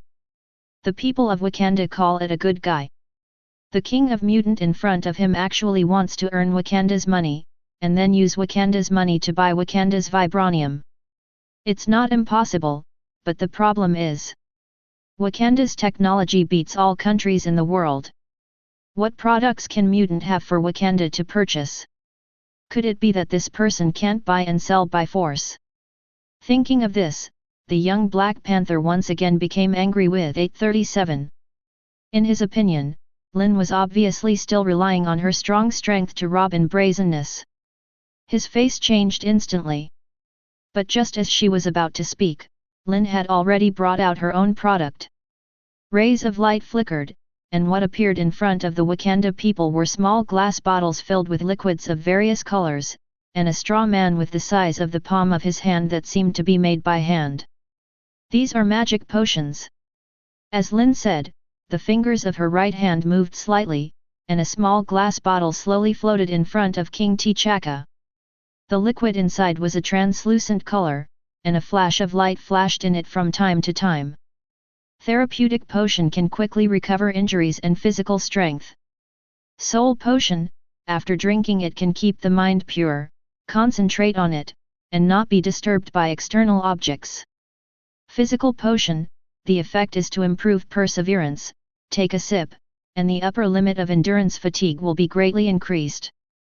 The potion of rage can greatly improve strength, speed, and reaction. Even if you drink it when you are seriously injured, you can instantly liven up. Definitely, after the effect of the medicine ends, there will be 10 side effects. Frost potion, as the name suggests, after drinking it, the body will be in a state of resistance to low temperature. In some scenarios, it is very effective. Lynn talked eloquently, telling the effects of more than a dozen magic potions in one breath. As a mage, he definitely knows how to mix magic potions and make magic props, and all the potions that he took out at this moment are elementary level potions without exception. He definitely won't say, these are just what he deployed randomly during the 10 years when he was extremely bored. On the contrary, in his description, the effect of these potions can be called bursting. That's the truth. Although it is only an elementary level magic potion, it has already far exceeded the normal technological level. This is similar to Wakanda's vibranium technology. Mutant developed a magical civilization. King T'Chaka definitely didn't know this. With Lynn's introduction, his mind shook slightly, and he felt an unimaginable sense of horror. Civilization is the soul of an ethnic group and the foundation of a country. Although Wakanda lives in seclusion, he is also very clear that the term mutant has always been a collective term for those who have awakened the X gene. Mutants are scattered all over the place, and apart from the commonality of super ability, they don't have any other connections such as blood, culture, and inheritance. Strictly speaking, it's not even a group. But now, they actually have civilization. It has to be said that the thinking of the king of a country is completely different from that of ordinary people. Black Panther and others only saw that these potions seemed to be very powerful, but King T'Chaka saw something different from them. He finally understood that for Lynn he dared to call himself the king of mutants. No matter what the current situation is, the young man in front of him has the power to twist the mutants into a single rope. At the same time, he seems to have planted a seed of civilization in the mutant group. Technological civilization, completely different magic civilization. What kind of confidence is this? What kind of foresight? These magic potions, are they really that effective? King T'Chaka's attitude finally changed, and he regarded this sudden negotiation as an equal exchange. No longer because of Lynn's great strength. More because he felt the same kingly thinking in Lynn. In layman's terms, he thinks that Lynn has the image of a king, and that this one person has emerged from the mutant group, and it is by no means a delusion to build a country. Whether the effect is good or not, you will know if you try it. Lynn smiled. He shot a few wind blades casually, cutting a few small wounds on a member of the royal guard next to Black Panther, and blood flowed out. The woman in Wakanda was really tough, and she was injured suddenly. The guard frowned slightly, but didn't say a word. Just as she was about to speak, she saw the healing potion appear in front of her. As if controlled by an invisible hand, the glass bottle opened automatically, and the liquid inside shot out, and before she could react, it had already entered her mouth. All Wakanda could see, the wounds on her body congealed quickly. One after another's eyes changed quietly. They were not shocked.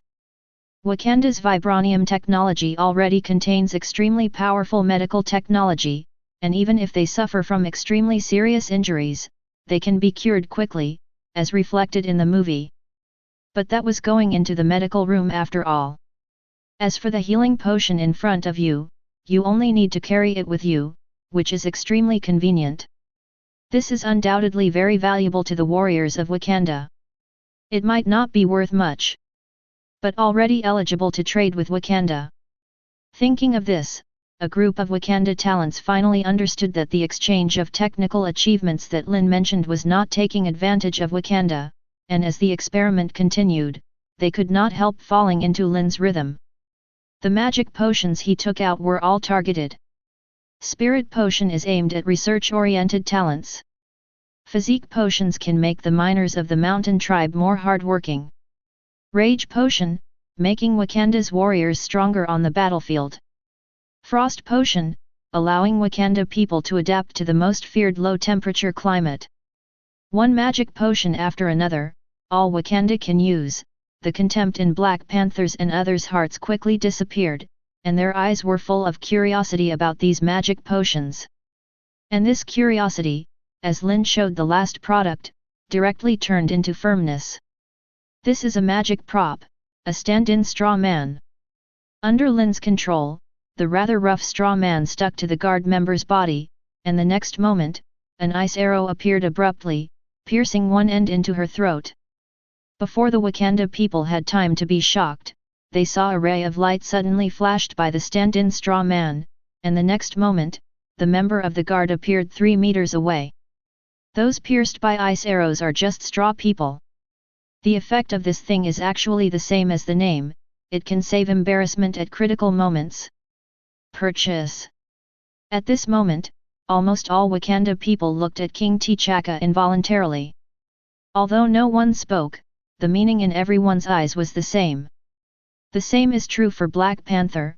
This kind of magic item that can save lives at a critical moment is worth 100 times more than those magic potions. This goes beyond Wakanda's vibranium technology. King T'Chaka's expression was also a little excited.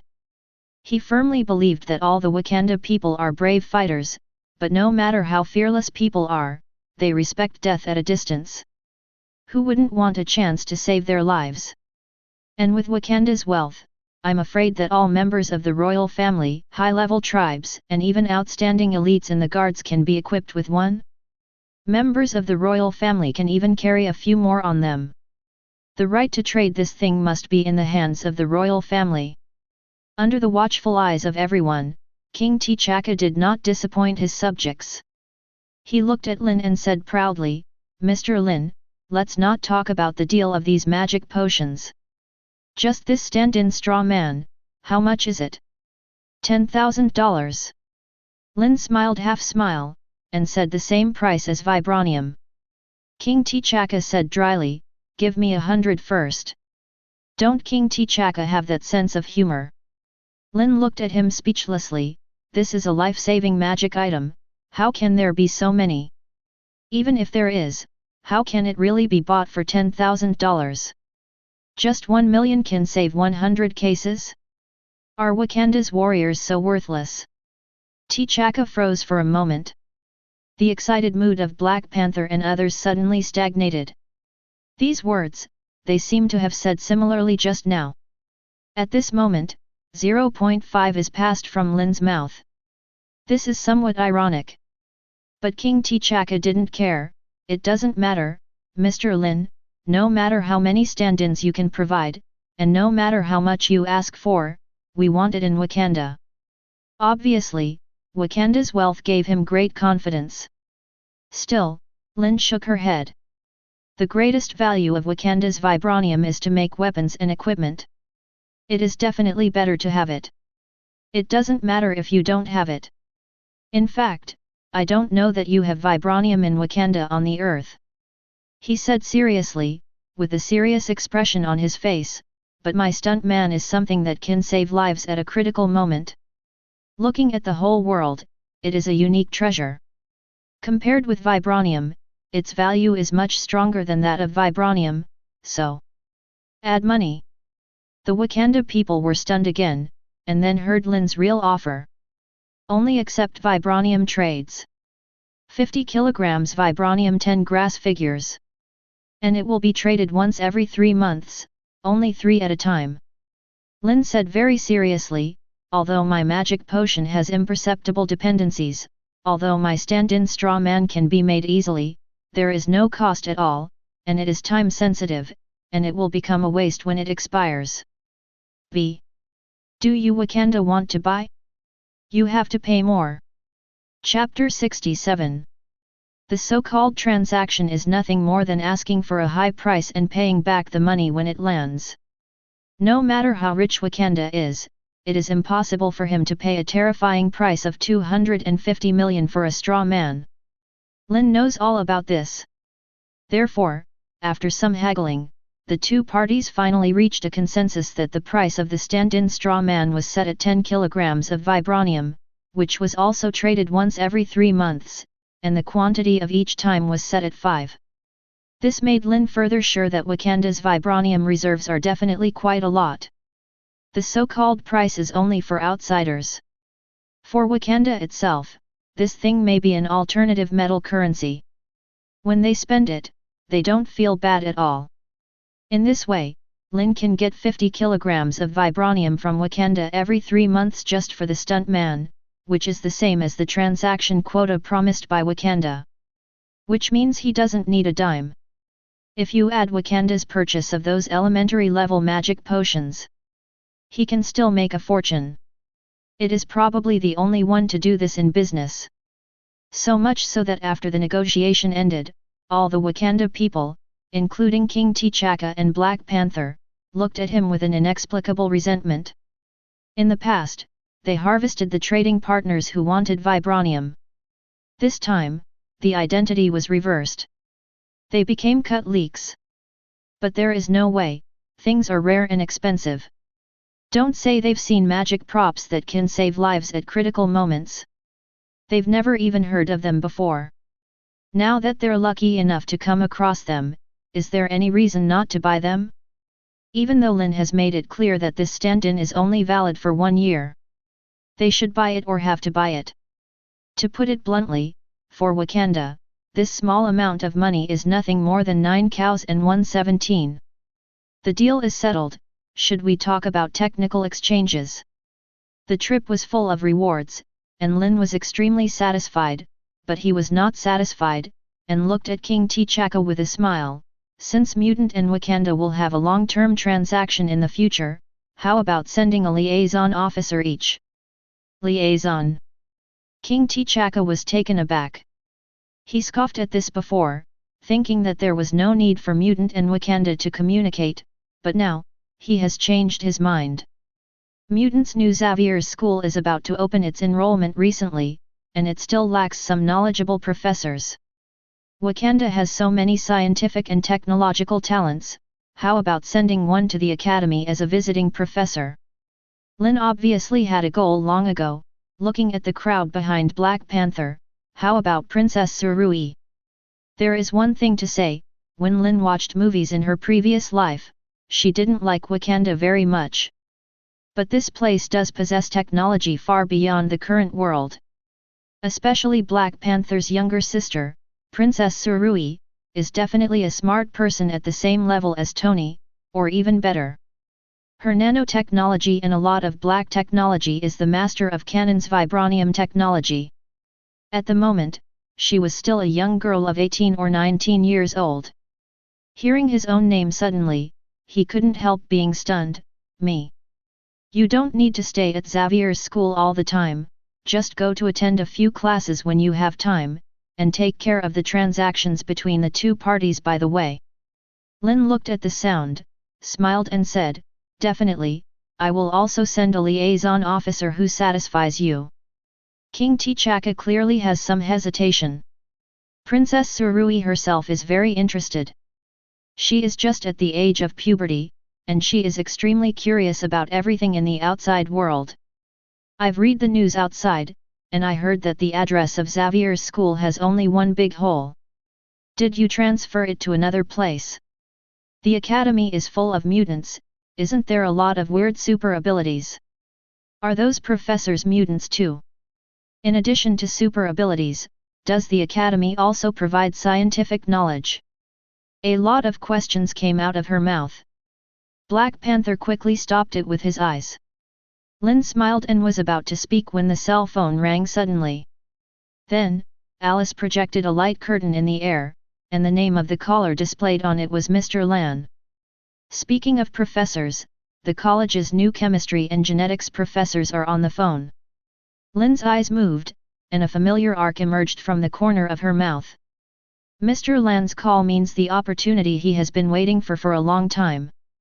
Finally reached. After hanging up the phone casually, he looked at Princess Surui. Are you interested in going to a good show together? Good show. Princess Surui was eager to try, and looked at her father. King T'Chaka originally didn't intend to agree, but the picture projected by Alice made the pupils of his eyes shrink slightly. Wakanda's energy shield has the effect of isolating external signals, but Lynn was able to receive the call. Does this mean that, in addition to the magical civilization, Mutant also possesses a technology that, at least in some respects, is not weaker than Wakanda? Thinking of this, he found that Lynn and Mutant must be given the highest degree of attention. So, under the watchful eyes of everyone, he nodded. Princess Surui was overjoyed. Then, leave it at that. As Lynn said, with a light step on his feet, red flames shot up into the sky, and within a few breaths, a complex and mysterious small magic circle was burned on the ground around him. This is a sub-array connected to the Xavier's school's target array.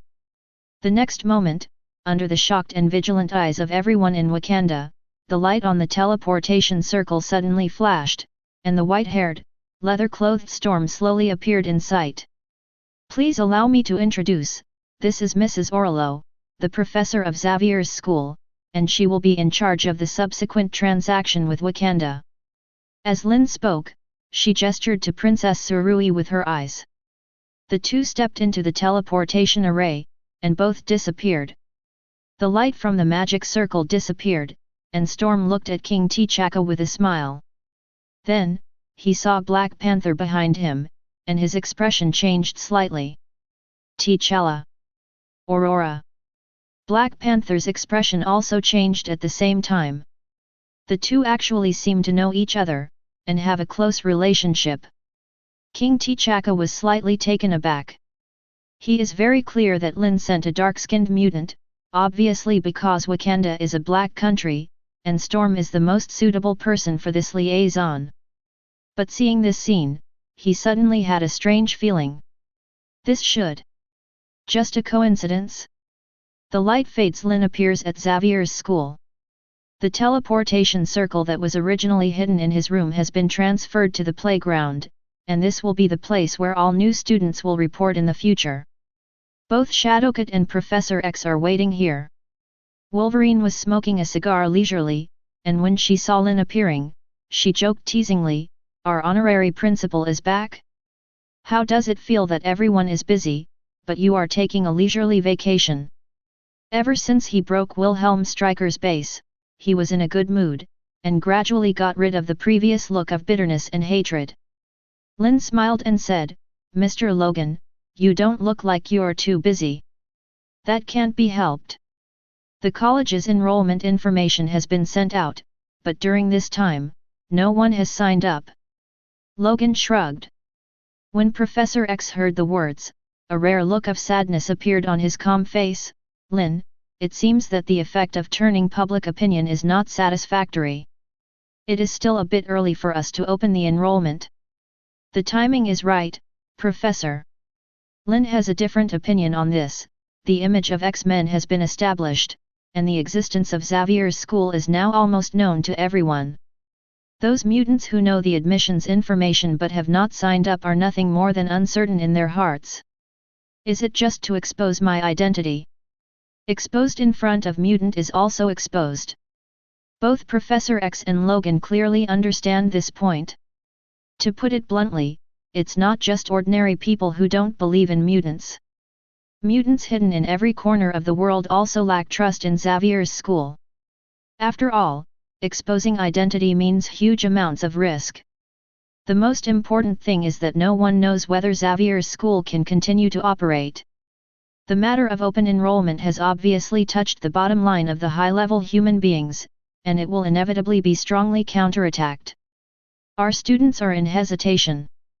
And what we have to do now is to dispel their doubts and let them know that Xavier's school has the ability to protect them. It takes an opportunity. Now, the opportunity has come. Lynn was not in a hurry to introduce Princess Surui, but looked at Professor X methodically and said, "This is why I asked Katie to call you here." Professor X and Logan looked at each other and said in unison, "What opportunity?" Lynn turned to Shadowcat. Shadowcat was already prepared, took out his mobile phone, and a light curtain projected out, and the evening news of Global Daily appeared on the screen. The title is impressively. After the Green Titan, another more violent Green Titan appeared in New York City in 230, fighting the military. The Twisted Covenant city was devastated, and countless people were killed and injured. This is... The faces of Professor X and Logan changed drastically. Before they could speak, Shadowcat had switched to another screen. It is the Mutant channel of Daily X. This channel has only released one X-Men documentary since it was launched, and at the moment, the original comments below the video have all been deleted, replaced by a sentence that is all about maintaining formation. We need X-Men. We need X-Men. We need X-Men. There are not only tens of thousands of dense messages, but also an increase of thousands of messages per second. Professor, Logan, this is the opportunity. Lynn's voice was as calm as ever, but in the ears of Professor X and Logan, it was thunderous and deafening. They understood right away. Turbulent public opinion is an opportunity. In the past, when people encountered such a disaster, their first reaction would be to curse the mutant, thinking that the two Green Titans were monsters transformed from a certain mutant gene mutation. But now, they thought of X-Men for the first time. This is without a doubt huge amounts of progress. Under Lynn's series of methods, the public opinion against mutant has been reversed a lot, and after a period of continuous fermentation, finally stimulated by this Red Titan, more and more people realize mutants can save the world.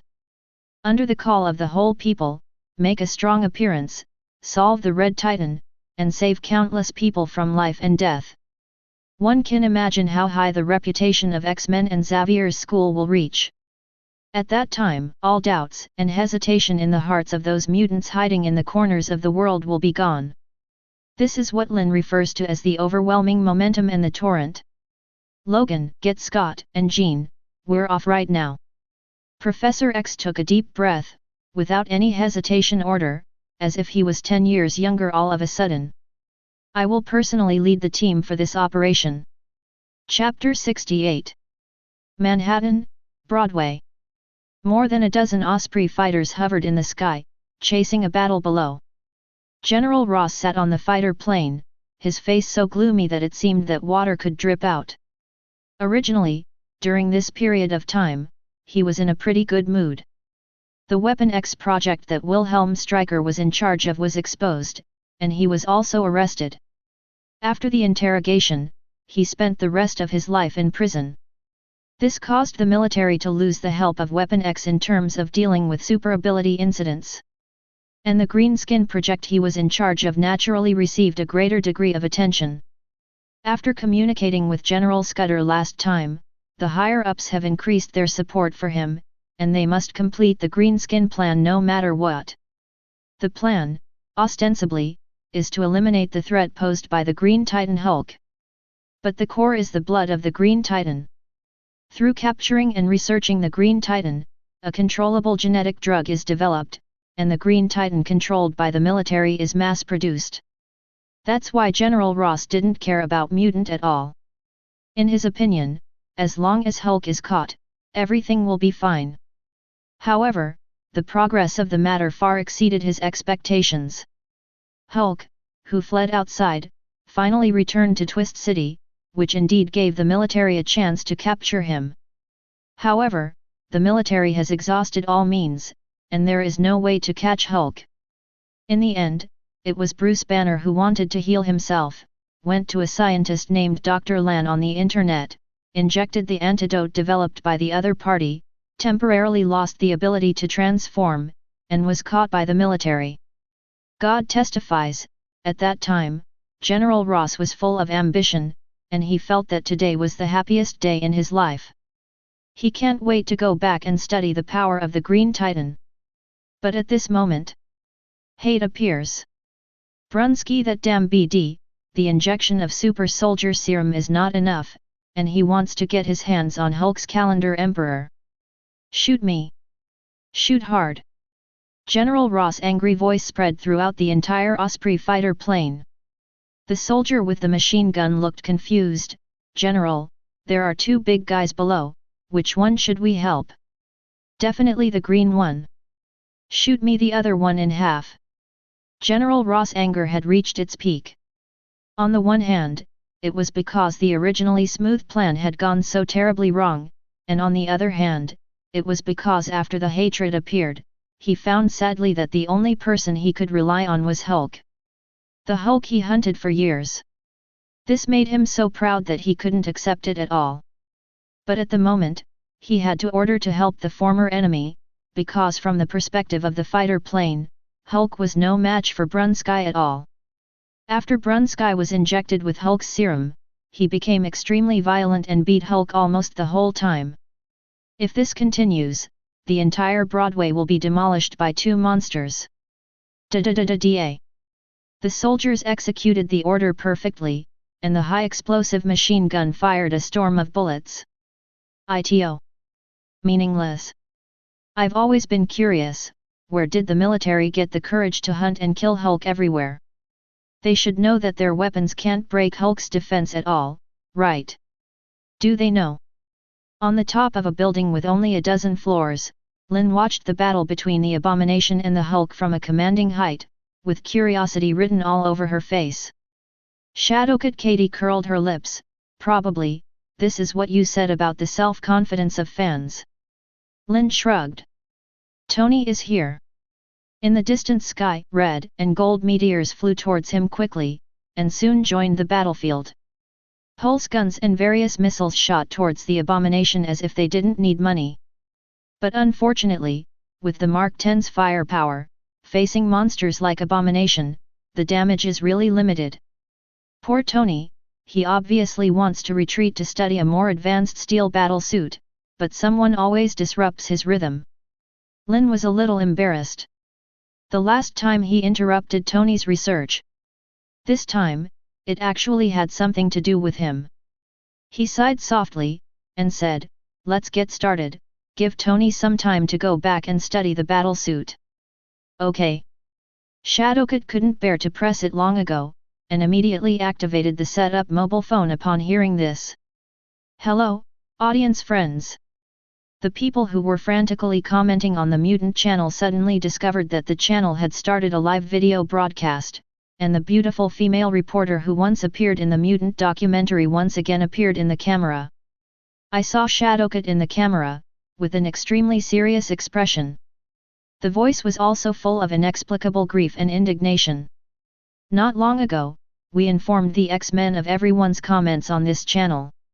In fact, as early as the first time we knew the news, the X-Men had already rushed towards the battlefield. Now, they've arrived. Under the control of Alice, the lens automatically shifted, and the high-definition zoom function was activated. Immediately, the audience saw that familiar Blackbird fighter plane appearing in the distant sky. Coming! The X-Men are coming! I knew that they are all superheroes, and they will never care about the lives of the people. That's it, the X-Men will definitely defeat those two monsters. Twister City is saved. That's not necessarily true. Didn't you see that after Iron Man joins the battlefield and joins forces with another little green titan, there's nothing he can do about that violent monster? The X-Men will definitely win. Hey, didn't you ever seen the sharpness of Wolverine's claws? It must have broken that monster's defenses. And Storm, she can control thunderstorms. And Cyclops laser beams. Phoenix can control objects. All the people who paid attention to this matter instantly boiled. From the beginning of the live broadcast, the popularity has skyrocketed at an incredible speed. However, to their surprise, there were still 4 people getting off the Blackbird, but there was no Storm, but a bald old man in a wheelchair instead. Also, the old man seems to be the leader of the X-Men. Professor X. Those who have watched the X-Men documentary immediately saw his identity. Immediately, everyone heaved a long sigh of relief. After all, it can be seen from the documentary that Professor X has a powerful mind ability, which can completely ignore the terrifying physical defense of the green monster. Sure enough, as soon as Professor X appeared, he was beating Hulk's abomination violently, and his movements stopped abruptly. Hulk, who had been beaten up all the way for a long time, and Iron Man, who was circling in the air, were slightly taken aback. But then, Professor Chu's surprised voice sounded in their minds. His thoughts are extremely chaotic and violent, and it seems that more than 2 already violent thoughts are integrated together, and an unknown change has taken place. I can only temporarily control him, the time is too short, there is no way to take him away from this place. At most 30 seconds, he will break free. He must be eliminated. As Professor X said, he pressed his right hand on his temple unconsciously. This kind of small movement when he activates his spiritual ability, he only did it when he was young, which means he has done it with all his strength. Do it. Hulk's mind was also in a mess, so he didn't react for a while, but Iron Man didn't have the slightest hesitation, and huge amounts of red laser light appeared on his arm instantly. When facing whip locks, this laser weapon can only be used once. But now, it's ready for multiple uses. The red laser shot directly at Abomination's chest, the severe pain made him howl unceasingly, and his thoughts became more and more tyrannical, wanting to break away from Professor X's control. Unfortunately, at this time, Wolverine and Phoenix have also been killed. Hey big guy, do you think your skin is thicker, or my claws are sharper? Logan spat out the cigar in his mouth, leaped 3 meters away, and came to the front of the Abomination. His claws stretched out like a bag, and he pierced the Abomination's chest with a hiss. Adamantium is indeed the hardest metal in the world, yet it easily broke through the defense of the Abomination. But Logan's strength is not enough after all, and he can't fully exert the sharpness of adamantium claws. The wolf claws only pierced a small part. Cheen! Logan roared loudly, and Phoenix, who had already been prepared, moved when he heard the sound. Psychokinesis was brought to the extreme in an instant, and he actually controlled Logan's wolf claws and merged with his own power. Tear hard. A wound visible to the naked eye appeared on the chest of the Abomination. What? He roared loudly, his thoughts became extremely violent in an instant, and he finally broke free from Professor X's mind control. But at the moment, the red rays of Cyclops arrived too. The wound torn open by the wolf's claws. Obviously, on the way here, everyone has already discussed the strategy to deal with the Abomination, and the cooperation is full of tacit understanding at this moment. With just one face-to-face, the hatred was severely damaged. The laser light blasted directly into his body along the wound, and the blood gushed out instantly evaporated. Seeing this scene in the eyes of the audience, they almost thought his body had been shot through. "You mutants, why are you here to join in the fun?" An angry and violent voice came out of his mouth, his green eyes were full of hatred, and he broke free from the hatred of mind control, showing a completely different side from Hulk. He perfectly retains Brunski's character and sanity. Definitely also, combat literacy. Boom! He almost immediately kicked Hulk flying under his feet, and his huge body smashed towards Cyclops and Phoenix in the distance, forcing them to dodge. The laser light suddenly disappeared. At the same time, Hate stretched out his arms and closed them violently, as if he wanted to smash Logan into a pulp. Shit! How does this guy look like a well-trained soldier? Logan, who had served in the Special Forces, immediately felt the difference in the loathing, and quickly drew out his wolf claws, doing a backflip to avoid the claws of the loathing. The same question also appeared in the hearts of the audience at the same time. As if to help them out. The camera suddenly splits into two parts, one part is still a dangerous battle scene, while the other part shows the shadow of the on-site reporter Shadowcat. I believe everyone must be very curious, where did these two big guys come from, and whether they are mutants that failed to evolve. Under Lynn's influence, Shadowcat has matured a lot. When she mentions mutant, she can't leave the word evolution, which subtly influences the public's perception of mutant. In fact, on the way to the scene, I had the same question as everyone. If these two mutants failed to evolve, it undoubtedly shows that there are huge amounts of human genetic evolution. Risk. But after arriving at the scene, I happened to meet one of the participants in this incident, and only then did I know the truth of the incident. At this point, the previous anger reappeared on Shadowcat's face. It turns out that these two green monsters have nothing to do with mutant, but the military's super soldier plan. Product of. As soon as this remark came out, the whole internet was boiling. In everyone's mind, a thought appeared unconsciously. Military again? Why is it the military again? The matter of Wilhelm Stryker is still being fermented on the internet. The military has come up with such a thing again. How many buildings have been destroyed in a big battle between Hate and Hulk? Dead. How many people? How many things did the military do to threaten the safety of the people behind our backs? All of a sudden, everyone who saw the live broadcast went crazy again. And those who support the military and think that Shadowcat is wantonly slandering, the next moment they saw a terrified face appearing in the live broadcast. Hi everyone, my name is Samuel Stern, my online name is Mr. Lan, and I am a doctor of genetics. Wearing a blue coat, with a trace of blood remaining on his face, the man explained to the world with a wry smile, the reason why I appear here is because of that smaller green titan. It's my friend. And that violent green monster became like this after being injected with the serum I researched. Boom. The whole network is in an uproar. Chapter 69. Samuel Stern, also called Mr. Blue in Lynn's address book. At the moment, the battle between X-Men, Iron Man, Hulk, and Abomination is in full swing, but most of the audience in the live broadcast room are not paying attention to it. Everyone listened attentively to Mr. Lan's explanation. Actually, I'm not particularly clear about the whole thing. It was all told to me by my netizen, that is, the Green Titan Hulk. Mr. Lan glanced at Lynn, who was not in the camera, took a deep breath and said slowly, many people have seen the statue and deeds of Captain America in the World War II memorial, but they don't know the appearance of Captain America Stephen Rogers. From a secret military experiment, the Super Soldier Project. The content of this plan is to develop a super serum that changes the human body's genes and inject it into the human body, so that the experimenter has powerful strength, speed, endurance, and responsiveness. Stephen Rogers is the subject of this project, and the only one that succeeded.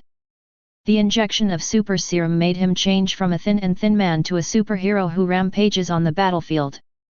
If there are no accidents, after him, there should be an entire corps of super soldiers. But unfortunately, Dr. Erkins, who developed the super serum, was assassinated. Speaking of this, Mr. Lan didn't show sadness on his face, but was a bit weird. Dr. Erkins is the only one who has mastered the serum formula.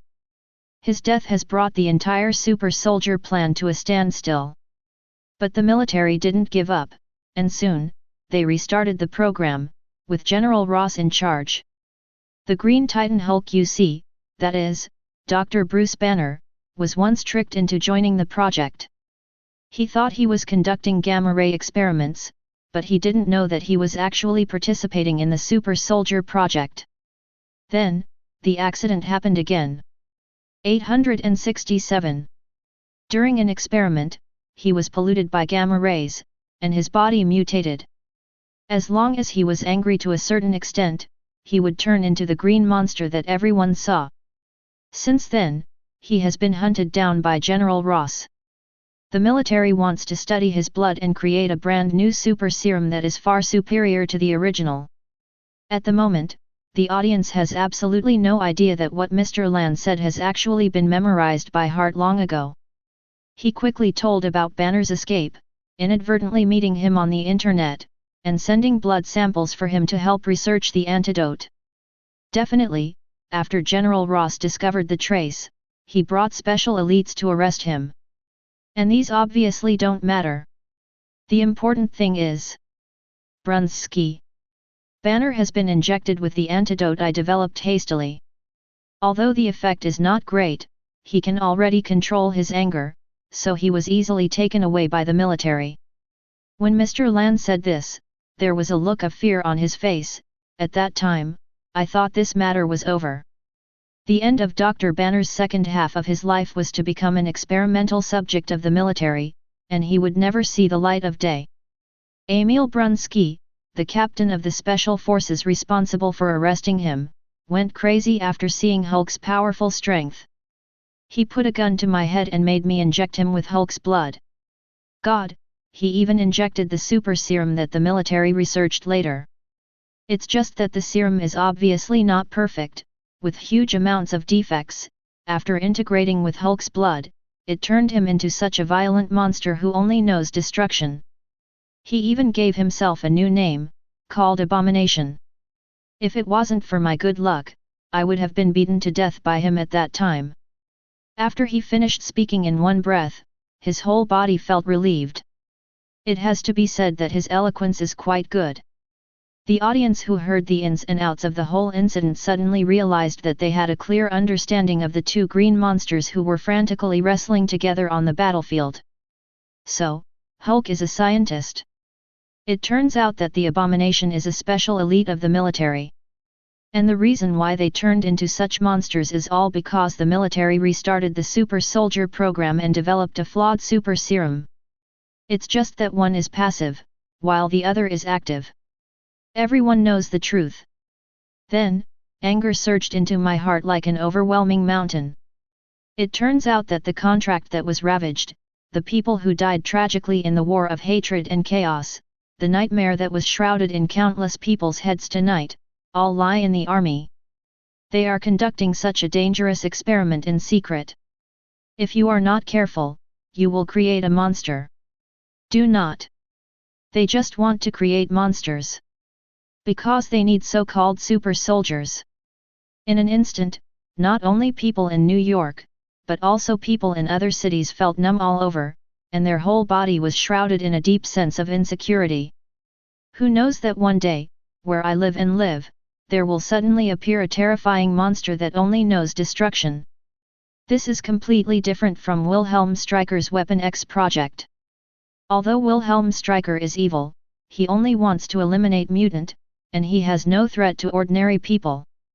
However, General Ross, who is in charge of the Super Soldier Project, can cause devastating casualties to ordinary people after a failed experiment. Today's Broadway Street, I don't know how many people have died. FK. This General Ross is more vicious than Wilhelm Stryker. The military actually let such a person become a general. He should be court-martialed with Wilhelm Stryker. There is also the so-called Super Soldier Project, which completely ignores the safety of the people. This is a crime. The entire military is committing crimes, and the officials and the president can't approve it. The Eagle Sauce country is hopeless. Weapon X project, Super Soldier project. How many secret plans does the military have that threaten the safety of the people? I think Mutant is much cuter now. Compared to them, those in the military are monsters. If they continue to be crazy like this, maybe one day, the whole contract will be ruined by them.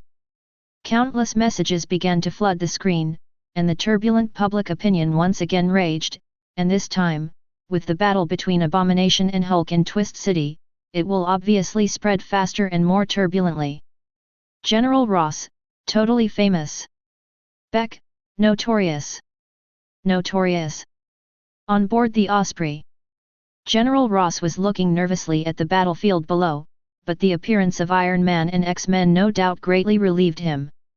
As long as the Abomination can be dealt with, even if Hulk escapes, the Greenskin project will not be considered a failure.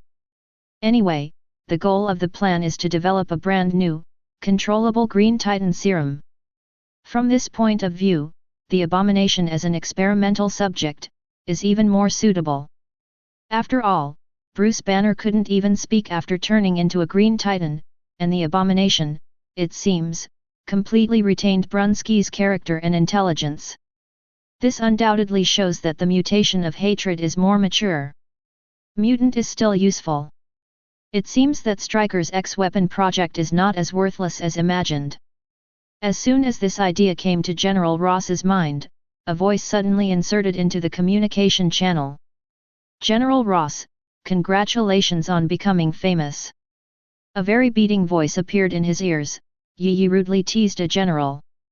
General Ross glanced up and found that none of the soldiers in the fighter plane responded.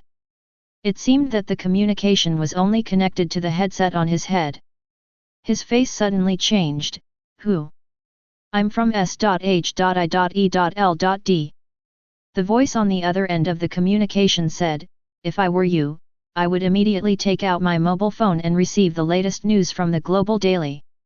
S.H.I.E.L.D. General Ross was dumbfounded. Given his level, he obviously knew about the existence of SHIELD. Suddenly, his heart skipped a beat, and he quickly took out his phone and turned on the news. Then, Eddie Locke's angry face appeared on the screen. But he didn't speak. More than half of the screen is playing the interview video of Mr. Lan. The Global Daily actually recorded the entire live broadcast of Shadowcat, and it went directly to the news. After what happened last time, Eddie Locke seems to have found the traffic code. Great gift crab!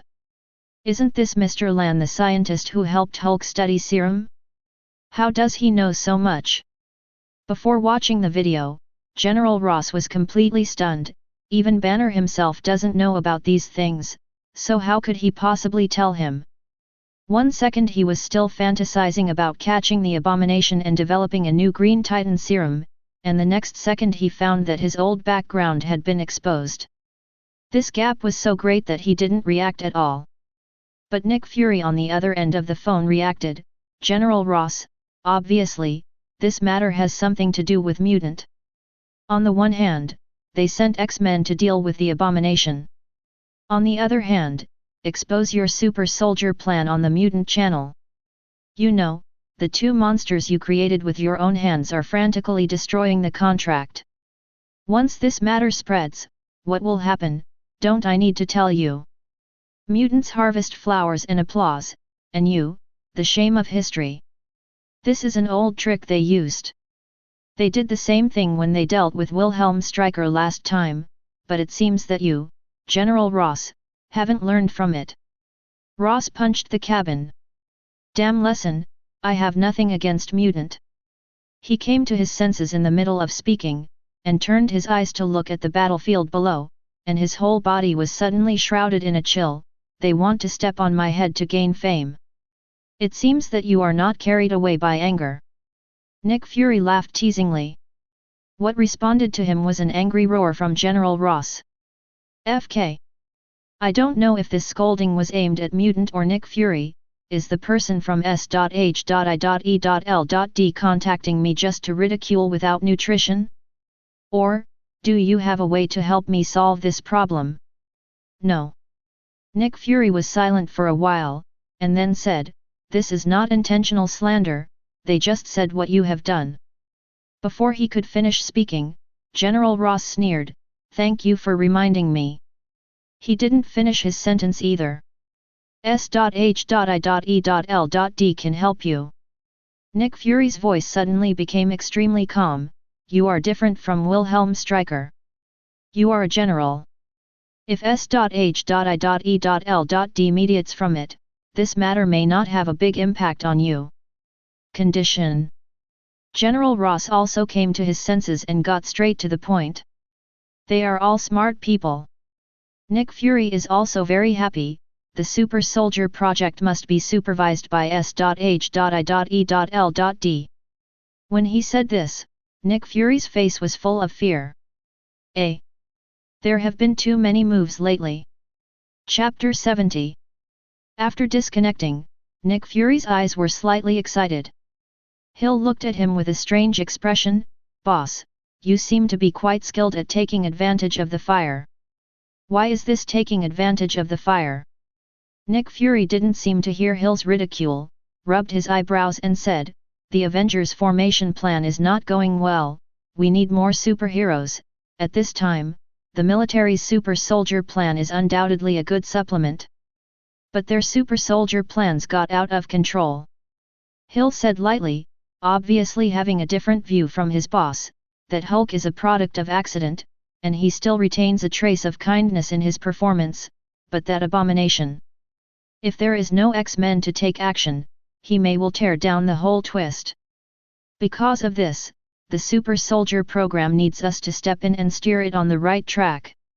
Nick Fury said righteous words, every word sonorous. "Boss, we are not gods, it is impossible for the king to control everything." Hill shrugged his shoulders, and said noncommittally, looking at the Abomination, "The military's super serum is obviously flawed. What if they come up with a second Abomination in the future? How will we end up? So we need to form a strong Avengers, in case something like this happens, we can also." Nick Fury obviously thought about it a long time ago, and suddenly reacted in the middle of speaking. "Hill, do you have any other ideas?" Hill was silent for a while. After thinking about it, he said cautiously, "Perhaps, we can try to contact the X-Men. The implication is that S.H.I.E.L.D can win over X-Men, even Mutant, as a part of Avengers, and cooperate with each other to maintain the safety of the world." Nick Fury's heart trembles. But not because of the idea that Hill came up with.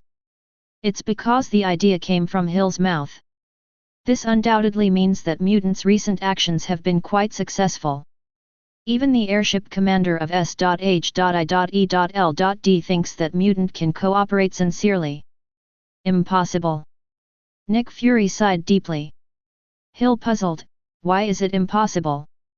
Because the power of Mutant is uncontrolled, the World Security Council will never agree to let an uncontrolled force enter S.H.I.E.L.D. Nick Fury looked at his subordinates with a complicated expression. "Hill, you are still not sensitive enough to these things.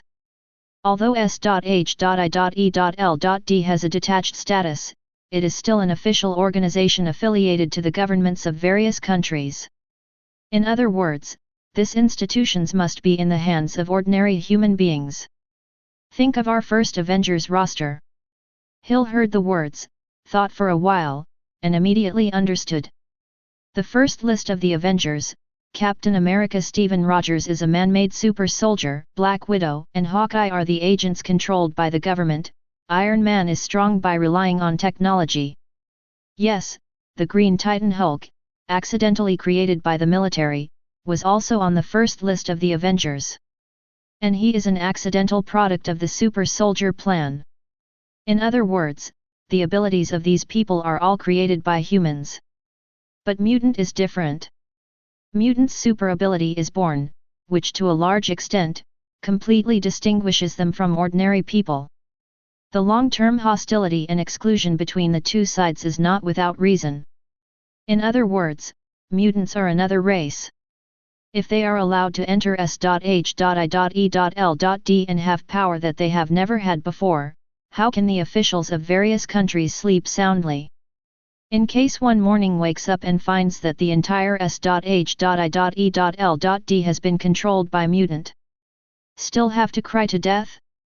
So, this is not a question of whether mutant can be trusted, or whether mutant can protect the world as a superhero, but mutant must never be allowed to gain political power. Hill muttered to himself. Then I couldn't help but burst into a swearing, damn politics. It's reality, Hill. Nick Fury shrugged, if S.H.I.E.L.D. wants to protect the world better, it must abide by the rules of the game, otherwise, as soon as the funds of various countries are withdrawn, S.H.I.E.L.D. will immediately exist in name only. Before he could finish speaking, the phone rang suddenly. He took out a look, and a bright smile suddenly appeared on his face. It's Stephen Rogers. It seems that he has finally figured it out and is willing to join us. He is obviously very confident about recruiting Captain America. That's the truth. As soon as the call was connected, Captain America on the other side said straight to the point, Nick, an old guy who has been out of touch with the world for 70 years, is willing to join S.H.I.E.L.D. and protect the world with you, but I have one request. What request? I will definitely do it. Finally got the good news, Nick Fury agreed quite happily. You know what happened to the contract break? As soon as these words came out, an ominous premonition emerged in Nick Fury. Captain America on the other end of the phone didn't notice it, and said to himself, the Hulk and the abomination that almost ruined the entire contract and caused countless casualties were all created by the military's super soldier plan. The most ironic thing is that, the reason why the military restarted the super soldier program was because I succeeded back then. It turns out that my success has created countless failures in the future. Captain America's voice seemed a little downcast, apparently he had just woken up and found out that such a thing had hit him to a certain extent. But his belief is unwavering, so, the first thing I did when I joined S.H.I.E.L.D. was to stop the military's super soldier program, lest they create more monsters. I can't do this alone, I must rely on the help of S.H.I.E.L.D. Nick, would you like to help me? Nick Fury's expression froze instantly. Hill clearly sensed the psychological changes of his boss. If it can manifest, it must be a series of non-repetitive FK and shit. He just made a deal with General Ross, and the super soldier plan will be supervised by S.H.I.E.L.D. in the future.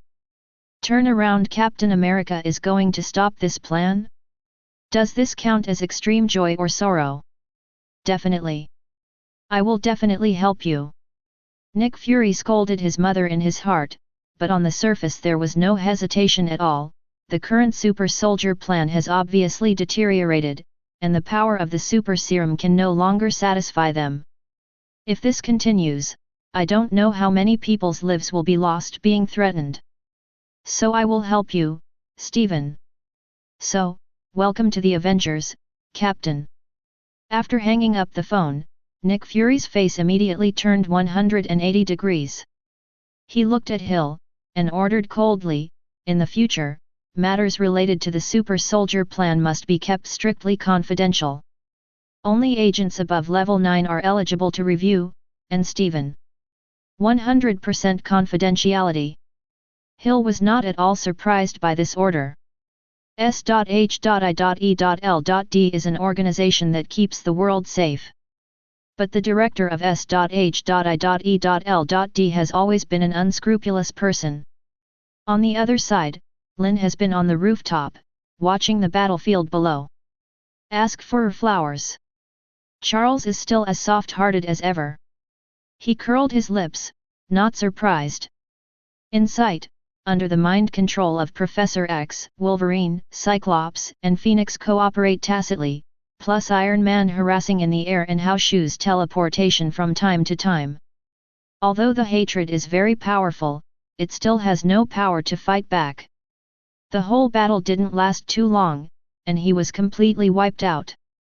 But the X-Men did not kill the killer, but stayed at the scene after everything was over, looking at the Osprey fighter in the sky.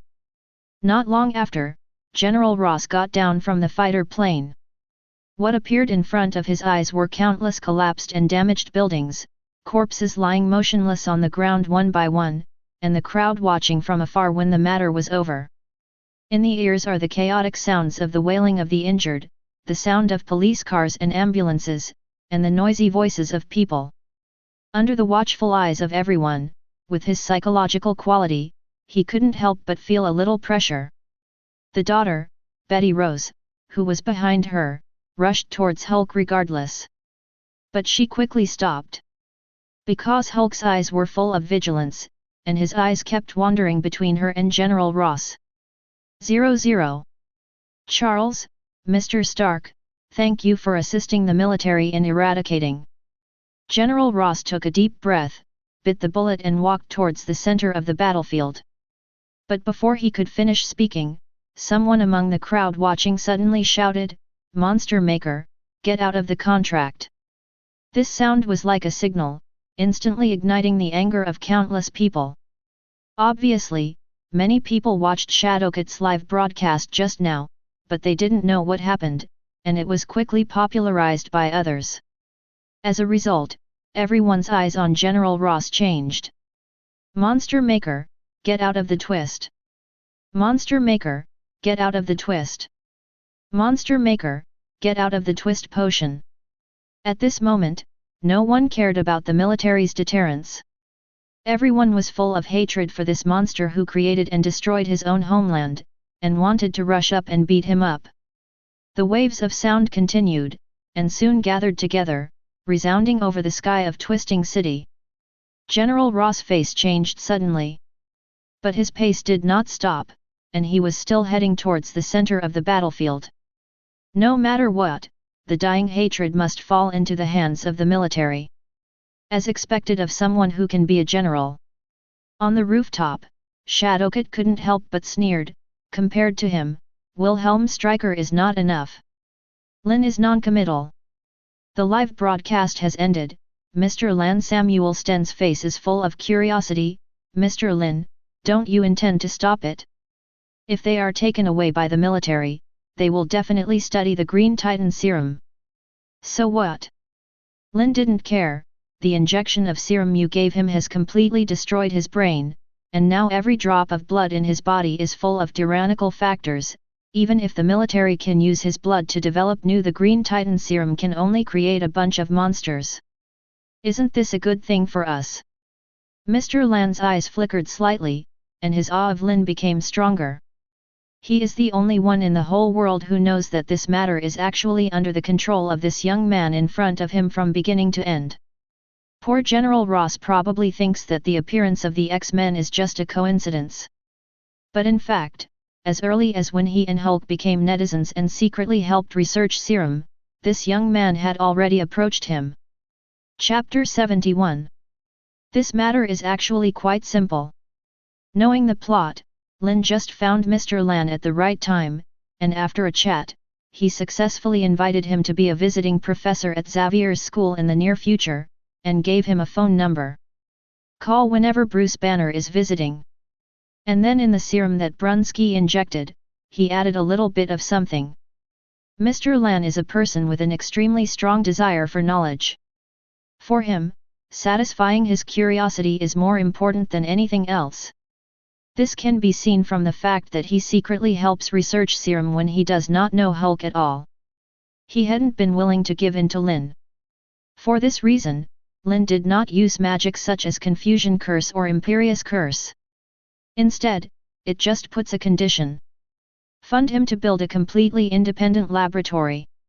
In addition to the funds, he will also provide the laboratory with Hulk's blood, and even the blood of various mutants, so that he can wander in the ocean of super abilities. Mr. Lan agreed with almost no hesitation.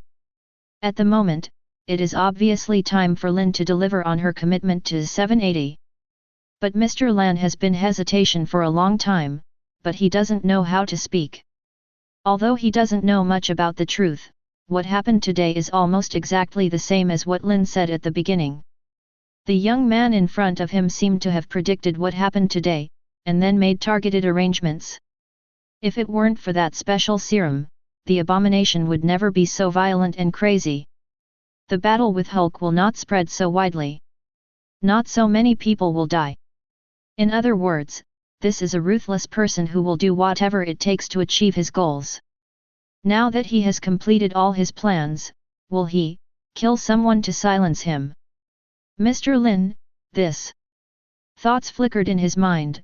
Mr. Lan took out a broken badge from his pocket, and tentatively said, "Thank you for giving me this thing. If it wasn't for it, that slap of hate would have killed me already. It's just a little gadget, you're welcome." Lin smiled, seeming to know what he was thinking. "You are the first visiting professor hired by the new Xavier's school. Since you are one of our own, it is only natural for the school to protect your safety." Mr. Lan secretly heaved a sigh of relief when he heard this. Lin had a half smile. This life-saving prop did save Samuel Stern's life, but it made him lose the chance to be stained with Hulk's blood, increase his intelligence by 1,000 times, and become the famous villain's boss. If he himself knew this, he didn't know what his expression would be. But anyway, starting today, he is already a visiting professor at Xavier's school. After confirming that Lin had no intention of killing people, Mr. Lan asked directly, "Where will my laboratory be built? And Hulk's blood, how can you keep providing it to me?" "It's very simple." Lin said calmly, "Isn't it enough to let Mr. Bruce Banner also become a professor at the new school?" "Kindness." Mr. Lan was taken aback. Shadowcat's eyes suddenly flashed slightly. Hulk ran away. "Then it's my turn to play." Lin's voice came, and the person had disappeared in place. In the dark night, Hulk swayed quickly between cities. His jumping ability is really good. He used his strength to jump between various buildings, and soon came to the suburbs. Seeing a forest in front of him, he got into it without any hesitation. Just as soon as his feet hit the ground, Lin appeared in his sight. Hulk! Hulk, who had just experienced a big battle, obviously maintained a very high level of anger, and his instinctive reaction was a vertical leap. A huge palm slapped Lin's head. "Calm down, big guy, I'm not here to find you." Lin smiled slightly, and his figure suddenly became nothingness. Despite Hulk's great strength, it was like a slap on the air, directly passing through his body. Hulk staggered and fell to the ground due to huge amounts of inertia. 4-ring space magic nothingness. It has to be said that Hulk's strength lies only in his tyrannical strength, speed, and reaction. In terms of fighting skills, almost half of it comes from instinct. Such a powerful existence, if it is on the battlefield, will definitely be able to go on a rampage and move forward indomitable. But heads up!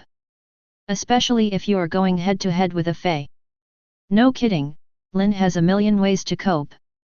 At the moment, he chose the one that saves the most effort, and while Hulk stabilized his figure, he raised his hand and sent out a spiritual magic. Super powerful stunning curse. The level of this magic is very low, only the 2nd ring, but under Lin's full power, the power has reached an astonishing 5th ring. With a buzz, a faint magical light directly entered Hulk's head. Kindness. He was dazed, he didn't fall asleep on the spot, he still rushed towards Lin vigorously, and slapped out wildly again. With a bang, Lin's body exploded instantly. Hulk was stunned, as if he was a little surprised by the ending, and then, he found that as far as he could see, one Lin after another appeared in sight, densely filling the entire forest. 3 rings mirror art. The movements of these Lins are exactly the same, raising their hands is a wave of magic light, and the real and fake powerful stun spells hit Hulk again. This time, he suddenly felt his eyelids sink, and he felt an extreme desire to sleep. Hulk! Hulk shook his head violently, dispelling the strange drowsiness, jumping one after another, using his hands and feet together, smashing Lynn's one after another with boo, boo, boo and boo. However, these are all mirror images. Hey, big guy, don't you know that magician has the upper hand against berserk? Each Lynn spoke at the same time, with strange expressions on their faces, and the hidden Lynn's real body was still shot out with powerful stun spells. After a few minutes, Hulk was tortured almost insane. His anger is getting higher and higher, his strength is getting stronger and faster, and his speed is getting faster and faster, but his eyelids are getting heavier and heavier, and his brain, which is not very bright, seems to be covered by a layer of cloud, and it is falling into darkness little by little. Finally, after enduring 98 powerful stun spells, he roared, "Hulk, hate magicians!" Then he closed his eyes, and fell to the ground with a bang, falling into a sweet sleep. The green skin that swelled like steel changed back to normal color little by little. The body also slowly changed back to human form. Only then did Lynn put away the mirror image technique, and all the duplications disappeared, leaving only one, and walked in front of him. "Mr. Bruce Banner, Hulk is asleep, are you still awake?" As if in response to his words, Bruce Banner's eyelids twitched slightly. The next moment, he slowly opened his eyes. VRE. He seemed quite confused about what happened just now, looking at Lynn's gaze, full of uncertainty. "Lynn, mutant, headmaster emeritus of the new Xavier's school." Lynn introduced herself with a smile. "The reason why I came to see you, Dr. Banner, is to ask you to be the visiting professor and vice principal of the new Xavier's school." "Professor? Vice-chancellor?" Banner looked confused, subconsciously asked 3 soul questions. "That's right, Mr. Bruce, you have 7 doctorates, and you are one of the most intelligent geniuses among human beings. You are the vice principal of the new Xavier's school, responsible for teaching knowledge beyond abilities, and you are undoubtedly the most suitable person. 0.6 selection." Lynn looked sincerely, and said slowly, "As the vice principal, you will enjoy a high annual salary, a comfortable working environment, and you don't have to worry about being chased and killed at any time. For this reason, I specially hired Mr. Lan as a visiting professor, specializing in research the antidote for you." For Bruce Banner, he didn't offer any extra treatment. And just like a normal school, hire a normal teacher. Because he knew very well that this was exactly what Banner needed. After living in exile for a long time, the only thing the world's top scientist wanted was a quiet and peaceful life. This is undoubtedly the greatest sincerity. Banner felt this sincerity, but he still asked subconsciously, "You let me be a professor, are you afraid that the Hulk in my body will wake up and ruin your academy?" "No problem." Regarding this point, Lynn's answer made him look confused. "If Hulk wakes up inadvertently, I'll beat him back again. Are you polite?" Chapter 72. I have to say that Nick Fury, the director of SHIELD, deserves to be a person who is like a fish in water in the political world. He has an incomparably thorough understanding of mutants' situation. Although the image of mutant has been greatly different from the past after fermenting public opinion again and again during this period of time, more and more people have begun to believe and support mutant. But an image is just an image after all. Illusory. If mutant wants to fully come under the sun, it is absolutely not enough to have the support of some ordinary people. If the government does not recognize the legitimacy of this group for a day, mutant will still be able to shrink into a corner. Will humans officially recognize it? Definitely not. Once mutant becomes a legal group, it will inevitably have a huge impact on the existing political system. With mutants' endless emergence of super abilities, how can ordinary people compete with them? The simplest example, that Wolverine can't be killed no matter how hard she beats her. If she wants to become a police detective, how many major cases must be solved and how many gangsters should be eliminated? And that Professor X, which can read minds. If he becomes a judge or something, what crime can be hidden from him? There is also that Cyclops, a laser beam that sweeps away everything. If this goes to the battlefield, wouldn't the national merit skyrocket? There are too many such mutants. Once they enter the human government, 17 who can stop them from being promoted quickly, then infiltrating various departments, and grasping more and greater power? At that time, will the country still be a country for ordinary people? This is an unsolvable contradiction. Those who have power will never give up power willingly. For this reason, they will do whatever it takes, even if they launch a war that will kill them all. This is also the reason why the officials of various countries have not officially implemented the Mutant Registration Act on the surface, but secretly never stopped the research on the mutant super ability.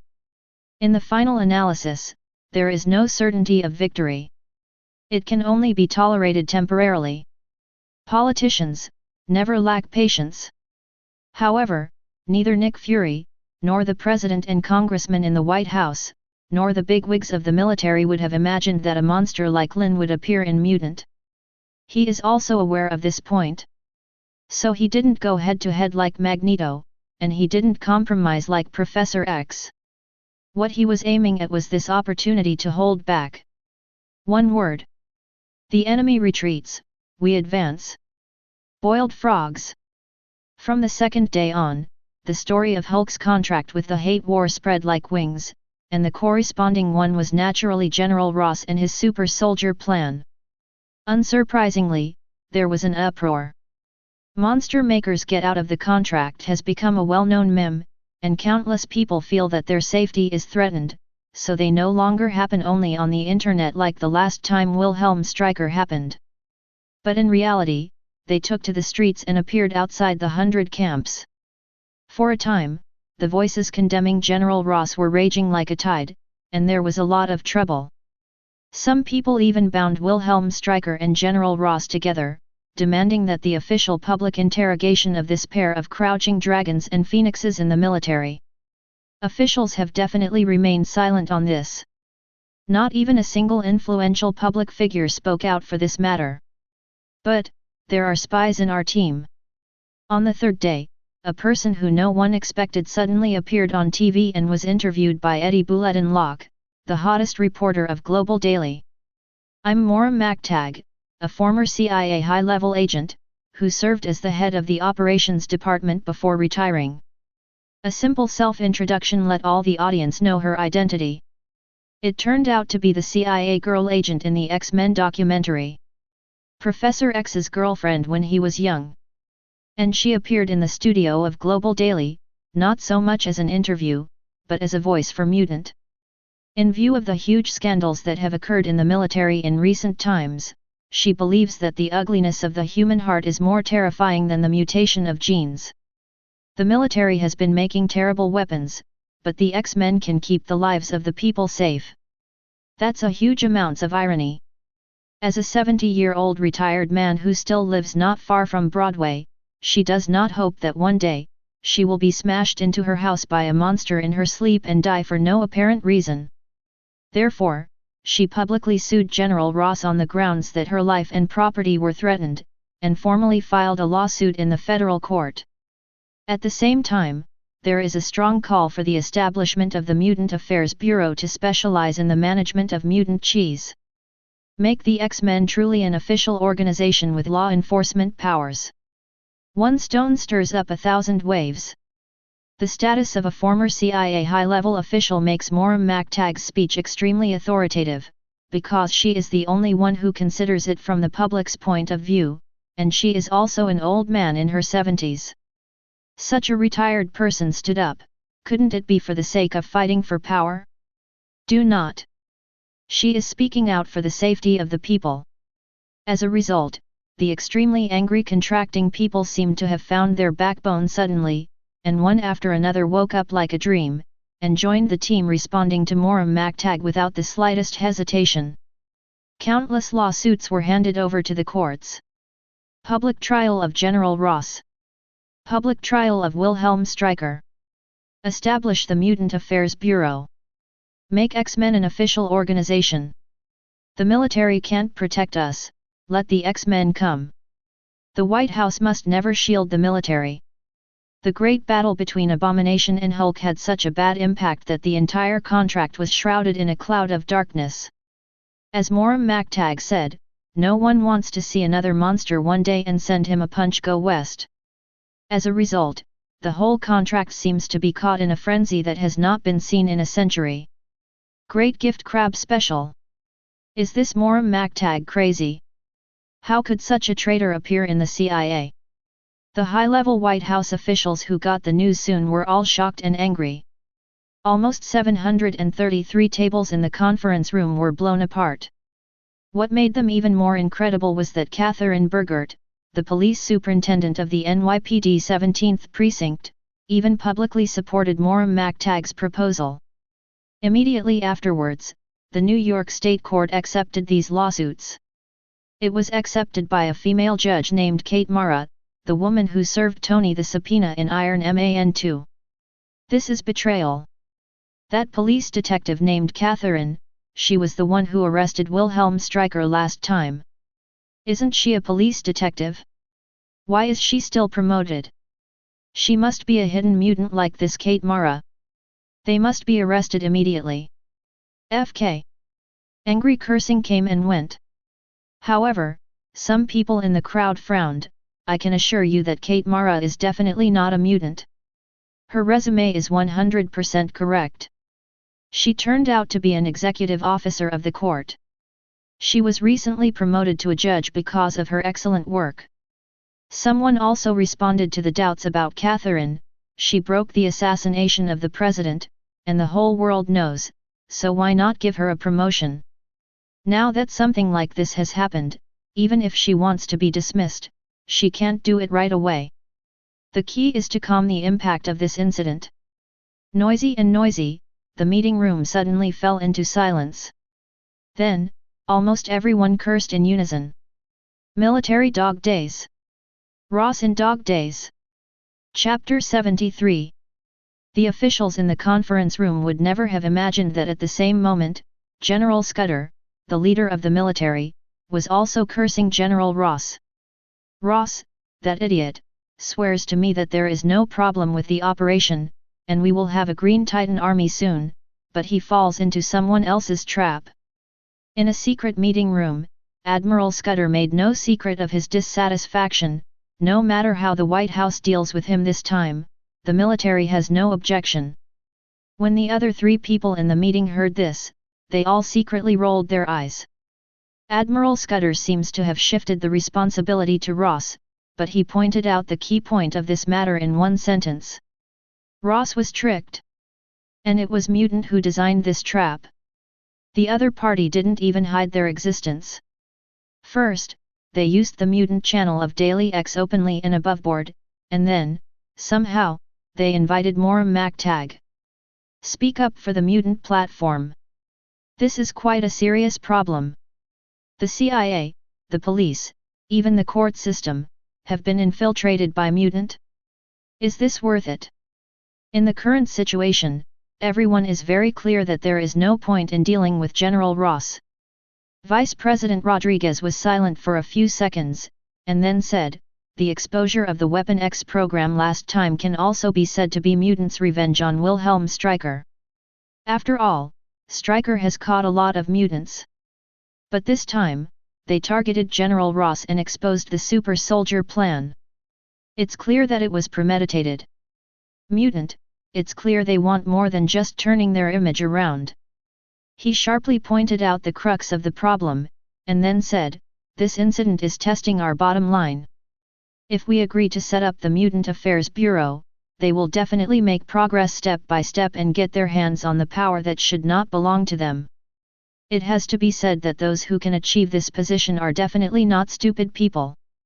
Last time, he didn't speak for Wilhelm Stryker because the exposure of the X-Weapon project had no effect on him, and he could use the opportunity to suppress the power of the military. That is an internal struggle.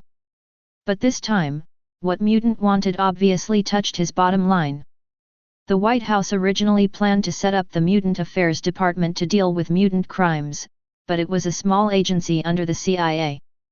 To put it bluntly, it was just a display for people to see, and it was far outside the core power level. In contrast, the Mutant Bureau is completely different. Division, Bureau, the difference of one letter, the world of difference. How is it possible that the White House has agreed to let Mutant form a department on the same level as the CIA, FBI, and S.H.I.E.L.D? And the kind that has law enforcement powers? This is literally digging into the foundations of the White House. You're right, Rodriguez. The attitude of President Matthew Ellis has also changed, with deep doubts appearing on his face. The mutant group has obviously changed from before. They no longer rely on their super abilities, but use rules to seek their own benefit. This is not the style of Professor X, and it is not what a jailbroken Magneto can do. Mutant, there may be a new leader. And this person, we don't know anything about it. The complexions of Rodriguez and Admiral Scudder changed slightly. The two looked at each other, and they both saw the strong fear in each other's eyes. Immediately afterwards, the two said almost in unison, if this is the case, we cannot compromise, and the Mutant Affairs Bureau must not be established. It has to be said that the Vice President and the Military General can abandon all power struggles and stand on the same front, which is enough to show how effective Lynn's efforts during this period are. The threat level of Mutant has already increased by several levels in their hearts. So is President Matthew Ellis. But he didn't agree, but sighed deeply. But have you ever thought that what happened this time is different from last time? Under the puzzled eyes of Rodriguez and Admiral Scudder, he said slowly. Last time, we faced the public opinion of ordinary people. And this time, we are facing more than that. There are many, our own people inside. As soon as this remark came out, the faces of Rodriguez and Admiral Scudder were so gloomy that water could drip out. They instantly understood what the president meant. The battle between the Green Titan and the Abomination almost destroyed half of Broadway, and the number of casualties was too high to be counted in a short period of time. This undoubtedly made the entire contract breaker feel huge amounts of insecurity. And it's not just ordinary people who live in the Twisting City. And people from various state agencies. From the ordinary staff, up to the middle level with some power, and even the high-ranking officials in the large conference room outside, how many people have great resentment against the out-of-control super soldier plan? How many people are grateful for the X-Men's efforts to turn the tide? Let's not talk about the female judge named Kate Mara, let's talk about Catherine Burgard of the 17th Bureau. The president's face is also not good-looking, she is really just a small police officer. We can deal with her with a phone call, but you know, since she led a team to assist the X-Men and destroyed Wilhelm Stryker's base, does she have much prestige in the police circle? There is also that Moram Mactag, who was the head of the CIA's operations department before she retired. Do you know how many CIA agents were trained by her? And how many of those agents have been in these years? Made it to management? In these two departments alone, there are countless people who will support the proposal to establish the Mutant Affairs Bureau. Rodriguez and Admiral Scudder became more and more silent. Only then did they realize that some people who were not considered to be important roles in their eyes could display power far beyond their imagination at certain special moments. They can ignore the public opinion of ordinary people. But how could they ignore the huge voices within themselves? If this wave is too rough, it can overturn them all. In the final analysis, this incident, the room has passed a hornet's nest. And Mutant has perfect timing for the swarm sting. Then deal with Ross, publicly announce the end of the Super Soldier Project, and calm public opinion. Admiral Scudder thought for a while, and there was a hint of ruthlessness in his eyes. No matter what, the Mutant Bureau must not be established, otherwise there will be endless troubles. The President and Vice President looked at each other, thinking for themselves. At the moment, the last person in this secret meeting suddenly smiled slightly and interrupted the discussion. It's just setting up a new department, why do you have to be like an enemy? As the voice spread, the eyes of the other three were immediately attracted. Admiral Scudder's face was a bit ugly. Pierce, what's your opinion? Alexander Pierce, Secretary of the World Security Council. Also the immediate supervisor of SHIELD. The World Security Council is composed of heads of state and does not participate in specific affairs. Therefore, his weight as secretary is quite large. Being able to participate in a secret meeting of this level is evident. A brand new department is not so easy to set up. There is no budget, no manpower, no equipped weapons and equipment, no support from other departments. Isn't it empty? Pierce said calmly, even if this so-called Mutant Affairs Department is at the same level as the CIA, FBI, or even S.H.I.E.L.D., it only has the power to deal with mutant crimes. What's the difference between this and the Mutant Affairs Department you originally planned to form? Even because of this, Mutant is under the jurisdiction of the White House. Isn't that a good thing? His point of view is completely different from that of the other three people. Don't forget, recently, the FBI, CIA, and S.H.I.E.L.D. have not found the location of Xavier's school, and we are losing monitoring of Mutant. But once the Mutant Affairs Bureau is established, they are equivalent to being actively exposed under our noses.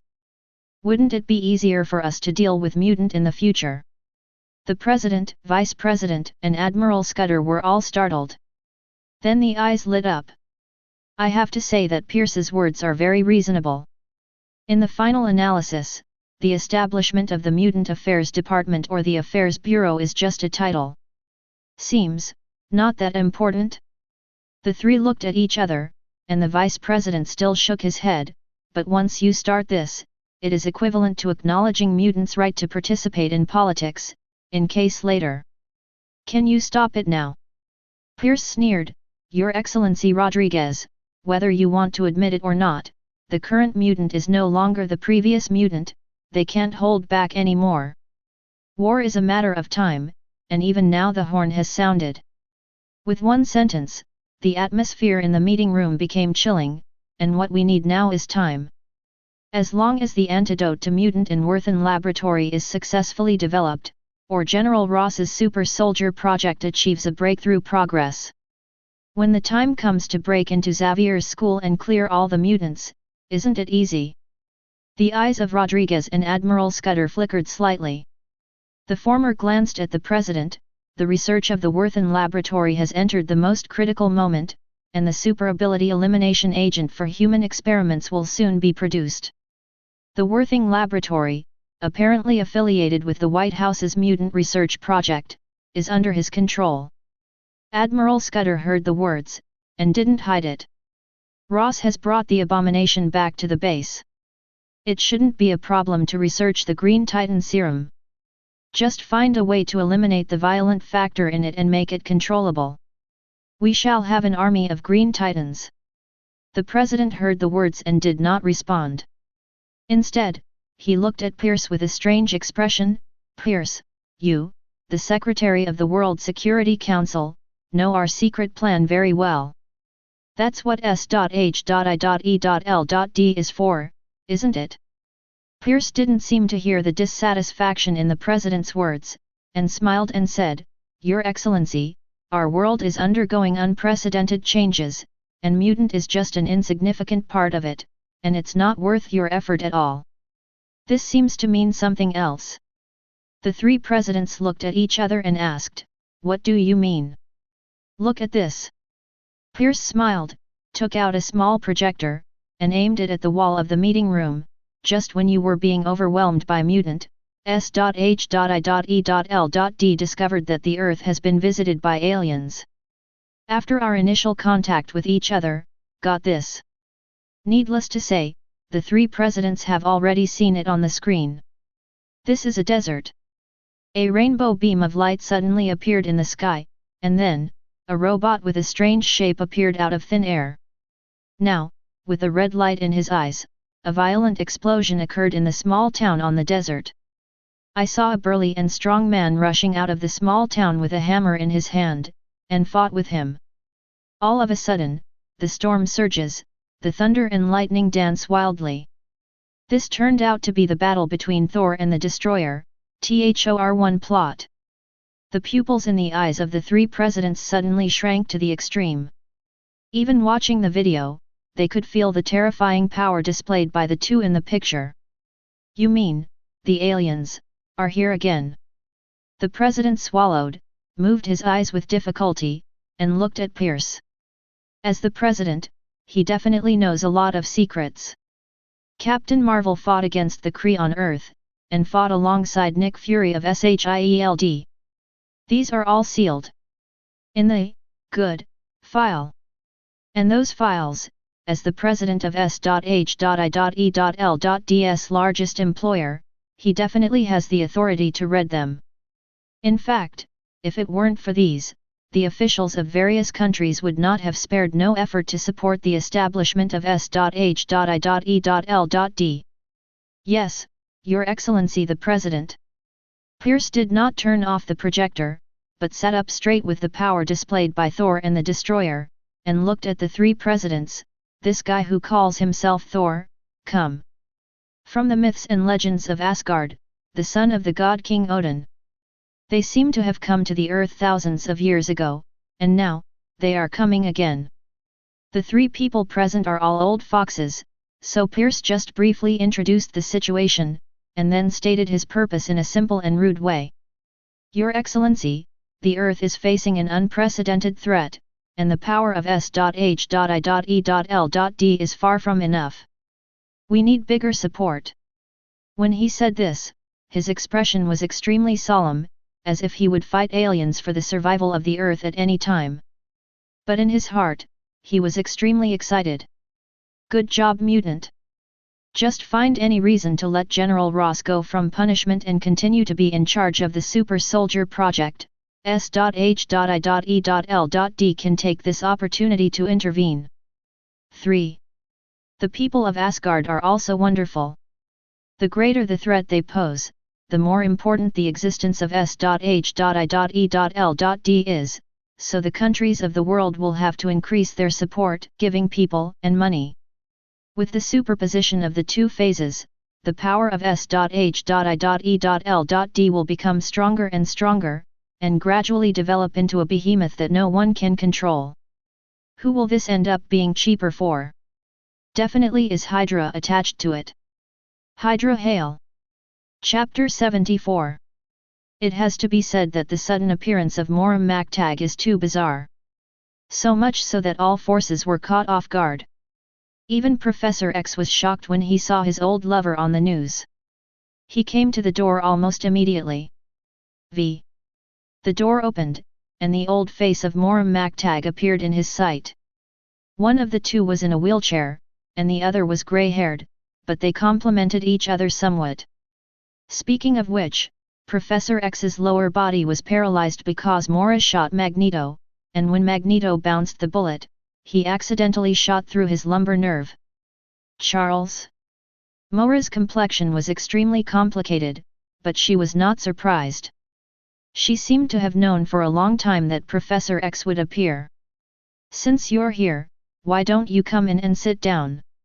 She stepped aside to open the door, walked into the kitchen, and made Professor X a cup of coffee. Professor X pushed the wheelchair by himself, watched every movement of his old lover, and unconsciously became a little crazy. Mola, you erased my memory back then, didn't you? Mola handed him the coffee, and her expression returned to normal. It's your student who helped me recover my memory. He also asked me to do this thing. Lynn. Despite speculation, Professor X was still extremely shocked when he learned the truth from Mora. Not because Lynn will find Mora and let Mora make a move. During this period of time, he has already learned a lot about Lynn's style and methods, so no matter what Lynn does, he will not be surprised. What really puzzled him was, why would she want to? Professor X is very clear that although Lynn acts a little unscrupulously, he is different from Magneto. He must know the relationship between Mora and himself, never use the magic of controlling the soul on Cao law. Therefore, Mora's behavior can only be voluntary by herself. Why? Why would an ordinary human spare no effort to help mutant? Could it be that because of the recovery of memory, he remembered the love affair with himself that ended without a disease? You must be thinking that if I openly speak out for X-Men and mutant, it is almost equivalent to betraying humanity and my own race, right? Mola seemed to know what he was thinking, and said with a smile. Professor X felt weird for a while. This kind of conversation that penetrates people's hearts and grasps the rhythm has always been his specialty, but at the moment, he felt that Mola's gaze seemed to have a strange insight, seeing his mind clearly. This made him suddenly feel a little uncomfortable. So, Mora, can you tell me, how did Lynn convince you? Professor X suppressed the turmoil in his heart, looked at his old lover seriously, and tried not to say the word betrayal. Mora's smile was suddenly a little weird. You haven't changed at all, Charles. She sat down on the sofa, her movements were steady, and she didn't look like someone in her 70s, until now, in your subconscious, you still distinguish mutants from humans. Professor X was slightly taken aback. Subconsciously thought of Lynn's theory. Mutants are part of humanity, regardless of each other. You think that I am helping mutant to speak out, calling for the official creation of the Mutant Affairs Bureau, and making X-Men an official organization with law enforcement powers, which is helping you and other mutants. Mora looked at him quietly, with the same serious expression. Then have you ever thought that the reason why I did this is because the military's super soldier plan really threatened the safety of ordinary people, and the X-Men, and it is really trustworthy? Once you have law enforcement power, you can better, protect the people. What? Professor X froze. This was obviously a reason he hadn't thought of at all. So, as a retiree who has served the people for decades, I want to make our country better and our people better, so this incident happened. Mola said word by word, and finally asked, what is this about betrayal? Professor X opened his mouth, but was speechless. It's been a long time. Is it self-indulgence? What Mora did has nothing to do with mutant. And just feel that the government should use the power of mutant to better manage the country and better benefit the people? Charles, you are old. Mora suddenly sighed softly. The limitation of thinking makes you habitually put mutant on the opposite side of human beings when you think about problems. No wonder Lynn said that you are an excellent principal, but not a qualified leader. Facing the ridicule of his old lover, Professor X could only smile wryly. I know how Lynn convinced you. He took a sip of coffee to hide his embarrassment, but even so, I don't think you will be persuaded so easily. You sympathize with mutant and are willing to help mutant change the living environment to a certain extent. It's because of your kindness. But as an ordinary human, and an ordinary person who knows the power of mutant very well, mutant gradually gained power and finally surpassed ordinary human beings. It's not what you want to see and accept. He knew Mora just as Mora knew him. In other words, he understands the psychology of ordinary human beings. The more he gets in touch with human thinking through the brainwave strengthening device, the more thoroughly he can see the inferiority of human beings, so he is very clear. Vested interests will never give up power willingly. No matter how kind, noble, and selfless people are. This is the instinct of human beings. So Mora must have other reasons for doing this. Mora was silent. Your eyes are still so sharp. After a long time, her eyes suddenly became complicated, and she asked an irrelevant question softly, Charles, do you really understand your students? Who? Lynn. Professor X didn't keep up with the rhythm for a while, and after thinking for a long time, he finally said, he is a mutant stronger than me and Eric. Do not. Mora shook her head, he is more powerful than you and Magneto combined, and this is the feeling he gave me when he first found me.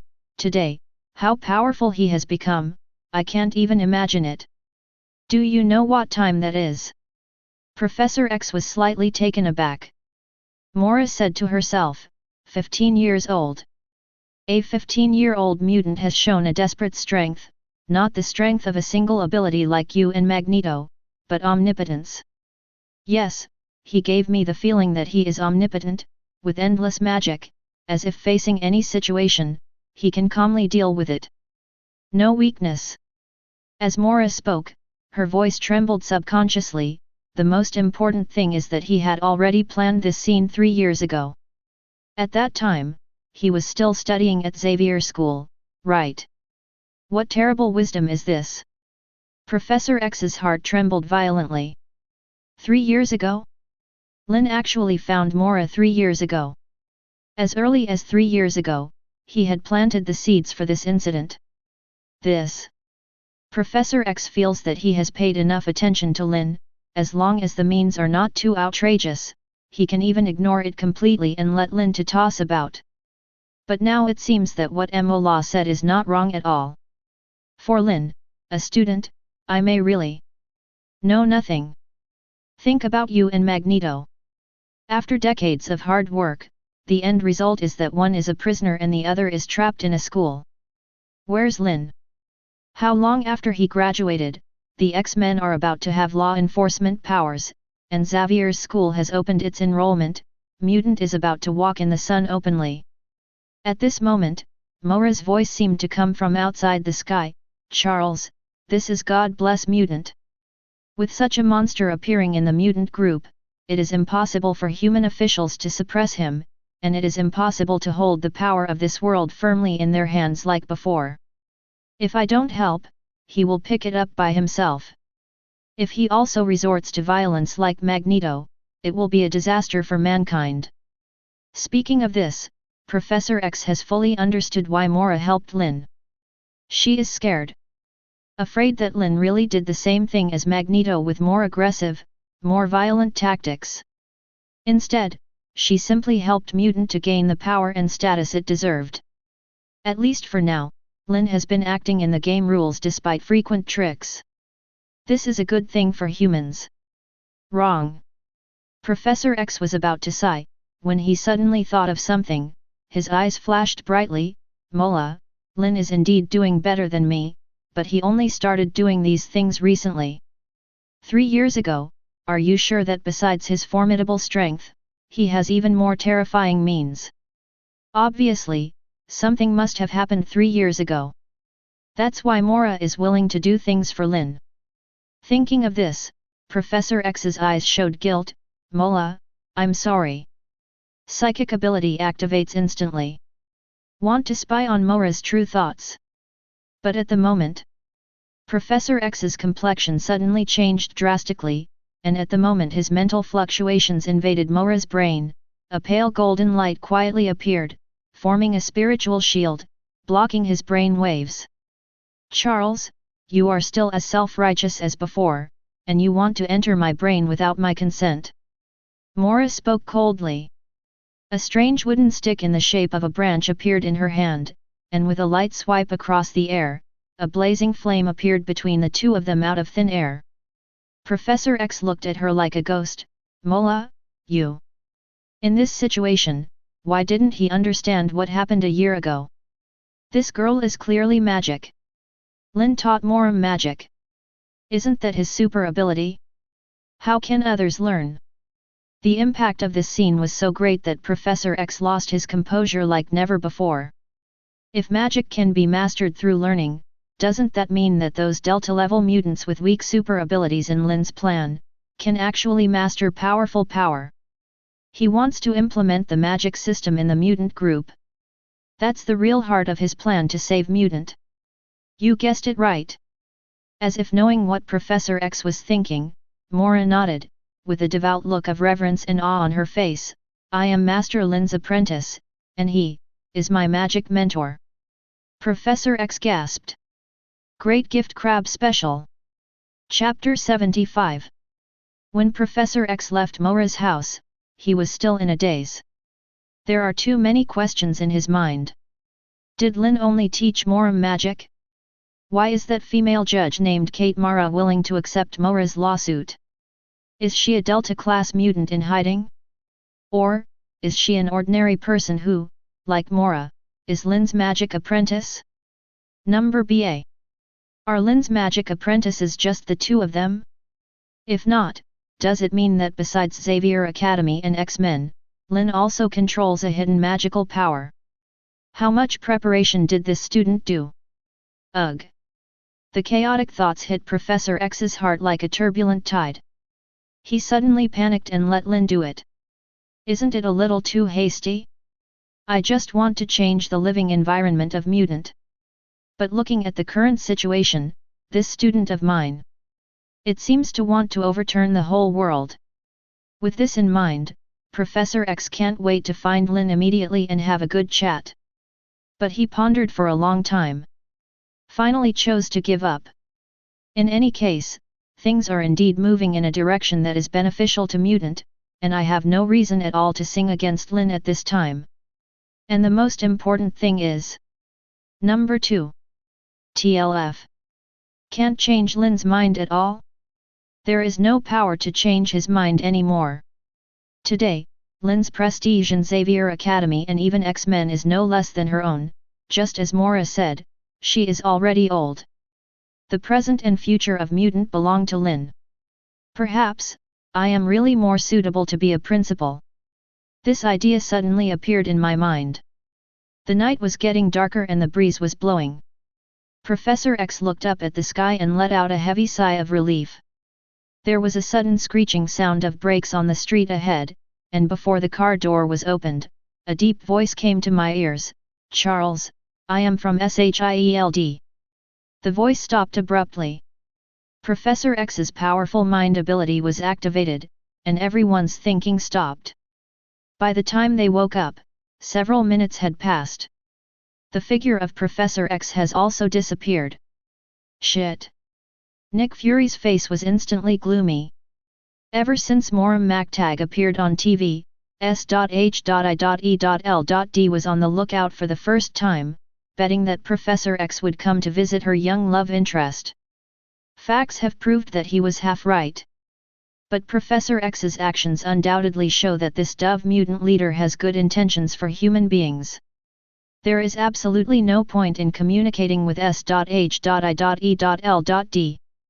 This was unimaginable before. You know, Professor X is a well-known good guy, not only in S.H.I.E.L.D,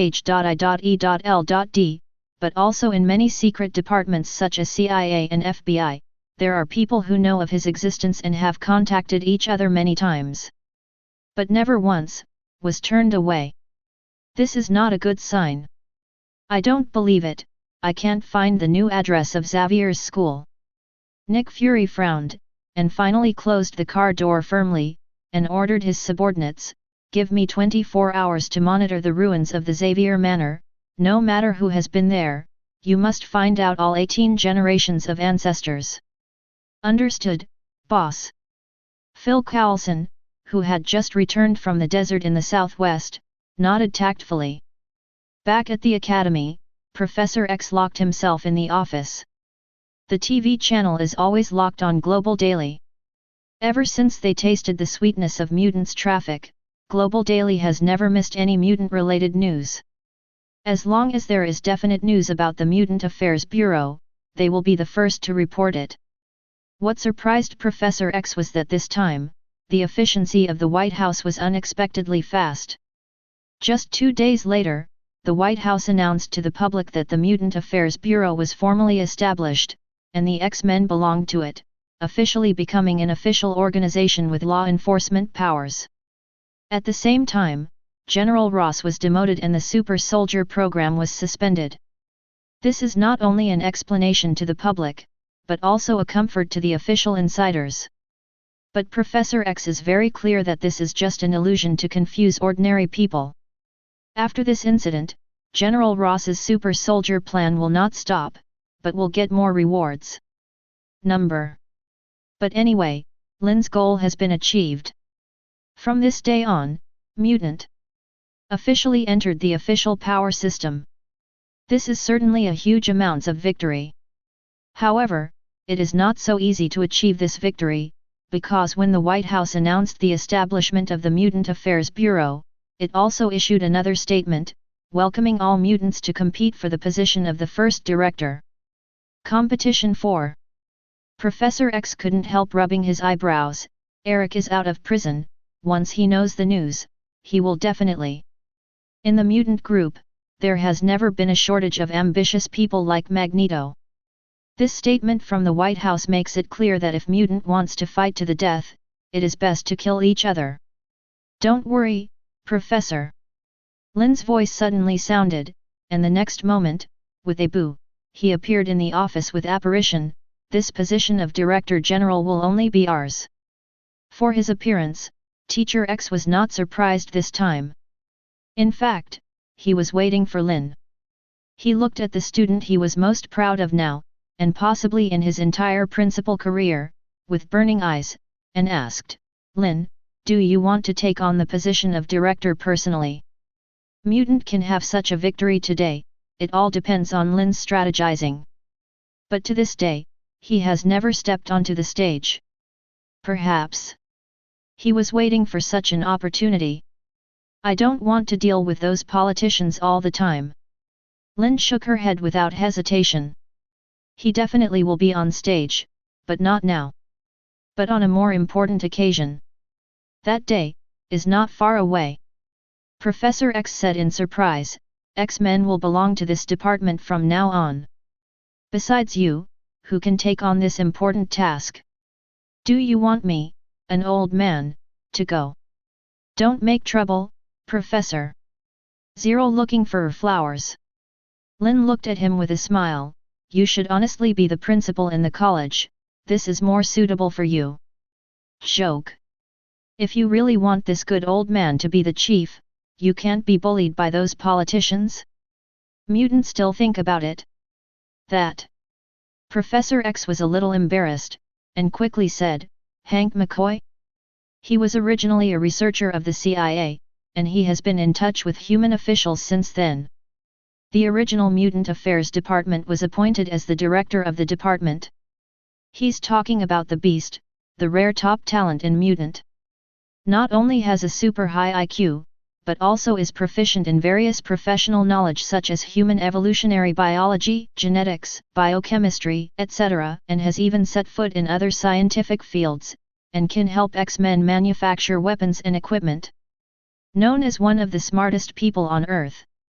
The knowledge mastered by Dr. Hank is the most precious wealth of the mutant group. Letting him deal with those politicians all day is undoubtedly a blasphemy against that knowledge. Lynn still shook her head. In comparison, asking him to return to the college as a professor can give full play to his value. 0. Professor X got it. Lynn obviously has already made arrangements for the director's position. Cut it out, Lynn. He didn't say any more. With a look of curiosity on his face, he asked directly, "Who are you going to let be the director of the Mutant Affairs Bureau?" "You know it, Professor." Lynn didn't intend to hide anything. She smiled and said, "Then, please allow me to introduce to you, the first director of the Mutant Affairs Bureau, Ms. Emma Frost."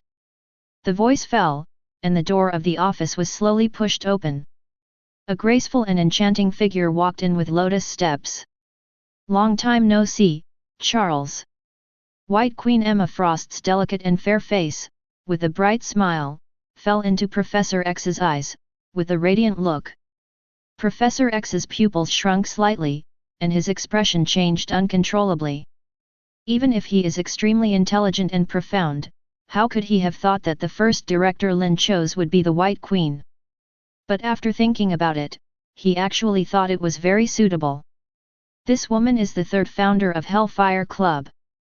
And Hellfire Club brings together the richest and most powerful people in the world, as well as countless social elites, and its influence spreads all over the world. And those people, all named after Black King Sebastian Xiao and the core group headed by the White Queen, were invited. Therefore, White Queen is undoubtedly very good at dealing with high society. Such a person is going to be the director of the Mutant Affairs Bureau. Simply the perfect candidate. The only problem is that the White Queen was once our enemy. As Professor X said, he saw White Queen walking to Lynn with a smile on her face, raised her head and gave Lynn a sweet kiss. "I can't say anything after that. And you, Lynn? He could only change the subject in embarrassment. The director's position has been handed over to someone else. What are you going to do next? Lynn definitely's answer. Definitely welcome freshmen, professors also. Chapter 76. On the night of the official announcement of the establishment of the Mutant Bureau, cars appeared outside the huge pit where the original Xavier Manor was located. These cars came from all directions, but without exception they all turned off the lights. Drive carefully in Proxima Midnight. It seems that I am afraid that others will find out. After the engine was turned off, none of the car doors were opened, just like ghosts, silently observing the huge pit in front of them, and if something wrong happened, they would immediately start the car and leave as quickly as possible. Such a scene was naturally discovered by the spying SHIELD. Report to the mothership immediately, there is a situation in Xavier Manor. Phil Coulson, who was in charge of monitoring, reported it immediately. Looking at the cars that appeared one after another on the surveillance screen, his expression became more and more unbelievable.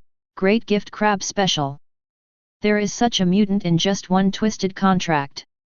There are more and more cars outside the huge crater, scattered all around, slowly showing signs of surrounding the huge crater. And farther away, there are still more vehicles slowly approaching. Looking at this posture, there are hundreds or even thousands of them. Probably more. Not just mutants living in Twist City. Phil Coulson quickly understood, since the news of Xavier's school's open enrollment spread, many mutants scattered all over the world must have secretly come to negotiate, but they have been secretly observing, waiting, and hesitation. It was not until today that the Mutant Affairs Bureau was established, that we finally made up our minds. In fact, at the beginning, they wanted to block the surrounding land, but was stopped by SHIELD. Nick Fury desperately wanted to get in touch with Xavier's school. He knew very well that since the 230 information of the new Xavier's school's public enrollment contained the address of Xavier's Manor, as long as students came to sign up, Xavier's school would someone is bound to show up. For this reason, he even sent someone disguised as a mutant, trying to lure the snake out of the hole. It's not difficult. S.H.I.E.L.D is full of talents, and there are many agents with super abilities under its command. The Ghost in Ant-Man 2 was once recruited by S.H.I.E.L.D as an agent. However, to Nick Fury's surprise, Xavier's school turned a blind eye to this at all, as if the school address they left at that time was just a joke with the whole world. It's clear that the enrollment is open, but it doesn't accept students. What the hell is this? Everyone in S.H.I.E.L.D can't understand this question. At this moment, however, Phil Coulson understood. Xavier's school has been waiting for this opportunity. The purpose of releasing the enrollment information in advance is to allow more time for mutants all over the world to react. Then stimulate these mutants through the news of the establishment of the Mutant Affairs Bureau. Gather here. He couldn't help but take a deep breath. This series of events turned out to be premeditated, every step was clearly planned and all achieved the best results. What kind of character appeared in Xavier's school? And today, how many mutants will sign up? Time passed slowly. There are more and more cars on the surveillance screen. Those mutants hidden in the car were very cautious and patient. Even at this time, no one got out of the car to check the situation, and no one even opened the windows to communicate. Everyone is waiting tacitly. Phil Coulson knew very well that if the waiting this time didn't result, the reputation accumulated by Xavier's school during this period would collapse in an instant. After these mutants left, they would never come back again. Therefore, Yi Academy will definitely respond tonight. Thinking of this, with his psychological quality, he couldn't help becoming a little anxious, and contacted Nick Fury again. Boss, where are you? 5 minutes. Nick Fury obviously knew the urgency of the matter, and responded simply and directly. Phil Coulson looked up at his watch. It is already 12 o'clock in the morning. In the monitoring screen, there is no longer a car. But I don't know why, there is still nothing unusual around the huge pit, and there is not even a single X-Men appearing on the scene. Until Nick Fury's Quinjet roars in. Boom! Suddenly, a glaring red beam of light rushed out of the huge black crater, as if piercing through the heavens and the earth, illuminating a few kilometers around as if it were daytime. Crabty, they're waiting for the boss. Phil Coulson's eyes widened suddenly, and after a second of stupefaction, he picked up the guy and called out to his subordinates, "Quick, quick! Control the scene! But don't shoot without orders." A group of well-trained S.H.I.E.L.D agents rushed out of the underground bases hidden around the huge pit, and surrounded them from all directions. At the same time, the S.H.I.E.L.D special vehicles on standby further away also made roaring engine sounds. The originally silent night was suddenly broken by the noise. Those mutants hiding in the car heard the movement, except for a small number of people who did not move. Everyone else subconsciously started the car and was about to flee from this place. After many years of hiding, when they faced official forces, their first reaction was to run away. However, this time, a voice suddenly sounded in their ears at the same time. "Don't be nervous, here, no one can hurt you." This voice seems to have a strange magic power, which makes people calm down unconsciously, and gives people a sense of security that cannot be described in words. All the mutants stopped when they heard the words. Then, through the front glass of the car, they saw the beam of light in the giant pit trembling slightly, scattered into red fireballs the size of a basketball file, and floated to all parts of the pit. Wow! Hundreds of fireballs sank suddenly and fell into the huge crater. With the sound of roaring, the 3-kilometer-long huge crater burst into flames. It looked like a volcano that was about to erupt at any time. In the flames, Lynn's figure slowly appeared. "Welcome, incoming students." He was suspended in the air, his figure was swayed, and he was divided into 4, stepping on the flames and walking slowly in 4 directions. "I am the honorary principal of the new Xavier's school, and also your senior Lynn. I have been waiting here for a long time." His voice was not loud, but it was clearly transmitted into a car. The doors opened one after another. Mutants came out one by one. These people include men and women, old and young, and even many teenagers. With the support of their parents, they walked slowly to the edge of the huge pit. Their eyes were nervous, restless, but mixed with a glimmer of hope. All looked straight at Lynn. All 4 Lyns were smiling and speaking at the same time. "I know, you came here today, each of you paid huge amounts of courage, because you have never really lived in the sun, and once your identity is exposed, the consequences are unpredictable number. It may usher in the arrest of the official forces. Maybe facing malicious persecution. You may also be targeted by some ambitious guys who covet your super abilities, and your life will never be peaceful again." His pace stopped 3 meters away from the edge of the huge pit, and he looked around everyone in the audience with calm and deep eyes. "As a senior, what I want to tell you is that all this is over. Starting today, as a student of Mutant College, you will be able to walk freely in the sun, you can live and study comfortably, you can ignore any strange eyes and malice, and you can completely say goodbye to the past days of hiding. After you graduate and perfectly master your super abilities and all kinds of knowledge you are interested in, you can freely choose the jobs you want, chase your dreams wantonly, and start your own family openly. The most important thing is that you can put on your face and say to all those who reject, hostile and persecute you, mutants, never were monsters. We are the evolution of humanity. Human beings step on the ground and look up at the stars. We are the future. More hope."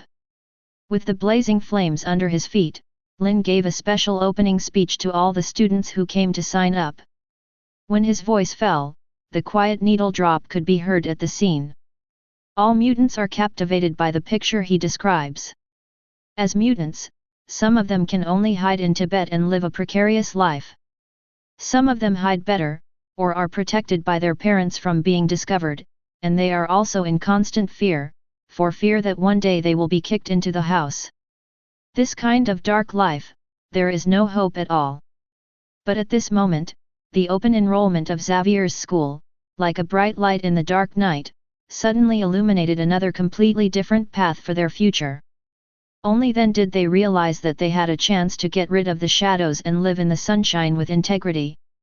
So, despite the hesitation and doubts, after all, they chose to take that step. Finally came here. At this moment, a light called hope shone in everyone's eyes. They looked at Lynn, who was talking in the flames, and seemed to see their future self. "Mom, can I be like Senior Lynn in the future?" A little boy who was only 8 or 9 years old suddenly murmured something. His parents are just ordinary people, and they finally brought their son to New York after going through a lot of hardships, and they were exhausted physically and mentally along the way. The two looked at each other when they heard the voice. Suddenly burst into tears. "Yes. My little Carl, you can definitely become the greatest mutant." The same emotion spread among many underage mutant families. Seeing this scene, those adult mutants who have been in exile for many years and who have experienced hardships and dangers, can't help but feel a little sad. But they are not ruled by sensibility. A man wearing a jacket looked at Lynn and said, "Xavier's school really has no age limit for enrolling students this time? I'm almost 30 years old, can I still go to school?" "You can use your real body to talk to me, sir." Lynn glanced at him and said with a smile, "Xavier's school is divided into elementary school, middle school, and university. To gain useful knowledge. Definitely, if you pass the examination, you can also choose to become a teacher of the academy." The pupils in the man's eyes narrowed slightly. Immediately afterwards, under the surprised eyes of other people, the doors of several cars nearby were opened one after another, and people exactly like him came out of them. After the 6 people stand together, they integrate into one like cells. "Multiple man. You are so powerful, you actually saw through my duplication at a glance."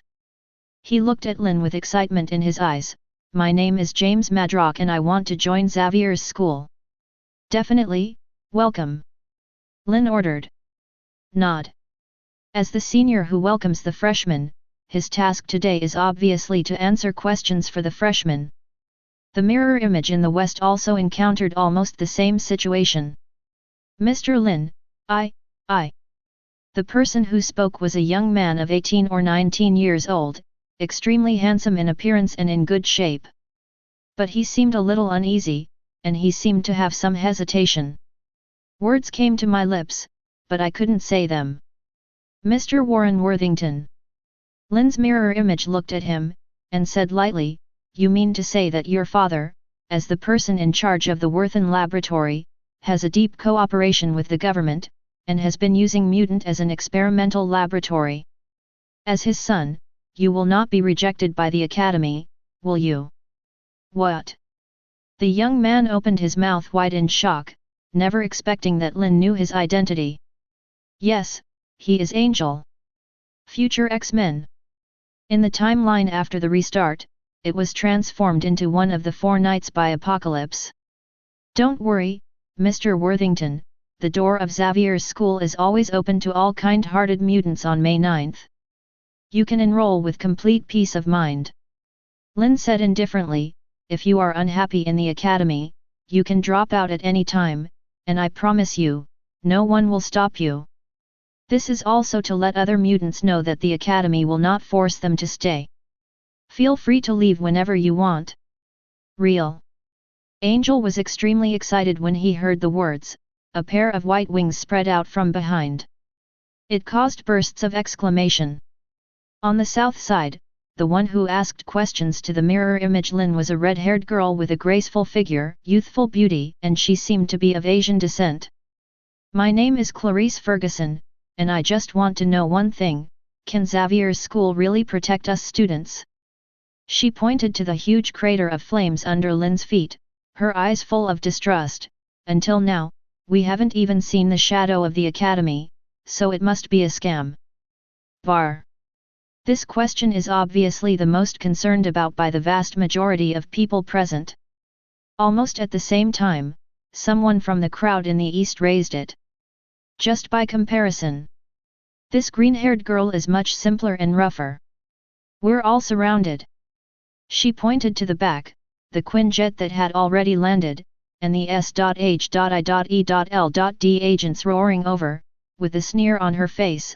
Are you going to continue talking nonsense here? Lynn just smiled slightly at this. People from S.H.I.E.L.D are the audience I specially invited to attend the opening ceremony. Nick Fury, who was walking quickly, just heard this sentence. His complexion instantly turned pale. Chapter 77. Mr. Lynn. S.H.I.E.L.D apparently installed listening equipment nearby, so Nick Fury heard Lynn introduce herself. He walked towards Lynn in a one-eyed windbreaker, and the gloomy look on his face disappeared in an instant, replaced by a smile on his face. It will be our honor to participate in the opening ceremony of Xavier's school. Definitely, the famous director Nick Fury came to watch the ceremony. Principal Charles must be very happy. Lynn laughs too.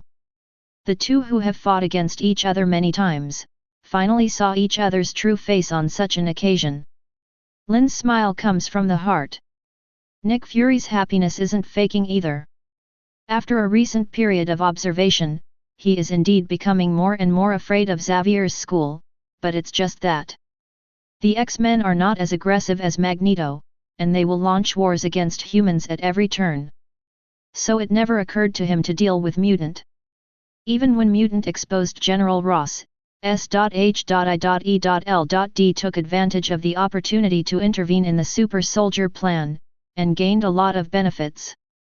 So, whether it was outside Moira's house last time, or this time at the start of school, Nick Fury has only one purpose. Get in touch with Xavier's school. Have a nice chat with Charles. He wants to know what these people are doing. Mr. Lynn knows me. Nick Fury looked at Lynn with great interest. For such an important matter as the opening ceremony, Charles actually entrusted you with the responsibility. It can be seen that Mr. Lynn, the honorary principal, is very unusual in Xavier's school. Thanks to the principal's trust. Lynn also looked at him with great interest, turning a blind eye to the group of S.H.I.E.L.D agents behind him. Besides, this is just for welcoming new students. The opening ceremony will definitely be held in the academy. Oh. Nick Fury narrowed his eyes slightly, then, can I trouble Mr. Lynn to lead the way? He really wanted to know that there were at least 1,000 mutants here, and what method Xavier's school would use to bring them all to the academy. All the mutants present also wanted to know this question. Lynn didn't keep them waiting. The four mirror images of East, West, North, South, and duplication are suddenly merged into one. He stood in the middle of the huge flame pit, and said to all the mutants around him, "Jump down, I'll take you to the academy." As if in response to his words, the flames under his feet suddenly shot up, reflecting terrified faces. Everyone looked at Lynn in disbelief. Jump! The green-haired Lorna Dane parted her lips slightly, and thought she was having auditory hallucinations. She had been in the chat room since she was a child, and at the age of 15 or 16, she dared to go into the gangster's lair alone. How can you not be so courageous? But let her jump into this huge flame pit, she still couldn't help swallowing, and a touch of fear appeared in her eyes. Even if she knew, there might be another mystery in it. The flames in front of me are really scary. And the huge pit below is too deep. As the flames rose, she could clearly feel the terrifying heat wave, and her vision became blurred. With such a high temperature and such a deep pit, unless she was immune to the flames, she would definitely die if she jumped into it. There is great terror between life and death. It's not about courage. It is the deepest instinct of biological genes.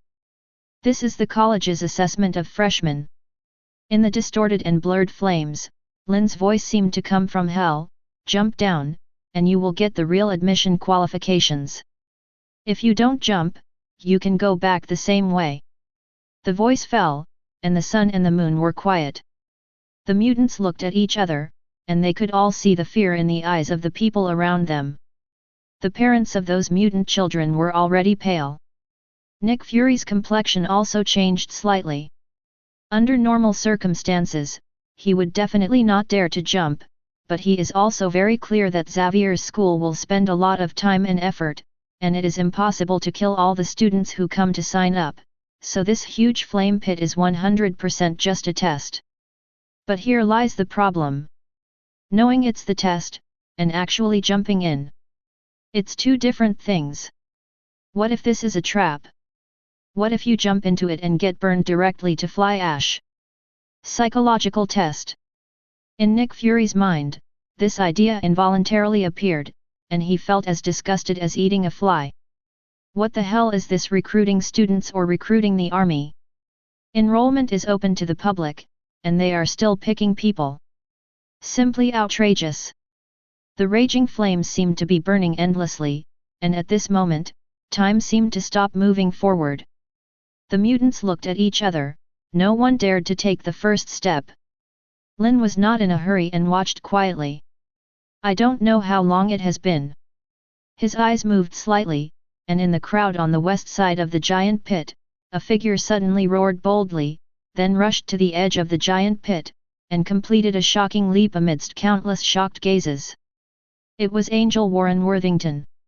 "I'm not a monster." Amidst the roar, Worthington flapped his wings instinctively, as if he wanted to create a gust of wind to blow the flames away from his body. Lynn smiled. Without him needing to make a move, the flames around Worthington suddenly opened up, turning into a flame channel, and the body wrapping him quickly disappeared. Fine.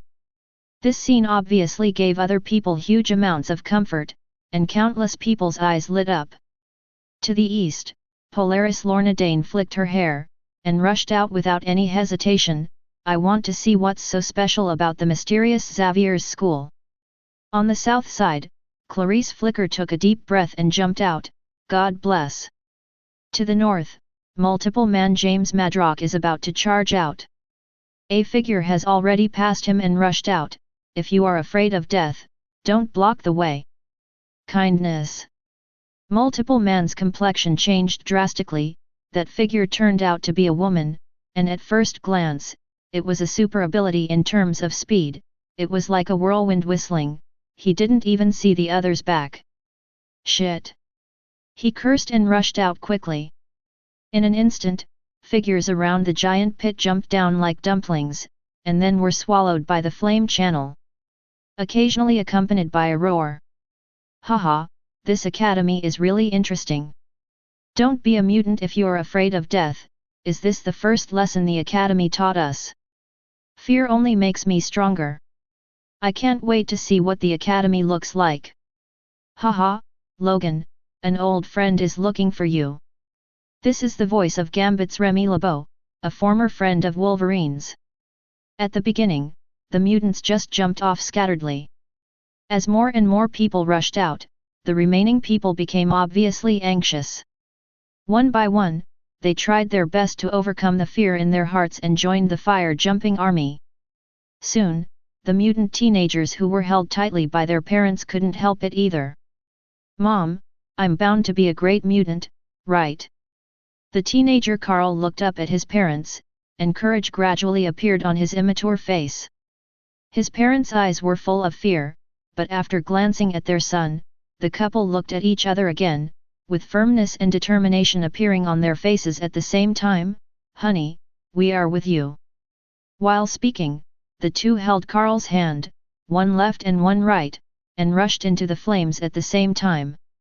Lynn captured this scene clearly. The smile on his face grew brighter. "Mutant, who has come forth in abundance, is there any reason why he can't rise?" Starting from Carl, one after another mutant teenagers seem to have gained courage, and there is no longer only fear in their eyes, but a more determined light. Taking the family as a unit, they leaped high one after another. Seeing this scene, Phil Coulson and other S.H.I.E.L.D. agents couldn't help showing shock. Such a young child, even if he knows that the flames won't hurt him, he shouldn't dare to jump, right? Why? Everyone looked at each other in blank dismay, completely confused. Responding to them was Nick Fury's deep voice, because of the Xavier's school's admissions advertisement. Let all the mutants walk under the Sunday. They are for freedom. When Nick Fury said this, he didn't even know how he was feeling. With his heart as iron, at this moment, he couldn't help feeling a little admiration for these young mutants. Such a unique welcome ceremony. These mutants should be remembered for life, right? This jump. Rather than giving them the courage to overcome their fears. Rather say. Help them break the shackles of invisible in their hearts. From this jump, they completed the soul metamorphosis from hiding in the dark, to walking in the light. This Lynn, it's horrible. While thinking about it, Nick Fury's one-eyed eye locked on the figure in the center of the flames, and a flash of understanding suddenly appeared in his heart. Perhaps, he is the real mastermind of this recent series of events. LYNN830 doesn't use mind magic, so definitely has no idea what Nick Fury is thinking at the moment. His attention has been on the remaining students. It's a pity for him that, after all, there are still people who dare not dance. Ugh! He sighed softly, divided his figure into 4 again, and walked to the edge of the huge pit. So, even though you know that the flame is a transmission channel, you still dare not jump. Around the huge pit, there are about 70 or 80 people left. There are both adult mutants, as well as mutant children and their parents.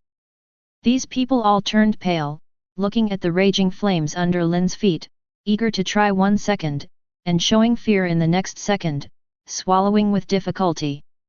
Senior, I really want to enroll, can you take me with you? A young mutant in his 20s looked at Lynn courageously. I am born afraid of fire, as long as I am not allowed to jump into this fire pit, I am willing to do anything. Senior, trust me. Others also begged for mercy. Some of the mutant teenagers even cried and begged. The 4 mirror images of Lynn shook their heads without hesitation. Let's go back. They spoke at the same time, without any ripples on their calm water faces. After you go back, be an ordinary person with peace of mind, the world of mutant is not suitable for you. As soon as the words fell, the flames in the huge pit under their feet suddenly shrank rapidly from the surroundings to the center. For just a split second, even if these remaining mutants jump again, they won't be able to touch the flames. In other words, they lose their eligibility for admission. Senior. Ignoring the pleadings of these people, Lynn manipulated the flames to condense into shape, which instantly turned into a road of flames and spread to Nick Fury. Director Nick Fury, please. He smiled slightly, and glanced at Phil Coulson and others behind Nick Fury. If you want, everyone can be together. No, Phil Coulson, just come with me. Nick Fury shook his head without hesitation. I really want to bring a large group of people fully armed to attend the opening ceremony of a college. He s.h.i.e.l.d. really can't afford to lose that person. Dignified chief, don't you want to lose face? Chapter 78. Passing through the end of the flame passage, Nick Fury and Phil Coulson only felt a change of light and shadow in front of them, and they appeared in another world. Really? What appeared in front of my eyes was the Xavier Manor that disappeared at the beginning. At this moment, the place where the two are standing is the pond in the manor. It is not large in size, but it is obviously affected by a strange force. Under their feet is a solid water column, and a series of water-condensed stairs extend out, connecting on the shore. The mutants who came in first have all walked down the steps and stood bustling on the playground by the shore. What kind of power is this? Nick Fury's one eye narrowed slightly. 1 second, they were still in the raging flames, but the next second they were standing firmly on the water waves, which made him feel quite bad. Because he didn't see which mutant was manipulating the water flow. This is slightly different from the mutant in his impression. He turned his eyes and was slightly startled, but he didn't see Professor X, Wolverine, and others, nor did he see any staff of the academy. 2. Please take a seat. Lynn said politely, and a separate water flow ladder appeared quietly, leading to the open space on the west side of the pond. Nick Fury and Phil Coulson looked at each other and walked over in silence. While walking, the former asked in a low voice as if nothing had happened, "Phil Coulson, where is our location?" "I don't know, boss." Phil Coulson quickly responded, "There seems to be a weird force here that has isolated our signal, but one thing is for sure, we are far away from where we were just now, a long way." Nick Fury's complexion didn't change at all. Obviously expected. He just sighed imperceptibly. "Teleportation across space, it's fine if you can teleport people, they actually moved the entire Xavier Academy here." Phil Coulson had nothing to say about that. "Continue to observe." Nick Fury instantly suppressed his emotions, and said solemnly, "Our mission today is to see what kind of power this new Xavier school holds." "Clear." Phil Coulson nodded slightly. When the two walked down the stairs, they saw that there was nothing in the open space. They were about to speak when Lynn's voice came from their ears again. "Everyone, please take your seats." As if she couldn't follow her words, just as Lynn's voice fell, 10 huge amounts of long tables and chairs appeared out of nowhere in front of the freshmen. The same goes for Nick Fury and Phil Coulson. "Wow!" The eyes of the freshmen widened in surprise. Lynn's voice spread again, "After waiting all night, everyone must be hungry. Let's eat something first. The opening ceremony will start soon. Roast beef, roast chicken, fried sausages, stews, lamb chops." A series of steaming dishes suddenly appeared on the long table, and the freshmen who watched were drooling. They even saw pudding and other desserts, as well as various drinks on the table. "You're welcome, this is your first meal after school, please be sure to eat happily." If Lynn had a long white beard, was wearing a white necromancer robe, and a pair of half-moon glasses, then his image at the moment would definitely match that of an old man named Dumbledore. He raised his left hand with a smile, and signaled to the group of freshmen, "Definitely, parents, please don't be restrained, the new Xavier school welcomes the families of all students." All the freshmen and their parents looked at each other in blank dismay. Then he sat down at the dining table without any scruples and began to feast on it. After waiting outside the giant pit all night, they were already hungry. Nick Fury and Phil Coulson at a separate table watched this scene silently. The latter carefully stretched out his hand, picked up a fried sausage, and was about to put it into his mouth when he suddenly felt the summer chill. He paused, then turned to look at his superior. "Boss, I haven't had dinner yet." Nick Fury sighed silently, "It's all here, let's eat." Overjoyed, Phil Coulson, who got permission, ate the sausage in one bite. Delicious. The sound of infinite satisfaction reached Nick Fury's ears, and he suddenly had the urge to shoot this subordinate. On the surface of the lake, Lynn's mouth curved slightly. "While everyone is eating, please allow me to introduce the teachers of the new Xavier school to you." He opened his mouth slowly, his voice was like a bell, and spread throughout the audience. "First of all, it is definitely known to everyone that the founder of our new Xavier school, who spent all his wealth to provide a safe place for mutant in distress, Principal Charles Xavier." Boom! A wave suddenly exploded from the calm lake, holding Professor X's wheelchair. It froze in mid-air. There was a trace of helplessness on his face. But he still greeted the freshmen with a smile. "Welcome." Big bells and whistles. There was a sneer on Nick Fury's face, obviously disdainful of the way Lynn arranged the opening. Not so with freshmen. They definitely knew Professor X, and they were full of respect for this X-Men leader. Seeing this scene, they all put down their food and applauded vigorously. Lynn raised her right hand, and another wave surged. "The next one is the teacher of the extraordinary course, Professor Jean Grey." Jean Grey, who looks like a royal sister, won louder applause than Professor X. And then, the teacher of the fighting class, Professor Logan. Wolverine, who is extremely popular on the internet, blew up the audience as soon as she appeared on the stage. Nick Fury's ears hurt from the applause. Lynn continued to introduce. Next is Professor Scott Summers. Professor Orlo. Professor Hank McCoy, Beast. Professor Sean Cassidy, Kraken. After bursts of applause, the X-Men finally came to an end, and Lynn even took the trouble to introduce the glorious deeds of each of them. The sneer on Nick Fury's face faded quickly. He could see that Lynn was not doing useless work, but using this grand appearance method to subtly improve the students' confidence in the college. This is how a sense of belonging slowly grows.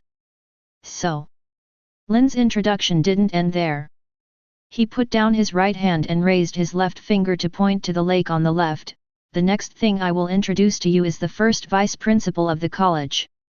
Some of you may have heard his name, and some of you have admired him for a long time. There are people who are afraid of him.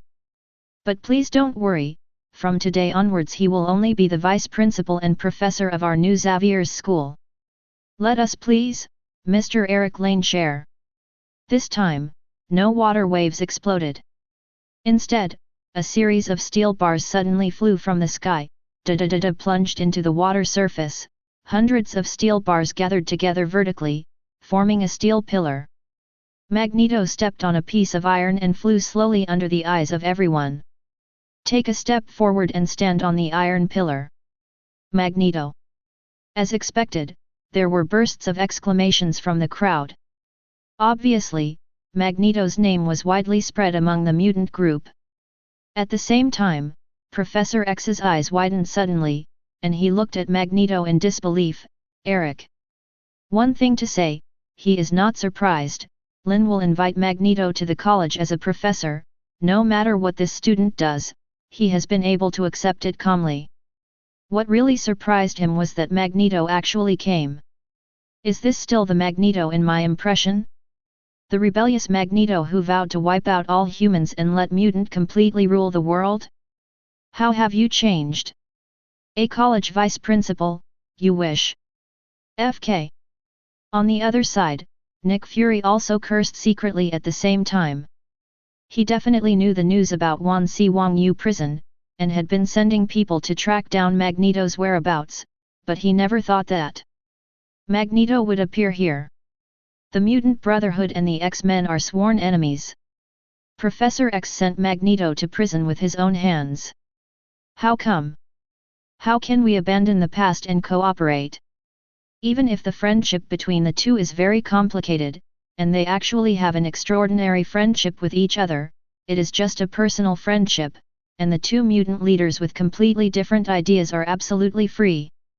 Let's move forward hand in hand. This means that Magneto has given up on the philosophy he has held on to all his life. It is precisely because of knowing too much that Nick Fury's shock at the moment is far stronger than that of any mutant present.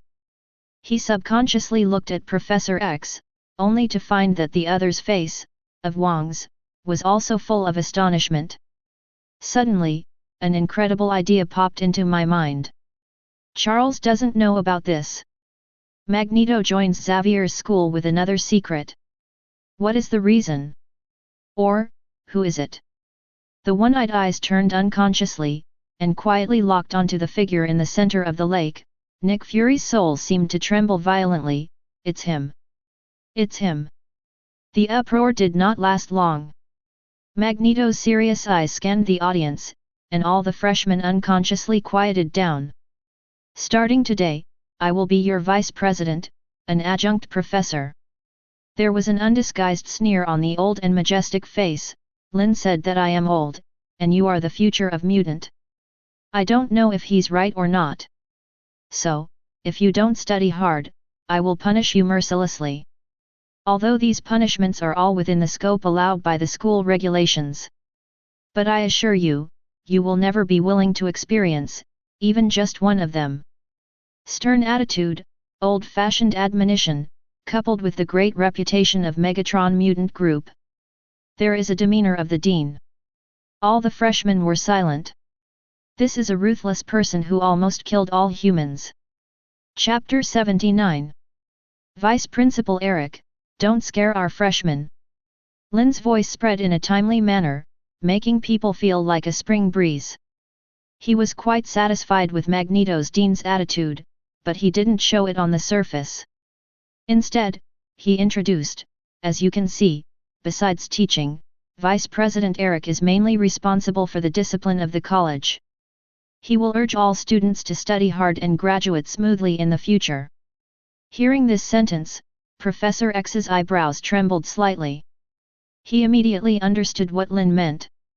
For the new Xavier's school, his previous management methods were too gentle and loose.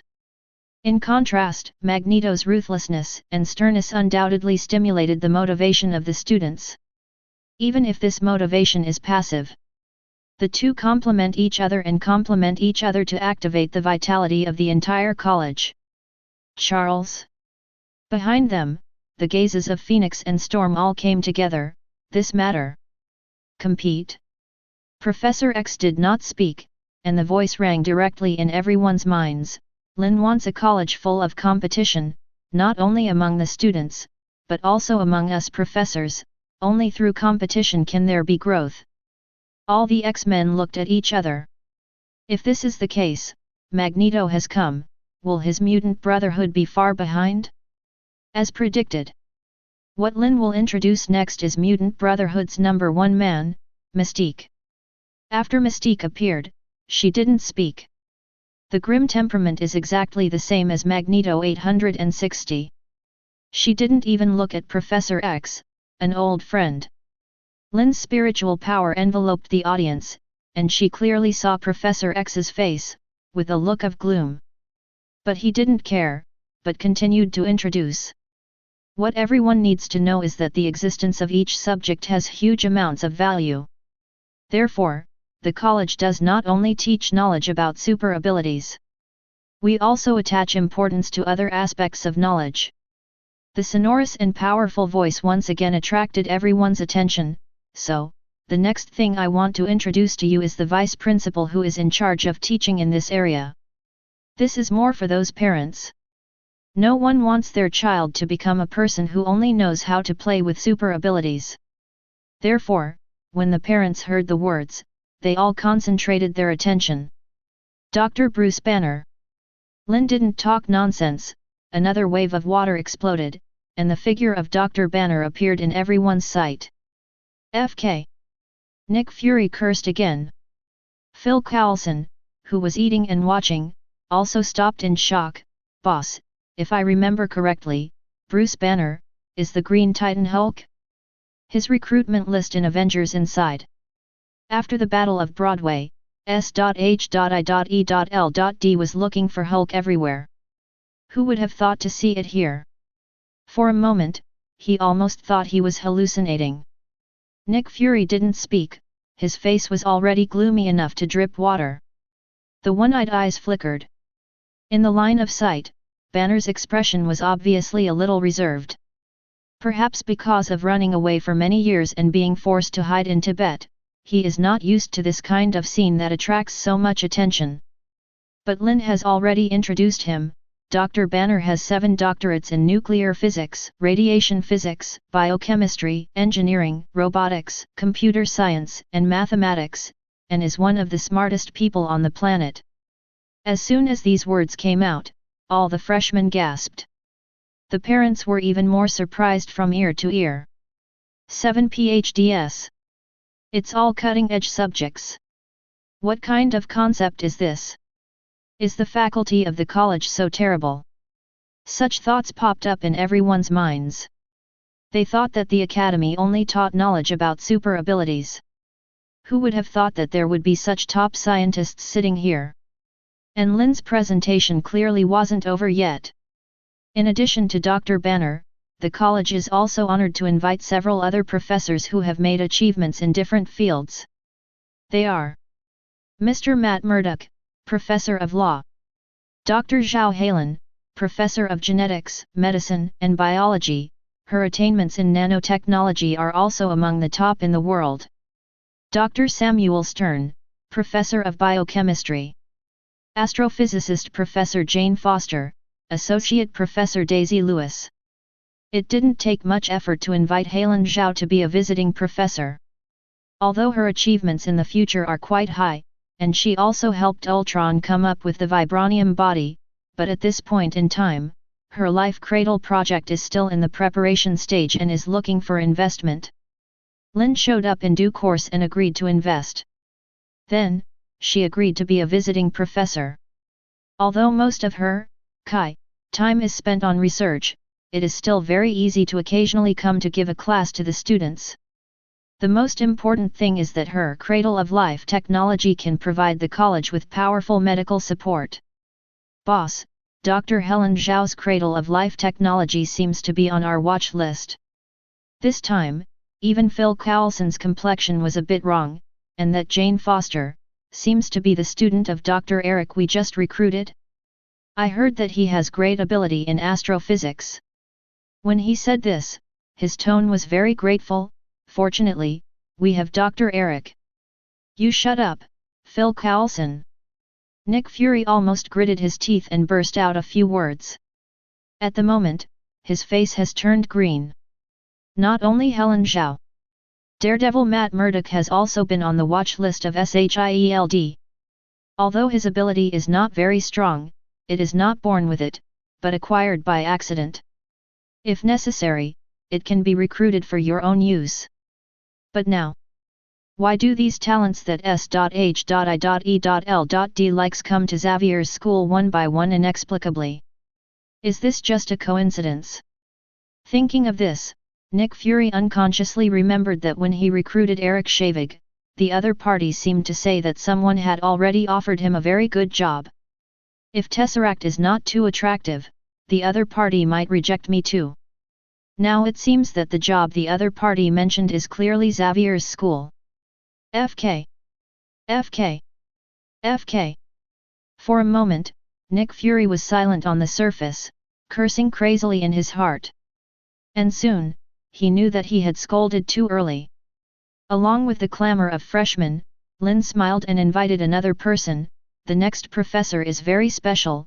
She not only masters many advanced technologies far ahead of the times. Still a princess of a country. Most importantly, she is older than many of you. Please, Princess Surui. The appearance of Princess Surui is also very special. When she was in adolescence, after learning about the opening ceremony, she went back to Wakanda and drove her favorite chariot over. A sports car made entirely of vibranium. Buzz. Amidst the ear-piercing roar of the engine, a ray of light suddenly appeared in the woods on the other side, appeared in front of everyone in just a few seconds, and drove up to the surface of the water with difficulty. The sports car stopped, and Princess Surui opened the door excitedly. The shoes she was wearing obviously had other secrets, and she stood on the water with ease just like Lynn and others. Hi, everyone! The 16-year-old girl greeted playfully. Wakanda. Nick Fury got up suddenly, his teeth were almost gnawed, his whole body seemed to be numb by electricity, and he stood there in a daze. Before he could react, Lynn double-recorded and invited another person. The last professor to be introduced below, like me, also serves as the honorary president of the college. He is the one. Mr. Iron Man Tony Stark. Goodness behold, when Iron Man flew down from the sky, Nick Fury has lost all sense of the world around him. He felt rejected by the whole world. Chapter 80. Great Gift Crab Special. Mr. Stark is our honorary headmaster. He's not a mutant, how could he be willing? What kind of school is this? X-Men, Magneto, top doctors in various fields, the princess of a country, the helm of the Stark Group, are all our teachers. Am I dreaming? Before I came here, I really thought that Xavier's school only taught us to master super abilities and could protect our safety. Who thought it would be so powerful? So, our mutants will be able to walk in the sun openly in the future. It's not a slogan for propaganda, but really. Someone help me, I'm a little dizzy. Undoubtedly, the appearance of Iron Man brought the atmosphere of the audience to its climax. Everyone was dancing with excitement, and some were even incoherent. The noise came and went, and lasted for a long time. In the hearts of those parents, the last worry about Xavier's school has completely disappeared. Even Iron Man is the honorary principal of the school, what else do they have to worry about? This study is settled. Remy Lebo of Gambit looked at this scene with complicated eyes, and then looked at Wolverine low behind Professor X, and couldn't help muttering to himself, has Xavier's school developed to this level before you know it? Perhaps staying with Logan back then was the right choice. His ability is very strong, and his IQ is also sufficient. Therefore, even though Mutants' living environment is getting worse and worse, he has lived a pretty cool life these years. It's just the taste, only you know it. Blinking Clarissa's expression was also extremely complicated. In the future, I will never be arrested and imprisoned again. In the eyes of Angel Warren Worthington, there were tears streaming down. Father, I will make you understand that I was born as a mutant, I am not a monster. I am the pride of the Worthington family. Polaris Lorna Dane's gaze was fixed on Magneto. For some reason, she always felt that this man was somewhat familiar. Lynn watched the scene quietly. He didn't speak again until the excitement of most people subsided and they became quiet again. Definitely, professors such as Dr. Banner and Mr. Stark, their courses are obviously a bit advanced, so only students from the university department can take them. He looked around the audience, raised his hand again, and called out a large wave of water. For the students in the elementary school and middle school, the college has also equipped the most suitable teachers. In the future, you will gradually become familiar with them. On this large wave of water, there are dozens of ordinary teachers standing, both male and female, with different complexions. But without exception, there was no look of reluctance. Obviously all willing to teach mutant. This is not surprising at all. For this kind of basic course teachers, as long as you spend a little more money, you can easily find a lot of them. Those who are finally hired have even been screened by Lynn. Do you make money, where work is not work? What is the difference between teaching regular students and mutant students? Who made Xavier's school pay too much? For these people, Lynn did not introduce them one by one. He waved his fingers lightly, and the water jets on the left and right sides led a group of professors to rush to the shore. Then, next is the questioning session. At the same time, he continued, about the academy, if you have any questions, you can ask them. As soon as these words came out, all the freshmen raised their hands almost at the same time. Obviously, after this extraordinary opening ceremony, these mutant, regardless of their age and file size, have inadvertently adapted to their status as students. Lynn is very satisfied with this. He pointed to Polaris Lorna Dane, who impressed him deeply in the crowd. Senior Lynn. Miss Polaris's attitude was completely different from before. She even blushed a little under the watchful eyes of everyone. Where do we have classes? This manor can't accommodate so many of us, right? This question is obviously also a question for all new students and their parents. Even Professor XETL want to know. Since Siren and more than 100 people joined the academy, Logan wanted to take the students to build a house, but was stopped by Lynn. So much so that the freshmen have already enrolled, and there is only one building in the Xavier Manor in this large area with a radius of 3 kilometers, which seems extremely empty. The college definitely won't let students sleep rough. Lynn was clearly prepared for this, and glanced at Professor X. Actually, this is what Principal Charles meant. He felt that as the honorary principal of the college and a senior who just graduated this year, it is necessary for me to give the first class to the freshmen, let everyone know the teaching philosophy of the college. Professor X was slightly taken aback when he heard this. I do ask you to give a class to the freshmen and share the learning experience of outstanding graduates. DJ. What does this have to do with it? I definitely can't refuse the principal's request, so next, I just ask everyone a question. Lynn's eyes flashed brightly, and her temperament changed in an instant, from calm and indifferent to sharp-edged. Mutants all have super abilities, but do you really understand your own abilities? Kindness? When this question came out, all the freshmen were taken aback. Or from another angle, what exactly is mutant's super ability? Lynn continued, for example, Professor Logan's self-healing factor can recover no matter how serious the injury is, but does this super ability just make him an immortal person? For example, Professor Scott's eyes can emit extremely powerful laser light, but could it be that his super ability just makes him see something that is not pleasing to the eye, so he will be bombarded? Another example is you. Calm eyes slowly passed over the group of freshmen, making everyone feel a pressure. Some of you can control fire, some of you can control magnetic field, some of you can create portals, some of you have wings. But could it be that your genetic evolution only allows you to control fire, manipulate magnetic fields, teleport, and fly? After saying these words, even Professor X, Magneto, and others couldn't help being puzzled. Everyone looked at each other in blank dismay, not keeping up with Lynn's rhythm at all. Among the crowd, only Tony's eyes lit up. These questions may be a bit complicated, let me put it bluntly. Seeing everyone's eyes full of bewilderment, Lynn shook her head and said, there are countless possibilities for genetic evolution, but why did humans acquire super abilities, and why did we acquire this existing super ability? Woolen cloth. Why not a uniform lifespan increase? Or a uniform brain development? Why are our super abilities so strange? Undoubtedly, Lynn is perfecting his theory of genetic evolution and instilling his ideas in the first batch of students at the first opening ceremony of the new Xavier's school. I can't give you the answer directly, but I know. There is a reason for existence.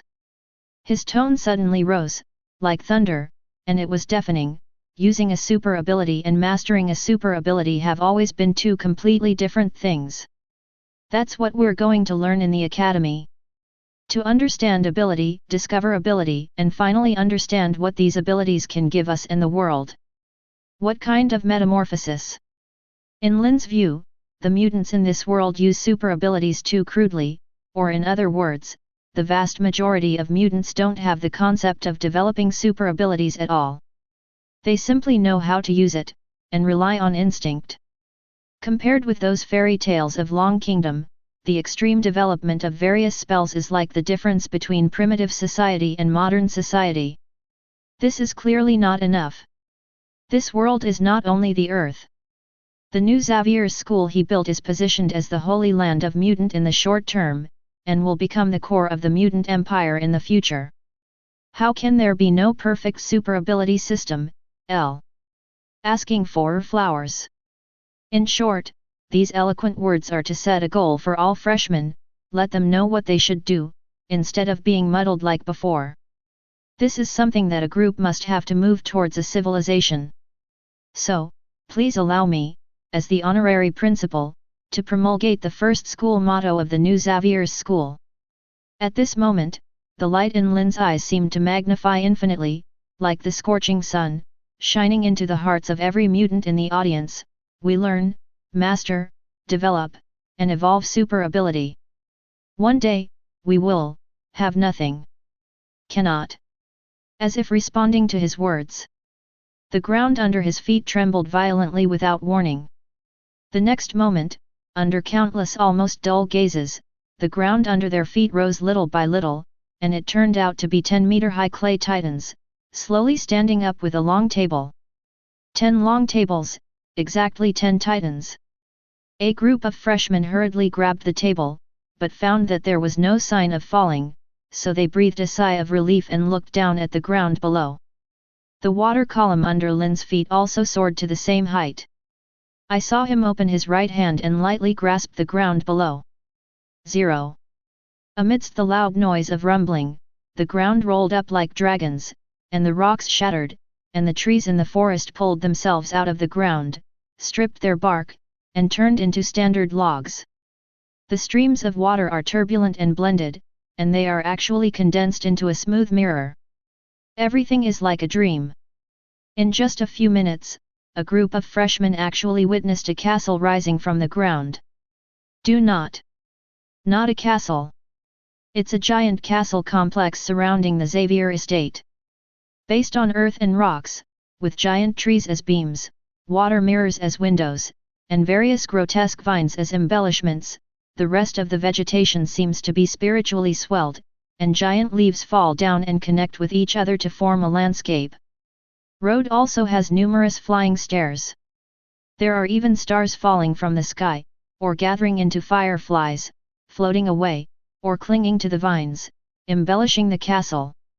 In the castle, there are teaching areas, activity areas, and living areas that are clearly separated. There is also a tall tower on each side, which is the research room for the professors. When the castle group is fully formed, everyone is already stunned. This scene is destined to be imprinted deep in their souls, and they will never forget it forever. At the moment, they suddenly had the most intuitive and profound understanding of the school motto that Lynn mentioned. We learn, master, develop, evolve super abilities. One day, we will. Omnipotent? We will, be omnipotent. At this moment, the unprecedented shock impacted every newborn soul. Even Professor X, Magneto, Wong and other professors also felt struck by lightning. Nick Fury and Phil Coulson, who also saw this scene, even directly suspected that they were dreaming. He just changed the molecular structure of how many objects. No one responded to them. Down below, in the Xavier Manor, students such as Burning Man John and Bishop, who did not attend the opening ceremony, have already driven cars full of bedding and daily necessities towards the castle complex. Lynn stepped on the water and looked at the group of freshmen. So, how about going to visit the school together? With a light wave of his left hand, buttons of file-size badges appeared out of thin air and were automatically pasted on the chests of the freshmen. On the badge, a staff and an ancient book intersect, forming a strange X-shaped pattern. This is the school badge of the college, and it is also the voucher for entering and leaving the castle. It is automatically bound to every student, and it can also have a defensive effect at critical